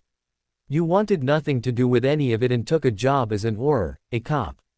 You did your job for years and did it well, but you never took the next step. What's wrong with being an Auror? Harry asked, confused. Nothing, George Nicholas replied. Nothing at all if that was what you wanted to do and it was the best you could do and you didn't have any higher obligations. But as we said earlier, killing Voldemort cured a symptom. The disease remained, and as an Auror all you could do was continue to cure symptoms while the disease continued to destroy society. If Dumbledore hasn't told you this yet, Harry, he will one day. It's our choices in life that define us all in the end. We can choose to do what is easy or we can choose to do what is right. Dumbledore's great mistake was leaving you with the Dursleys, Clara Perenelle said. Your entire time with them you strove for their acceptance at the very least. It's not uncommon in such situations. It made you into a person that wanted acceptance more than anything else. It made you afraid to dream, afraid to stand out, afraid to take chances and do what most might consider unpopular. The one time in your life, in the future the messages are coming from, the one time when you consistently chose to do what was right regardless of whether you wanted to do that or the difficulty, was when you were dealing with Voldemort. Once he was gone, you chose to do what was easy. It was easy for you to become an Auror, George continued. After all, you had just taken out the most feared dark wizard in history. You had far more skills even though you never finished school. You never finished school. Hermione gasped in shock. Hermione, this hasn't happened yet, Harry said. No, it has not, George agreed. But it could happen again, and for Harry to choose the easy road at age 17 as he did in that timeline would lead again to disaster. There would be other wars in the future, other Dark Lords vying to take over, and thousands upon thousands died in those wars. The Dark Lords and their followers were contemporaries of yours and later their children. The last one was your own grandson, Harry. How did that happen? Harry asked in shock. The disease was never cured, George said. The society that gave rise to Voldemort and his Death Eaters remained as it was. The Wizengamot, a hereditary oligarchy slow to change, remained the only voice of government. The society continued to view people's worth based upon family bloodlines. Naturally, this allowed the prejudices and the discrimination against Muggle-borns and others with less venerable magical lines to continue, and for those who believed they should get whatever they want simply because of their magical heritage, never mind their own abilities, to continue to rise up and take what they saw as their due. No one truly and effectively advocated for change following Voldemort's demise. Oh, there were reforms, but the underlying disease remained. The Muggle-borns never got a voice in their government or in any policy making. Since they had no voice, it was easier for those that had a voice to continue to look down on them, and easier for those who thought ill of Muggles and Muggle-borns to continue to foment hatred and to rise up whenever it appeared the government might consider Muggle-borns as anything other than inferior, or whenever they thought Muggle-borns might be getting a leg up. What? What happened to me? Hermione asked, not thinking she would like the answer. You finished Hogwarts a year late due to the war. You probably would have been head girl but for that. Had you attended your proper 7th year, the pureblood elites and Voldemort followers would have chucked you into a camp. Many Muggle-borns did not survive the camps. The camps executed so many a day, you see. There was no reason for them to do so other than their victims were there. You avoided that, but it cost you any shot at head girl when you returned. You finished with the highest marks in history, not that it seemed to matter being a Muggle-born. As I said, the war may have been over, but its cause was not. Despite your marks, you had little choice but to accept a job working in a shop in Diagon Alley. Now George, that's a little disingenuous, Clara Perenelt said. Had she not been betrothed to and later married to the pureblood who was part owner of that shop, she would have had some opportunities. The Department of Mysteries and Healer Training even today are unconcerned with blood status, just marks and potential. But you know the laws as well as I do. The law requires that a husband approve of his wife working and he has say as to where she works. True, while it is the law, many wizards tend to ignore it. But if the husband does not, and if the husband is of a higher caste than his wife, the wife must abide with her husband's decisions in such matters. That's outrageous, Rose said. Why would I ever agree to that? Hermione added. Actually, Clara said, if you consider that the wizarding world is at least a couple of 100 years behind the Muggle world in terms of its social mores, it's probably not that inconsistent. Women were not allowed the vote in Britain until 1918, and even then it was restricted to women over the age of 30 who were considered the head of a household, married to a head of household, or had a degree. Universal voting rights for women which were the same as men did not occur here until 10 years later. While today it seems silly to think that women are not a part of the body politic throughout most of the Muggle world, that is a very recent development. And with the vote, many of the laws that placed restrictions on a woman's civil liberties fell by the wayside over time. How do you explain Millicent Bagnold then? Hermione argued. She was the Minister for Magic before Cornelius Fudge. And then there's Amelia Bones. She's a Muggle-born and is not only head of the Department of Law Enforcement, but holds a seat on the Wizengamot. Perhaps as exceptions that prove the rule. Clara replied. Millicent's father held a hereditary seat on the Wizengamot and had no sons. She was, therefore, allowed to enter the ministry right out of school, and when he died, she assumed his seat. Amelia's the wife of the son of the head of the ancient and noble House of Bones, which is a progressive family that prefers to exploit its talents.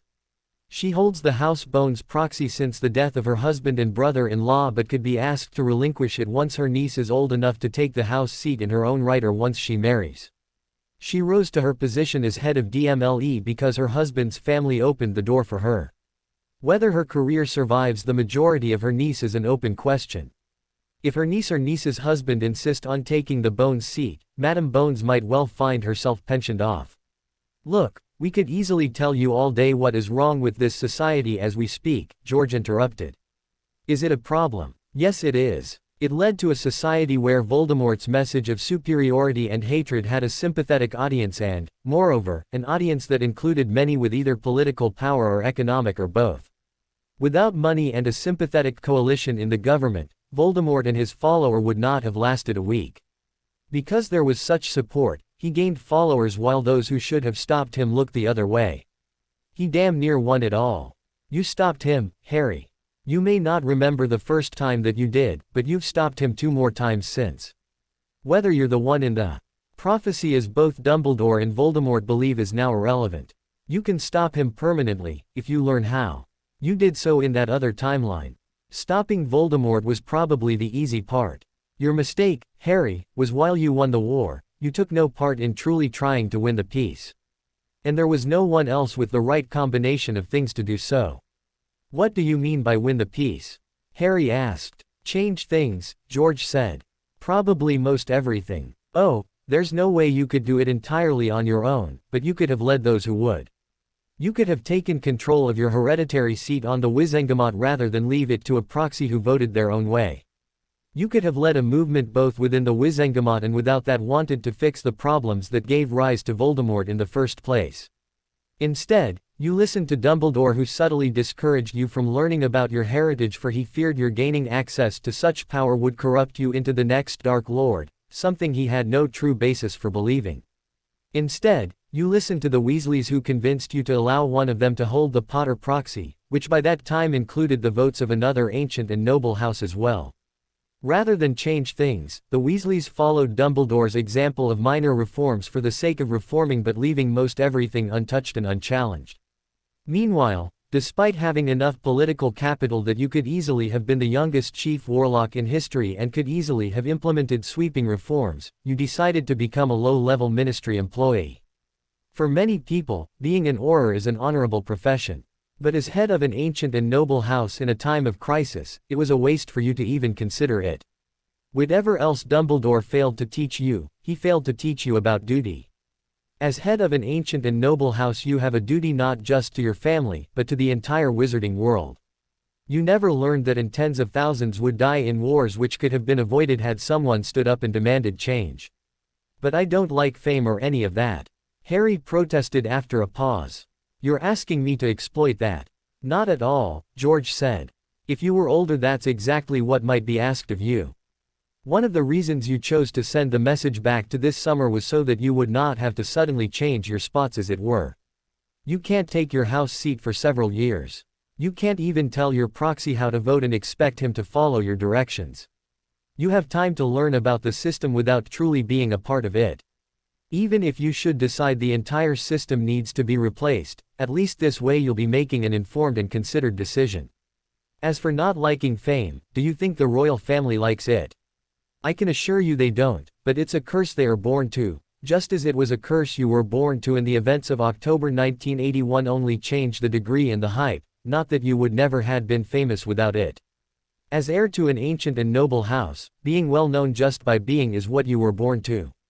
What you do with that fame you can't avoid is another matter altogether.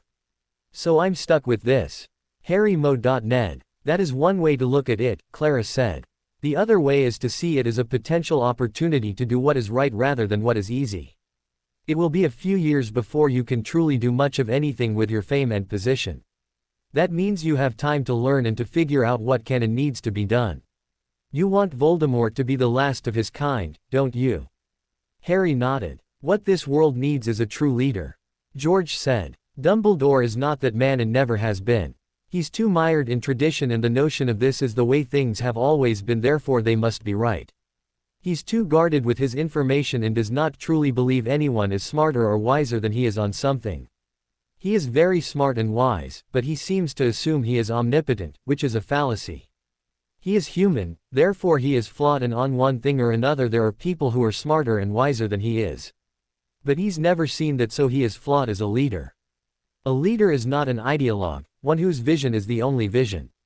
A leader is someone who can get people to be their best, to get them to use their talents towards the common good, to get them to act for the betterment of all. He is not, however, one who knows what that betterment is. He is open to ideas, he works with others and listens to them, and he shares information with those who can best help use that information for the common purpose.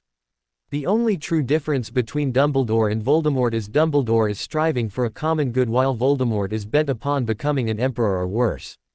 Dumbledore's common good is as he sees it. Any other version, however meritorious, cannot be right. He cannot be trusted with our future. Why me? Why not the two of you?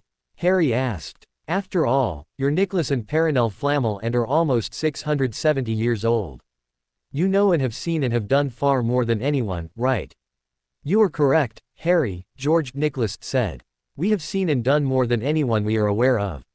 But Nicholas and Perenelle Flammel, neither of us have a seat in any government nor any true influence. We're Muggle-borns. Our age and lives does not truly change that fact at all. We are ancient, but not from any ancient and noble house, either from Britain or from our original home in France. We cannot hope to change things through reform, however radical it might be. As a Muggle-born, all we can hope to do is lead a revolution, a violent overthrow of the government and society. And, as we're old, who would follow us? Revolution is and always has been the folly of the young, Clara said, even if their leaders were older. It is after all the young that have little to lose and everything to gain.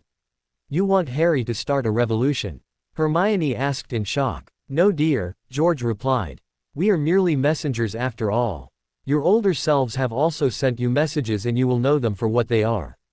Mistakes were made in their timeline. Mistakes which only the recipients of those messages can avoid. But, you are in no way being forced to do things. You will merely know what the wrong decision is when that time comes, and you will know why it is the wrong one. Unless there are only two possible decisions, however, you will not know what the right decision is, for as we said earlier, the future is not set. You are being asked to avoid decisions that cost thousands of lives and led to a bleak future. That's all. Doesn't sound so bad, Harry began. But we're still being asked to change the future.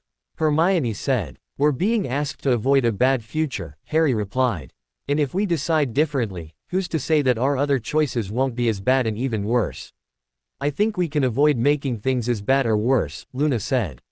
What makes you think that? Luna shrugged. I believe in Harry and you and myself. I believe we can make the right choices when we know what the wrong ones were. I have hope for the future, don't you? A thought crossed Hermione's mind. Earlier she had decided not to do something because it seemed selfish and she didn't think it was right, even though a part of her said it was. Now she had to know if that was a message. Again, her conscious self said it was wrong, especially in front of her mother, but that sense that it was right and even necessary was now overwhelming. Harry was seated next to her, so it was easy for her. She turned to him and kissed him on the lips. The wonderful feeling of their first kiss returned and seemed amplified somehow. She also saw glimpses of that other life, the one the other her wanted her to avoid. Rose almost said something when she saw her daughter kiss Harry. It seemed impulsive and out of place. But then the couple began to glow brightly, just as Harry and Luna had when Luna had kissed him. The glow expanded outward as it had before, and this time as it enveloped Luna, she began glowing as well, just as Hermione had earlier. Rose had no idea how long the two kissed each other. She had a feeling that she had before when Luna kissed Harry, and this glow enveloped them and her daughter. That part of her mind which thought it was inappropriate shut down. She merely thought that she was watching something wonderful happen. It was several seconds after the kiss finally broke that the glowing stopped and Rose could think again. What just happened? She asked. Something wonderful, Clara sighed. And one thing we won't have to explain as much, George added. It is something our messages told us needed to happen, but we were both at a loss as to how to see it done. You said you saw something like that when Luna kissed Harry. Rose nodded. It seemed stronger this time. Clara and I've been together now for 656 years. I think we've witnessed such an event 5 times before today.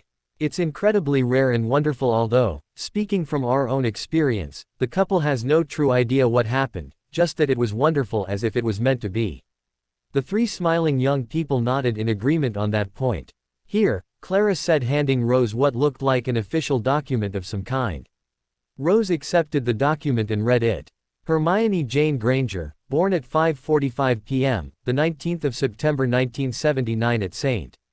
Bartholomew's Muggle Hospital, London, to Robert Edward Granger Muggle, born the 22nd of March 1959, and Rose Elaine Granger née Roberts Muggle, born the 20th of April 1959, has been detected as being magically compatible, potential soulmate, with Harry James Potter, born at 12:32 a.m., the 31st of July 1980 at St. Mungo's Hospital for Magical Maladies and Injuries, to James Charles Potter, heir apparent, head of ancient and noble House of Potter, Hogwarts, class of 1978, Gryffindor, born the 27th of March 1960, and Lily Ann Potter née Evans Muggle, born Hogwarts, class of 1978, Gryffindor, born the 30th of January 1960. Dated this first day of August 1980. I seem to think I've seen this before, Rose said. I don't know when and I don't clearly remember, but it was a long time ago. What does this mean? Perhaps you should read this one too, Clara said, handing Rose another parchment, and Rose read it as well. Harry James Potter, born at 12:32 a.m., the 31st of July 1980 at St. Mungo's Hospital for Magical Maladies and Injuries, to James Charles Potter, heir apparent, head of ancient and noble House of Potter, Hogwarts, class of 1978, Gryffindor, born the 27th of March 1960, and Lily Ann Potter née Evans Muggle, born Hogwarts, class of 1978, Gryffindor, born the 30th of January 1960, has been detected as being magically compatible, potential soulmate, with Luna Celeste Lovegood, born at 8:47 a.m., the 3rd of September 1980 at St. Mungo's Hospital for Magical Maladies and Injuries to Xenophilius Adrian Lovegood, pureblood, Hogwarts, class of 1973. Ravenclaw, born the 10th of February 1955, and Celine Michelle Lovegood née Black, pureblood, Hogwarts, class of 1978. Ravenclaw, born the 21st of October 1959. Dated this 4th day of September 1980. Well, this hardly clarifies things.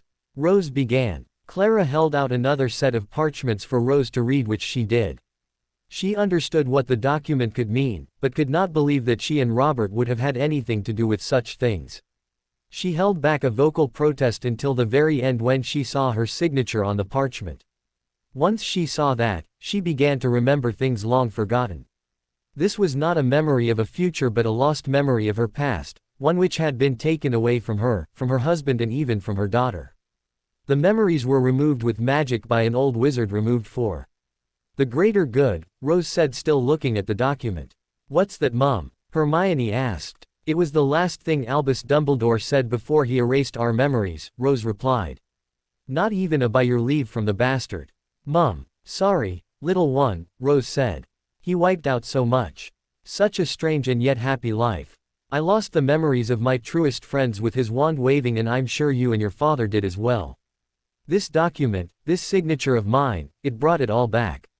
His greater good be damned. He cannot be trusted. Not with you, not with Harry, not with Luna, not with any of us, dear." "Mum," Hermione squeaked. "It was late August, not quite a year after you were born, little one. You know your daddy and I were still at university then. We decided that we didn't want you in some day care factory as your daddy had quite a bit of money from an inheritance, so we hired a day nanny to take care of you when we were in classes. Our first day nanny was getting married, so we had an advert out for a new one. She answered our advert. She was about our age, actually about a year younger. Your first day nanny was quite a bit older than us. She seemed perfect in a way. She had a newborn son of her own, and it seemed she was a good mother, so your daddy and I agreed to take her on to care for you while we were away studying. Her name was Lily Potter." "My mum," Harry exclaimed. Rose nodded. "The two of you got on so famously at the interview. How was I to say no? True, you little one were almost a year old and little Harry was a newborn, but you and he seemed to think the world of each other. When the interview ended and Harry had to go home, you both got quite upset, and that was the day of Hermione's first bout of accidental magic, although I did not know that at the time. I would have hired your mother right then and there, but I needed to talk to Robert first.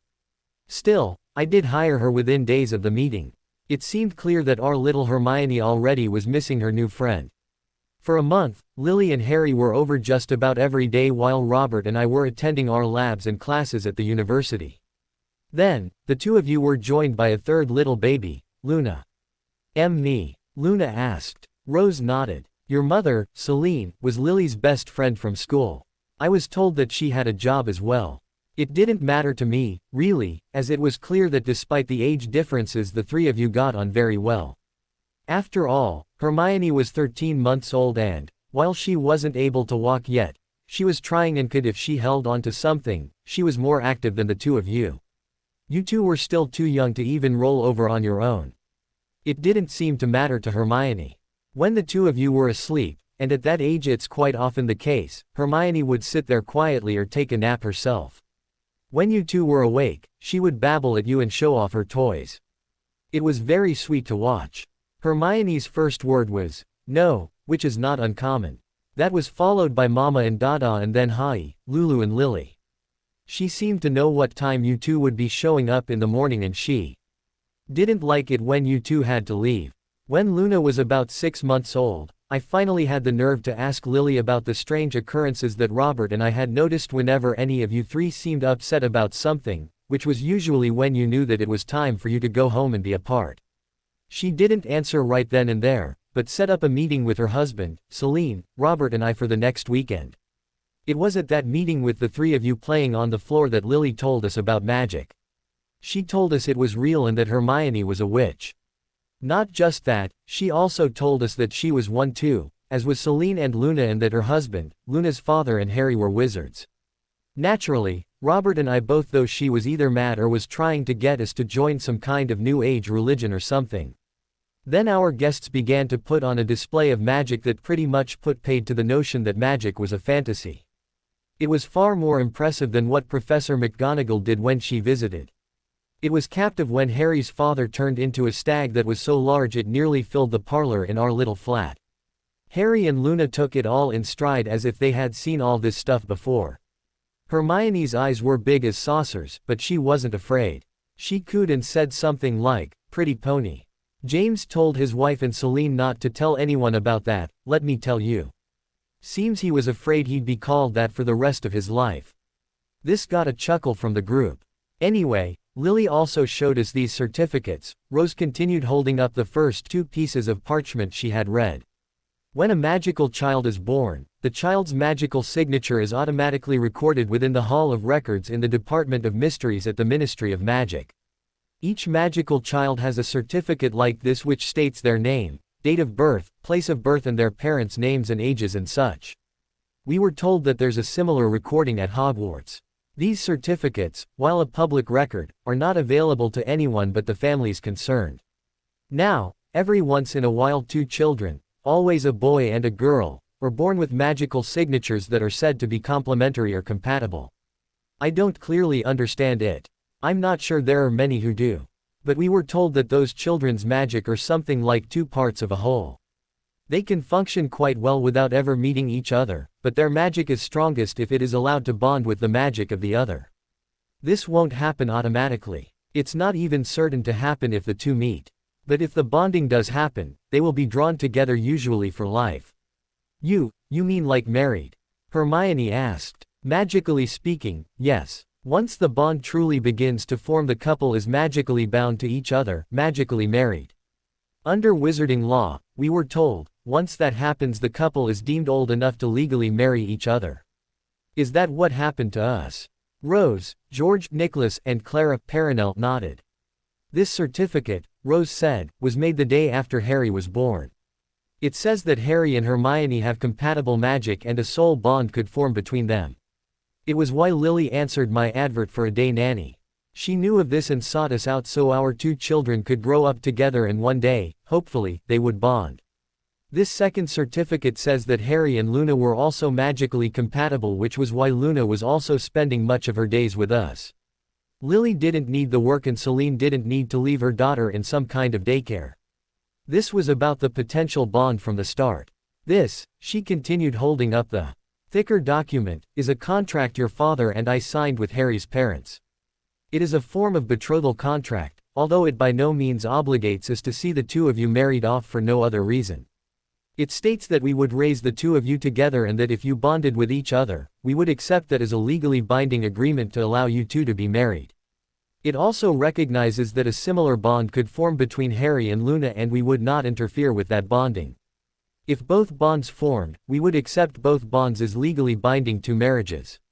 We planned to raise you three together even though all of us wanted more children. We planned to see to it you attended infants and primary together regardless of where we lived. The school would be Robert's and my choice. Finally, we promised to see to it you attended Hogwarts at the same time. You married me off when I was a baby. Hermione exclaimed. No, that's not the way this works. This contract merely requires that we allow the bond to happen, if it happens. Just because you magic is compatible, it does not mean you would bond. But if that bond occurred, we would allow you to marry Harry even if in doing so it meant he would be married to Luna as well. If the bond occurred, we would allow it to fully form naturally. Did it occur? Harry asked. It did, Clara replied. Probably twice now. The glow that Rose witnessed when you key, at Luna was their bond beginning to form. The glow when you key, at Hermione was that bond as well. And the life flashy thing? Luna asked. Hermione said it happened before when they first key, at a few days ago. Harry was not yet of bonding age, George said. Their magic clearly was recognizing their bond mate, but the bond itself could not form. Still, it's a powerful magic and apparently powerful enough to momentarily uncap the message your future self sent you from that timeline.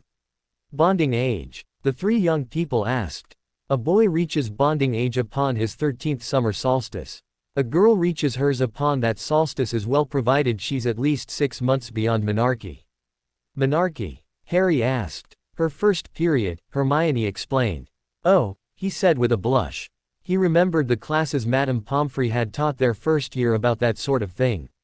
It was, he remembered, embarrassing as hell, although fortunately it was just the boys as the girls received their education about those things separately.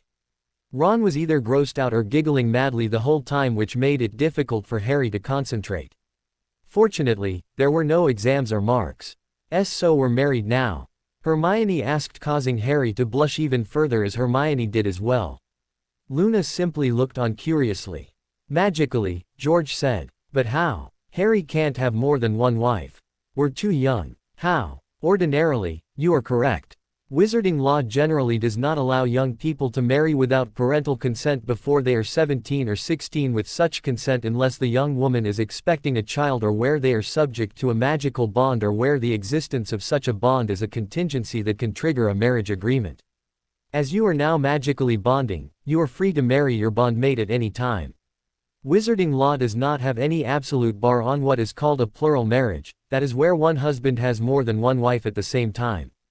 But again, there must be justifying circumstances for such a marriage. In your case, the fact that Harry is magically compatible with both of you and that the bonding has begun allows for him to marry both of you. Hermione looked at her mother. Your father and I were aware of this possibility, Hermione, she said. We accepted it because if the bond began, it would be harmful to you and to Harry and Luna for that matter to interfere with its completion. This meant that once the bond began, we had to accept that it meant you were married and that Harry could become married to Luna as well. We hoped to prepare you for this possibility, but the day after Harry's parents were killed, neither he nor his mother nor Luna showed up as usual.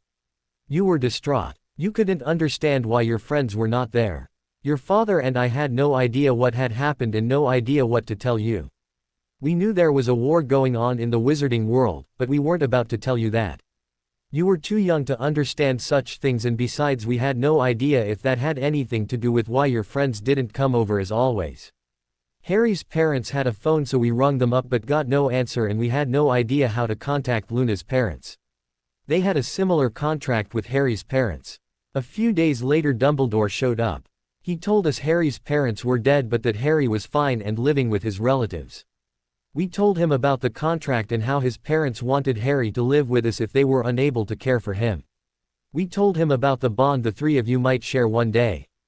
He looked disappointed and told us what he had to do was for the best, for the greater good, and we woke up sometime later thinking we had taken a nap with no memory of Harry or Luna or even magic. Memory cap, George said. He stunned you and capped all of your memories about magic, Harry and Luna. It's complex magic, much harder than obliviation, which would have wiped your memories clean. Then again, obliviation would have wiped out all the memories, not just the ones about Harry, Luna and magic. No doubt you would have missed that. The cap doesn't erase the memories, merely buries them behind a magical barrier. It's very effective, but the weakness is there can be a trigger that drops the barrier. Apparently, seeing that contract was the trigger. Why don't I remember any of this? Hermione asked. You were probably too young. You were only a little over 2 years old at the time, her mother replied. Why would he do that? Hermione asked rhetorically. Unfortunately, we don't know, George replied. Harry eventually discovered these certificates and contracts, but that was long after Dumbledore had died. It was even after your parents died. We could only speculate as to why your parents never told you about this, Hermione. We now know why, but can only guess at the reason. It's possible that Dumbledore did not want these bonds to ever form. Knowingly interfering with such bonds is of questionable legality and morality. It's more likely he wanted to make sure Harry remained at Privet Drive with his relatives, as the contracts make clear he should have gone to live with you and your parents or Luna and hers. That's almost as bad and maybe even worse, Hermione grumbled. The wards, Harry said. I had Dobby check them. They're very powerful, but they are keyed into my aunt and me.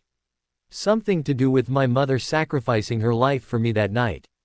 Apparently, the wards protect me from Voldemort and his followers. Not at Hogwarts, Hermione grumbled. No, Harry agreed. But no one's tried to off me anywhere else. The problem is I still have to live there at least 1 month a year or the wards will fail.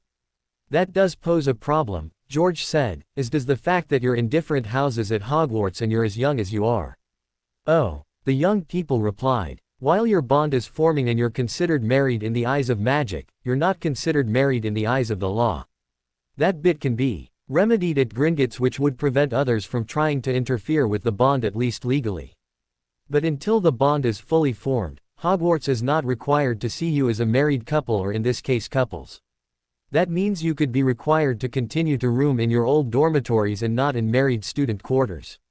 It's an old rule that was designed to prevent preferential treatment. Only of-age students or students married by virtue of a completed bond may have such quarters. So what's the problem? Harry asked. Keeping the three of you apart like that will delay the completion of the bond, George said. You need to be together physically for the bond to strengthen as it should, considering that you are too young to seal it the other way. What other way? Consummation. What's that? Say, Harry, Hermione said with a blush. And while we are young, we are old enough for that if necessary, right? Luna added. Physically, yes you are, George said. But we're talking about magical consummation, which cannot take place until you're near magical maturity. Depending upon the person, that's 15 to 17 for girls and 16 to 18 for boys. Were you old enough to magically consummate, the bond would complete itself upon completion of the act. As you're not old enough, the act isn't any more significant than just having say. And, considering the other way to complete the bond is physical contact over a long period of time, say, is no better than holding hands. If you fail to complete the bond, it could fail altogether, and were you to marry, that marriage could be annulled due to your ages.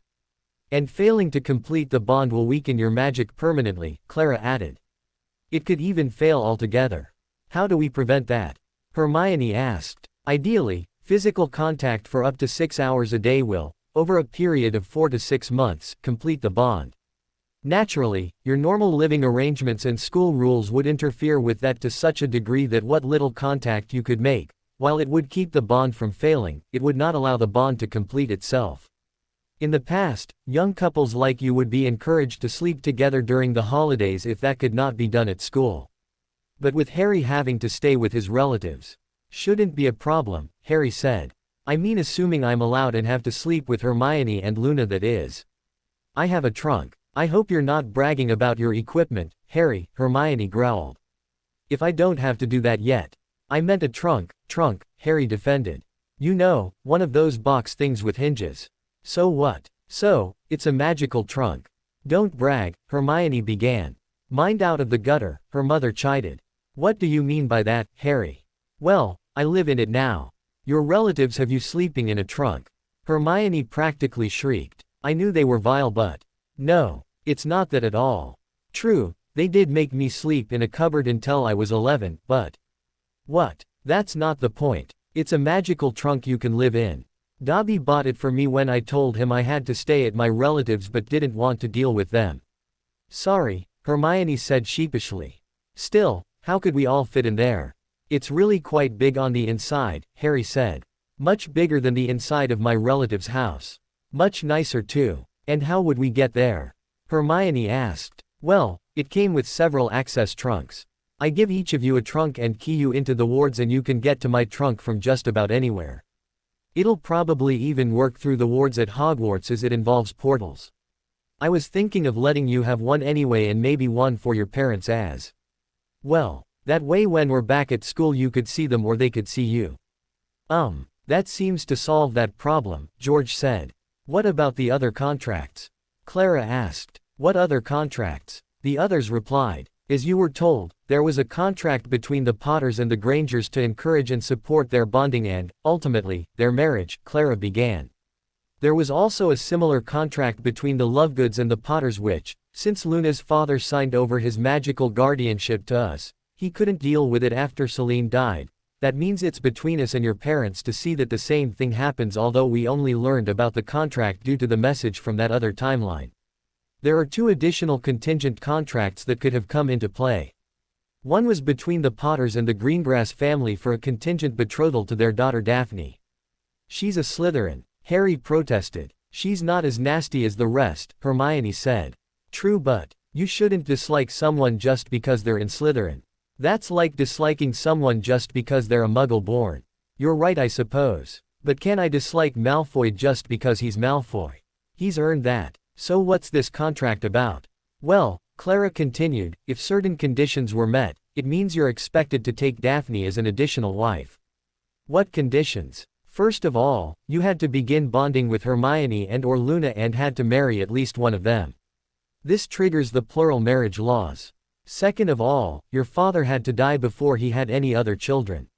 This was a contract designed to help rebuild the Potter line. There might be a quid pro quo of some kind, but it's not spelled out in the contract, so you'd have to talk to them about it. The other contract was also conditional on your bonding with Hermione and Luna. It was without regard to your father having another child, but was conditional on the then head of the ancient and noble house of Abbott not having a son before he died. He died a few months before your parents and had only one child living, his daughter Hannah. This contract differs in that it's a line continuation contract. As Hannah is not your only wife, she can retain her name and control over her house titles, property and, most importantly, the Abbott seat on the Wizengamot. Those assets would pass to her children and not to you, any of your other wives or any children by those wives. Were she to marry without those safeguards, her seat would lose its noble votes and her line would pass to her husband's family. I have to marry these girls too. Harry groaned. Have to? George asked. No, you don't have to. Good. But you should. Why? A few reasons. First of all, since these were contingent upon things that may or may not have come to pass. After all, it was only by some miracle Luna survived the explosion that claimed her mother's life, and had she perished then these contracts could not be enforced. Likewise, it was only by a miracle you survived that night, Harry. Finally, you do know the Death Eaters were hunting and killing Muggle-borns and their families, don't you? Harry shook his head. It was possible they would have found Hermione and her family before the war ended. In any of those cases, we wouldn't be having this conversation. Likewise, these contracts required that you be the only Potter left, which, while that was what happened, that was not the plan. Because of the war, House Potter was all but wiped out, and whether you consider that important or not, to the rest of the wizarding world it is. We talked about duty earlier. That's a situation where you do something because you're supposed to do it, not because you want to. You owe a duty to the generations of Potters before you to preserve and protect your line. It can also be said that since House Abbott has historically been allied with House Potter, you owe a duty to it as well to help them preserve that line.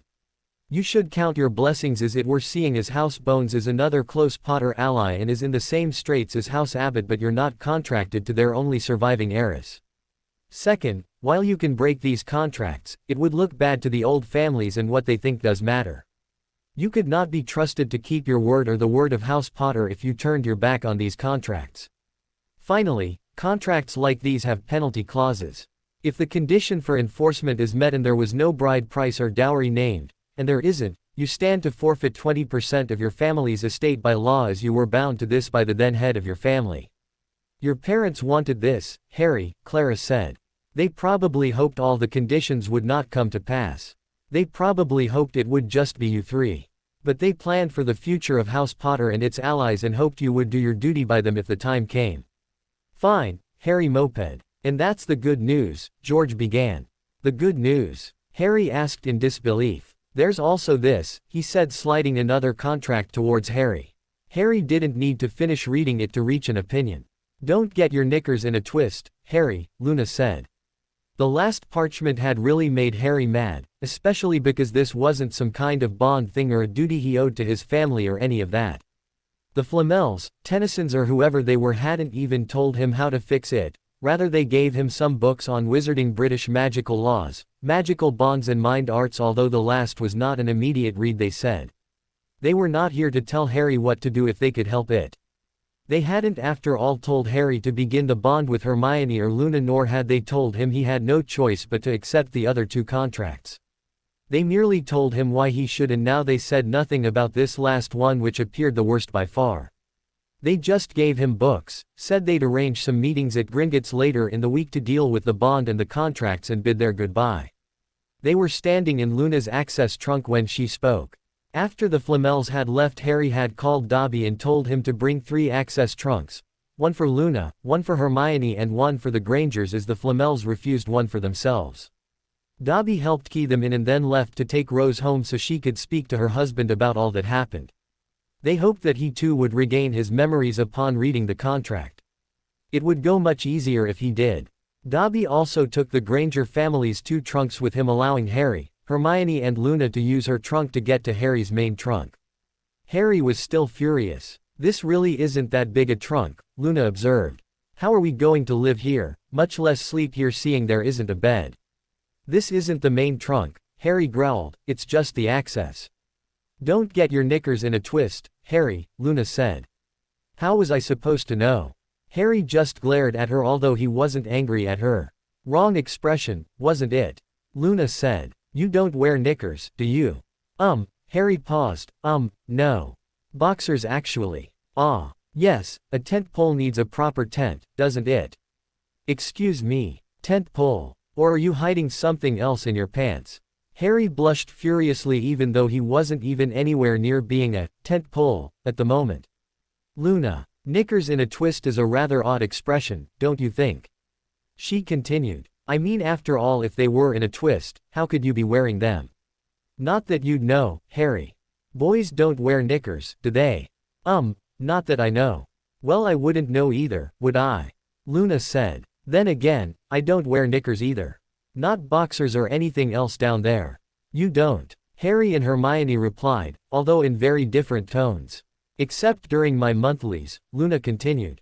"That could get messy. But otherwise, no knickers. Much easier to pee if you don't have to pull them down, don't you think?" Harry blushed and Hermione seemed to pale.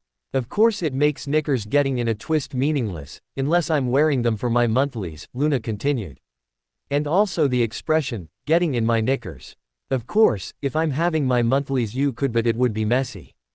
Otherwise, there's no knickers to get into, are there?"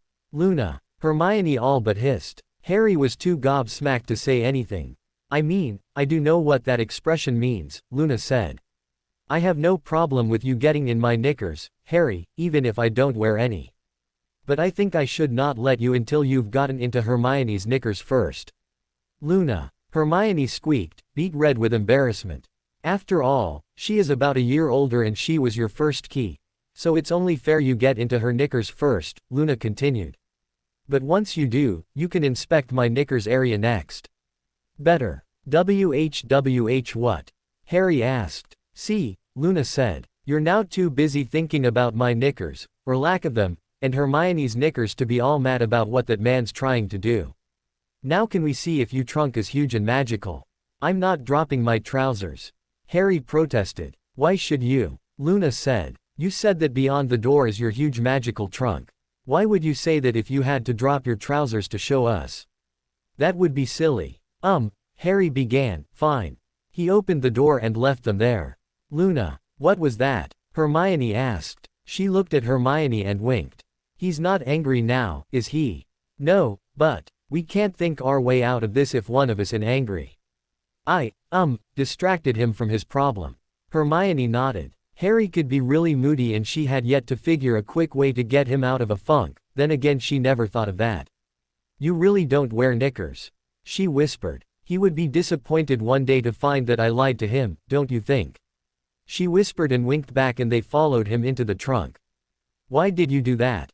Hermione asked. "I believe what Grammy and Grampy said," Luna replied. You, Harry and I, were supposed to grow up together. We were supposed to be friends from the time we were in nappies. We were then, apparently, but things changed. Someone saw to it that this did not happen. I haven't had a friend of any kind since before my mum died. I'm bonded now to Harry, as are you. I hope to be his friend regardless. I'm trying to help him with all of this. Isn't that what friends do?" "You're right, Luna. Sorry if I thought otherwise," Hermione nodded. I've been Harry's friend, and yet, he doesn't really know me." She whimpered. "Doesn't know me at all, does he?" Luna replied. "We're his bonded now, his wives even. Seems to me it's time he got to know us." "But how?" Hermione whimpered again. "We have to work at it, don't you think?" Luna said. "Now let's go and see his trunk, before he gets suspicious." Hermione nodded and followed Luna through the door. They walked out into the main entry, a huge space with a few tapestries on the wall. Don't see any place to sleep, Luna began. Not unless you count the chairs, Hermione finished. And there were not many of them either. This is just the entryway, Harry said. Bedrooms are up the stairs. Who are all these people? Hermione asked, seeing the paintings and tapestries in the entry hall. My ancestors, Harry said, or at least my Potter ancestors. They're all over the trunk or house. They were apparently in storage in the Potter vaults, and while I can't access the main vaults for gold, Dobby was able to bring these here. He brought a bunch of them here when he got the trunk for me and picked up a few more last night. 32 generations of Potters are now on these walls. He led them to a large tapestry. On it was a man in a Saxon battle helmet with an axe, a woman with black hair, 3 girls and a boy, who was clearly the youngest. This is the oldest tapestry I have. It shows my 30 times great-grandfather Edgar Potter, his wife Matilda of Mercia and his children, Helga, Anne, Edwina, and my 29 times great-grandfather Albert. Edgar was born around 873 and Matilda 12 years later. It was before Hogwarts, that much I do know. How? Hermione asked. Their oldest daughter Helga married a Muggle man by the name of Hufflepuff.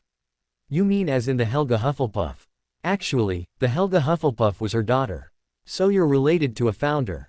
Might even be descended from her, Harry said. I seem to be distantly related to a lot of people. I know I am descended from Salazar Slytherin and Godric Gryffindor. Really? They're around somewhere. If we call Edgar here the first Potter, which he's not by the way, then Harold the sixth Potter married Agnes Slytherin, who was Salazar's great-granddaughter, I think. Henry the eighth Potter married Amelia Gryffindor, who was the last to carry that name. Anyone else you're related to? I mean aside from Luna and me. Probably. Certain names crop up from time to time. I have 2 so many times great-grandmothers and 5 so many times great-aunts named Bones. My grandmother, 2 other so many times great-grandmothers, and 2 so many times great-aunts were blacks. I have 2 so many times great-grandmothers and a so many times great-aunt named Weasley. There's a so many times great-grandmother and so many times great-aunt named Abbott, and 6 so many times great-grandmothers and 9 so many times great-aunts named Longbottom. The last was my actual great-grandmother. I've only just started learning about it really. Fortunately, there's some good references in my library. You have a library? Hermione gasped in excitement. Yes, Harry drawled, and no, I have no idea how many books there are. But there are a lot. Where is it? We'll see it, Harry said. No worries there. No need to get your knickers in a twist. You are wearing knickers, aren't you? Of course, Hermione blushed. There were now 4 doors on the wall. One, of course, was the one Harry had entered his first day. Until now, it had been the only one, although there were the 8 frames for doors in the wall. Harry now noted that the one in the middle had a brass plaque on it with his name. The other 3 doors read, Hermione, Luna, and the Grangers. The Grangers' door opened and Dobby stepped through carrying what looked like 2 shopping bags. Harry Potter, sir, he said almost as an announcement, the access trunks be delivered to the Grangies. Miss Myones be in her bedroom and Mrs. Grangie be's sayings to put theirs in the foyer, sir. Mrs. Grangie be's sayings that if Mr. Grangie be's gettings his memories back, they's mights be wantings to be comings over for dinner tonight, if that be's all right with Harry Potter, sir. Harry glanced at Hermione, who nodded. That's fine, Dobby. What's with the bags? Oh. Well, as Miss Myone and Miss Looney being Harry Potter's bondmates and needings to be with Harry Potter at nights and all, Dobby be gathering their things for their rooms. Dobby will be hangings what needs to be hanging in their closets and folding and storings what needs to be in their dressers, sir. What about my books? Hermione asked. Dobby be having all of Miss Myone's and Miss Looney's books and such. Dobby be's putting Miss Myone's books in her study. Dobby be putting Miss Myone and Miss Looney's pictures and dollies and plushies and whatnot on her by the couch in theirs bedroom so's they cans put them where they's wants. Dobby be leaving Miss Myone's wand on her nightstand. But Dobby be's wonderings about Miss Looney's books. Oh, Harry and Hermione said. Miss Looney be's having lots and lots of books. Far too many for shelves in Mrs. Study. That's okay, Dobby, is it? Luna said and Dobby nodded. My school books and my collection of Harry Potter the Boy Who Lived books can go in my study. The rest can go in the library. Of course, Miss Looney, Dobby said and popped away. Harry Potter boy who lived, books. Hermione exclaimed. You know he's not like that. Oh, I know they're fake. I've known that since I was 4. I mean, after all my mum did take me to Madame Caudry's bookshop in Tinworth to buy them and Madame Caudry only sells fiction. My mum bought them so I would learn to read and later learn to enjoy reading. They may be silly books, but they remind me of my mum and the times we were together. I still buy them because they remind me of mum. How many do you have? Oh, all of them actually. I'd have to count but I do have all of them. Well, at least all of them that were available as of the last time I went to Madame Caudry's at Christmas. You can borrow them if you like. After all, we are like sisters now, right? Hermione nodded. Right then, shall we continue the tour? Harry asked. Hermione and Luna nodded. He led them to the door marked, Harry, and they entered the cloakroom beyond. He explained that the latter led to his bedroom at his relative's but that he hoped there would be no need for anyone to head up there until it was time for him to leave Privet Drive for the rest of the summer. He then led them to the far door and they entered the control room. This room monitors and controls the magic that makes this trunk and the access trunks work. There's a surprising amount of magic involved and not just the wards that keep us safe. After all, we need a lot of air and water and stuff like that and this controls it. Water, of course, can be summoned. When you turn a tap or flush a toilet here in the trunk, clean water is summoned in and what goes down the drain is banished. For air, there is a field that extends several hundred meters around to bring air in and let air out. That field is what also lets out smoke. Smoke? Hermione asked. From the fireplaces, Harry said, and Dobby says that it's with that field that Hedwig can come and go. She flies out a window here in the trunk and is transported to the edge of the field and when she returns to the field, she's transported to the window in the trunk. It only works for Hedwig, though. Dobby checks my room at my relatives for regular post owls. Where does the magic come from? Hermione asked. The trunk absorbs ambient magic. There's a fair bit of it at Privet Drive due to the wards and, of course, you two and I and Dobby also add to the ambient magic. Now, if we were to try and magically power a place as large as this one, it would require a lot of magic. But that's the beauty of the trunk. We only need enough magic to ward and operate something the size of the trunk so it really doesn't require much at all. So we're really smaller then. I don't think that's the way the magic works, Harry said. I do have some books on it, but have only read bits of them. As I understand it, we're normal size but the only part of the trunk that is truly in the normal world is the box itself. So we're in another dimension. I guess it's something like that, Harry said. But we cross through easy enough through the access ports. What's this about stasis fields? Hermione asked. Food and many potions ingredients are stored in magical stasis so they won't spoil. If I place a piece of fresh meat under such a field, I could leave it there for years and it will be just as fresh when I remove it as when it was put in. It's kind of like a magical ice box. What's this in front, Harry? Luna asked. Ah, I call it the periscope. It lets me see what is happening outside of the trunk. Right now, it's showing you my room in Privet Drive. It's how I can tell if there's a post owl waiting, although there hasn't been one yet. Doesn't look like much of a room, Hermione noted. It's not. But I live here now, don't I? Now, I suppose a brief overview of my new home is necessary. It has 4 levels. I can't say if it can have more, but for now it's 4. We're currently on the 3rd level and what I call the main or living level. Aside from this place and the entryway you saw, it has what Dobby calls the Great Hall, which are the doors across the way near the staircase. It's pretty big. Lots of places to sit and all. On the left side, there's the recreation room, which is Muggle games like darts and billiards and such and tables for other games and a bar. Don't tell me you have those kind of drinks here, Harry, Hermione began. It has a bar, Harry replied. Didn't say it was stocked, did I? Hermione seemed to calm down. Next to that are some loos and then there's the library. It's pretty big, has 2 levels even. But I don't know how many books it has. Now on the other side of the Great Hall are the ladies' parlor, men's parlor, or so Dobby calls them. Nice rooms for small gatherings really. Then there's the formal dining room which right now seats up to 20 people, although Dobby says it could easily seat twice or even 3 times that, and the informal dining room, which seats about 4 now. That one's quite nice. Then there's my kitchen. Your kitchen. Luna asked. Harry shrugged. I like to cook. My aunt's been having me do it since I was 4 or so. Don't like cooking for her, though. That's just wrong, Hermione began. Harry shrugged it off. I hope it's water under the bridge now, you know. The 4th level, up the stairs, that's where the bedrooms are, although they're really a bunch of rooms. Each bedroom has a bedroom, of course. But it also has a separate bathroom, really nice ones too, walk-in closet, a separate sitting room and the study.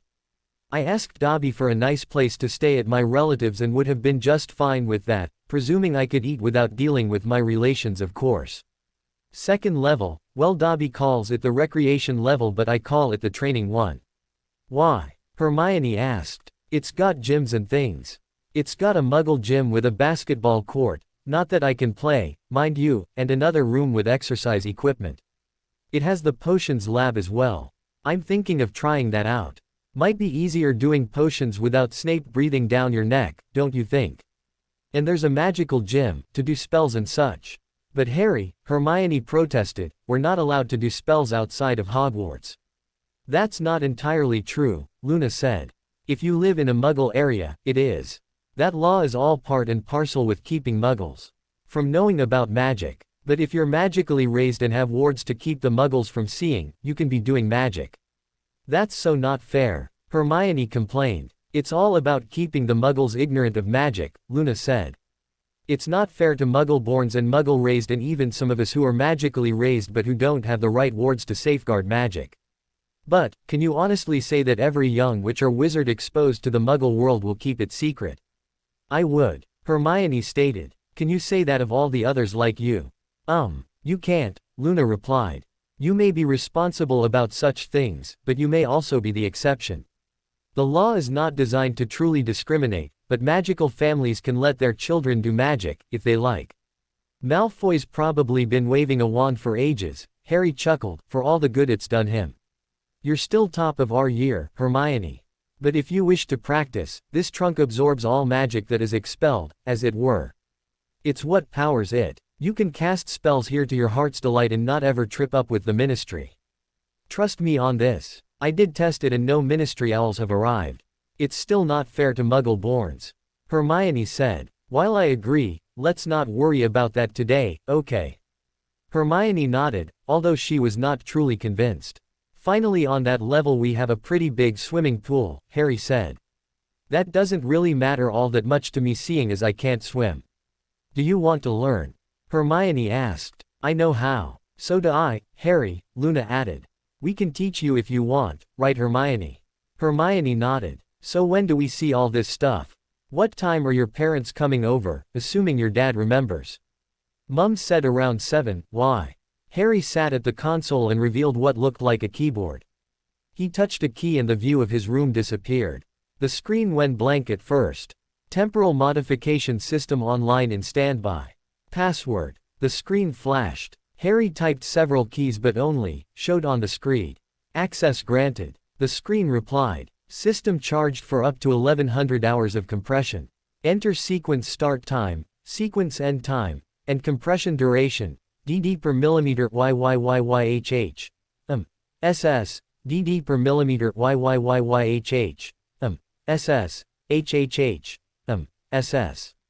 Harry typed. The 21st of June 1993 1600, 002106 199317, 168, 000. First sequence will begin in 02 hours 23 minutes 14 seconds. Upon completion, system will have 92 hours 0 minutes and 0 seconds hours of charge remaining excluding recharge.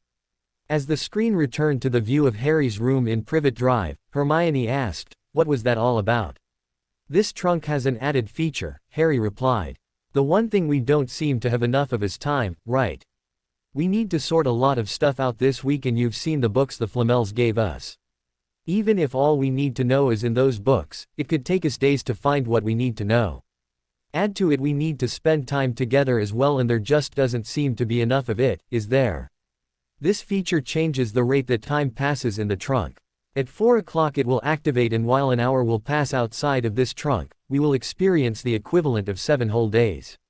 I have it set to repeat again each day between now and Saturday, which gives us time to learn what we need to learn, time to get used to being together, and time for the others to get settled in as well before we even have to worry about the rest of the halls. So, we could have years in here. Won't we get older too? Hermione asked. No. While we experience more time, we don't age any faster than we would if we spent that time outside of the trunk. We'll only actually age an hour. As for years, the maximum number of time, compressed hours this trunk can do is 1440 or 60 days. It then needs regular time to recharge. And no, I don't know how long a recharge will take. Still, it seems useful, Hermione said. Harry nodded. So let's go and see the rest of the trunk, shall we? He led them to the lowest level first, as it was probably the most boring, being nothing more than storerooms, the elf kitchen and elf quarters. He knew Hermione would want to see the library first, and perhaps he was teasing her a bit, but he also wanted them to know their way around the place, and he was pretty certain that when Hermione saw the library he might have to have her dragged away forcibly, which he did not want to do. The lowest level was a safe place to start, and the next level was as well. She could see the bedrooms and such later, when she was tired. They came down the narrow, spiral stair into the lowest level. Hermione and Luna were bade to go first, and when Harry arrived he looked around. Okay, he began, this wasn't here before. What, Harry? The girls asked. This door here, he said, pointing to a door. It wasn't here before, I'm pretty sure. Think I should check it out. I don't know, Harry, Hermione began. Did you just miss it? Not notice it? Luna asked. No. Dobby showed me every room in the place, or so I thought, Harry replied. Maybe we shouldn't, Hermione began again. Harry frowned. It's my trunk. Unless the door is locked, I think we should, he finished as he opened the door. My God, he gasped. Hermione and Luna saw him walk through the door and followed him, even if a bit reluctantly. They walked through and were in a flower garden, a huge flower garden that seemed to stretch on for hundreds of yards in every direction. This wasn't here before, Harry noted after what was probably a few minutes. Pretty sure I'd remember this. It's beautiful, Luna said. It was indeed. Dobby, Harry called. A second or so there was a pop, and Dobby appeared. Yous be callings Dobby, sir. What it this place? Oh sir, this beings the gardens. Dobby be takings Harry Potter's requests fir's a nice place to spend summer, and Dobby be's buyings a deluxe manor trunk. It beings a manor, but manors be needings gardens, so Harry Potter and ladies cans be walking about thems, yes. How much did this cost? Hermione began. Why didn't I see it before now? Harry continued. Oh sir, the gardens being parts of the original price, sir. Dobby just be needings to buy the seeds for the plants and such as extra, and it being only a couple hundred galleons mores, sir. But the seeds be needings to grow into's plants, sir. So gardens being is time magics to let plants be growing. Some be takings years and others be takings months, sir. Until they's all be's ready, can't be entering. But they's all ready now, sir. This being the flowers garden, sir. It be havings lots and lots of different kinds of flowers, and evens if they's being the same's kinds, many varieties as wells. It be's for walkings and enjoyings, as be alls the gardens, but we's be cuttings flowers to puts throughout's the house, sir. To your rights be's the fruits gardens. Be havings many, many groves of trees such as apples, pears, plums, apricots, peaches, oranges, mangoes, guavas, bananas as papayas, and then there being the berries as well, sir. There's being strawberries and blueberries, cranberries, blackberries and raspberries and grapes as of course. And melons and pineapples too. To your left's being the herb and spice gardens. Nearest one being magical plants, and Dobby be askings you nots go there without's an elf, cause some's plants be dangerous and yous hasn't learned eds abouts them yet in herb studies. The further ones be non-magical herbs and spices. All kinds of thems there, including peppers and such, and garlics and others, and coffee and tea. At far end of flowers be the vegetable gardens. We be growings all kinds there's, sir. We be havings lettuces and cabbages and carrots, beets, radishes and several kinds of peas and beans and spinach and cucumbers, zucchini, eggplant, asparagus, broccoli, cauliflower, squash, several tomatoes types, several potatoes types and mazes as well as others, sir. How large is this? Harry asked. 24,787 acres, sir, Dobby said. Harry's jaw dropped, Hermione nearly fainted away and even Luna looked gobsmacked. That's like 40 square miles. Hermione gasped after a moment. It not being square, miss, Dobby replied. But there's bees miles and miles of paths throughs it all with places to be sitting or watching things or picnics or, well, Harry Potter bees askings Dobby fur's a nice place to lives while stills being at nasty muggleses and Dobby be thinkings this be nice. It seems such a waste, Harry began. Sir, all these flowers and fruits and spices and such. I can't possibly use them all. Not be worrying, Master Harry Potter sir. Flowers be cuts for vases in rooms but those what nots be cut remain. What Harry Potter nots be needing from herbs or spices or fruits or such, we's be sellings. We's could be payings back the cost of this trunk in 6 or 7 years and maybe's less. You will seize buildings on the garden and they's for canning or preserving or whatnots so we's can stores them for Harry Potter or sells them. But there are only 4 of us living here, Hermione protested. How can we maintain this? Nots to be worrings, miss, my own, Dobby replied. Dobby be's thinkings ahead. Dobby be's puttings words out amming house elves that Harry Potter be needing staff and staff cames. They alls be young, youngers than Dobby and many's just beings olds enough to find works of their owns. They be many's brothers and sisters, families what nots be wantings to be separated from each others. Dobby, sorry, Harry Potter, sir, Dobby was presumptuous. Dobby be promisings them's they cans come and works here. Dobby be telling them they must accepts wages, they must dress appropriately, they's be alloweds days off and must take sick days if they be being sick. They's be accepting, sir, if you's be having thems. I suppose, Harry said slowly. Dobby smiled and suddenly a lot of house elves appeared. They were all dressed in clothes of some form or another. Some seemed to be in nice dresses and suits, depending upon their gender, and most others in gender-appropriate gardening attire. All had a crest on their clothes. It was the House Potter crest. Are these my elves? Harry asked. They's not be bondeds to you yet, sir, Dobby said. They wants to be. What are their names? They be only's havings elf names which be though and not spokens, sir. They never be bondeds before so yous must be givings them their spoken names, sir. 6 elf maids and 2 elves be to be assigned to the house to cooks and cleans and suches, especially as Harry Potter beings bondeds and his ladies be needing elves to do ladies things. The others being assigned to the gardens, sir. If you will lets them, of course. They all looked so hopeful, so how was Harry to say no? Fortunately, Hermione had nothing to say either. After all, this place was an awful lot for just one elf. Harry nodded and the bonding process began. He asked each elf or elf maiden if they wished to be bonded to his family and when they say they agreed, he gave them their name and welcomed each of them to the House of Potter. The house staff now consisted of Petal, Flower, Sunshine, Summer, Marigold, and Blossom and Higgins and Bird as well.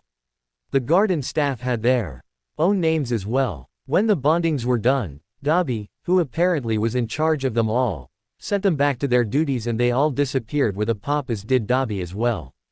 This is, well, Hermione began. It's pretty amazing. I hope you weren't trying to impress us. Oh don't be silly, Luna said. I hope you were being silly. I think it's clear Harry's as surprised by this as we are, aren't you Harry?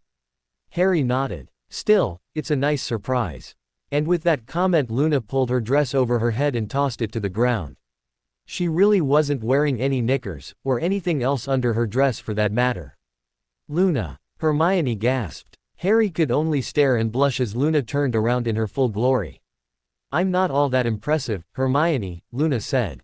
You obviously have bigger BPs than me and I've only just begun developing any of my own in the last year or so. That's not, your BPD. I would think that's rather obvious. I don't mind really. But Harry's here. And why should that matter? You heard we are bonding to him, right? That means I'm his wife and you're his wife. Unless you're saying husbands never see their wives' BPD. That's not the point. It isn't. Then what is? I don't mind being this way when it's warm out and I'm in a place I can trust. When I was younger, when my mom was still alive, we used to spend summer days in our garden and in the woods nearby like this. Course Daddy was off for one reason or another. But Harry is my husband, so I don't see this as at all creepy or anything.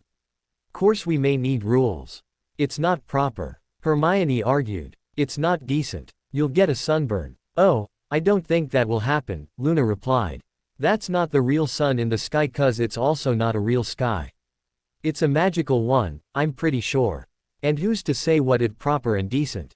I admit that being like this in Hogwarts or Diagon Alley might cause problems. Even I wear knickers there. But we're not at Hogwarts or Diagon Alley. We're in Harry's trunk, and right now the only other people who could come here aren't due here for days and days our time. So if I want to dance around BPD, why can't I? You don't mind, do you, Harry? Harry could only shake his head. You broke Harry. Oh, I'm pretty sure he's fine, Luna said. Do you like seeing me like this, Harry? Harry nodded. You're very pretty, Luna. Luna walked over to Harry and at him. She then took hold of his right arm and leaned her head against his shoulder. See, she said to Hermione. He thinks I'm pretty. I guess it must be true then, seeing as this way he can't be confused about my clothes. I'm pretty sure he'll think you're pretty too. Are you suggesting, Hermione began. Grammy did say that for our bond with Harry to grow and be healthy we need lots of intimate contact. We don't have to do it, but we need to do something. Since we're alone here, why not? She didn't mean that. She didn't say this can't or shouldn't be done. Now I trust Harry to be a gentleman and not try and do something we don't want, but he can look at me whenever he wants to, and he seems to like me here holding his hand. It feels right, doesn't it, Harry? Yeah, Harry nodded even though he was not looking at Luna. Hermione looked at them in shock at first, but then began thinking, chewing upon her bottom lip as she did so. As odd as it seemed, what Luna said did make some sense. The bond was important after all, and it's not like people could just pop by and interrupt their privacy. As she thought more about it, her fingers began unbuttoning her blouse. She was blushing a little, but Harry was watching her with interest now.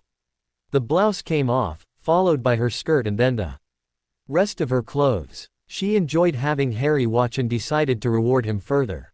She walked up to him and at him deeply before taking his left hand in hers as the three of them walked further into the gardens, leaving the girls' clothes behind. Harry awoke the next morning feeling warm and snug in his bed. It took a few moments for his mind to clear and for him to remember where he was. He opened his eyes and it started coming back to him. To his left he could see the brown, curly hair of his best friend. He could feel her breath against his neck and feel her skin beneath his left hat as he held her close. To his right, there was a head of own hair resting upon his chest. He could feel her breath as well, and was that drool? She too was wrapped in his right arm, and Harry really began to wake up when he remembered that they were both BPD. They had never put their clothes back on after they took them off in the garden and had come to his bed that way as well. Aside from snuggling and and the fact that his two girls were BPD, nothing truly inappropriate had occurred. Hermione woke first. There was almost a gasp from her and an eep. She had apparently remembered where she was and in what condition, but she soon relaxed again. As Luna started to wake up, Hermione at Harry on the lips and told his she was going to get showered and dressed. Luna, when she was fully awake, only mentioned a shower. Once his girls had left for their own rooms to prepare for the day, Harry got out of his warm bed and did the same. Harry was fully dressed, just as he had been the entire time the day before, when he entered the informal dining room for breakfast. Luna was already seated buttering some toast. It was obvious how she had arrived first, considering that while she clearly had showered and washed up, she had not bothered with clothes again. Harry at her and took his seat in the small round table. You look pretty this morning, he said as he poured himself a glass of juice. Thank you, Harry. Not going to wear clothes. We are under time compression, right? Why should I? I'll only just take them off anyway. Oh, I had forgotten, Hermione said having just entered. She was dressed in slacks and a blouse, but that lasted all of another couple of minutes as she took off her clothes as well, at Harry and sat down. How did you sleep? She asked Harry. Quite well, he said. Didn't have any nightmares and I can't remember the last time that happened. I guess that's another good reason to have a hairy pillow at night, Luna said. Keeps away bad dreams. After breakfast they began what became their daily routine. They spent the morning strolling in the gardens and usually had a picnic lunch. About an hour after lunch, Harry changed into swim trunks and the girls began teaching him to swim. They only spent an hour at that. Once they were all dry again, and Harry had dressed, they went to the library to study the books that the Flamels had given them and to try and figure a way out of their current predicament. Not the bond, not even the 4 marriage contracts, but the last contract they had been shown. At night, the girls would snuggle up to him in his bed and they would go to sleep. Harry was soon convinced he could get used to this new life even if no one else would find it normal. The girls loved the gardens. As Luna said, it was as if they had an entire world just to themselves. Harry had asked Dobby about whether one could fly brooms here, and apparently you could. The problem was that, the world, was finite. You had to pay attention to the fact there was a ceiling of some sort about 300 feet up and that there were walls at the edge of the gardens. Still, given how vast the gardens were, it seemed like an ideal way to get about and see it all. The problem was Hermione. Luna was a fair flyer and had 2 brooms of her own. Hermione had never taken to flying, so Harry had decided to make that a summer project. Hermione need not take to it like a Quidditch player, but he hoped that she would be comfortable enough with it to go for a leisurely flight through the gardens when the summer was over. Naturally, she insisted that this was entirely unnecessary. She liked walking, thank you very much. Harry had not expected it to be easy, which was why it was a long-term project to begin with. Every day, he woke up in his bed with his 2 girls snuggled into him, which was how his days ended as well. Every morning, Hermione showed up at breakfast fully dressed, and then took everything off before she sat down. Luna never seemed to bother with dressing. They snuggled, they walked through the gardens hand in hand. Yet, despite the lack of attire on his girls, they never did anything that they would regret or be ashamed of, although Harry was not about to admit to anyone outside of his girls' choice of attire, or lack thereof. Of course, time compression was not for an eternity and it came to an end 7 days to the second after it began. Luna, somewhat reluctantly, and Hermione a little less so, headed to their rooms to actually put on clothes or, in Hermione's case, put them on with the intention of leaving them on at least until her parents left. Harry headed to the kitchen. He had yet to cook a meal and wanted to, but his girls had kept him busy, what with sleeping, swimming, studying and just hanging out together in the gardens. Robert Granger finished reading the contract. He had kept his calm until the end, hoping this was just some kind of prank or something. Once he saw his signature, it seemed his memories all started coming back. He blinked a few times. I almost cried myself, Rose commented after a moment. To think Hermione could have grown up with friends. Robert nodded. I know, I've met Harry. I remember him from the other day. But it seems the last time I saw him he was just trying to walk. And Luna was just a baby as well. You saw them. Luna. Rose nodded. She's grown into quite the young woman. Are they bonding? Rose nodded. It began for real today, it being Harry's 13th summer solstice and Luna's as well. Harry and Hermione first key. At about a week ago, but today, Robert, it was so beautiful. You saw it. You saw the glow. Rose nodded. It was wonderful. So it's done then, Robert sighed. Our little girl, bloody hell. She's not even 14 yet. Our little girl is married. In the eyes of magic, yes Bob. In the eyes of magical law, that requires a trip to Gringotts, which could be as early as tomorrow for all 3 of them. In the eyes of magical society, from what I learned, they still need proper weddings one day with announcements and all of that.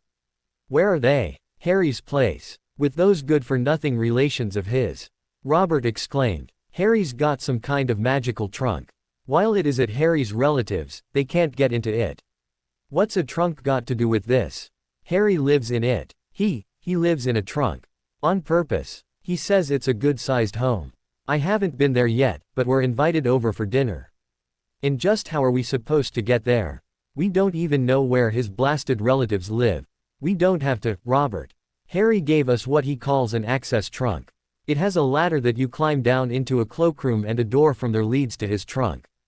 They're connected by something called a magical portal. Harry's trunk could be just about anywhere. We don't even have to know where it is and we can still go there, even if they're at that school of theirs. I'm still not sure I like this, Robert said. From what I remember, once the bond forms they either have to have say. They're too young for that. Not sure when a daughter is supposed to be old enough for it, truth be told. Magical consummation is more than just copulation. It has to occur when they are nearing magical maturity, and they won't be for 3 years at least. Thank God for small blessing, I suppose, Robert snorted. But there was that other bit, sort of say. Something about prolonged, intimate physical contact. Rose nodded. Holding hands counts, Bob. Ing, hugs and snuggles count. Say, would as well, but 6 hours of that a day or more. They'd have to be abnormally virile, don't you think? That and they'd probably get bored with it. They can get all they need simply by snuggling together through the night. You may not be comfortable with that and I won't say I am, but that's safe.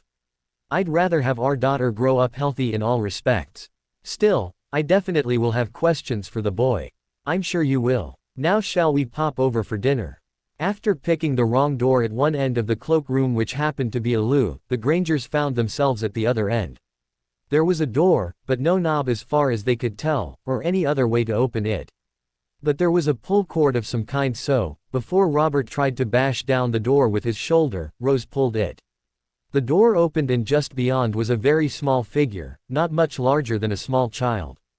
It was barefooted, with black trousers that were a few inches too high, a gray waistcoat, white shirt, white tie and what looked like a black dinner jacket with some kind of crest just over the left side of the chest. Rose, who had seen a house elf before, knew what it was. She also knew it wasn't Dobby. Robert had never seen one before and had no idea what it was. Welcome to Master Harry Potter's, the elf said. The Grangers correctly understood that in this case the term, master, was the honorific for an underage gentleman and not that of an overseer of some sort. I am called Higgins. Miss Hermione and Miss Luna are upstairs freshening up and Master Harry is in the kitchen preparing dinner. If you will please follow me. That other elf doesn't talk like you, Rose observed. Dobby is head elf here and in charge of both the house and grounds staff. But House Potter is his second house. He talks the way his first house desired.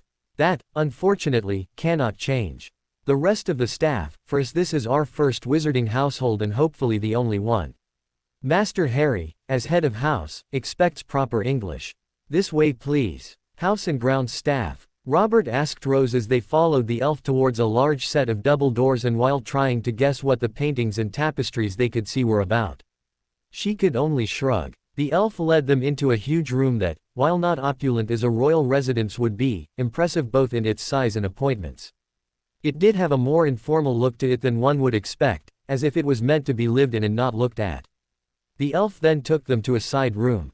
It was small as compared to the other room but was probably larger than any room in their own home. This is the ladies' parlor, the elf said. Your daughter should be joining you in a few minutes. Would you like something while you wait? Coffee or tea, perhaps? Have anything stronger? Robert asked. We have a stock of more adult beverages, beers, wines and distilled spirits. Master Harry and his ladies are too young to partake, but they are available for adult guests of the house. I will send Blossom by to attend to you. With that the elf popped away and barely a moment later another elf appeared. This one had long hair and was wearing a dress. She introduced herself as Blossom and asked what they would like to drink. Rose requested a glass of wine and Robert a single malt scotch. Practically as soon as the requests were made, their drinks appeared on a tray she was carrying. Now that's service, Robert chuckled. The elf maiden curtsied in reply. Dinner will be in 20 minutes, the elf said. Will there be anything else? These paintings, Rose began. As of right now and aside from their personal rooms, all the public spaces have portraits of Master Harry's Potter ancestors and their families, ma'am. In this room, we have our oldest painting for before then it's all tapestries. This is Robert Potter, the youngest Lord Potter in history prior to Master Harry. He became Lord Potter when he was 2 years old when his parents, William and Daphne died in the Black Death in 1346. He's shown much later in life with his wife Elena. Their children are here as well. We also have Master Harry's great-great-grandparents, Alastor and Desdemona. They died in 1958 and 1962 respectively. Then there's Gregory Potter born in 1489 and his 3 wives, one after the other, one died in childbirth and another of dragon pox. Their children are also here. How many portraits and such are there? Rose asked amazed. There are 16 tapestries representing 11 generations of Potters and 46 portraits of the subsequent 21 generations ending with Master Harry's parents. And the oldest one, it's in the entry hall. It's of Lord Edgar, 7th Earl of Wicca, his wife Matilda and their children. It was elf-made in 925. Bloody hell, Robert began. It is a bit much, a voice said. The Grangers turned and saw their daughter wearing a dress Rose was certain they had bought last summer and another girl. Rose knew and Robert guessed it was Luna. You look lovely, Robert began.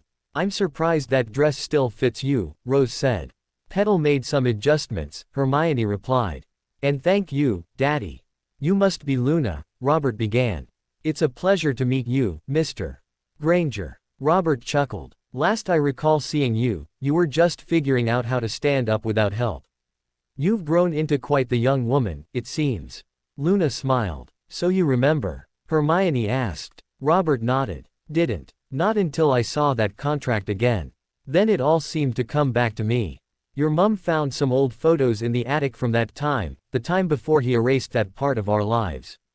Really? We're going to have copies made of them and the others.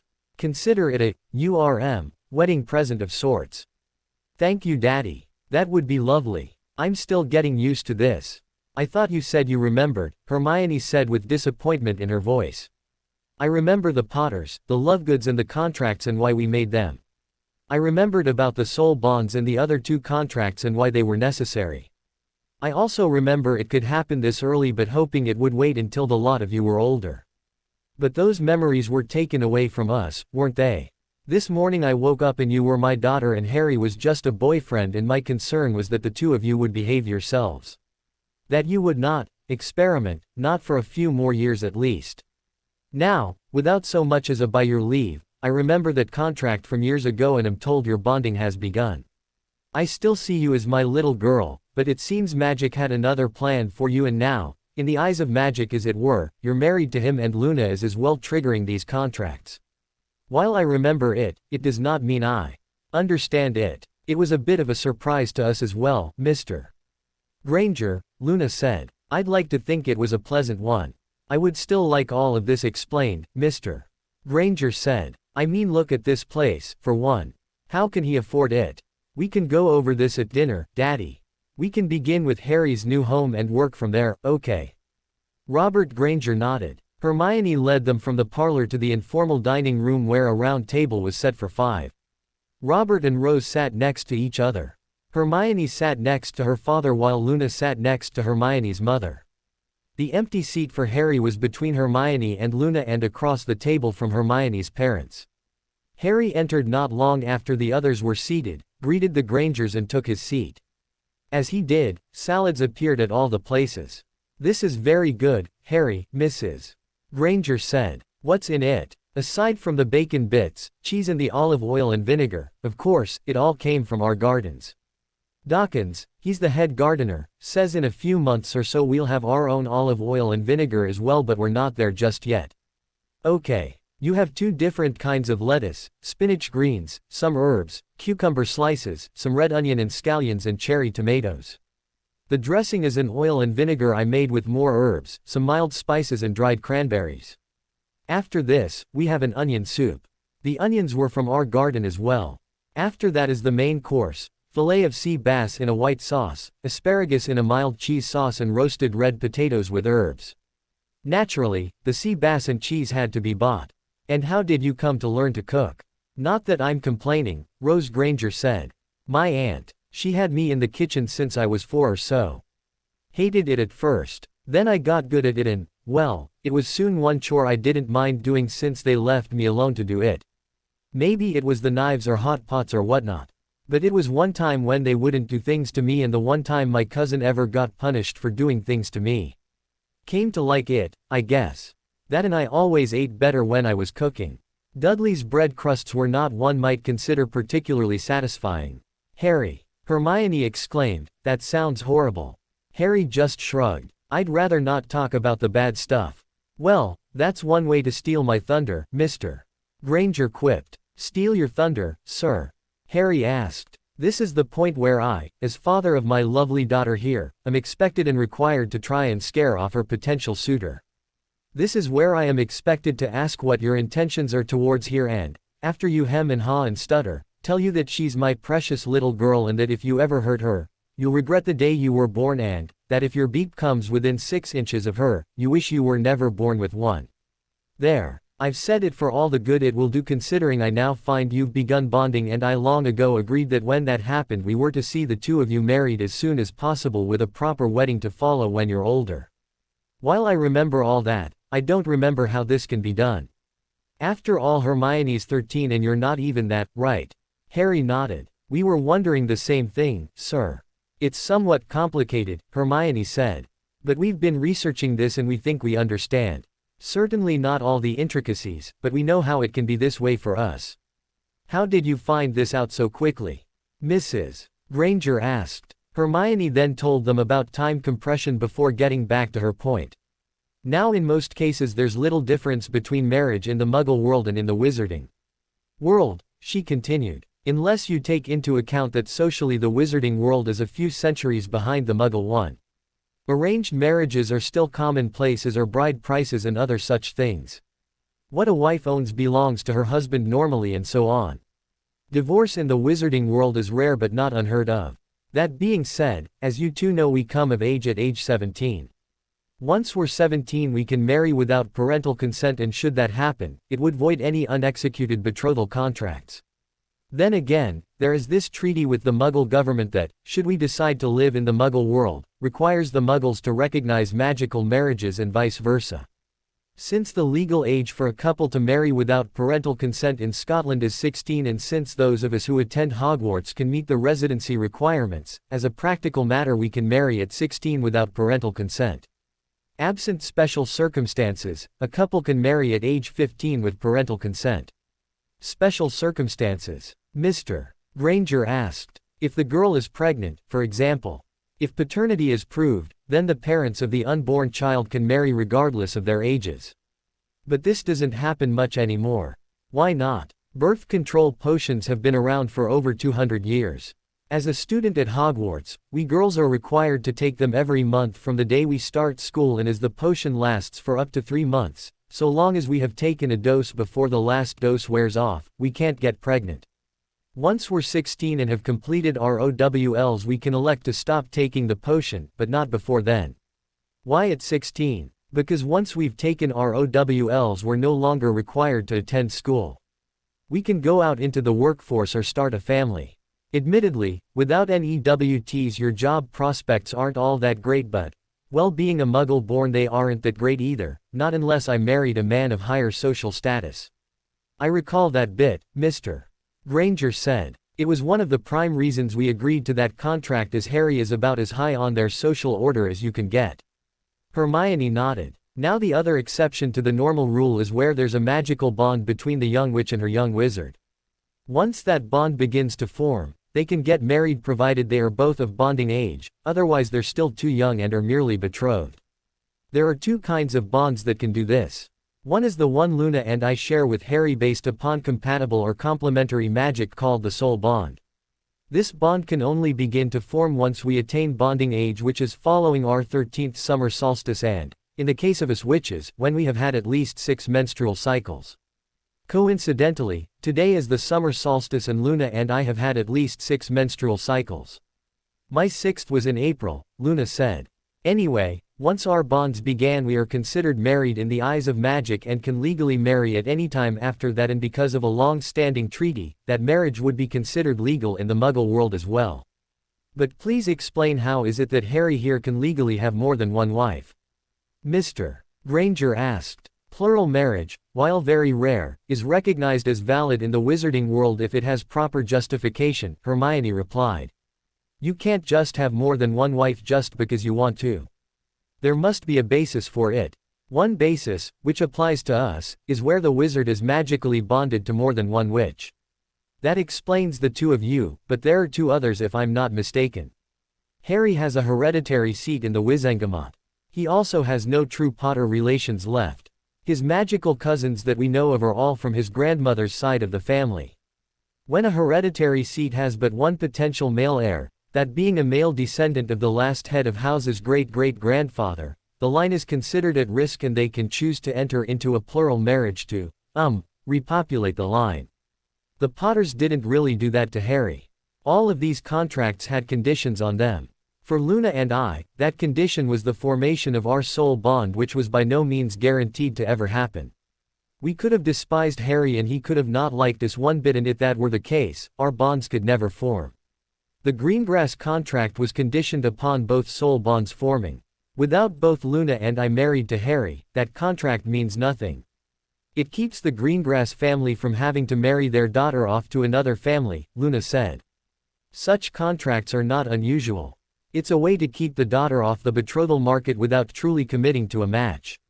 Had we not fulfilled the preconditions, in time the Greengrass girl would be able to marry as she chose rather than be forced into an arranged marriage. But you fulfilled those conditions, Mr. Granger said. Which means Harry has to marry her as well, Hermione said. The contract was one in which the conditions to enforce it were remote but not impossible. Harry had to bond with both of us before she married another or before he turned 21, whichever happened later. But if he did, the deal is done. She has to marry Harry soon. Rather barbaric, if you ask me. Daddy, you must understand we're a few hundred years behind the Muggle world socially. Arranged marriages were common back then. A girl and boy could be married as young as 12 back then, and only lack of consummation could truly invalidate the marriage. Well, that and consanguinity, but that's not an issue here. True, Luna, this Daphne Greengrass and Harry are cousins on his grandmother's side, but third cousins once removed. The contract with the Greengrass family was designed to take her off the betrothal market, Luna said. The risk was that the conditions could come to pass. There had to be such conditions that made the contract fully enforceable, otherwise she could be married off against her will anyway and to a family her parents would have not preferred. With a contract that could maybe be enforced, they could keep any other family from even trying to bargain for her. It's old-fashioned, but it is the practice amongst older magical families, and until that changes. I still don't see why it's all that important, Mr. Granger said. I guess I can see why it's important that the two of you marry Harry, what with that bond and all, but that doesn't mean he has to marry this third girl or any other for that matter. It is the will of House Potter, Harry said. While my parents signed it, it was also signed by my father in his capacity as head of the ancient and noble House of Potter. The only way I could ignore this contract would be upon attaining the age of 21, when I become head of my house in my own right and can then legally and without penalty abrogate any pre-existing and unexecuted contracts. Unfortunately, by bonding with Luna and Hermione, this contract becomes fully enforceable and there are severe penalties for trying to avoid it. In fact, as it is entirely probable that Daphne is of bonding age or older, she's in Hermione and my year, it becomes enforceable upon my bonding and marrying Hermione and Luna. We could only delay enforcement, and then only if she's not yet attained bonding age. As we understand it, upon verification of our bond by any magical authority. That would include Hogwarts, Hermione interjected. Our books made clear that qualified healers can detect such bonds, and Luna and I can expect an examination sometime in September. As I was saying, once the bond is verified, any parties to contracts dependent upon the bond are notified and allowed to seek enforcement. We figured it's just easier to get it all out of the way now, Luna said. That'll give us the better part of the summer to get to know each other. So that's 3 wives. What about the 4th? Mr. Granger asked. Hannah Abbott's her name, Hermione replied. She's in Harry and my year as well, although in Hufflepuff, not Gryffindor. Her contract is triggered once Harry begins bonding with either Luna or me.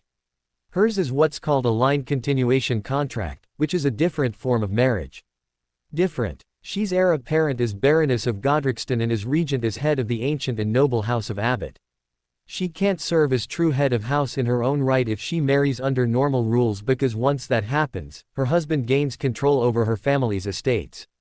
She would remain as Baroness, but the title cannot pass to her children. Thus, upon her death, the ancient and noble House of Abbott ceases to exist, as she has no relations in that house left, other than by marriage, which doesn't count. With a line continuation contract, Harry's family agreed that he would act as her consort. As such, Harry has no legal interest in the property or titles of House Abbott. Hannah retains them and can pass them on to their children, who will be born Abbotts and not Potters.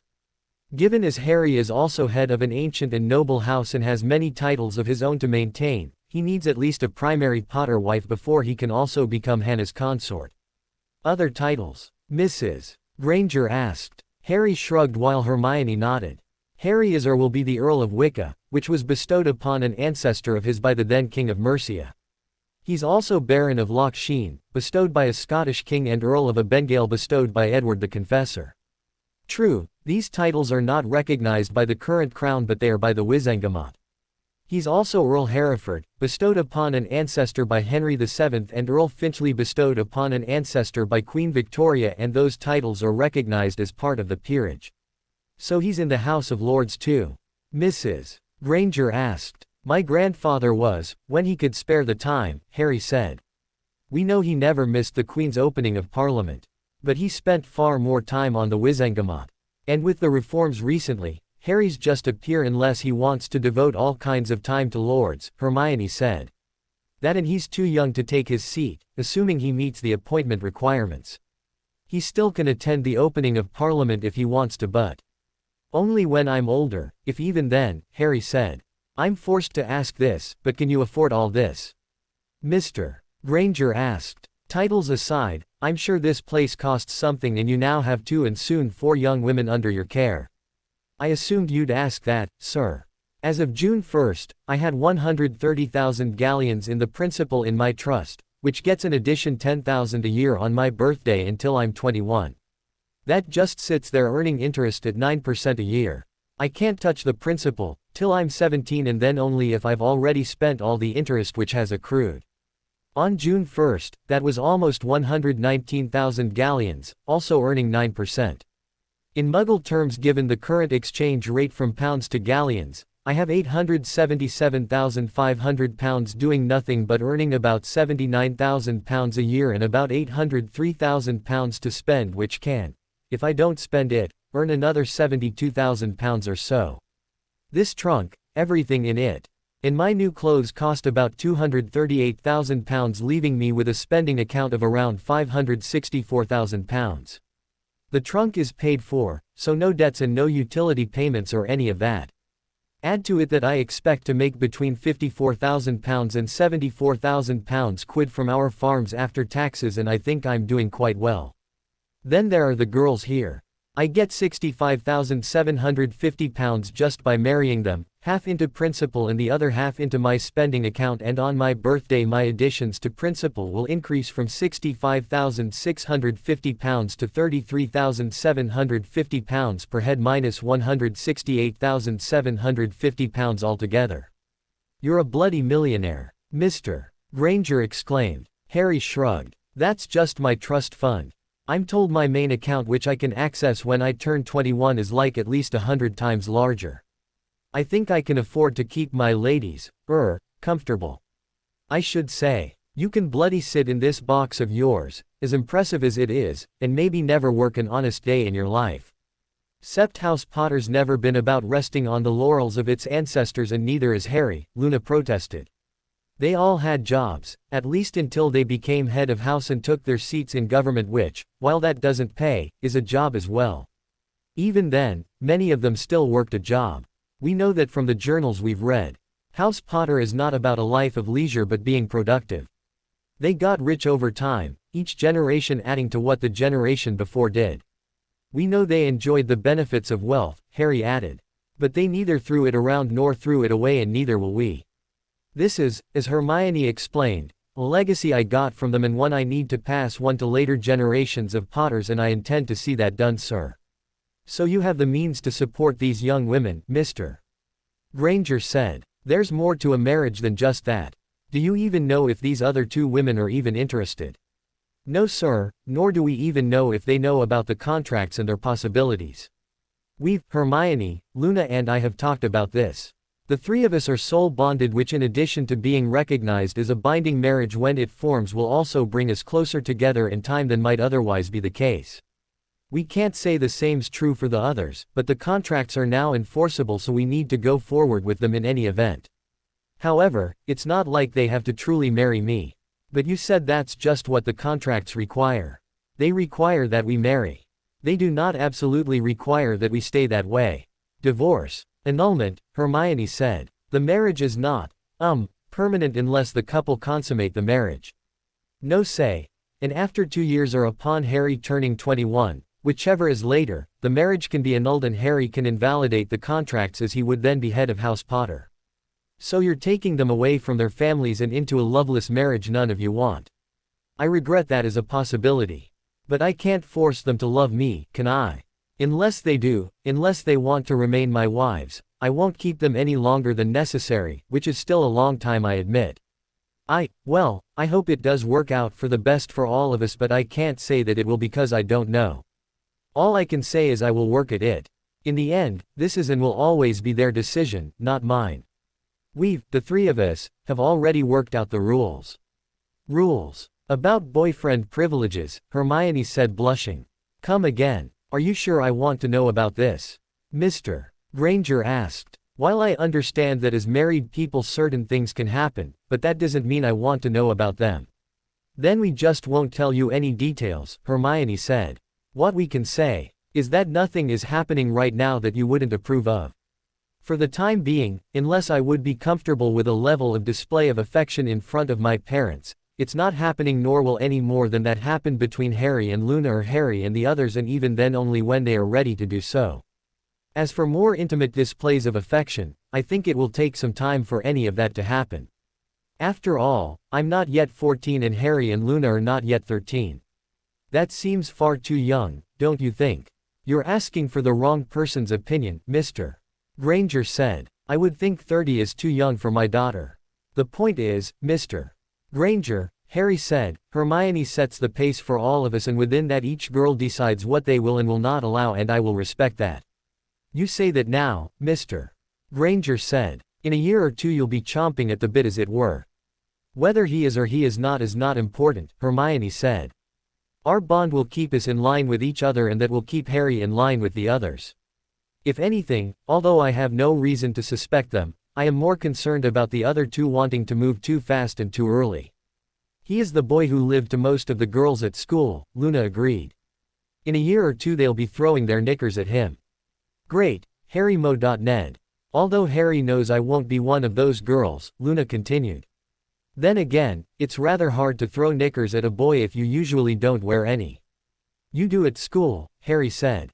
But not at home, as you well know. How would he know that? The Grangers asked in unison. I told him, Luna said as if it was a normal thing to say. Hermione felt relieved that Luna didn't say any more. Although she was not embarrassed about it, she didn't think her parents needed to know that when they were alone in the trunk Luna didn't wear anything at all and Hermione was dressed only long enough each day to make it from her bedroom after her shower to the breakfast table. Luna thought that was just silly, but Hermione actually found she enjoyed undressing in front of Harry. She decided to change the topic anyway just to be safe. And that leaves us with the last contract, she began. What's this? Robert asked. Another contract. We were shown it this morning, Rose commented. It's rather infuriating. Annoying is probably a better word, Harry said, especially after we researched it and found that most of the infuriating parts were fairly common practice. As you know, Mr. Granger, the 4 contracts we have been discussing were made by my parents with the parents of the young ladies in question. Babies in question, I should think, Mr. Granger grumbled. True. But such betrothals are not unheard of in this world, Hermione said.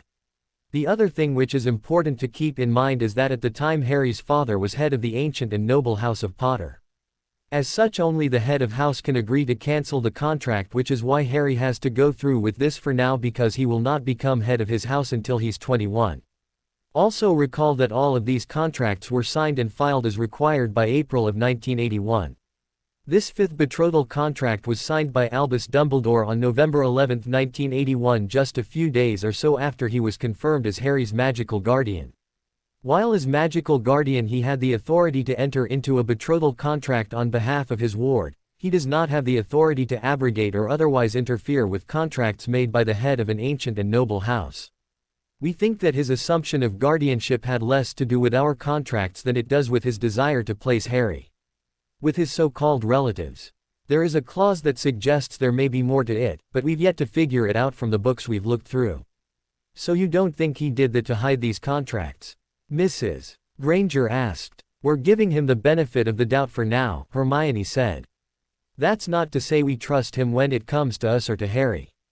Anyway, while the contract says that the parties, that's Dumbledore and Mr. and Mrs.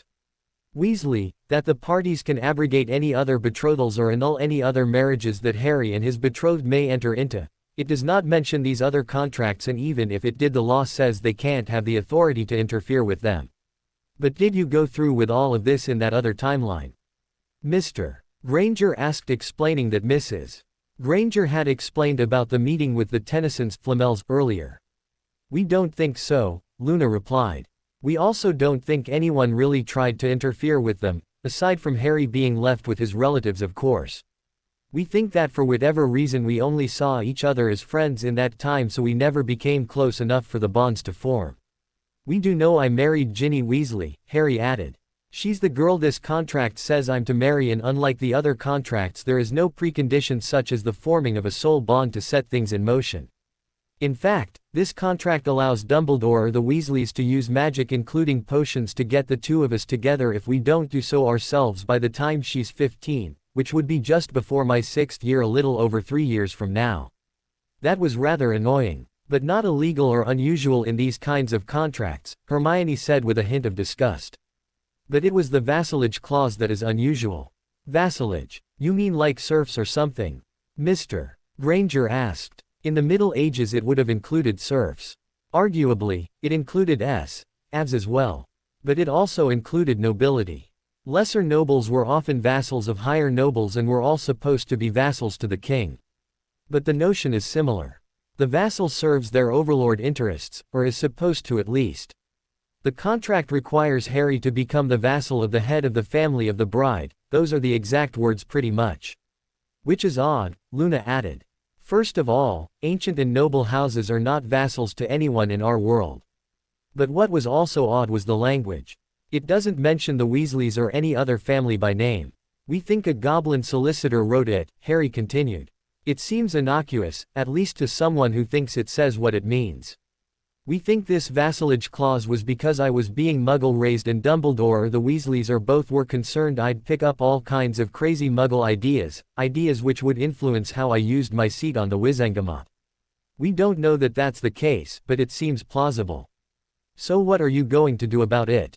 The easiest thing to do is nothing except avoid the Weasleys starting the summer after my 5th year, Harry said. The problem is it's harder to avoid Hogwarts, and goodness knows when or where those potions could be introduced. So long as I manage to avoid consummating a relationship with Ginny long enough, once I'm 21 and head of House Potter in my own right, I could simply abrogate the contract. The problem is we don't know why this contract was made, Hermione said. It requires enforcement by the time Harry is 19 and appears that it was designed so there was no easy way out of it. The way out of the other contracts was not to bond with Harry. Is there a way out of it? Mrs. Granger asked. There is indeed, although it's more a way around the problem than out of the problem. And she then went on to tell her parents their plan. None of them liked it, but short of committing murder or something equally vile, no one came up with a better idea. The rest of the visit was spent discussing less disturbing topics, namely the plans for the remainder of the summer. The Grangers had been planning a trip to France beginning on Sunday and ending the last Sunday in July, a little over a month. While Hermione had been there before, that was before Hogwarts when she was little.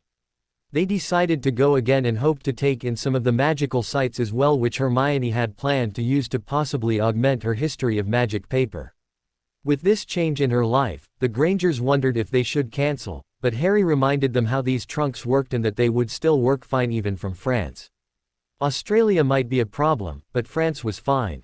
The Grangers could take one of their access trunks with them, and that way Hermione could spend her days with her parents while returning to the trunk in the evenings. Since it was that easy, Mrs. Granger then decided to ask both Harry and Luna to join them as well. They both did. Harry had never really been much of anywhere before, and for Luna it was a chance to spend her summer with friends. After dinner, Dobby delivered some letters that had arrived at Privet Drive while they had been eating. They were from Gringotts. Harry received 5 such letters while Hermione, Luna and the Grangers received 1 letter each. Harry read his. Mr. Harry James Potter. Writ of summons. Sir, pursuant to request you are requested and required to appear at Gringotts, London at 5:30 p.m., Tuesday the 22nd of June 1993 to discuss the nature of a contract between the ancient and noble House of Potter and House Granger. Your meeting will be held in conference room 7. Ask for accounts manager Grisha. Yours sincerely, Harthorn, Director Customer Services. The letters the others received were practically identical. Harry's other letters had him scheduled for meetings each of the following days regarding the other contracts. They all concluded that this meant that Luna and Hermione would be marrying Harry tomorrow evening and Harry would be dealing with the others by the end of the week. Mrs. Granger noted that the letter was cryptic and, given the circumstances, not very romantic. Luna said that romance and goblins were probably mutually incompatible terms. Mrs. Granger insisted on taking them all shopping the next day. Hermione needed a completely new wardrobe as she had outgrown all her clothes over the last year. Luna said she had as well, and in the normal course of events sooner or later her daddy would notice and take her shopping. But Mrs. Granger was insistent on taking Luna along as well. After all, both of the girls needed a special dress for that evening and Harry needed a suit and maybe more than one. The Grangers would take the lot of them to dinner following their meeting, and the place they were thinking of required a coat and tie. With the plans laid and it getting late, the Grangers took their leave and the three of them soon went to bed. They awoke the next morning and the trunk was already running its second 7-day time compression. Once again, Luna showed up at breakfast with nothing on and Hermione undressed before joining the others at the table. She had gotten used to this choice of attire when they were alone like this, although she always acted like she forgot. The truth was she enjoyed undressing in front of Harry.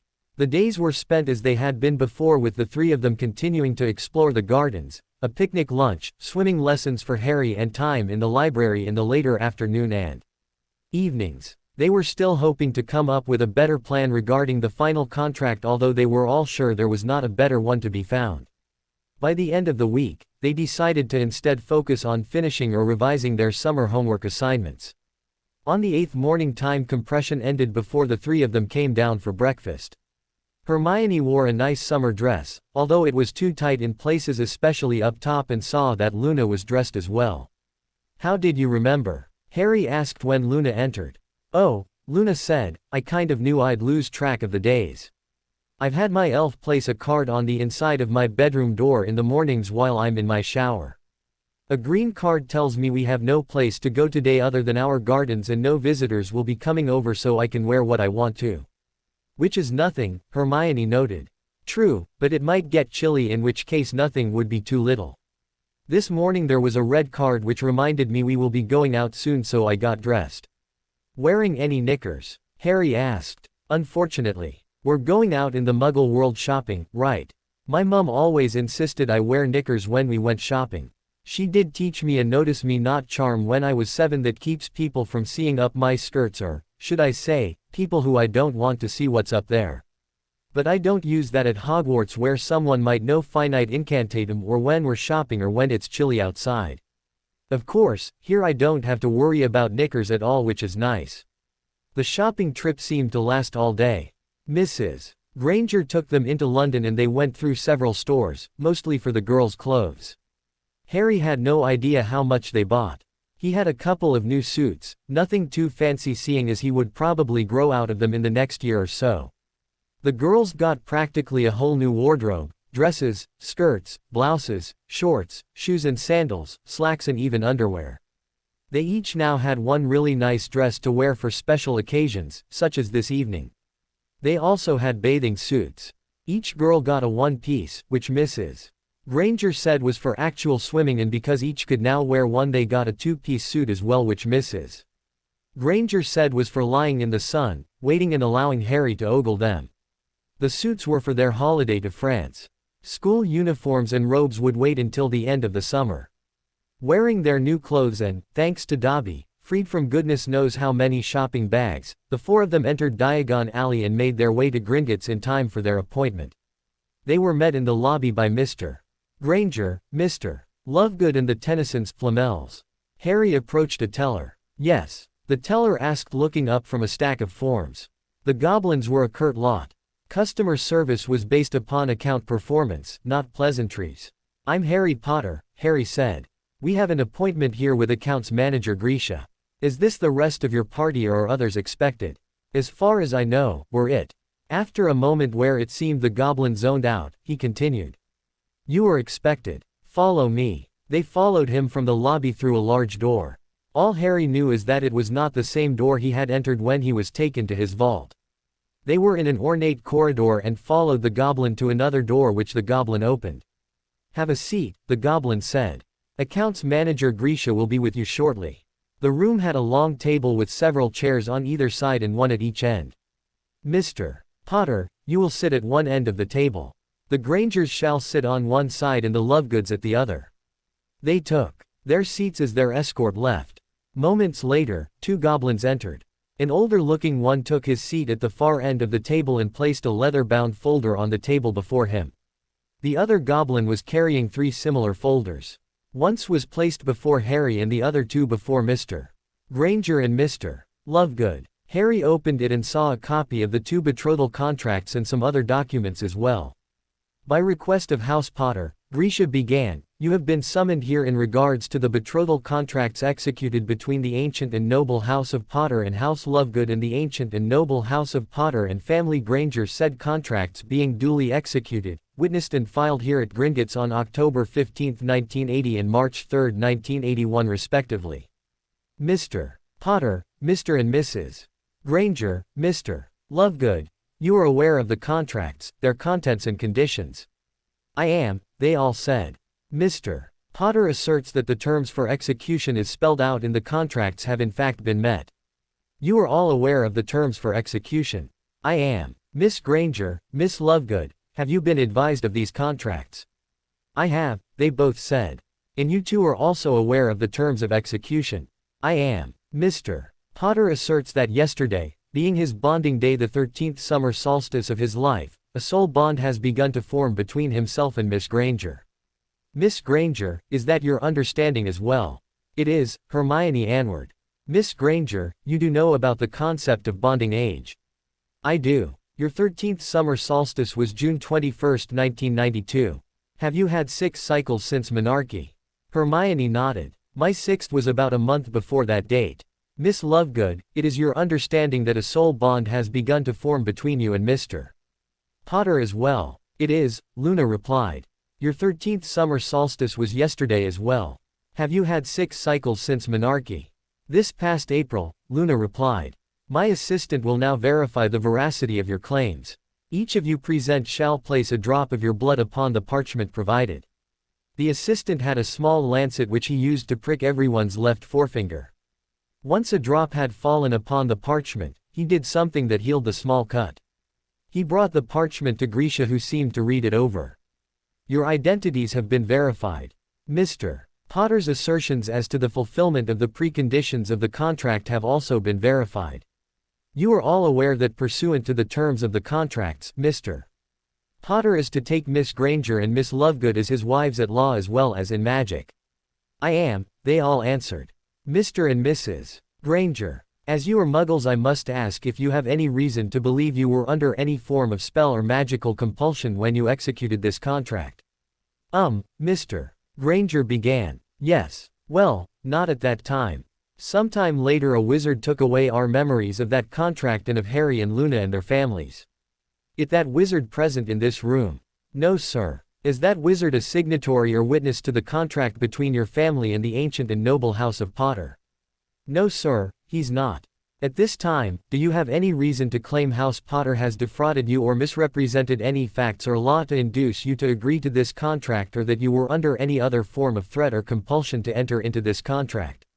"No, sir." "So you have no legal basis to withdraw your consent to this marriage?" Naturally we have reservations," Mrs. Granger said. "But we have no reason to believe we have a legal basis to withdraw consent under wizard law." Mr. Lovegood, at this time, do you have any reason to claim House Potter has defrauded you or misrepresented any facts or law to induce you to agree to this contract, or that you were any form of threat or compulsion to enter into this contract? "No. So your consent to this marriage remains valid?" "It does. As I name the bride, will the consenting parties please rise?" Mr. Potter, as your parents are no longer with us and as you have requested this, you may rise in their stead. Hermione Jane Granger. Harry, Hermione's parents, and Hermione rose. Miss Granger, it is not necessary for you to rise. "I choose to," she replied. "So be it." House Potter, do you agree that Harry James Potter shall be lawfully bound to Hermione Jane Granger as husband to wife from this day forward until death shall part them from this world? I do. Family Granger, do you agree that Hermione Jane Granger shall be lawfully bound to Harry James Potter, heir apparent as head of the ancient and noble house of Potter as wife to husband from this day forward until death shall part them from this world? We do, the parents said. I do, Hermione added. Family Granger, you may be seated. Luna Celeste Lovegood. Luna and her father rose. House Potter, do you agree that Harry James Potter shall be lawfully bound to Luna Celeste Lovegood as husband to wife from this day forward until death shall part them from this world? I do, Harry said. House Lovegood, do you agree that Luna Celeste Lovegood shall be lawfully bound to Harry James Potter, heir apparent as head of the ancient and noble house of Potter as wife to husband from this day forward until death shall part them from this world? I do, Luna and Mr. Lovegood said in unison. Be seated. Hardax. The assistant produced a black quill and 2 parchments and placed it before Harry. Mr. Potter, this is a certificate of marriage for you and each of your brides. Please sign at the place designated. There's no ink, Harry observed. It's a blood quill. It might sting a little, but it will use your blood as ink.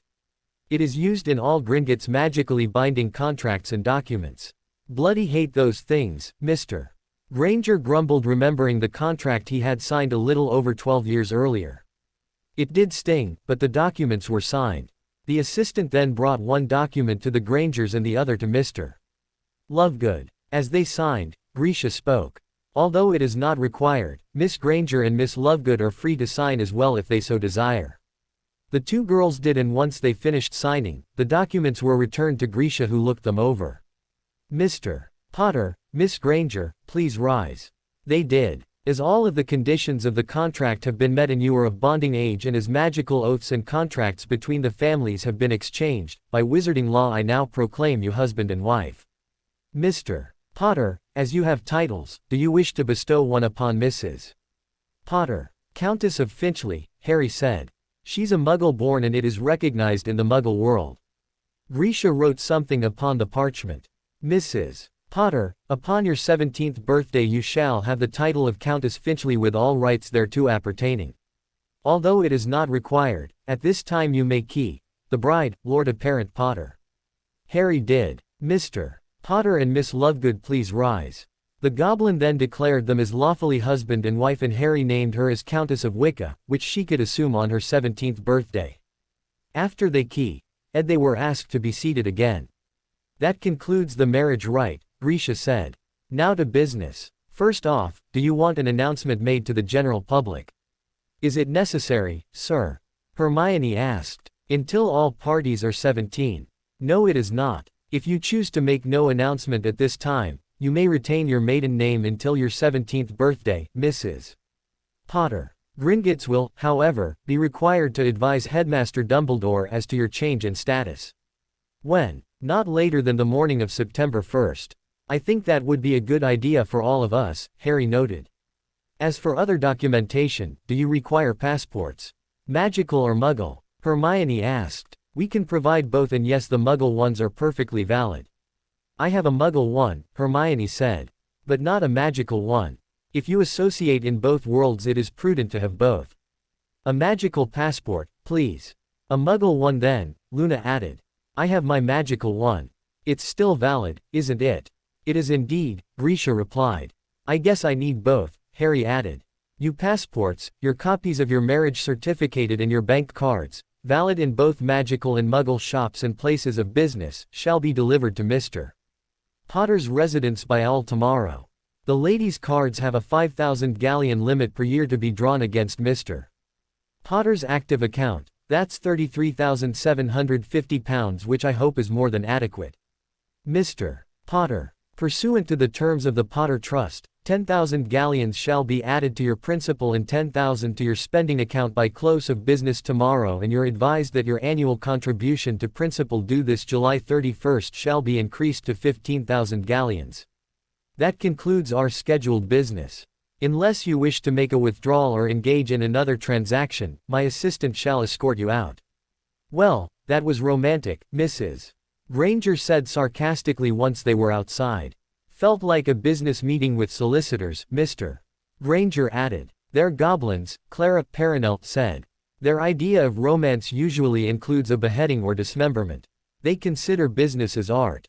It counts, though. I don't know what I was expecting really, Hermione said, somewhat disappointed. Honestly, I hadn't really thought about that yet, even after learning about this.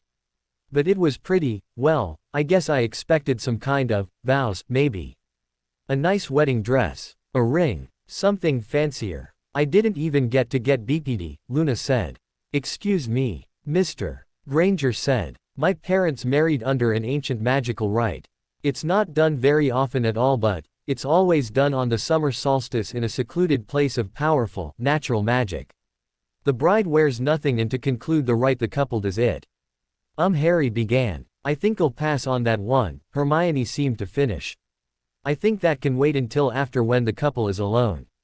Oh, but they are, Luna said. The guests are asked to step beyond the wards for the BPD bits. Basically, the couple only sees them at the nuptial feast. Only the binder is present. But I see your point. I'd want my friends to be there to see the whole thing. Now that I have one, and the more I think about the more that time should be private. Yes, I see your point. It probably would make others uncomfortable too. The dress and flowers and stuff sounds nice too. Were you thinking of having it that way? Harry asked. No, not really. I'd like Daddy and Grammy and Grampy to be there. They were here, after all, and under that rite they couldn't be there. We're pleased we could be here for this, little one, George Nicholas said. In the other time, we passed on to our next incarnation long before you married. As it is, our time is limited. Our great-granddaughter is married. In all of our incarnations, you are the first great-granddaughter who married with us there, and we thank you for that. But, lest Dumbledore become suspicious, George and Clara Tennyson will not see the new year. This time next year, we will be two young people, younger than you are today, under new lives and new names. I don't want you to go, Luna whimpered. You know who we are now, little one. We are leaving, and yet we are not leaving, are we? Maybe one day in the future we will let you know who we are again. We did it in that other time, and who knows, we may just do it in this time. But you will know that we are out there, and this time we will be watching you. From a discreet position, Clara Parinel said. Don't worry, little one, George continued. We're not leaving today. You will see us again before the summer is over. It'll be a sad day for me, Luna said softly. Yes, Clara agreed. You're a very special child, and it will be sad for us as well. But we've decided that you deserve a chance to say goodbye rather than read about our passing on in the paper, as has often been the case in our pasts. Little one, George continued, we know you will miss us as George and Clara. We don't want you to be sad, for we really haven't gone away forever, have we? On September 1st of next year, your third year, a boy and girl will be among the first years awaiting to be sorted into their houses. You won't recognize our names or even our faces. We can't tell you what house we'll be in, 'cause we don't even know that. Over the centuries we've attended Hogwarts 6 times and have been in each house at least once. I'd like to say you can rule out Ravenclaw, as we were in that house our last 2 times through.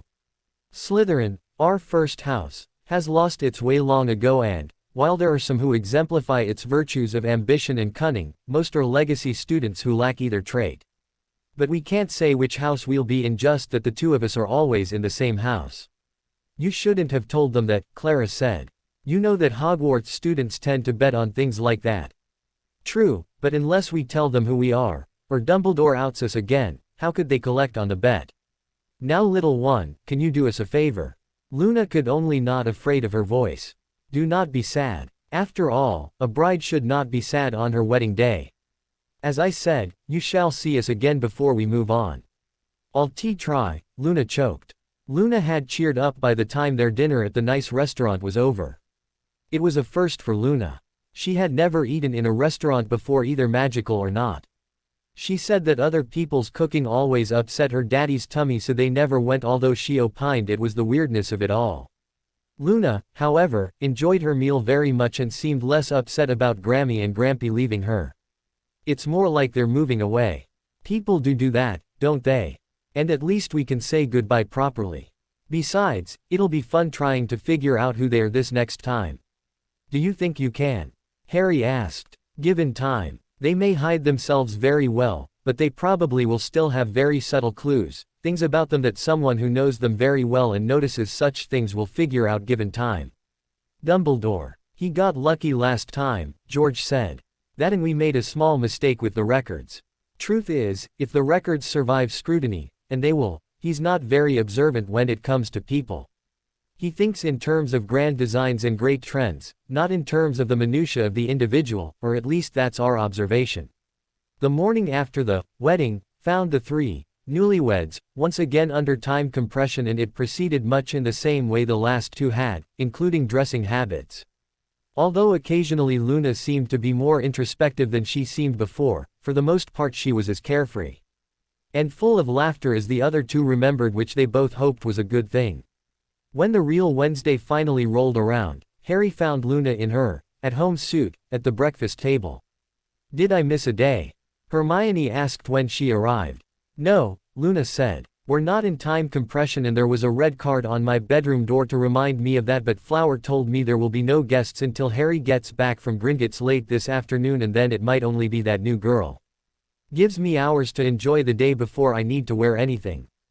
"Good point," Hermione said, and soon joined them in her own at-home suit. "We'll dress after you leave for Gringotts," Hermione told Harry. "It's just you that's going, right?" "That's my understanding," Harry said as he buttered his toast. At 5:30 that afternoon, Harry was once again sitting at the conference room table at Gringotts. This time he was alone. For the first time, he had activated the flow system in his trunk and traveled directly from the trunk to Gringotts. He had one of his elves bring another one of his access trunks for the greengrasses because this was the easiest way to key them into his wards. Besides, it was also the easiest way to explain things to them, as he was sure they would ask about his living arrangements in some form. "Mr. Potter?" Grisha asked as he personally placed another leather-bound folder in front of Harry. "Mr. and Mrs. Greengrass have asked for a private audience for you before they bring in their daughter. Is that acceptable to you? If it's not otherwise improper, whatever makes them more comfortable." Grisha nodded. A few minutes later a couple who looked to be a little younger than the Grangers entered, but it was always hard to tell an adult which are wizard's real age. They took their seats at the table and folders were placed before them. Mr. Greengrass looked through the papers while it seemed Mrs. Greengrass was sizing Harry up. Harry was, of course, wearing an inexpensive but nice-looking muggle suit while the Greengrasses were dressed in formal wizarding robes. "An interesting choice of attire, Mrs. Greengrass said formally. "Vivian," Mr. Greengrass said, "it's impolite seeing how we have not properly exchanged introductions. I am David Greengrass and this is my wife Vivian. Harry Potter, Mr. and Mrs. Greengrass, or would you prefer, or do you have another title?" "See," he said, turning to his wife. "He may dress muggle, but he has better manners than many boys his age, does he not? Apropos nothing of importance, your attire is of interest. It is proper business attire in the muggle world," Harry said. "By no means top drawer, although it did cost about 250 quid, which is a lot for a suit I probably won't be able to wear more than a few months. We were under the impression you were raised in our world, Mrs. Greengrass said. "Oh, pardon me ma'am, but how so? Our daughter told us that is what Professor Snape has told his house, that you were raised in your ancestral manner." "What an idiot." Harry laughed. "Not your daughter, ma'am," he quickly added. "I'm talking about Snape. If I have an ancestral manner, I have no memory of it. I was raised in the Muggle world. Professor Dumbledore left me with my closest Muggle relatives after my parents died. Didn't even know I was a wizard or that magic was real, till my 11th birthday." "That doesn't sound right," Mrs. Greengrass said. "Probably wasn't, ma'am. What little I have learned since school ended suggests there were several others I should have gone to. The only Muggles would have been the Grangers. Apparently, my parents hoped I'd go there because they felt that an appreciation of our Muggle heritage would be important somehow. Instead, I get sent to what I've heard described as the worst sort, not that I disagree with that, there being the worst sort that is. And you expect our daughter to live there?" Harry smiled. "This is probably a silly question, but have you ever heard of a travel trunk, specifically a deluxe model manor travel trunk?" "Travel trunks. I assume it's a live-in trunk?" Mr. Greengrass asked. Harry nodded. "I got it just after leaving school for this summer. It's in a heavily muggle-proofed room at those relatives' house. I live in it now. It's much nicer and more relaxing, and neither I nor anyone else has cause or reason to ever deal with my relations. If they ever try anything, well, my head elf will deal with them and they won't like it at all. If it's the trunk or kind of trunk I'm thinking of, Mr. Greengrass said, it's nice to know our daughter will not be living in a hovel. It's pretty nice. The gardens are quite expansive and there are rooms in the house itself that are larger than my relatives' home. Much nicer than my previous accommodations. My bedroom at that place is only 8 by 12, but it's larger than where I slept before I got my Hogwarts letter. That was only about 4 by 6, I think. Then again, that was meant to be a cupboard.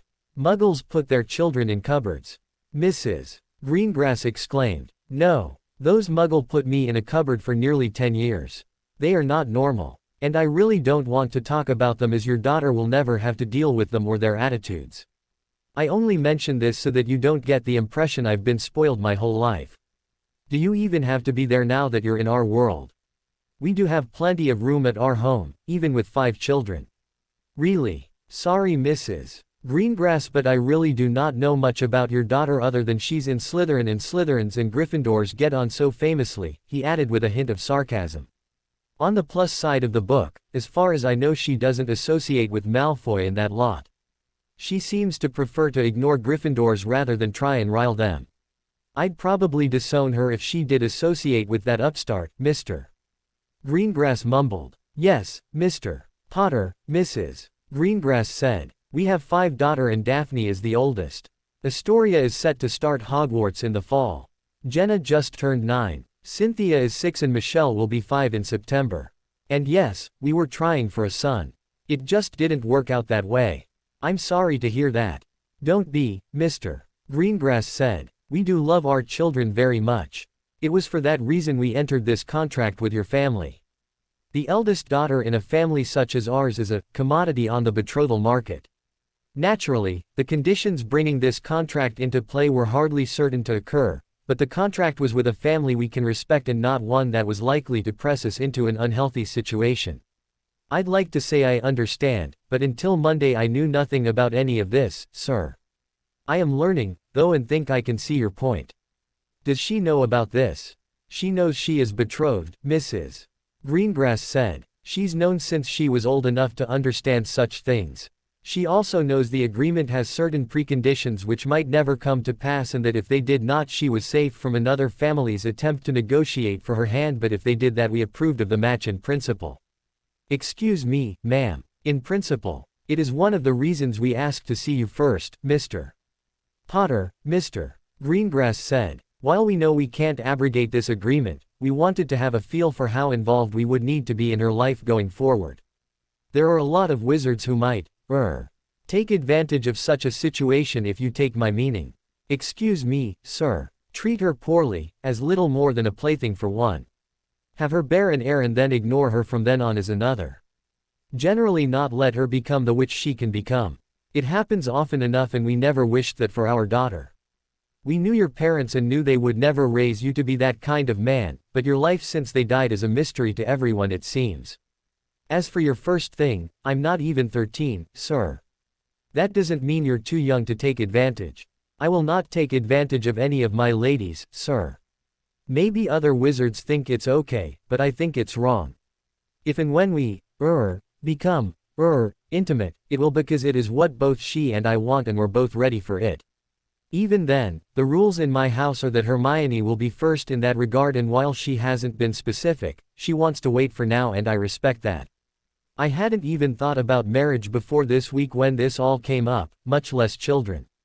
I want that, but I thought I had years before I had to worry about that, and, as far as that's concerned, I still do. I won't allow that to interfere with my ladies' educational desires, and I understand that once they get that way, they're out of Hogwarts. As to how many children, I think that should be up to my entire family.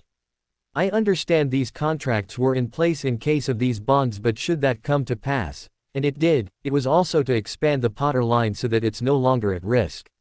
Seems to me that's more than one child per witch, right? But again, it's up to her, and I will abide by her decisions in such things, sir. It might not be the easy thing to do and all, but it is the right thing to do. For now, I just hope we can be friendly and maybe become friends." The couple looked at each other and Mrs. Greengrass nodded. "Okay, we will take you at your word on this, Mr. Greengrass said. "Is there a reason why your trunk is at those muggles' place?"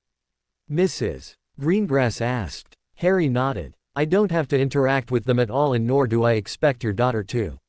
There are very powerful wards in place that were set up when I was left there.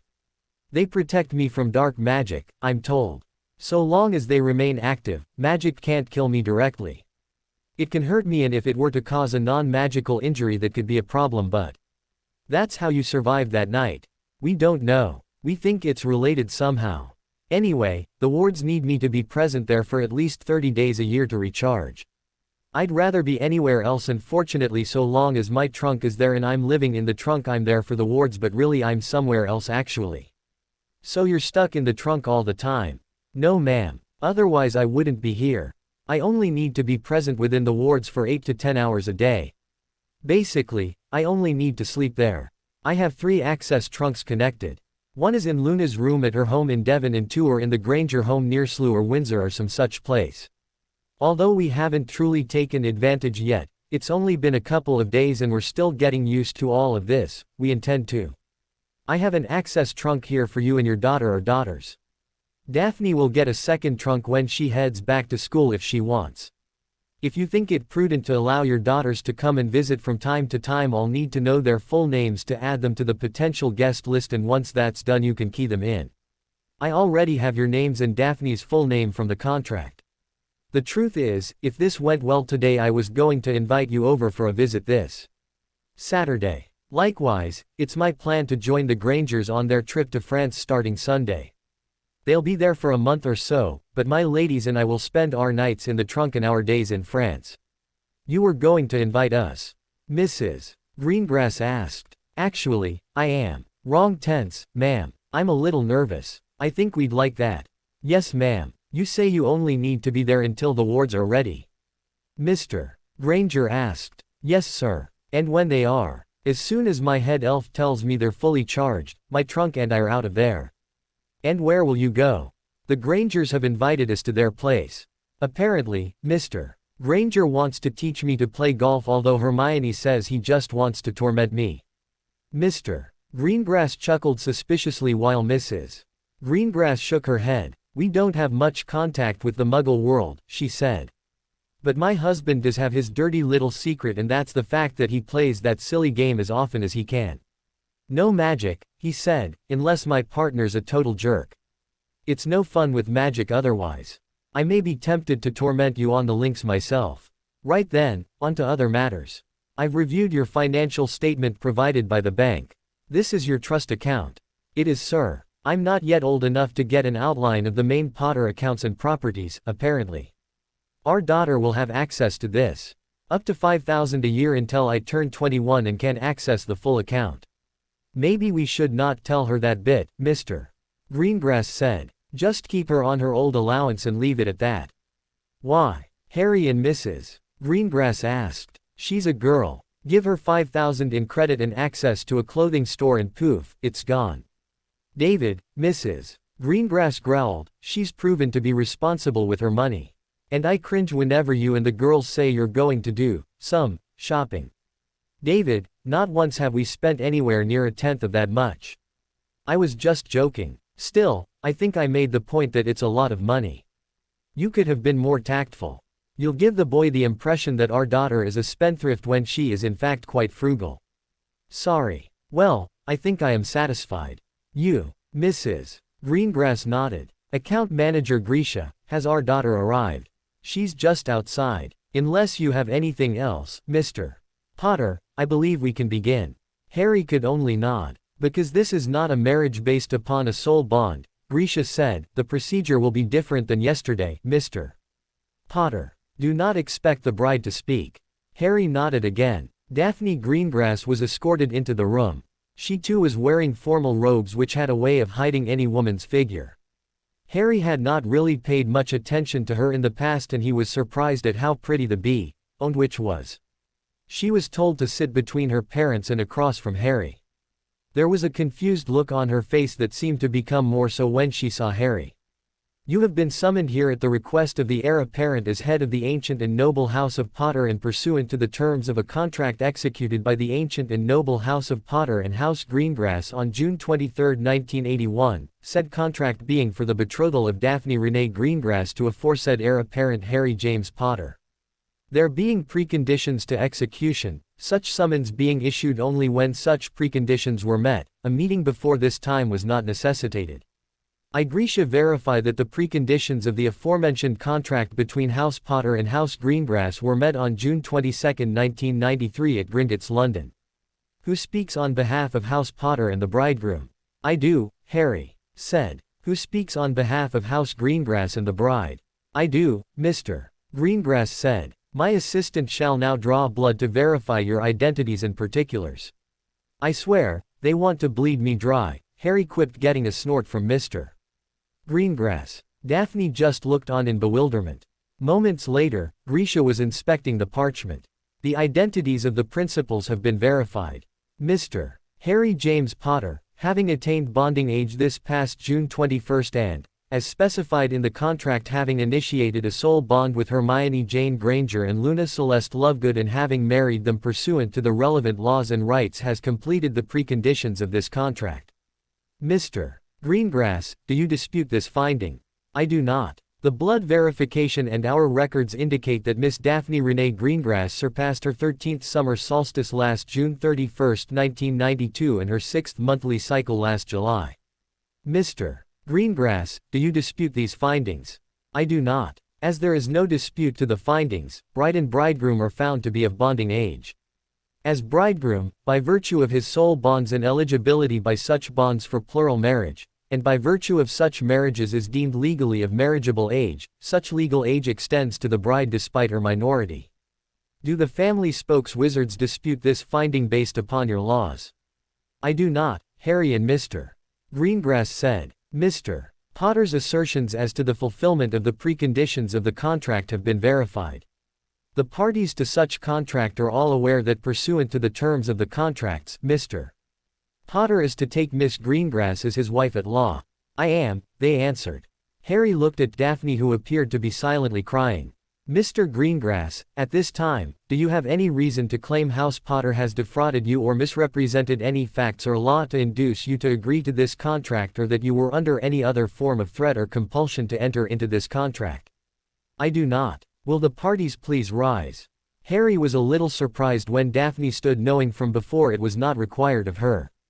House Potter, do you agree that Harry James Potter shall be lawfully bound to Daphne Renee Greengrass as husband to wife from this day forward until death shall part them from this world? I do. Mr. Greengrass, on behalf of your family, do you agree that Daphne Renee Greengrass shall be lawfully bound to Harry James Potter, heir apparent as head of the ancient and noble House of Potter, as wife to husband from this day forward until death shall part them from this world? I do, he said. You may be seated. After they sat, the marriage certificates and blood quill were brought forward. This time there was no explanation as Mr. and Mrs. Greengrass signed and, after a whisper from her mother, Daphne signed as well, followed by Harry. Bloody hate those things already, Harry said when he was done. Mr. Potter, Miss Greengrass, please rise. They did. As all of the conditions of the contract have been met and you are of bonding age, and as magical oaths and contracts between the families have been exchanged, by wizarding law I now proclaim you husband and wife. Mr. Potter, as you have titles, do you wish to bestow one upon Mrs. Potter, Countess of Abengale? Harry said. Grisha wrote something upon the parchment. Mrs. Potter, upon your 17th birthday you shall have the title of Countess of Abengale with all rights thereto appertaining. Although it is not required, at this time you may key the bride, Lord Apparent Potter. He looked at Daphne, who gave his a slight nod despite all of this. When he walked up to her, she only offered her cheek, but that was far more than he expected. He key ed, and to his surprise she key ed his briefly. We're going to have a long talk, aren't we? She whispered. Of course, he replied. This concludes the rite of marriage, Grisha said. Mr. Potter, the same conditions and services as last time. Of course. Mrs. Potter, it is the wish of House Potter to keep this quiet for the time being. We expected as much, Mr. Greengrass said. That being said, you may retain your maiden name until your 17th birthday. There will be no public announcement of this marriage until such time as the two of you should hold a public wedding ceremony, whichever is sooner. Hogwarts will not be informed of your change in status until the morning of September 1st of this year. In other matters, do you have a magical or muggle passport? A magical one, Daphne said. Your muggle passport and Gringotts charge card with a 5,000 galleon per year spending limit drawn upon the House Potter accounts should arrive in tomorrow's post. Mr. Potter, she will be staying at your current residence. He looked at Daphne's parents, who gave him a slight smile before nodding. Yes. Is there any other business? Would it be possible for us to use this room for a few more minutes? We have no problem with that provided you violate none of our laws. Is keying a person into an access trunk a violation? No, so long as the trunk is removed from the premises when you depart. The Greengrasses will be taking it with them. Would it be a violation for Daphne and I to exit to my home via the trunk? Again, not so long as the trunk is removed. Thank you, sir. With that the goblin left. He spent a few minutes explaining to all three of them how to key themselves into the trunk, and Mrs. Greengrass handed him a parchment with their other daughters' names upon it. Blood activation. Mr. Greengrass asked when he was pricked. Goblin-based wards, among other protections, Harry said. That's really top-notch. Thank you, sir. Although I swear they want to bleed me dry. He then opened the trunk. Dobby, he called out. Sir, the elf said, appearing in the room wearing his most formal uniform. This is my head elf, Dobby. Daphne will be joining us for dinner. Please let Hermione and Luna know we'll be there directly, and please see to it that Daphne's things are moved to her rooms. Rooms? She asked. You'll see it being done, sir, and the elf popped away. Daphne? Harry asked. When she turned to him he continued. I've asked your family over for a visit this Saturday, if that's okay with you. She could only nod in reply. You may visit them tomorrow if you like. We appreciate that, Mr. Potter, Mrs. Greengrass said, but I think it best she use the next 2 days to get settled in, don't you?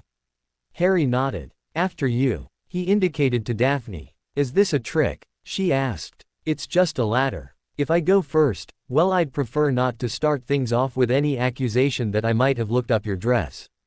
Phineas Nigellus Black had been the head of the ancient and noble House of Black for well over 2 decades before he was found murdered in Knockturn Alley in 1925 in what authorities believed was a robbery gone bad.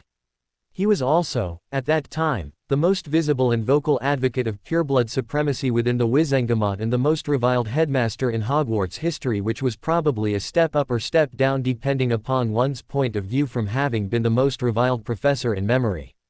His murder was never solved, in part because he had so many enemies there were few to rule out as potential suspects.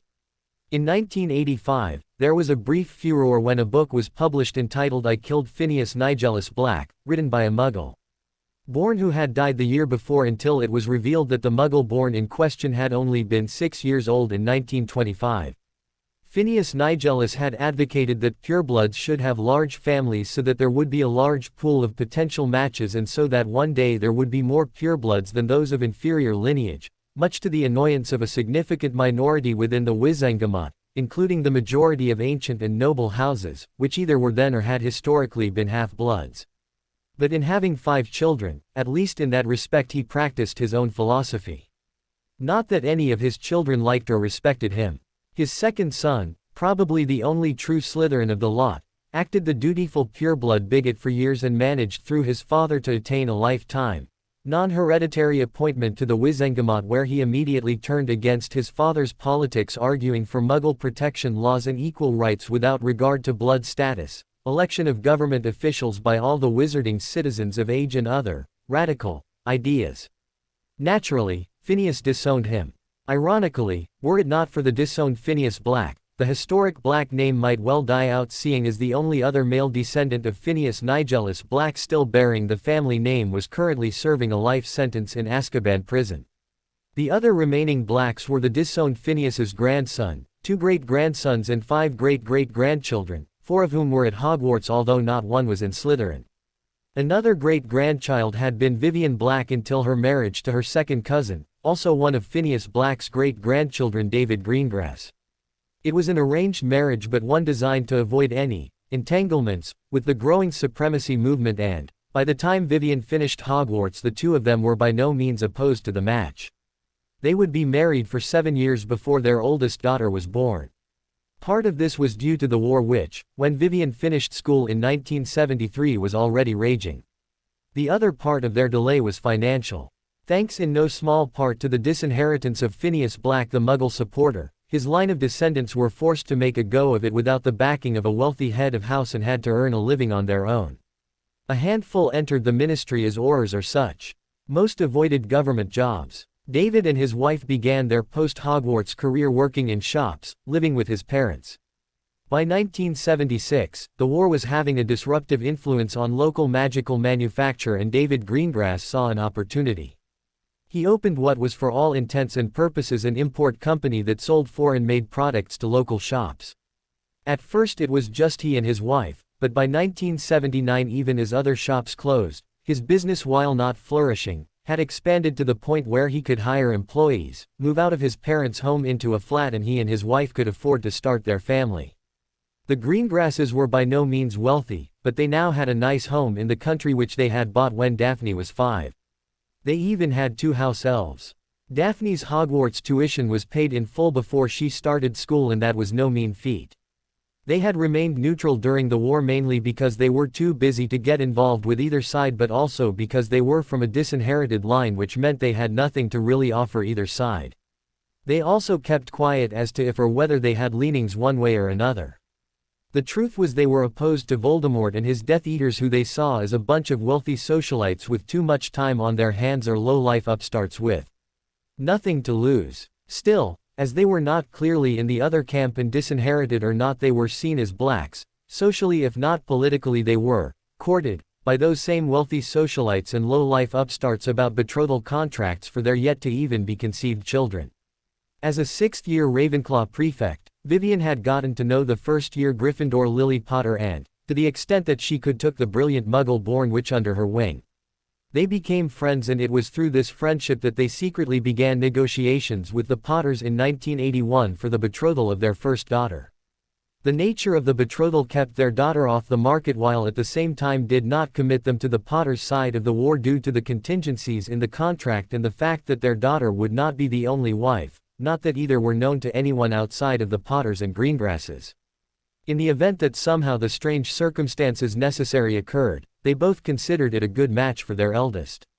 Daphne knew of the existence of a betrothal contract between her and somebody since she was 7. She knew it was contingent upon certain events coming to pass, events her parents believed were highly unlikely. She also knew that her parents had no real qualms if she should one day have to go through with the marriage anyway. She was raised by parents from old, magical families and thus was raised knowing that arranged marriages were likely. She might not have liked it, few people truly did even if it was the common practice. She also knew it could be a good thing under the right circumstances, seeing as her parents were clearly fond of each other and of her and her sisters despite their arranged marriage. What she did not know was to whom she was betrothed, or that there was a possibility she might marry before she was 16. But as she was magically raised even in a somewhat progressive family, she also was taught what being a wife could mean. Whether she liked her husband or not, she was expected to take to his bed and bear his children, and she knew the former could be expected as early as the night of their marriage, regardless of her age or whether she wanted to do that or not. She had been told that day why she was accompanying her parents to Gringotts. She had been told it had to do with her betrothal and was told to dress in formal robes. This was not particularly worrisome, as a first meeting with one's betrothed was considered a formal affair in polite society. She still was not told who it was or whether this was more than her formal introduction. Part of her feared that she would enter Gringotts a Greengrass and leave as someone else. Worse, she feared, despite her mother's assurances to the contrary, that her betrothed was much older than her. She was, quite frankly, stunned to see who it was. Like any child raised in magical Britain at the time, of course she knew who Harry Potter was and had heard of him for as long as she could remember. When she was much younger, she even read some of the books, although she found them to be so fantastical as to be unbelievable even before he showed up as part of her first-year class. She was sorted into Slytherin and he was sorted into Gryffindor, and it was clear within days that those two houses disliked each other on principle. She didn't truly see why, except that they did. The problem for her was, with the exception of her best friend whom she had known for some years, she didn't like anyone in her house, and that included her head of house. But as Slytherins did not openly associate with other houses, this meant her only source of information about anyone else was either her own personal observations or whatever tripe her housemates were saying at any given time. The general belief in her house was that Potter was a typical Gryffindor, not terribly bright, foolhardy and born to dislike Slytherins. It was also believed he was a spoiled, rich kid. She knew that House Potter was wealthy, but aside from an expensive broom that she knew he had received from his own head of house, nothing indicated wealth. If anything, he looked poorer than the boy he always hung out with. Moreover, as the scion from one of the oldest magical families in Britain, in many ways he acted more like a Muggle-born or a first-generation Hogwarts student.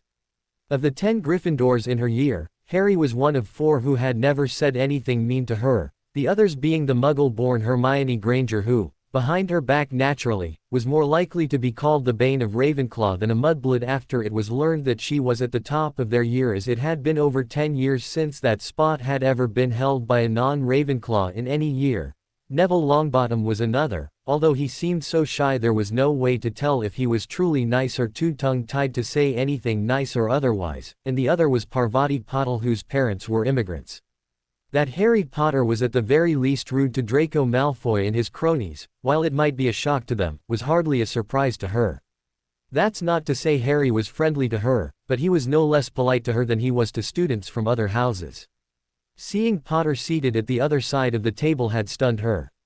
What stunned her even more was it seemed not only as if he was getting along with her parents, who seldom warmed up to anyone quickly, but that they might actually like him. And, before she truly knew what was going on, when the goblins began their blood tests, to hear him joking around with her father left her speechless and confused. Before she could even think, she realized this was not a meeting to discuss the betrothal, but to execute the marriage. She was overwhelmed with so many emotions: fear, frustration, a sense of betrayal, confusion, sadness and, in a way even relief, that she could not help but cry. It all seemed to be over so quickly and so unceremoniously that there was even a small sense of loss, as she felt that if she was going to be packed off as a 13-year-old bride to a boy she barely knew at all, she should at least have had a proper wedding. She forced herself to remember her upbringing in the end when her mother whispered a reminder. But as she descended the ladder into that trunk, she wondered whether she was descending into some kind of hell. She was silent as she followed him to the door after he descended behind her. It opened into a huge room and an elf was standing there as if waiting for them. "Master Harry, Mistress Daphne, dinner is ready and will be served in the informal dining room." "Thank you, Higgins," Harry said. "Well, I was going to show you around a bit, but that can wait." "This way." She didn't say anything, merely followed him, looking at the place as he led her from that room which he called the entry hall into the great hall, pointing out the parlors, the game room, library and finally through the formal dining room to a room beyond.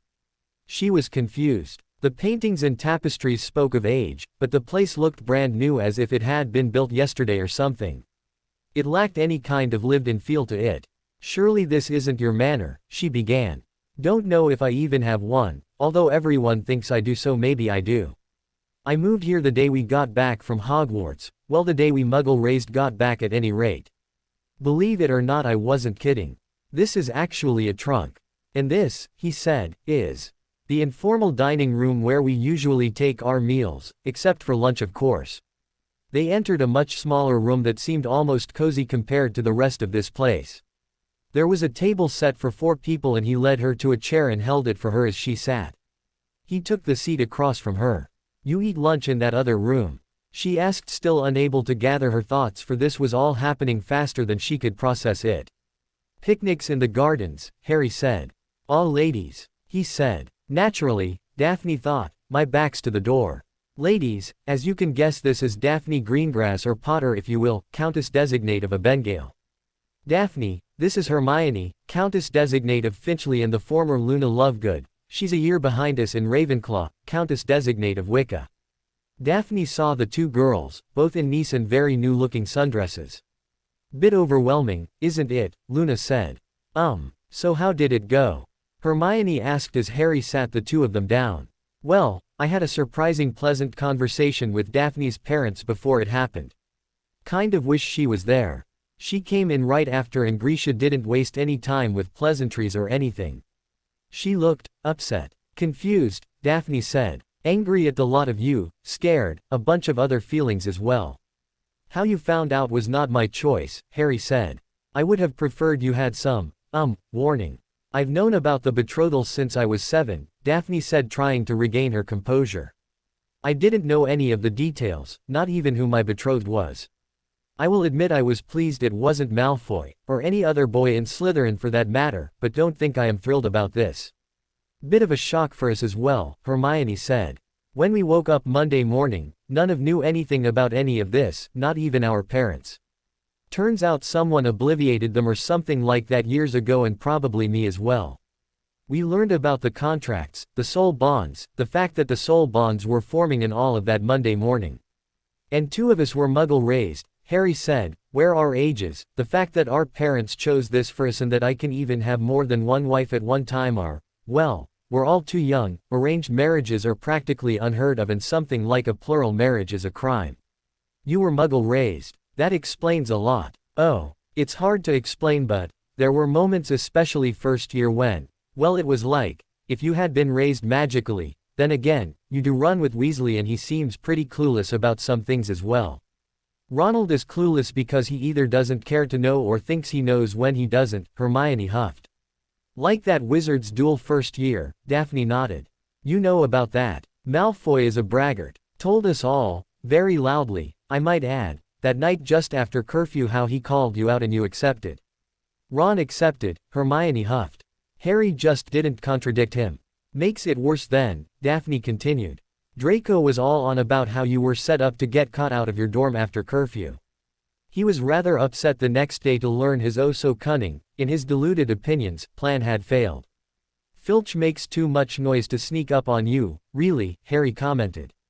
So you were out. Harry nodded. And didn't get caught. Almost got the lot of us killed, but yeah, we didn't get caught, Hermione all but scolded. I hoped you were over that, Harry said. Well, since the troll was the second time I almost got killed in 2 months and it was a much closer thing than running headlong into that Cerberus in that out-of-bounds corridor, I did. But don't think I came to see that as fun. What? There was one of those things in the school. What do you mean by the lot of you and what's the troll got to do with anything? Daphne asked. Oh goody. A story. Luna practically squealed. The lot of us were Harry, Ron, Neville Longbottom and myself. Ron was insisting Harry had to do it. Neville forgot the password to get back into the dorm and didn't want to be left out alone, and I was trying to stop them from getting into trouble. Personally, I'd take Filch over Hagrid's pet any day. As for the troll, I was in the bathroom when it cornered me and Harry came looking for me. Harry distracted it by jumping on its back and jamming his wand up its nose, and Ron got lucky and levitated its club. Dropped it on the thing's head and knocked it out. Daphne didn't know how to respond. Well, you know, given the Hogwarts rumor mill, it's a wonder I never heard about any of that. How many times has something or someone tried to kill you since you started school, Harry? Hermione asked. You mean that I know of for certain? Yes. Let's keep it short. First year. Fluffy, that's the Cerberus, troll, Quirrell at the Quidditch match, although at the time we thought it was Snape. Maybe that dragon of Hagrid's, Voldemort in the Forbidden Forest, Fluffy again, the Devil's Snare, and Quirrell and Voldemort both until I killed Quirrell. You can't know who. But you've already, Daphne said. We don't know what happened that night, Luna said. But I believe Harry when he says that somehow you know who was beaten but not truly killed. Second year, well, there was that Whomping Willow, a house elf, although that was more an accident. The Acromantul is in the forest. Lockhart when his wand backfired and almost caused the cave to collapse on my head. That basilisk, Voldemort again, and Mr. Malfoy. Huh. The Whomping Willow was where Ron crashed that flying car, Harry said. It wasn't very happy with us at all. That rogue bludger at the first Quidditch match was done by a house elf trying to convince me to get out of school because of the stuff going on. The Acromantul is a long story. Let's just say there are loads of them in the forest. They're huge and not very friendly at all. Lockhart, the useless coward, tried to obliviate Ron and I down in the Chamber of Secrets or at least the nearby cave and instead wiped out his own memories and nearly dropped the cave on top of us all. I killed the basilisk, defeated that version of Voldemort which was the reason it was on the loose and Dobby took care of Malfoy. Seems Malfoy was rather upset that in addition to ruining his plans to unleash that thing on the Muggle-borns, he got kicked off the board of governors and I tricked him into freeing his house elf. Before that elf, my head elf Dobby, banished him from the school quite violently, he had said, Avada. The killing curse. So I've been told. How did you kill a basilisk? They're immune to magic pretty much and even if not, and why didn't it kill you? I had help from a phoenix and a sword. The phoenix blinded the thing and I drove a sword through its skull, although it did bite me. You would be dead. Phoenix. Oh right, Daphne said. Tears. Harry nodded. That was the monster. Harry nodded. Must not have been very big. I guess. Is 60 feet long big for one of those things? Daphne just looked at him in shock. It seemed about that long. It was about as thick as I am tall. Then again, I didn't stick around to measure it.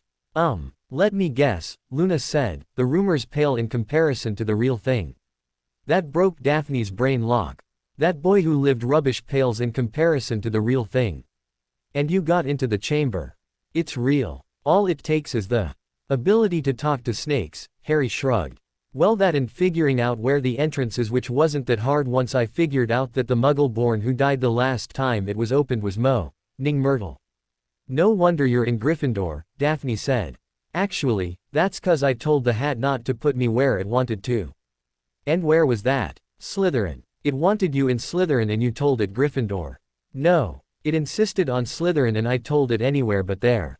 Why? I admit I'm not fond of my house but Ron would think it's 'cause he told me there's not a witch or wizard who went dark that wasn't from that house, but even then I thought he was biased. No. I had the misfortune to meet Draco Malfoy before he was sorted and wanted to be as far away from that git as I could get. I can understand that, Daphne nodded. So, the hat wanted you there and you talked to snakes. Any chance you're Slytherin's heir? I am descended from him. One of my Potter ancestors married his granddaughter or great-granddaughter. Dumbledore thinks that ability had something to do with what happened when my parents were killed but we have some of the old Potter journals here and it seems the trait pops up in my family every few generations or so. Then again, the grandson of my Slytherin ancestor married a great-great-granddaughter or so of Gryffindor.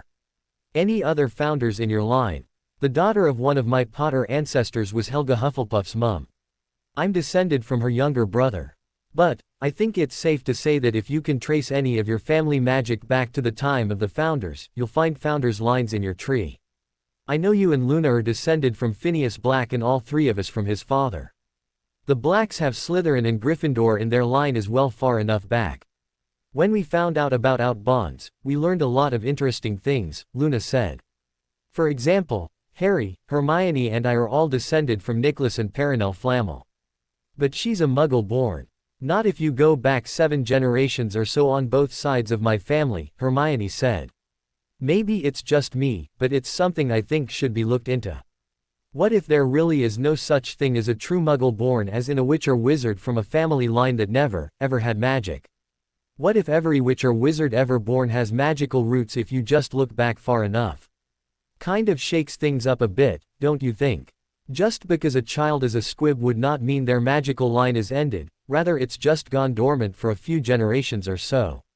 Excluding himself, Harry can trace his Potter family's magic back more than 32 generations and he has portraits of 32 of those generations scattered about this place. Do you know how many would qualify as purebloods today? Daphne shook her head. 7, including his father, grandfather and great-grandfather. The rest were all technically half-bloods. Now in my opinion, if you want true bragging rights based upon your magical heritage which is truly more impressive. Being able to trace your magic back unbroken 32 or more generations even where many of those ancestors married Muggle-borns. Or only being able to go back 15 or so, even if the last 9 were technically purebloods. One of these days I hope to be able to find a way to see how far back my magical heritage can really be traced. As far as I'm concerned, my family's just been on an extended holiday from this world. You're preaching to the converted, Daphne said somewhat annoyed. I'm from Phineas Black's family.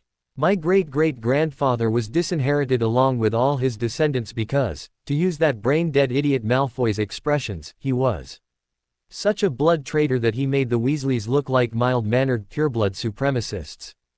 Great-great-granddad Phineas, while almost 100 at the time, was murdered by Death Eaters, as was his son Silas, his grandson Stanley and his two boys Albert and Marcus. They were Aurors, his granddaughter Anna, Luna's grandmother and the founder of the Quibbler and a critic of the purebloods, and their leader, his granddaughter Lana, her two sons, their wives and all their children, because they either were or had been Aurors, were married to them, or because they were their children, his great-granddaughter Ellen, who prosecuted Death Eaters and their supporters, and her 9-year-old son, and his great-grandson Frank, who was a hit wizard. Not one of Phineas Black's descendants was a Death Eater or supported their nonsense, although, because the rest were targets, the adults did their best to appear neutral and not draw the attention of either side. It may not appear brave, but what good is it to be brave if in doing so your family is wiped out? I had Malfoy pegged as an idiot before we got into the boat's first year. I wish my name began with A, P, because I might have argued with it about Slytherin as well once it put that self-absorbed moron into that house. He has no ambition. He believes he's entitled to everything. As for cunning, he fancies himself as cunning, but he's delusional. The biggest problem in our year is that his so-called heritage has made the him brand idiot, which he uses to gather about him his sycophantic toadies who, if they combined their brains together, might one day for a brief moment have a real thought. The only one in my year who's not a total waste of food and air is my friend Tracy, and I'm still reserving judgment on Bulstrode and Zabini. But Parkinson and Runcorn are slags whose only utility will be taking boys into their beds, so those boys don't come my way, and the other three are ranked 38, 39, and 40 in our year only because there's nowhere lower for them to go. Daphne gasped. I'm sorry, she said contritely. I'm new here and that was completely inappropriate. But see here, Granger. Hermione, please, Harry commanded. Daphne nodded. Hermione, I may wear the green and silver, but that does not mean I believe one word from that upstart idiot Malfoy's mouth, and I'd appreciate it if you didn't assume that I did. You're right, Hermione said. Aside from where you were sorted, I had no reason to assume that. Honestly, I think this is the most I've heard you say in 2 years put together. Daphne nodded. Aside from talking with my friend Tracy, it probably is. Could we please change the topic? My parents always said that politics, even if you agree, is never good dinner conversation, and are we going to eat? Oh, Harry said. Sorry about that. With that the meal appeared. So Harry, Daphne asked, what was it like growing up in the Muggle world? Not a good topic either, Hermione said. Oh, while most Muggles are and try to be decent people, Harry lives with his Muggle aunt and uncle, and they are not, nor do they try to be decent people, especially to Harry. I've known him 2 years, and while I know given a choice between living at school all year long and coming home and having to deal with those things, he'd stay at school. No, that's okay, Hermione, Harry said. I trust you and Luna and want to trust Daphne too. You and Luna share a soul bond with me, and I think trust is important. Daphne was thrown into this without that, to help, so trust may be more important. My first memories are of scrubbing floors. I was pretty young at the time, and those are rather vague memories. My first clear memory was when my aunt started to make me cook meals. I was 4. She'd tell me to do something, and if I did it wrong I got swatted on the behind with a ruler. She didn't ever tell me how to do it or show me how. Break an egg. Wrong. Swat. Do it again. Wrong. Swat. Again. Swat. Again. There's an eggshell in the bowl. Swat. I'm surprised you came to like cooking, Luna said. He cooked this, you should know, she added for Daphne. I learned the basics pretty fast. Faster when I realized that if she left me alone I got more to eat provided I ate while I was cooking. Until I was 5, I thought my name was Boy Freak or something. It was only when I was first sent off to school that I was forced to learn my real name. The only new thing I ever got before my first year Hogwarts school supplies were my glasses. I did get my own uniforms for primary school, but they were always bought second-hand. That's when I was 6.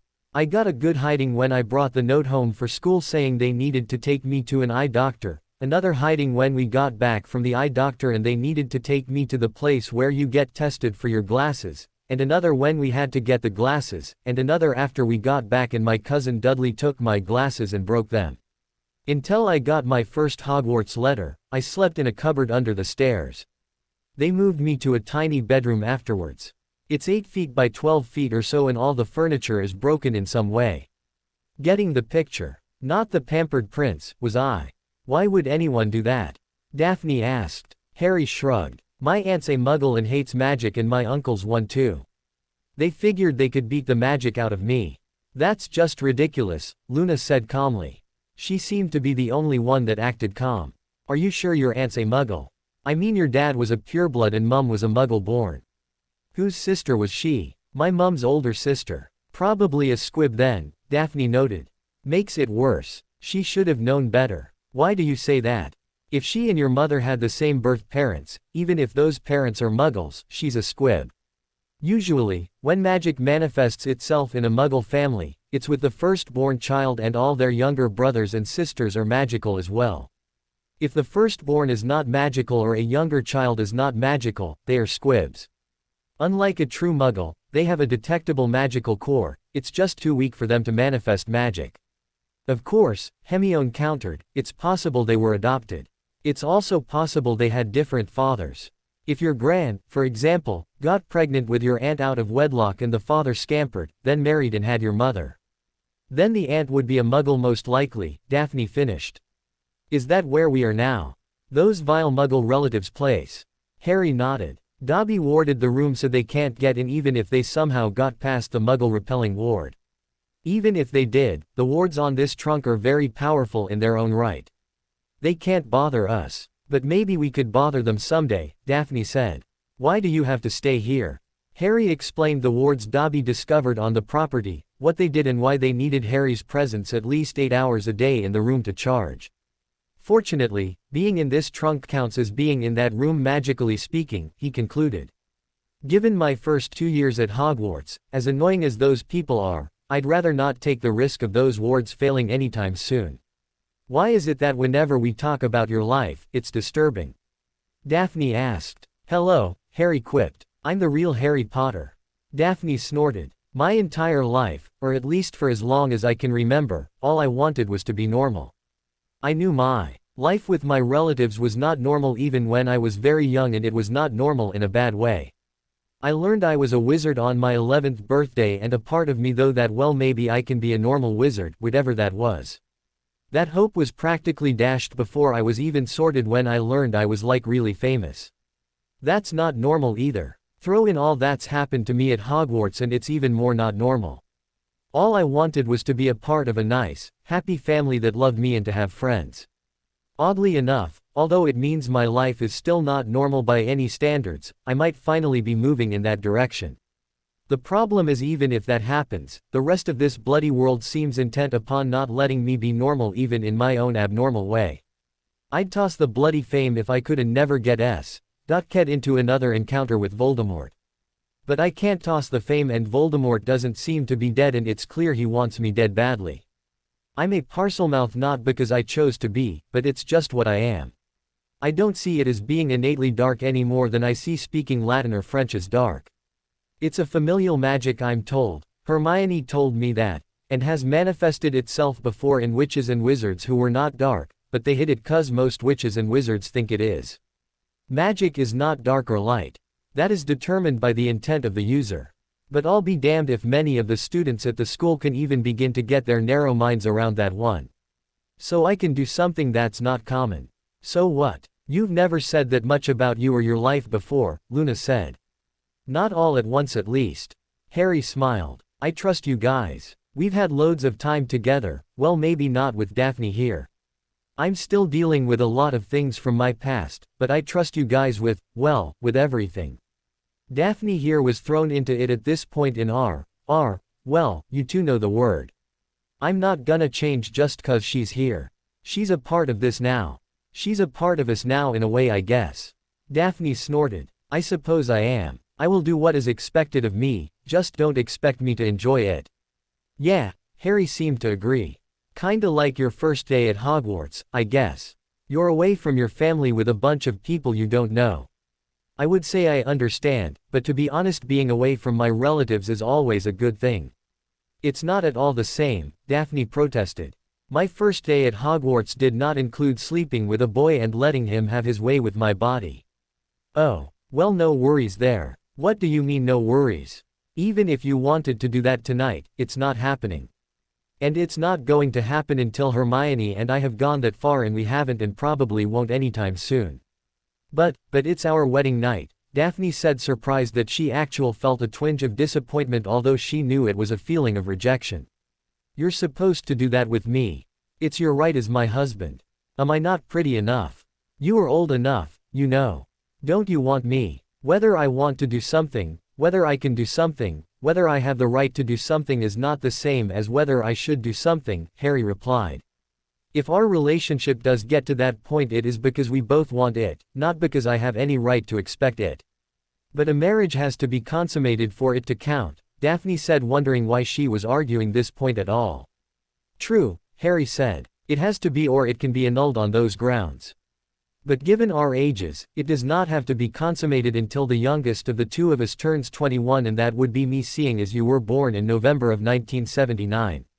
That means we have until July 31, 2001 to worry about whether or not that happened. In this house, we do have some rules.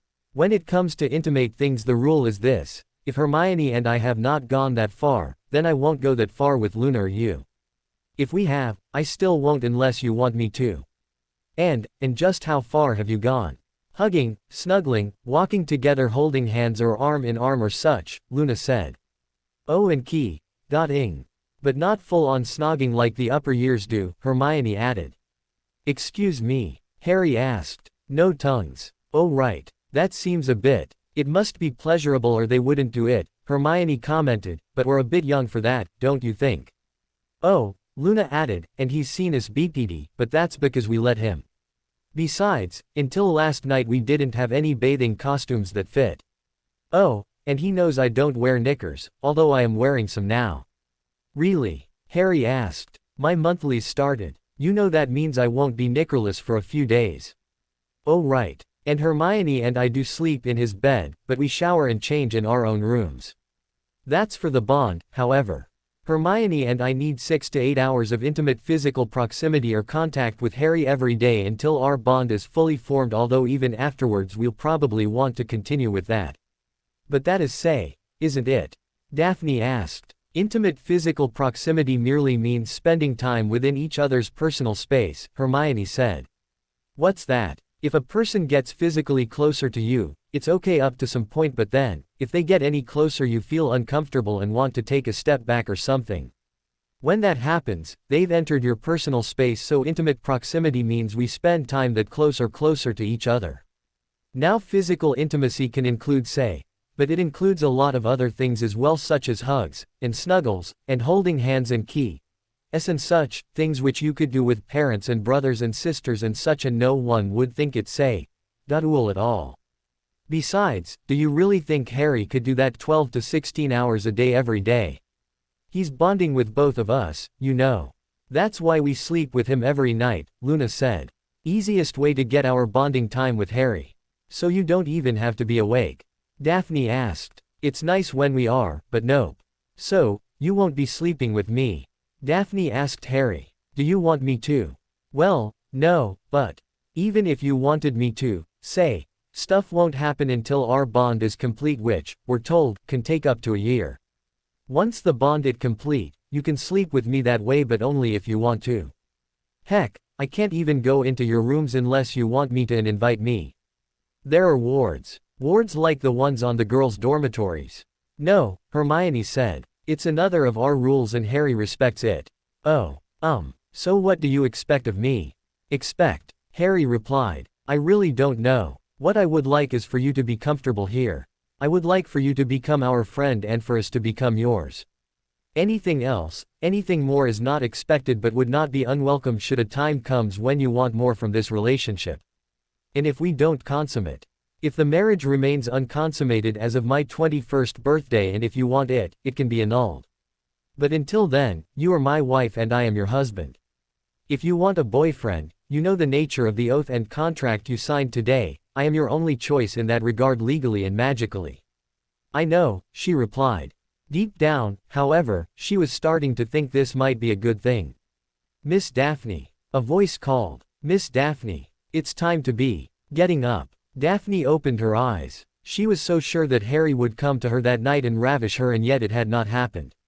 The morning light streamed in through the windows of her admittedly very nice bedroom, and she turned towards the voice and saw a house elf in a blue dress. Her family had 2 such elves, and they wore what they pieced together. This one was in a proper dress. And you are? Daphne began. My name is Flower, the elf said. I've been chosen to be your handmaiden, Miss Daphne. Handmaiden. I have duties about the house, but my primary duties are to you. I take care of your room, make sure there's always fresh flowers about and that. I take care of your clothes and your possessions. I take care of you, Miss Daphne. I can be doing your hair if you want, among other things. It's time to be getting up, miss. Do you bathe in the mornings or shower? Shower's fine, Daphne said. I prefer baths later in the day. Flower, Miss Daphne. Flower. Your personal things are all arranged in the bath, the elf said, pointing to a door. You can rearrange them as you see fit. But that's for later. You need to be doing your morning things.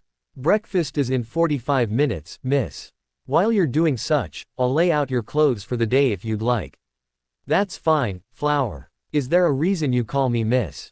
I know you being married to Lord Harry, miss. I can call you lady, if you like. But I sense for now you would prefer Miss Daphne. Daphne nodded. Miss Daphne is fine. Married or not, I don't feel lady is right. Not between us at least. You'll be spending the day with Master Harry and Miss Hermione and Miss Luna. I'll have your rooms arranged the way you want them. How do you know? Daphne began. You've thought about it, yes. You thought about where you want your pictures, dollies and such. You reserve the right to change your mind, but while I am a House Potter elf, I am your elf as well, and it's my job to make your thoughts a reality. Now, get up. The day awaits you, miss. Do the other girls have their handmaidens? Daphne nodded. They do indeed. Miss Hermione's is named Petal and Miss Luna's is Blossom. Many of us girl elves have flower names, miss, if you're wondering. Our Harry named us all. We're Potter elves and are just starting out, as it were. As are you in a way, miss. Now the day begins, so miss needs to be getting ready for it. Daphne came out of her bathroom sometime later. She had dried herself and her hair with magic, not even thinking about the fact that Harry lived in the Muggle world. Not that it would have mattered with the trunk. She saw that Flower had laid out her clothes, which were to be a sundress over her undergarments and a comfortable pair of sandals, all of which had been the fruits of her shopping trip with her mother the week before, as she had truly outgrown her clothes from last summer.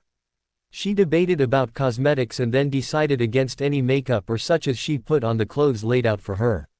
Ready for this day, at least in terms of attire, she walked towards her bedroom door.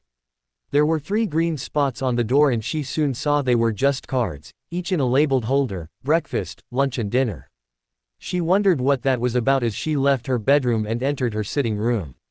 Flower was there and offered to escort her to the informal dining room where breakfast would be served, and Daphne accepted the offer. The truth was, she wasn't truly sure how to get there, as the last night had been a blur to her. She didn't know how long she had been asleep or even when she went to sleep the past night. Despite what Harry and the others had told her, she was certain Harry was going to exercise his husband privileges with her that night. Despite their ages, most of the wizards she knew would have taken her. Most probably would not have waited at all. But Harry never came. She was somewhat relieved, but also to her surprise a little hurt. It was, after all, her wedding night. That was when most marriages were consummated, or at least that was what she was taught to believe. After all, the duty of a wife was to bear the next generation of the family, and this was particularly true in arranged marriages with venerable houses such as House Potter. She was only 13, but she was apparently old enough to conceive. Harry probably knew this. It was true as to Daphne, and Daphne was sure it was also true with Hermione and Luna. He was neither required nor expected to wait, but that was exactly what he seemed willing to do, and Daphne did not know what to think about that. She soon found herself in the informal dining room. She was the first to arrive and took the same seat she had been in the night before. There was a card at the place and a pencil. She had not seen a pencil since her mother began teaching her to write with a quill. The card listed what were obviously breakfast selections and she was surprised at the variety. She was surprised to see that while there were 7 different kinds of juice except that there was no pumpkin juice. It was obvious to her what the card was for and she placed an X beside what she wanted and signed her name at the bottom. The card and pencil disappeared and a plate with toast, a glass of milk, a glass of juice and a fruit salad appeared. There were several jars of jams and marmalades on the table. She was spreading orange marmalade on her toast when the next person arrived. "Good morning, Daphne," the blonde-haired girl said. Daphne looked up to see Luna. Luna's hair was longer than she had thought, easily reaching down to the middle of her back. Luna was wearing what looked like red knickers and nothing else. She sat at one of the chairs closest to Daphne and began looking at her card. "Did you forget something?" Daphne began. Luna replied. "It's possible. Then again, if I forgot something, how would I know? You're not wearing anything. Don't be silly. I'm wearing knickers, not that I want to. Monthlies, you see. I just don't want to leave any kind of mess on the furniture." Luna went back to filling out her card as Harry arrived. I'm pretty sure Harry wouldn't want to. Of course he wouldn't. He's a boy. No sense in letting him notice that sort of thing too much, is there? Harry was dressed and Daphne was at least a little relieved by that. He told them good morning, then kissed Luna briefly on the lips. He kissed Daphne on the cheek before she even had the time to think about it and then took the seat across from Luna. Daphne watched and it seemed as if Harry was unaware of Luna's state of undress. Hermione came in wearing what looked like her Hogwarts skirt and blouse, which seemed inappropriate to Daphne somehow. She too said good morning and then began unbuttoning the blouse. The skirt came off, followed by her blouse revealing deep blue undergarments which soon joined the skirt and blouse on the floor as well. Not wearing anything at all, she walked over to Harry and gave him a key, before taking her seat. "What's going on here?" Daphne all but demanded. "You don't seriously expect me to walk about the place BPD?" Harry asked. "You don't." "No, I don't. They dress that way 'cause they want to, not because I ask them to." "But why?" "It's a triple green card day," Luna said. "Green card for breakfast means you can wear what you want to breakfast and until lunch. Green card for lunch means you can wear what you want until dinner time, and green card for dinner means you can wear what you want to dinner and for the rest of the evening. Now if there were any red cards, that means we're to dress appropriately. We're under time compression now," Hermione said and then explained what that was and what it meant. "So," Daphne said, 1 hour outside is 168 in here on our current setting," Harry finished. "Well, about 166.5 now," he added after consulting his watch. "While we're under time compression, we can't leave the trunk and no one can enter," Luna said. "It's just the 4 of us for now. It's nice and warm here so we don't need clothes to keep us warm. The daylight in the garden isn't real. It's good enough to keep the plants healthy, but it won't burn your skin so we don't need clothes to protect us from the sun. It usually doesn't rain during the day, so we don't need clothes to keep dry, and if it's scheduled to rain, we're told when and where it will fall. Harry thinks we're very pretty so we don't need clothes to impress him. And since we are well and truly alone, we don't need to worry about societal conventions or modesty. It's actually kind of nice," Hermione added. "But you're dressed," Daphne added looking at Harry. He shrugged. "I'm not as pretty. Besides, this attire of mine might not be considered appropriate either." He was wearing shorts and a t-shirt. "Don't think it would be appreciated at Gringotts or would make a good impression on your parents, for example. Red cards apply to me as well to dress appropriately for that day. So you don't expect me to." "Green card means wear what makes you comfortable," Harry said. "If you're comfortable wearing nothing at all, that's fine. If you're not, that's fine as well." Daphne thought about that as her eggs and bacon arrived before her. She watched Harry and the others and nothing indicated Harry was ogling the 2 girls at all. Obviously, he was used to seeing them like this. Still, she was not at all comfortable about the idea of joining them in their choice of comfortable attire. "So, what do you do with all this time?" "Well," Luna said, "we spend the mornings exploring the gardens. They're quite extensive, enough so that after 3 weeks here we still haven't seen most of it." "How extensive?" "About 40 square miles under cultivation," Harry said. "Miles?" Harry nodded. "The flower garden's the smallest, only a couple hundred acres or so. The fruit garden's pretty big, what with all the orchards and such. We usually have a picnic lunch in there down by the lake amongst the cherry trees. Don't know how big the other 3 are. We have a magical plant garden, but we need to be within elf there as many of the plants haven't been covered in herbology yet and some are dangerous. We have a herb garden that's supposed to be even bigger than the fruit garden, and the same's supposed to be true with the vegetable garden. And we're not even at full capacity yet. We're not. 3 voices asked. I was speaking with Dobby about it when I was cooking yesterday.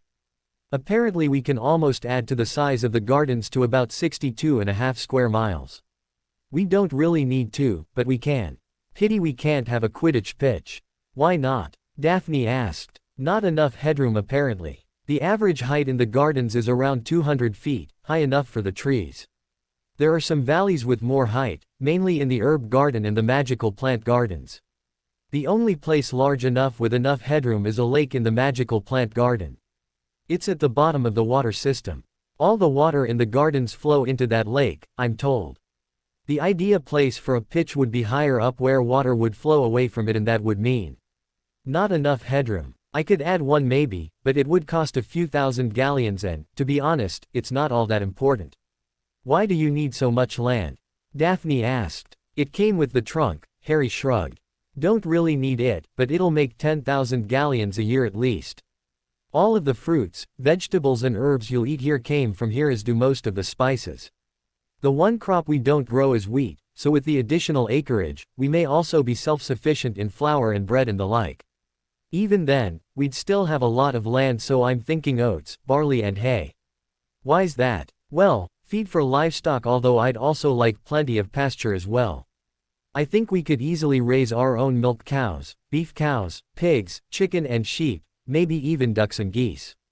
That way the only foods we would need to buy would be fish and such. So you're thinking of becoming a farmer? Hermione chided. A gentleman farmer, thank you, Harry snarked. The elves will manage the farm. We just walk through our dominion and enjoy the view, and the profits. What about horses? What would I need horses for? Riding, of course. Can't be a proper gentleman farmer without horses to ride. I don't ride. I do, Hermione and Daphne said in unison. I ride with my parents, Hermione said. It was either horses or golf, and my mum and I don't like golf. My family rides as well, Daphne said.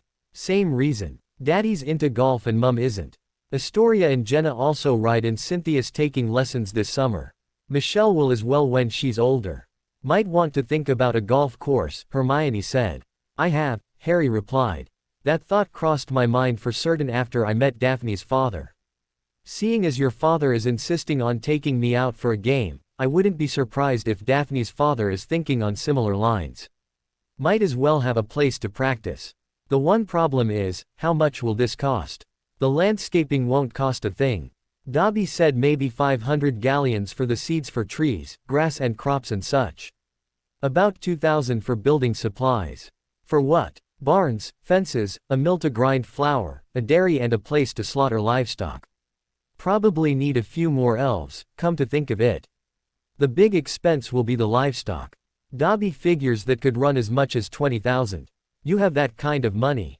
Daphne asked. About 100,000 right now with the additions to my account on account of you 3 lovelies. Still, Harry, Hermione said, just 'cause you have the money doesn't mean you should spend it. It has to last us until you come into your full inheritance, which isn't for another 8 years. I know. It's why it's only a thought for now. We'll see how much the basilisk brings in. Excuse me. I killed it and it's considered a top-end threat type creature. It means it's mine to dispose of as I see fit, and Dobby says it's worth more pound for pound than a dragon. It could be worth 1 million or more, although I'm not thinking of keeping all of it. You're not? I was thinking of keeping about half. The rest would be split into shares and distributed among the families of the victims and you and Ron, of course. I was thinking 1 share each to Colin, Justin and that Clearwater girl 'cause they were petrified, 3 shares to you, Hermione. For what? I don't need the money, you know. First, because you missed 7 weeks of classes due to that thing, 3 of which because it almost killed you. And it was you who figured out what it was and left me with enough information to figure out where and how to get into the chamber. 3 shares to Ginny or her parents depending upon what happens Friday. 4 shares to Ron 'cause he went with me into the Acromantula colony and down into the chamber. Were it not for that cave-in, he would have been with me at the end as you would have been if you had not been petrified. Finally, I think I'd give 6 shares to the school's scholarship fund. Now if that thing really is worth $1 million, that means I'd be keeping 500,000 and each share would be about 26,000 galleons. I think I can make up for the expansion with that. Any other grandiose plans? Daphne asked. Near term, we're adding a new bedroom suite to the upper floor. Why? You have 5 and one's not being used. It will be beginning the real tomorrow night, Harry said. You have another contract out there. 2 actually. I have a line continuation contract with House Abbott and another contract with House Weasley to deal with. I will also add a sitting room to that floor. Long term, well that would fill up all the floors I currently have, but Dobby tells me I can add 2 more. One will be for guest rooms, I'm figuring an even dozen, maybe 14 to be safe in a lounge. The other, well that's for much later. What's it for? Sooner or later, probably later, there will be children to consider and they'll need rooms too. You expect us to live here, forever? Harry looked at Daphne and shrugged. I don't know what properties my family had or has, Daphne. What I do know is I can't access them until I turn 21. My living choices outside of this trunk are somewhat limited and not right for the lot of us. The trunk is currently in my bedroom at my relatives'. I can tell you, it's small. It'd be a tight fit for the 4 of us, and that's without taking into account sleeping arrangements. When I'm not here, well it's my dorm room at Hogwarts mostly. Again, not ideal. Ron snores like a pig, if you must know. That, and I'm pretty sure I can't fit you 3 into my bed. So, for now this is my home. I truly feel like it is. Why do you say that? A house is where you live. A home is where you live too, but a home means family and ones that you love and they love you too. Are you saying that? In time, Daphne. That is my hope anyway. Hermione, Luna and I are bound by a bond that's forming. You're bound to me and I to you by a contract. I want to make the best of this. I want you to one day see this as what you would have wanted had you thought about it as a girl. I don't want you to have any regrets about what has happened, and I don't want to have any either. What I'm trying to say is this: I will not take you away from your parents or sisters. I know I could do that, but it's not the right thing to do.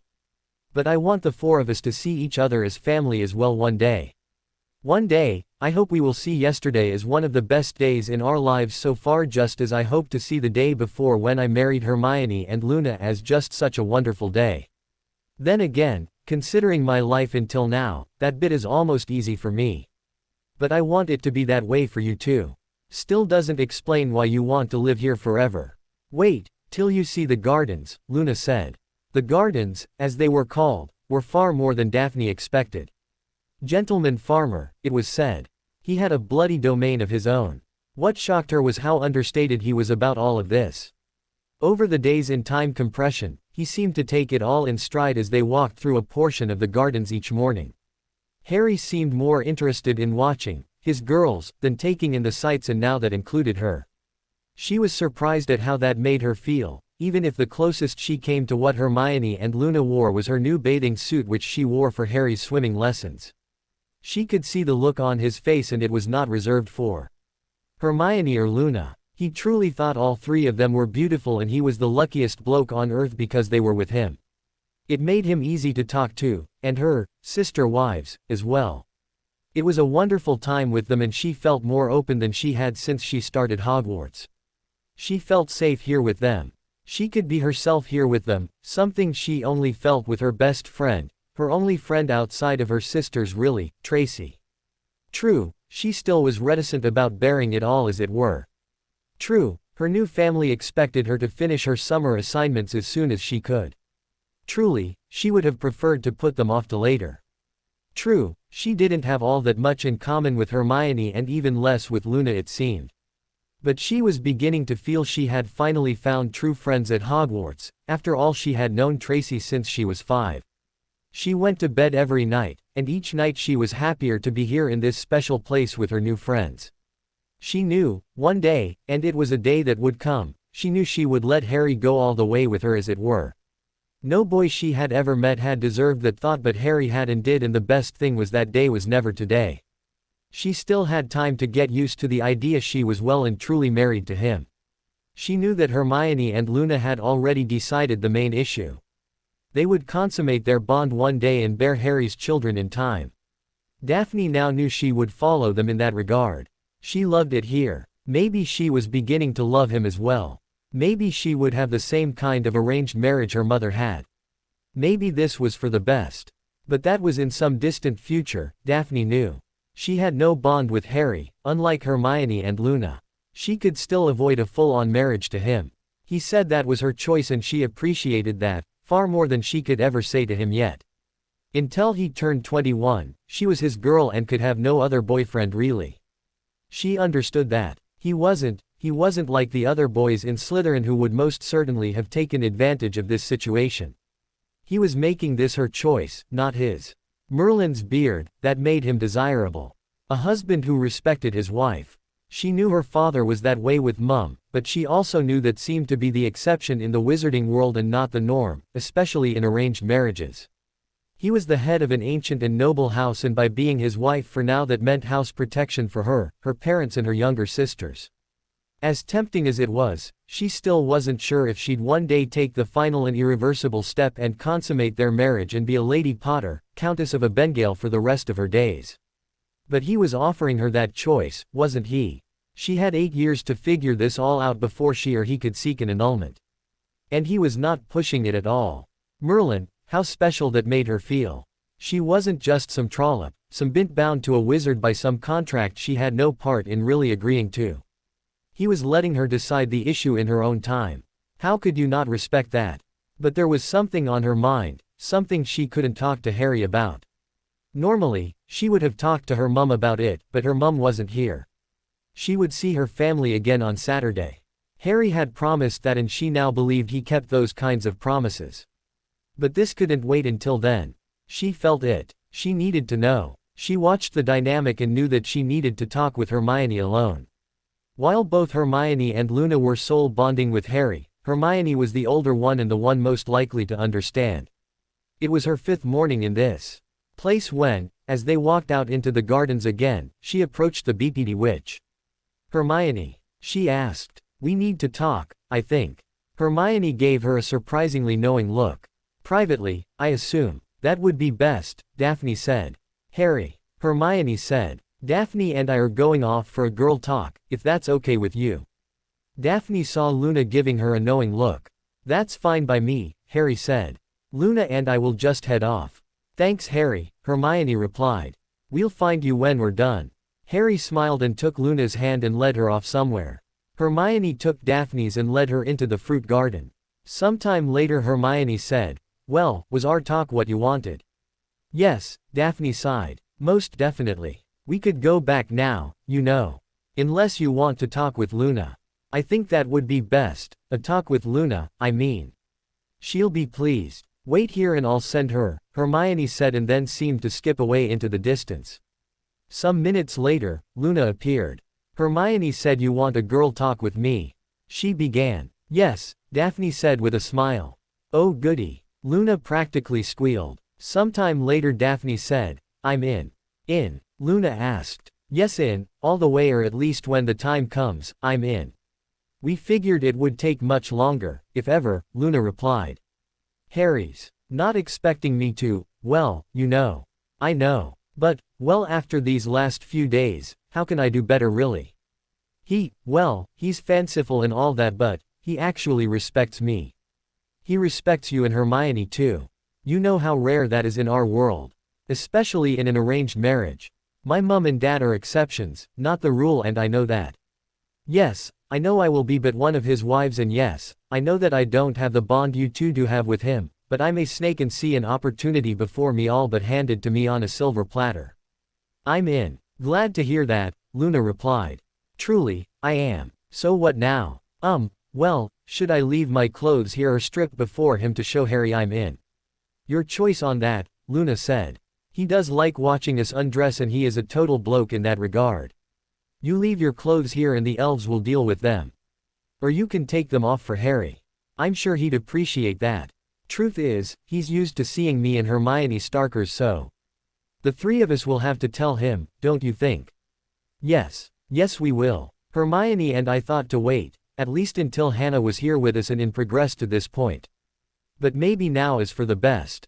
Daphne nodded. She stood up. Into the den of lions, I suppose. Luna laughed. Oh, he can be that against you know who and nasty, dark creatures, but he's more a beat cat otherwise, don't you think? Daphne smiled. It's why I'm all in now. Perfect boyfriend material or, I suppose, husband material. Perfect indeed, Luna agreed. Daphne left her clothes behind. Harry had definitely enjoyed Daphne's new attire, but was being teased mercilessly by Luna about it. After Daphne had ed him full on the lips, their first mutual of any kind since Gringotts, and after she insisted upon having a snuggle with him during their picnic lunch, Luna had begun the light-hearted teasing. Harry had not shot back in any way. After all, he now had 3 beautiful girls who were his and his alone. Daphne was getting a reputation as being cold, an ice princess Harry had heard, and yet now she was anything but that, at least with him and his other girls. As they ate lunch, and as Luna chided him, he could care less about such things. He knew he was in love with Hermione and was certainly going to be that way with Luna, sooner rather than later, and now he knew it could be similar with Daphne. Don't listen to this, Daphne, Harry said at one point. I know, she said leaning into him closer. She's just being, I guess, herself. She doesn't really mean it and is actually happy I'm now fully a part of this even though we don't have the bond. I don't mind, really. Well that's good, right? It is. But the 3 of us need to talk to you about something, after lunch. What? After lunch, Harry? Lunch ended after a bit with Daphne sitting in Harry's lap and dotting him for no reason whatsoever and often at that. The other 2 girls moved much closer once their picnic was done.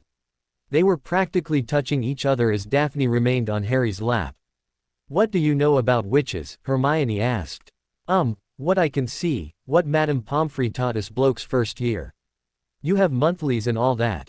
Indeed we do, Hermione began. Rather annoying that bit, Luna added. Hers had ended and she seemed ecstatic to get out of knickers again. Although Luna and Hermione suspected it, all 3 girls were relieved that time compression did not extend one's discomfort. Even though less than an hour had passed outside, Luna's time was no longer for her than it would have been outside. It's a girl thing, really. Actually it's a woman thing. We're girls until our first monthlies and women at least of a sort after that. But they are annoying. We are, when we're old enough, Daphne said, the 2 halves of a necessary whole. We young women are one half, you boys are young men are the other. It takes 2 to make a baby, but it's we women who must bear them and raise them. It's what BPs are for, Luna added. You boys have part of that but not all. Girl BPs are for feeding babies. That and the blokes like them, Daphne added. When we have them, at least. Jobs and careers and such, Hermione said, that's what we can do. But nature designed us girls to have children. It's our biological role. It's why girls exist and why, in time, boys find us fascinating and not icky as you may have when you were younger. Nature intends us to mate and have babies one day. The lot of us are now going through what's called puberty, which is the transition from boys who think girls are icky and mental, to men who want to be with girls and girls from that to wanting men and such. We are growing to have children and find men to be their fathers. Nature makes us all this way, but it's not perfect. A woman might grow to be a bad mother and a man to be a bad father, you understand. Harry nodded. We all hope we won't be, Luna said. We all hope that and the better ones of us try to be the best possible parents when our time for children arises. Just 'cause out real parents weren't there, well my daddy is, but he's not really been since mum died, it doesn't mean we can't be. Your life before now does not mean you can't be a good daddy to your children. My life without my mum doesn't mean I can't be a good mother to our children when the time comes. I'm your soulmate, Harry, just like Hermione, and we promise to be the best mummies around for our babies when they come, and we hope you promise to be the best daddy too. And we know Daphne hopes this of you as her husband and daddy to her babies, as she hopes this as your wife and mum to your children as well. Harry began. We're years away from that, Harry, Hermione said. Plenty of time to get used to the idea and such, right? I suppose. Good, Hermione said. Now all 3 of us here are women, females of the human species, right? Harry nodded. Biologically, the four of us exist for but one purpose, to reproduce. You, as the male, to mate with your females, and we as the females to mate with you and bear your young and raise them. Doesn't really matter whether we're humans or not, does it? Every living thing exists to reproduce, doesn't it? We just are smart enough to understand what that means. But biologically, that is our function as a man and as women, right? Harry shrugged. But biology isn't all that's going on here, or at least not that kind, Harry. As humans we have some sense of morals and just don't rut about just 'cause we're in heat or some such. Add to that the female orgasm is almost uniquely a human trait, Daphne added. That means unlike most animals, we don't have say with you lads because we're in heat. We barely know when we are and you lot certainly don't. We don't suddenly go from unattractive to irresistible just 'cause it's the right time of the month for us to conceive. We can have say with you lads just because we enjoy it, and not just to procreate. And we can enjoy it. And as young witches, we actually need that enjoyment, Luna added. Harry began. The muggles burned witches, you know, Hermione said. Not wizards. Not really wizards, but witches. They thought we were evil, not magicals, just us witches, Harry. They thought we were seductresses who would steal their husbands. They thought we danced about BPD in the wilder places in evil rituals and engaged in unnatural acts with each other. They were partly right. Partly. Harry asked. Well, we're no more seductress than any other woman, not really. True, we can use potions, but those potions were available to Muggle women before the Statute of Secrecy, as in back when they sought to burn us. We're no more evil than other women, and arguable just as good or bad. And there's no evidence of rituals of any kind, really. But the last bit about engaging in what they considered and still consider unnatural acts. Yes, we're probably guilty as charged. It's our nature to be that way when we're young for certain. Excuse me. Physically, we're no different than any girls, Muggle or otherwise. Puberty starts for us some months and maybe a year or more before we go through menarche. Our bodies begin producing hormones and such we never had before or never in such quantities. We begin to develop as women and not girls anymore. We begin getting BPs, Harry, Luna said. We know how you like them. Harry began. But we're witches, Harry, Hermione said. We enter puberty as does any other girl, but Muggle girls are not magical and they don't have to contend with the physical changes and magical changes that are going on.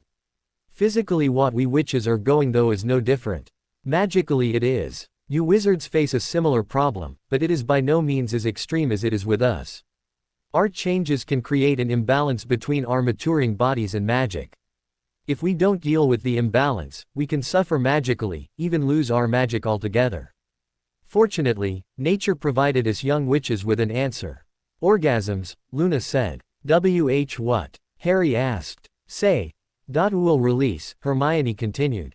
Once puberty sets in we are so tempted to do things to fix whatever is going on. I can't speak for Luna or Daphne. They were magically raised after all. For me, a few months after my 10th birthday I had these urges. I needed to do something about them and then found out what. At the time it was so embarrassing and humiliating in a way. I couldn't tell my mum about it. Masturbation is just not something accepted as an open topic in the Muggle world. Yet I couldn't help it. Every day I, did it to orgasm and often more than once a day. I felt dirty. I felt there was something wrong with me. Then I got my Hogwarts letter and a part of me thought maybe this was a witch thing. My mum told me about the change, as it's called. Before she died, Luna said. When the urges came, I accepted them. My mum was waiting for the signs before giving me the talk about the change, Daphne added. Caught me humping a chair's armrest she did. She let me get off before talking with me about what was happening to me and told me a better way of getting off alone. Told me how to diddle myself, she did. It was embarrassing as hell, but I thank her for it. I didn't learn about any of this, till my first week at Hogwarts when we had our talk with Madame Pomfrey, Hermione continued. I actually felt better after that knowing I as a witch needed to, diddle myself practically daily. Wasn't embarrassed by it anymore. Could care less if my roommates saw me doing it in the dorms, after all they were doing it too and didn't bother to hide it from me. That was stage one, as it were. Stage one? Harry asked. Yes. Pre-bonding age stage. Diddling every day or almost every day is that stage. We hit bonding age and within a few months or so, simply diddling yourself is not going to be enough. We need physical intimacy with another person. Don't need it as much as orgasms. We can go weeks and even months without it, but we do need it all the same. Beginning the term after we hit bonding age, or as soon as we do. After all, Daphne and I hit our bonding ages during our summer before second year. Anyway, once that happens, we're assigned a mentor. Madame Pomfrey assigns them. A mentor? Harry asked. Upper year girl, Hermione replied. We move to their dorm, sleep in their bed with them. They teach us about intimacy and say. Yes, Harry, that means we have say. With them and they have say. With us. Practically every night except when we're both having our monthlies. Mine was a 5th year, so I lived in her dorm and slept in her bed for the 2 months she was my mentor. Once that time is over, we can become their girlfriend, their lover, Harry. More often than not this doesn't happen. Just 'cause they're good with us in bed and we with them doesn't mean we have to like them as friends and girlfriends, or that first and lovers second, friends. I never truly became friends with her, so when our time was up I went back to the second year dorms and she took another of my roommates as her apprentice. Far fewer than half of the mentors and apprentices remain together after their time is over, Daphne said. Really never liked mine at all, even if she was a good lay. Once that relationship ends, we girls are on our own, so to speak. We can either find a girlfriend to sleep with or join a girls' club. I had a girlfriend, my best friend, and we had agreed to be together that way, but I was the first to get through mentorship and she hadn't even started yet, so until she was through, I joined a club. There're 5 at Hogwarts. There's 1 in each house and a 5th open to all post-mentorship girls. I chose the school club. Didn't really want to be with other snakes aside from my best friend, you see. In the clubs, we have say. With whoever is available. Must have shagged 50 girls before my friend finished her term as apprentice and we could share a bed together. But in time, she finished and I left the club behind for our bed. And you, Hermione? Harry asked. Oh, I was approached the day after my mentorship ended by another upper year girl I knew. She had 2 other girlfriends and wanted a third so we could share beds together. I had to agree to become their girlfriend too, of course. I did. Spent the rest of the year in the 4th year girls' dorm in one of those 2 beds with one of those 3 girls. I also got to shag them following Quidditch practices and matches. You mean Katie and Alicia and Angelina? Harry asked. Only way into the girls' locker room, Hermione giggled. It was a lot of fun. So where does this leave me? Harry asked in a hurt tone of voice. Girls say. Is girls say, Luna said. Until we're older, we need it. There are always a few slags out there who'll shag any boy, anytime and anywhere. They're the exception. Girls say, is safe for us. Girls know how to give us our jollies and know they have to and why. Boys usually don't. But girls say, is not love, Harry. Girlfriends remain girlfriends, but it's not love and does not lead to families, and we know that. We need the say, and intimacy for our magic for now. When we're older we can take it or leave it, although we'd always be friends with our girlfriends if we had any. We don't fall in love with them, Harry. The vast majority of us do not. We still fall in love, and for us lucky ones, that one is you, Harry. Accept what we are and what we need, and accept that it does not change what you mean to us. Or are coming to mean for us, as the case may be, Daphne added. I love you, Harry, Hermione said. I love you with all my heart, all my soul and all my magic. This changes nothing for me. I'm a witch. This is what I am. But it changes nothing for me. I'm falling into that kind of love too, Harry, Luna said. And I know I can and want to, Daphne added. We need what you're too young to offer truly, Harry. We talked about it. We're your wives, and when Hermione decides to consummate the bond, you can bet Luna and I will be standing in line to do so right after. Assuming you're up for it, Mr. Tent-pole trousers, Luna quipped. But until then, and then will be sometime soon after our soul bond is finalized, we need which time, Hermione said. We've decided to keep it within the family, as it were. I've been Luna's mentor and girlfriend since our first week in time compression, and this morning Daphne has joined us. We tell you this because we think you should know, and you should know that this doesn't change a thing between us.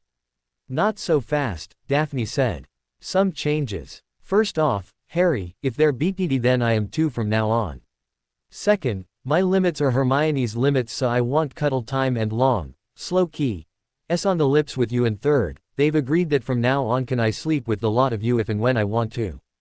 Have a problem with this? No, not really, Harry began. Daphne leapt upon him. Remember, Hermione said, no tongue kiss, dotting and he behaves himself with his hands. You're no fun. Daphne giggled breaking a kiss, before diving in for another round. Mrs. Abbott has arrived, Grisha the Goblin said, she asks for a meeting before the ritual. Harry nodded from his place at the conference table. Is her daughter with her? She is. Send them both in, sir. She requests a private meeting. Did that yesterday and it caused some minor problems with the bride. Nothing I can't handle, but I'd rather not go through that again, sir. Send them in, sir. Harry recognized one of the two who entered. She was Hannah Abbott, no doubt about that. The other blonde-haired and older woman must be her mother, he thought. He bade them each to take a seat across the table from him. Emily Abbott, Mrs. Abbott said. And this is my daughter Hannah, Mr. Potter. It's a pleasure to meet you, Mrs. Abbott. It's good to see you too, Hannah. Hannah nodded and gave Harry a slight smile and deep blush. I really appreciate what you did earlier this year, Hannah, even if it didn't make a difference. Oh, she said. After that incident with Justin and the snake and all the school thinking I was the one out trying to snuff the Muggle-borns, I walked by your table in the library when you and your other puffs couldn't see me and heard you. You stood up for me when all the other puffs were convinced I was the one who was setting a monster loose, or at least not saying it wasn't me. Thank you. You're welcome. I hope it was not about this contract. I do know about it, Harry. I've known since I was 7 or 8. Also didn't think it would ever come to pass. You are my betrothed and yet you're not seeing as there are conditions and such that, well, that are more likely not to come to pass than to do so. I said what I said because it was what I believed and the evidence to the contrary was unconvincing. It was not out of some sense of loyalty by a contract which might never be enforced. I appreciate that and your honesty, Harry continued. You know why we are here. Hannah nodded. Something about the contract. It's what the summons said. You're trying to break it, aren't you? There was a hint of pain in her voice. Is that what you told her? He asked the mother calmly. It's the logical explanation given how young you two are. I was hoping to talk you out of it, breaking it, I mean. Too late, Harry said. The deal is done. Give these two ladies their folders, he said to a goblin in the room. The goblin put 2 leather-bound folders before the 2 abbots. First document is a certificate of marriage between myself and the former Miss Hermione Granger, validated given our age because of a forming soul bond. We married here at Gringotts 2 days ago. The second is another certificate of marriage between myself and the former Miss Luna Lovegood, also by way of a forming soul bond. We married the same day. Third is a certificate of marriage between myself and the former Miss Daphne Greengrass. All 3 were by contract between the ancient and noble house of Potter and their families, and Daphne's was conditioned upon my soul bonding with both of them. That soul bond, and the plural marriage it allowed, was the condition for enforcement of the contract between the ancient and noble house of Potter and the ancient and noble house of Abbott. Well, that and the fact that Hannah and I were the only 2 left from those lines when the conditions were met. I'm not here to break the contract. I'm here to see it carried out, today. Hannah gasped and her mother paled. I had a choice, Harry continued. The conditions of enforcement were highly unusual and there was not real way to say if they ever would come to pass, unless they did. But they did. My choices were to either wait until the soul bonds and those marriages became known to you, which I could delay until September 1st, at which time House Greengrass and Abbott could demand execution of the contracts, or I could demand it now. I choose now, rather than later. Why? Mrs. Abbott asked. Timing is everything, don't you think? Harry replied. I can keep all this secret from the magical world, till September 1st when the headmaster and staff must be informed. That would also be as long as I could keep the fact that the preconditions in our family contract have been fulfilled. After that time, you could demand enforcement which, I am told, would be in the papers. I have reason to suspect there are those who'd wish these contracts can be annulled or worse. I'd prefer to keep all of this as quiet as I can.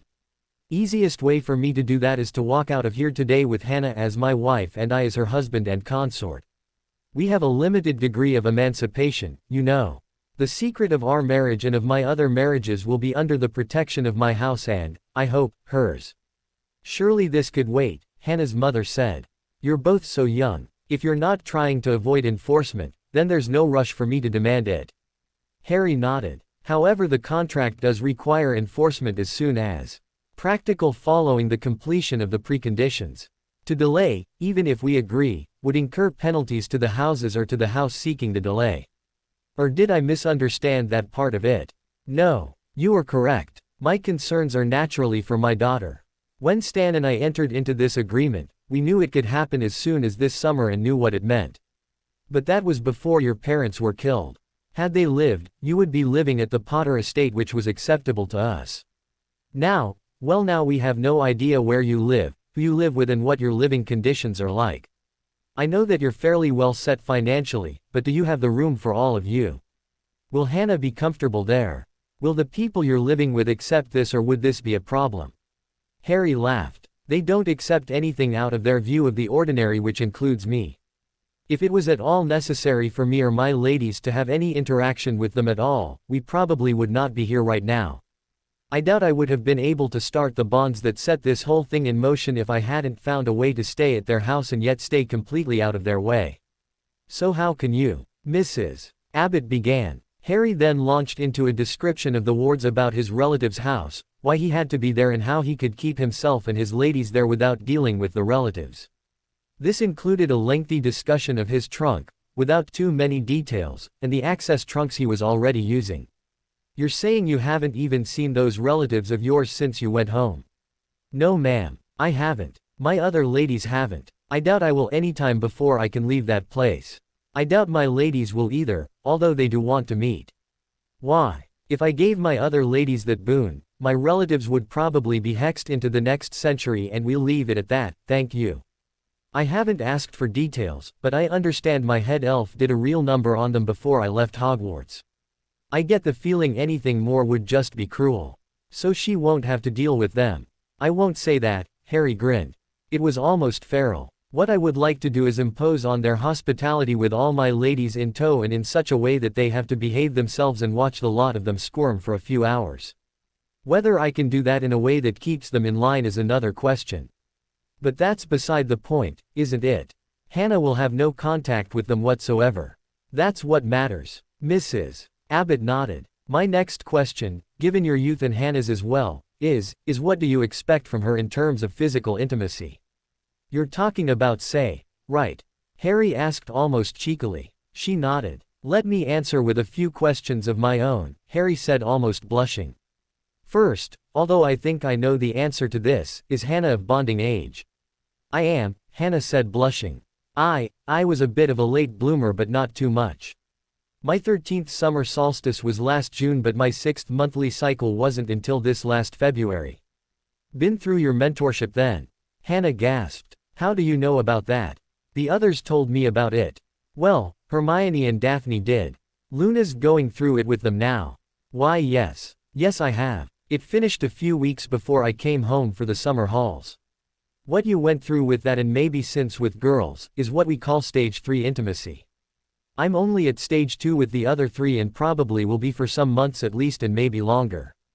It seems the bond that's forming between Hermione, Luna and me keeps that part of my teenaged self in check, at least until it's formed, or so the books say. What's stage 2 or stage 1 for that matter? Mrs. Abbott asked. Stage 1 includes hugs, kissing on the cheek and holding hands if we walk together side by side, Harry said. It's the only stage 1 to insist upon from my ladies. Stage 2 includes kissing on the lips, no tongues, snuggles and cuddles including sitting on my lap, and that's it. Each stage is an increased degree of physical intimacy, and aside from stage 1 and the last stage, if Hermione and I are not there yet, I won't be there with anyone else. Aside from stage 1, all stages will only happen between any of us if 1, Hermione and I are there, and 2, each girl of their own free will decides to go there as well. I'm not going to force any of them to do something they're not ready to do. And the other stages? Mrs. Abbott asked. Stage 3 includes say, Will intimacy short of intercourse, basically what girls are familiar with when they go through mentorship, although I'm told the mechanics on their end for me are different. But the mechanics for me on their end should be substantially similar. Stage 4, well, that may be the hard one cause it's permanent in a way. That's consummation and full-on intercourse. We hit stage 4 and there can be no annulment. It probably will happen between Hermione and Luna and I. That's the bond. As for Daphne and Hannah, it will be up to them if and when that happens, and again, it won't happen until I've been at stage 4 with Hermione. Stage 5 is the last one and the only one where you can skip from 1 straight to 5. It's also the only one where you don't have to wait for Hermione to take that step before you can, provided it's what you want, Hannah. What's that stage? Hannah asked. It has preconditions, Harry replied, avoiding the direct answer. First one is a proper wedding. While what will happen here today at Gringotts means we're married, well, I've been through it 3 times now. Hermione's dad put it best when he said it was more like a business meeting than a wedding, although never having been to a real wedding I can't say that for certain. Luna's Grammy and Grampy said that without a killer business deal, beheading or dismemberment, goblins don't find things romantic even amongst themselves. So, first precondition is a proper wedding between us, whatever you think that is. That means that we each have to be at least 16, seeing as we can marry properly at that age in Scotland without a parent's consent, and considering my parents are dead. Second condition, and it's not negotiable, is that we've taken our OWLs.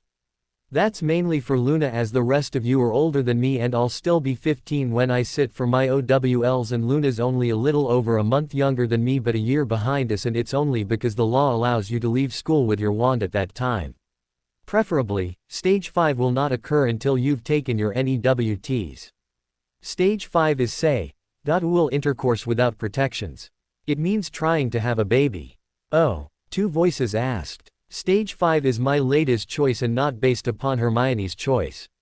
My marriage to Hannah is to perpetuate her ancient and noble house. Basically, I'm just breeding material since I have no other rights to House Abbott. Not that I'm complaining, just stating the facts. When they are old enough, they will decide when and how many. The question of if is mainly for Hannah and Daphne. If we don't consummate the marriage before I'm 21, as we know, it can be annulled. If we do, it's final. And that means they will have children by me one day. But if that happens and when that happens and how often that happens is up to them. That is the agreement I made with them about this, and that is the agreement I'm offering to Hannah about this. The marriage today is required by the contract between our families. Beyond that, whether we consummate it or not and how many and when there are any children by it is more her decision than mine. I hate to bring this up, Mrs. Abbott said, but since we're on the subject of intimacy and you know, goodness knows why, about young witches and their needs, how will Hannah's be met in that regard? I mean, if you're not, fulfilling the needs of your ladies yet. My ladies told me about it this morning, Harry said, and technically that was true. Their needs in that regard are being met with each other. Now as I understand it, the intimacy I can provide may be enough provided they do the other bits by themselves, but they decided it was best to be intimate with each other as well. They say it will strengthen their relationship with each other, which they say will make things easier down the road, given that a plural marriage is hardly something that most witches have to deal with. I agree. I want them to be friends with each other. It'll make things easier for them, I think. So if being intimate with each other helps the family, then it's a good idea. As for Hannah, I would now hope that they offer to be her girlfriends and that she accepts. Her needs in that regard would then be met even if I'm not yet ready to meet them for her. You don't sound like a 12-year-old, Mrs. Abbott began. I'm not sure if I am, Harry replied. You know what my first clear memory is. She shook her head. Harry didn't tell her his true first memory, which was of his closet and a hiding for something. Scrubbing floors. Scrubbing floors. Later it was weeding in the garden, cooking meals, dusting, doing laundry. I have no memories of games or friends, not before Hogwarts at least, or anything most children had. I worked. If I wasn't at school, I worked. If I didn't do the job well enough, well, I don't want to talk about it. The two on the other side of the table remained silent for a time, both either surprised or shocked at this revelation. Hannah remained silent. Her mother, after regaining her composure, spoke. Will I see my daughter again? Yes. That is the plan. I mentioned access trunks, didn't I? She nodded. You'll be keyed into one as well as Hannah. When we're done here, you'll take it with you. Hannah will come with me. The access trunk will allow you to come and visit or Hannah to come to visit you. There will be days when this is not possible, but you will receive a schedule. After we're done here, you will be allowed to visit your daughter on Saturday, Sunday, and we're off to France for a month or so. But there will be days even then when you can visit her or she can visit you. There are 10 such days on the schedule so far, but there may be more. When we return, she can visit you or you visit her every day until September 1st with perhaps 2 exceptions. Naturally, if you wish to see her off from King's Cross, that is acceptable as well. Once we're at Hogwarts, due to the connection between the trunks you can visit her throughout the year, although I think it would be best to do that on weekends. She could come home too. Mrs. Abbott asked. She could. But we think it best that she does not. Not sure about the rules about that and we don't want to push them, or force them to make new ones. This is, well, you didn't have to. The contract means that she is to be my wife and I her husband. Doesn't mean you're not her mum anymore. The one thing my girls hate about Hogwarts is that they're stuck there for 9 months of the year, or more if they can't or don't go home on the interterm halls, and their only contact with their families is by post. I have the means to see another way and I am going to use it. There was another long silence. Thank you, Harry, Hannah said with a smile, one mirrored on her mother's face. Even for that, Harry shrugged. Should we move on? Hannah arrived at Harry's trunk alone after they were married. Harry had told her he had some errands to run in Diagon Alley and should be along in an hour or so. He quipped that it was hard to get all romantic about a Gringotts marriage, that at least one of the fathers said it was more like a business transaction. She had that feeling as well. She knew he was going to give her time to get used to this, he had said so and she believed him. Still, this was not what she envisioned as a girl when she thought of her wedding day. Harry told her not to truly think of it that way. This was their marriage day by prior arrangement. The wedding day, perhaps the one of her dreams, that would come one day when they were older. She entered the hall, and looked around at the tapestries and portraits on the wall, none of which were moving at all or asleep as she was used to. When she finished, an elf in a pink dress of all things was standing before her. The elf curtsied. Miss Hannah, the elf said, it is an honor to meet you. My name is Marigold. I've been assigned as your handmaiden, responsible for your rooms, your things and you, of course. The others are waiting for you in the ladies' parlor, if you will follow me. What are these tapestries and such? Hannah asked. Master Harry's ancestor Potters, Miss, Marigold replied. Why aren't they moving? Tapestries don't move, miss. The portraits are magical, miss, but they need time to absorb enough magic to animate properly. When they fall asleep, that means they have enough magic to begin the transformation, although it may be weeks before they're awake and able to talk. This way, Miss Hannah. She was led through a great room that seemed to stretch on forever, although it did not. It was filled with places to sit and relax and the walls that were not windows had more tapestries and portraits. The elf did not explain this room but led her to a door on the right which she did say was called the ladies' parlor.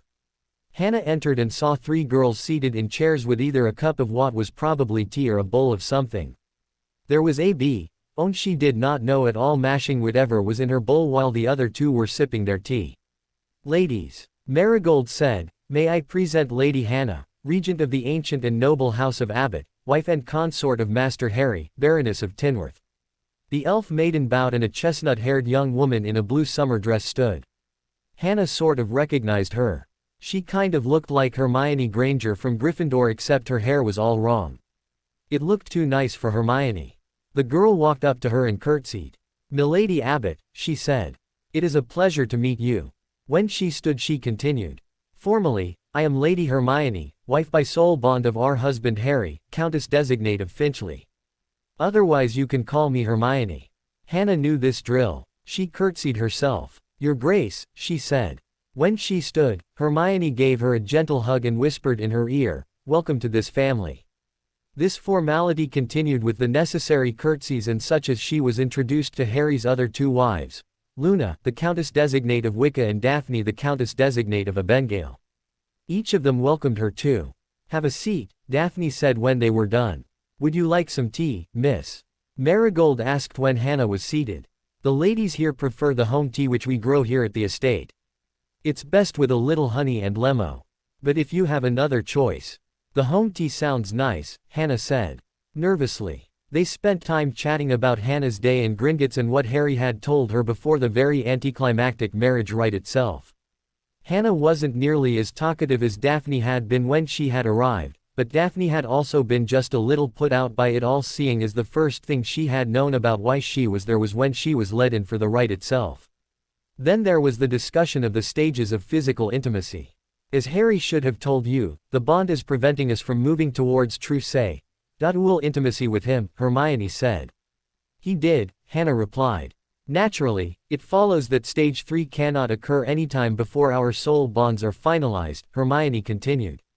As you and Daphne do not have such a bond with Harry, in theory at least you could move to that stage sooner, but the bonding process also prevents him from being truly receptive.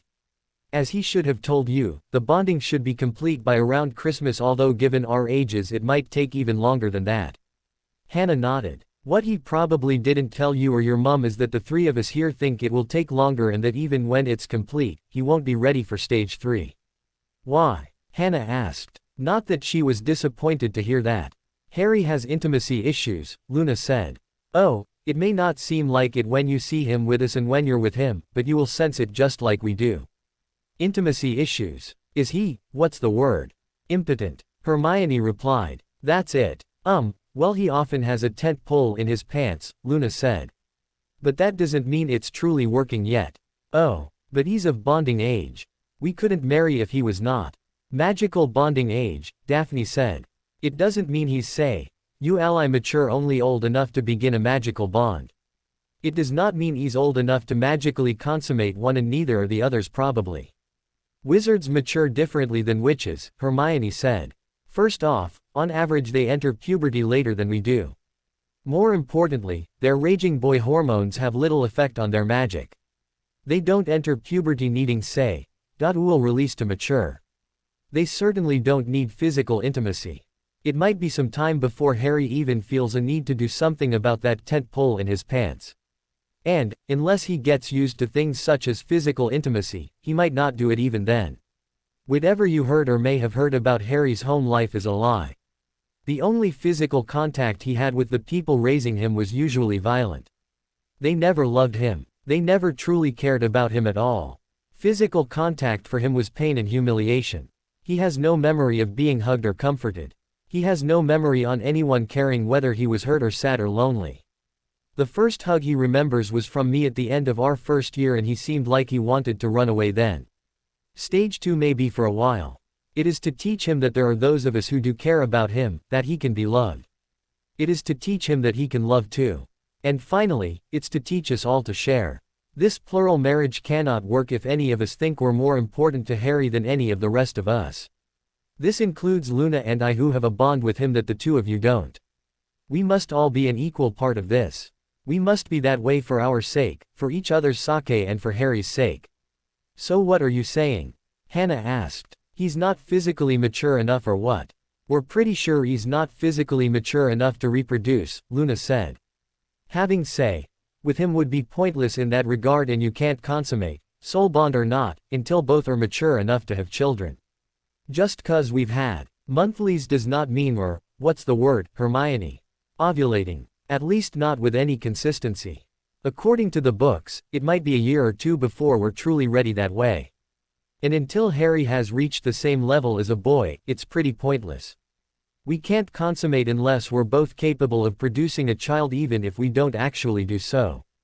Throw in his emotional situation and, well, this will take some time. Emotional situation? Hannah asked. Hermione then told her about what Harry had told them about his life before Hogwarts, with help from both Luna and Daphne, as he had told them of other incidents.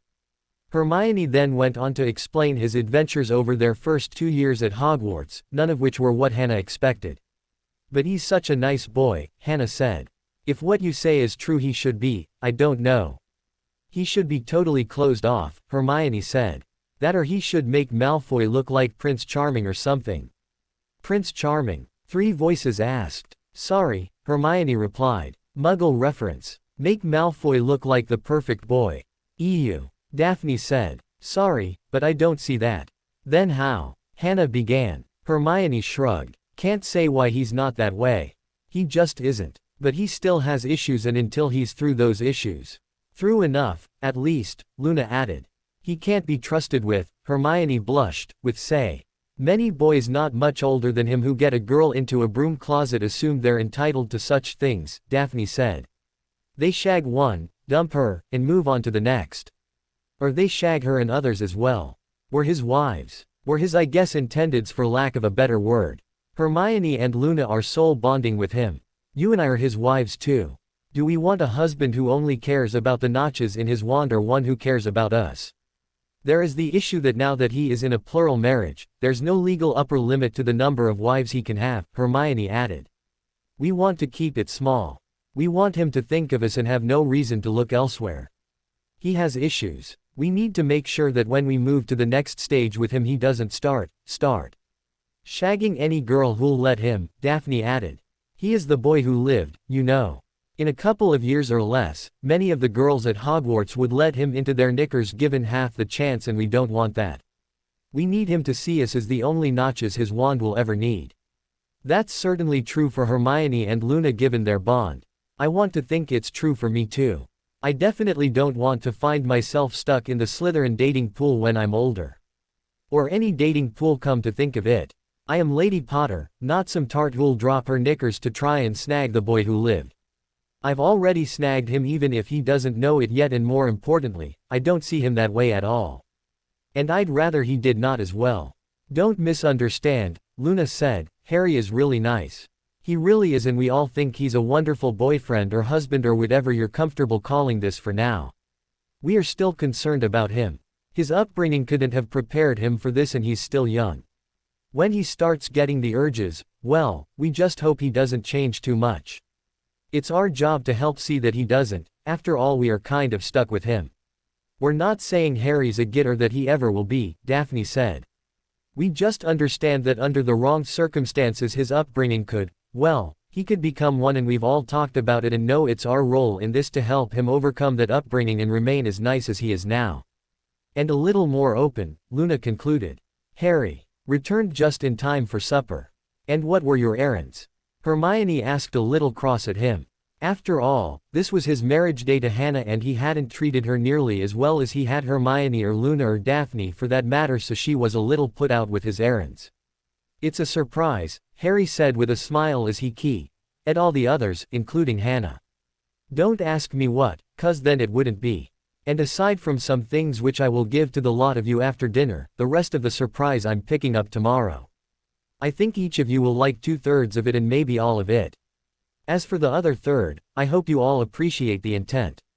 Dinner. Harry, Hermione growled. Don't, Daphne whispered. If it's a good surprise, getting angry with him before he shows us is silly.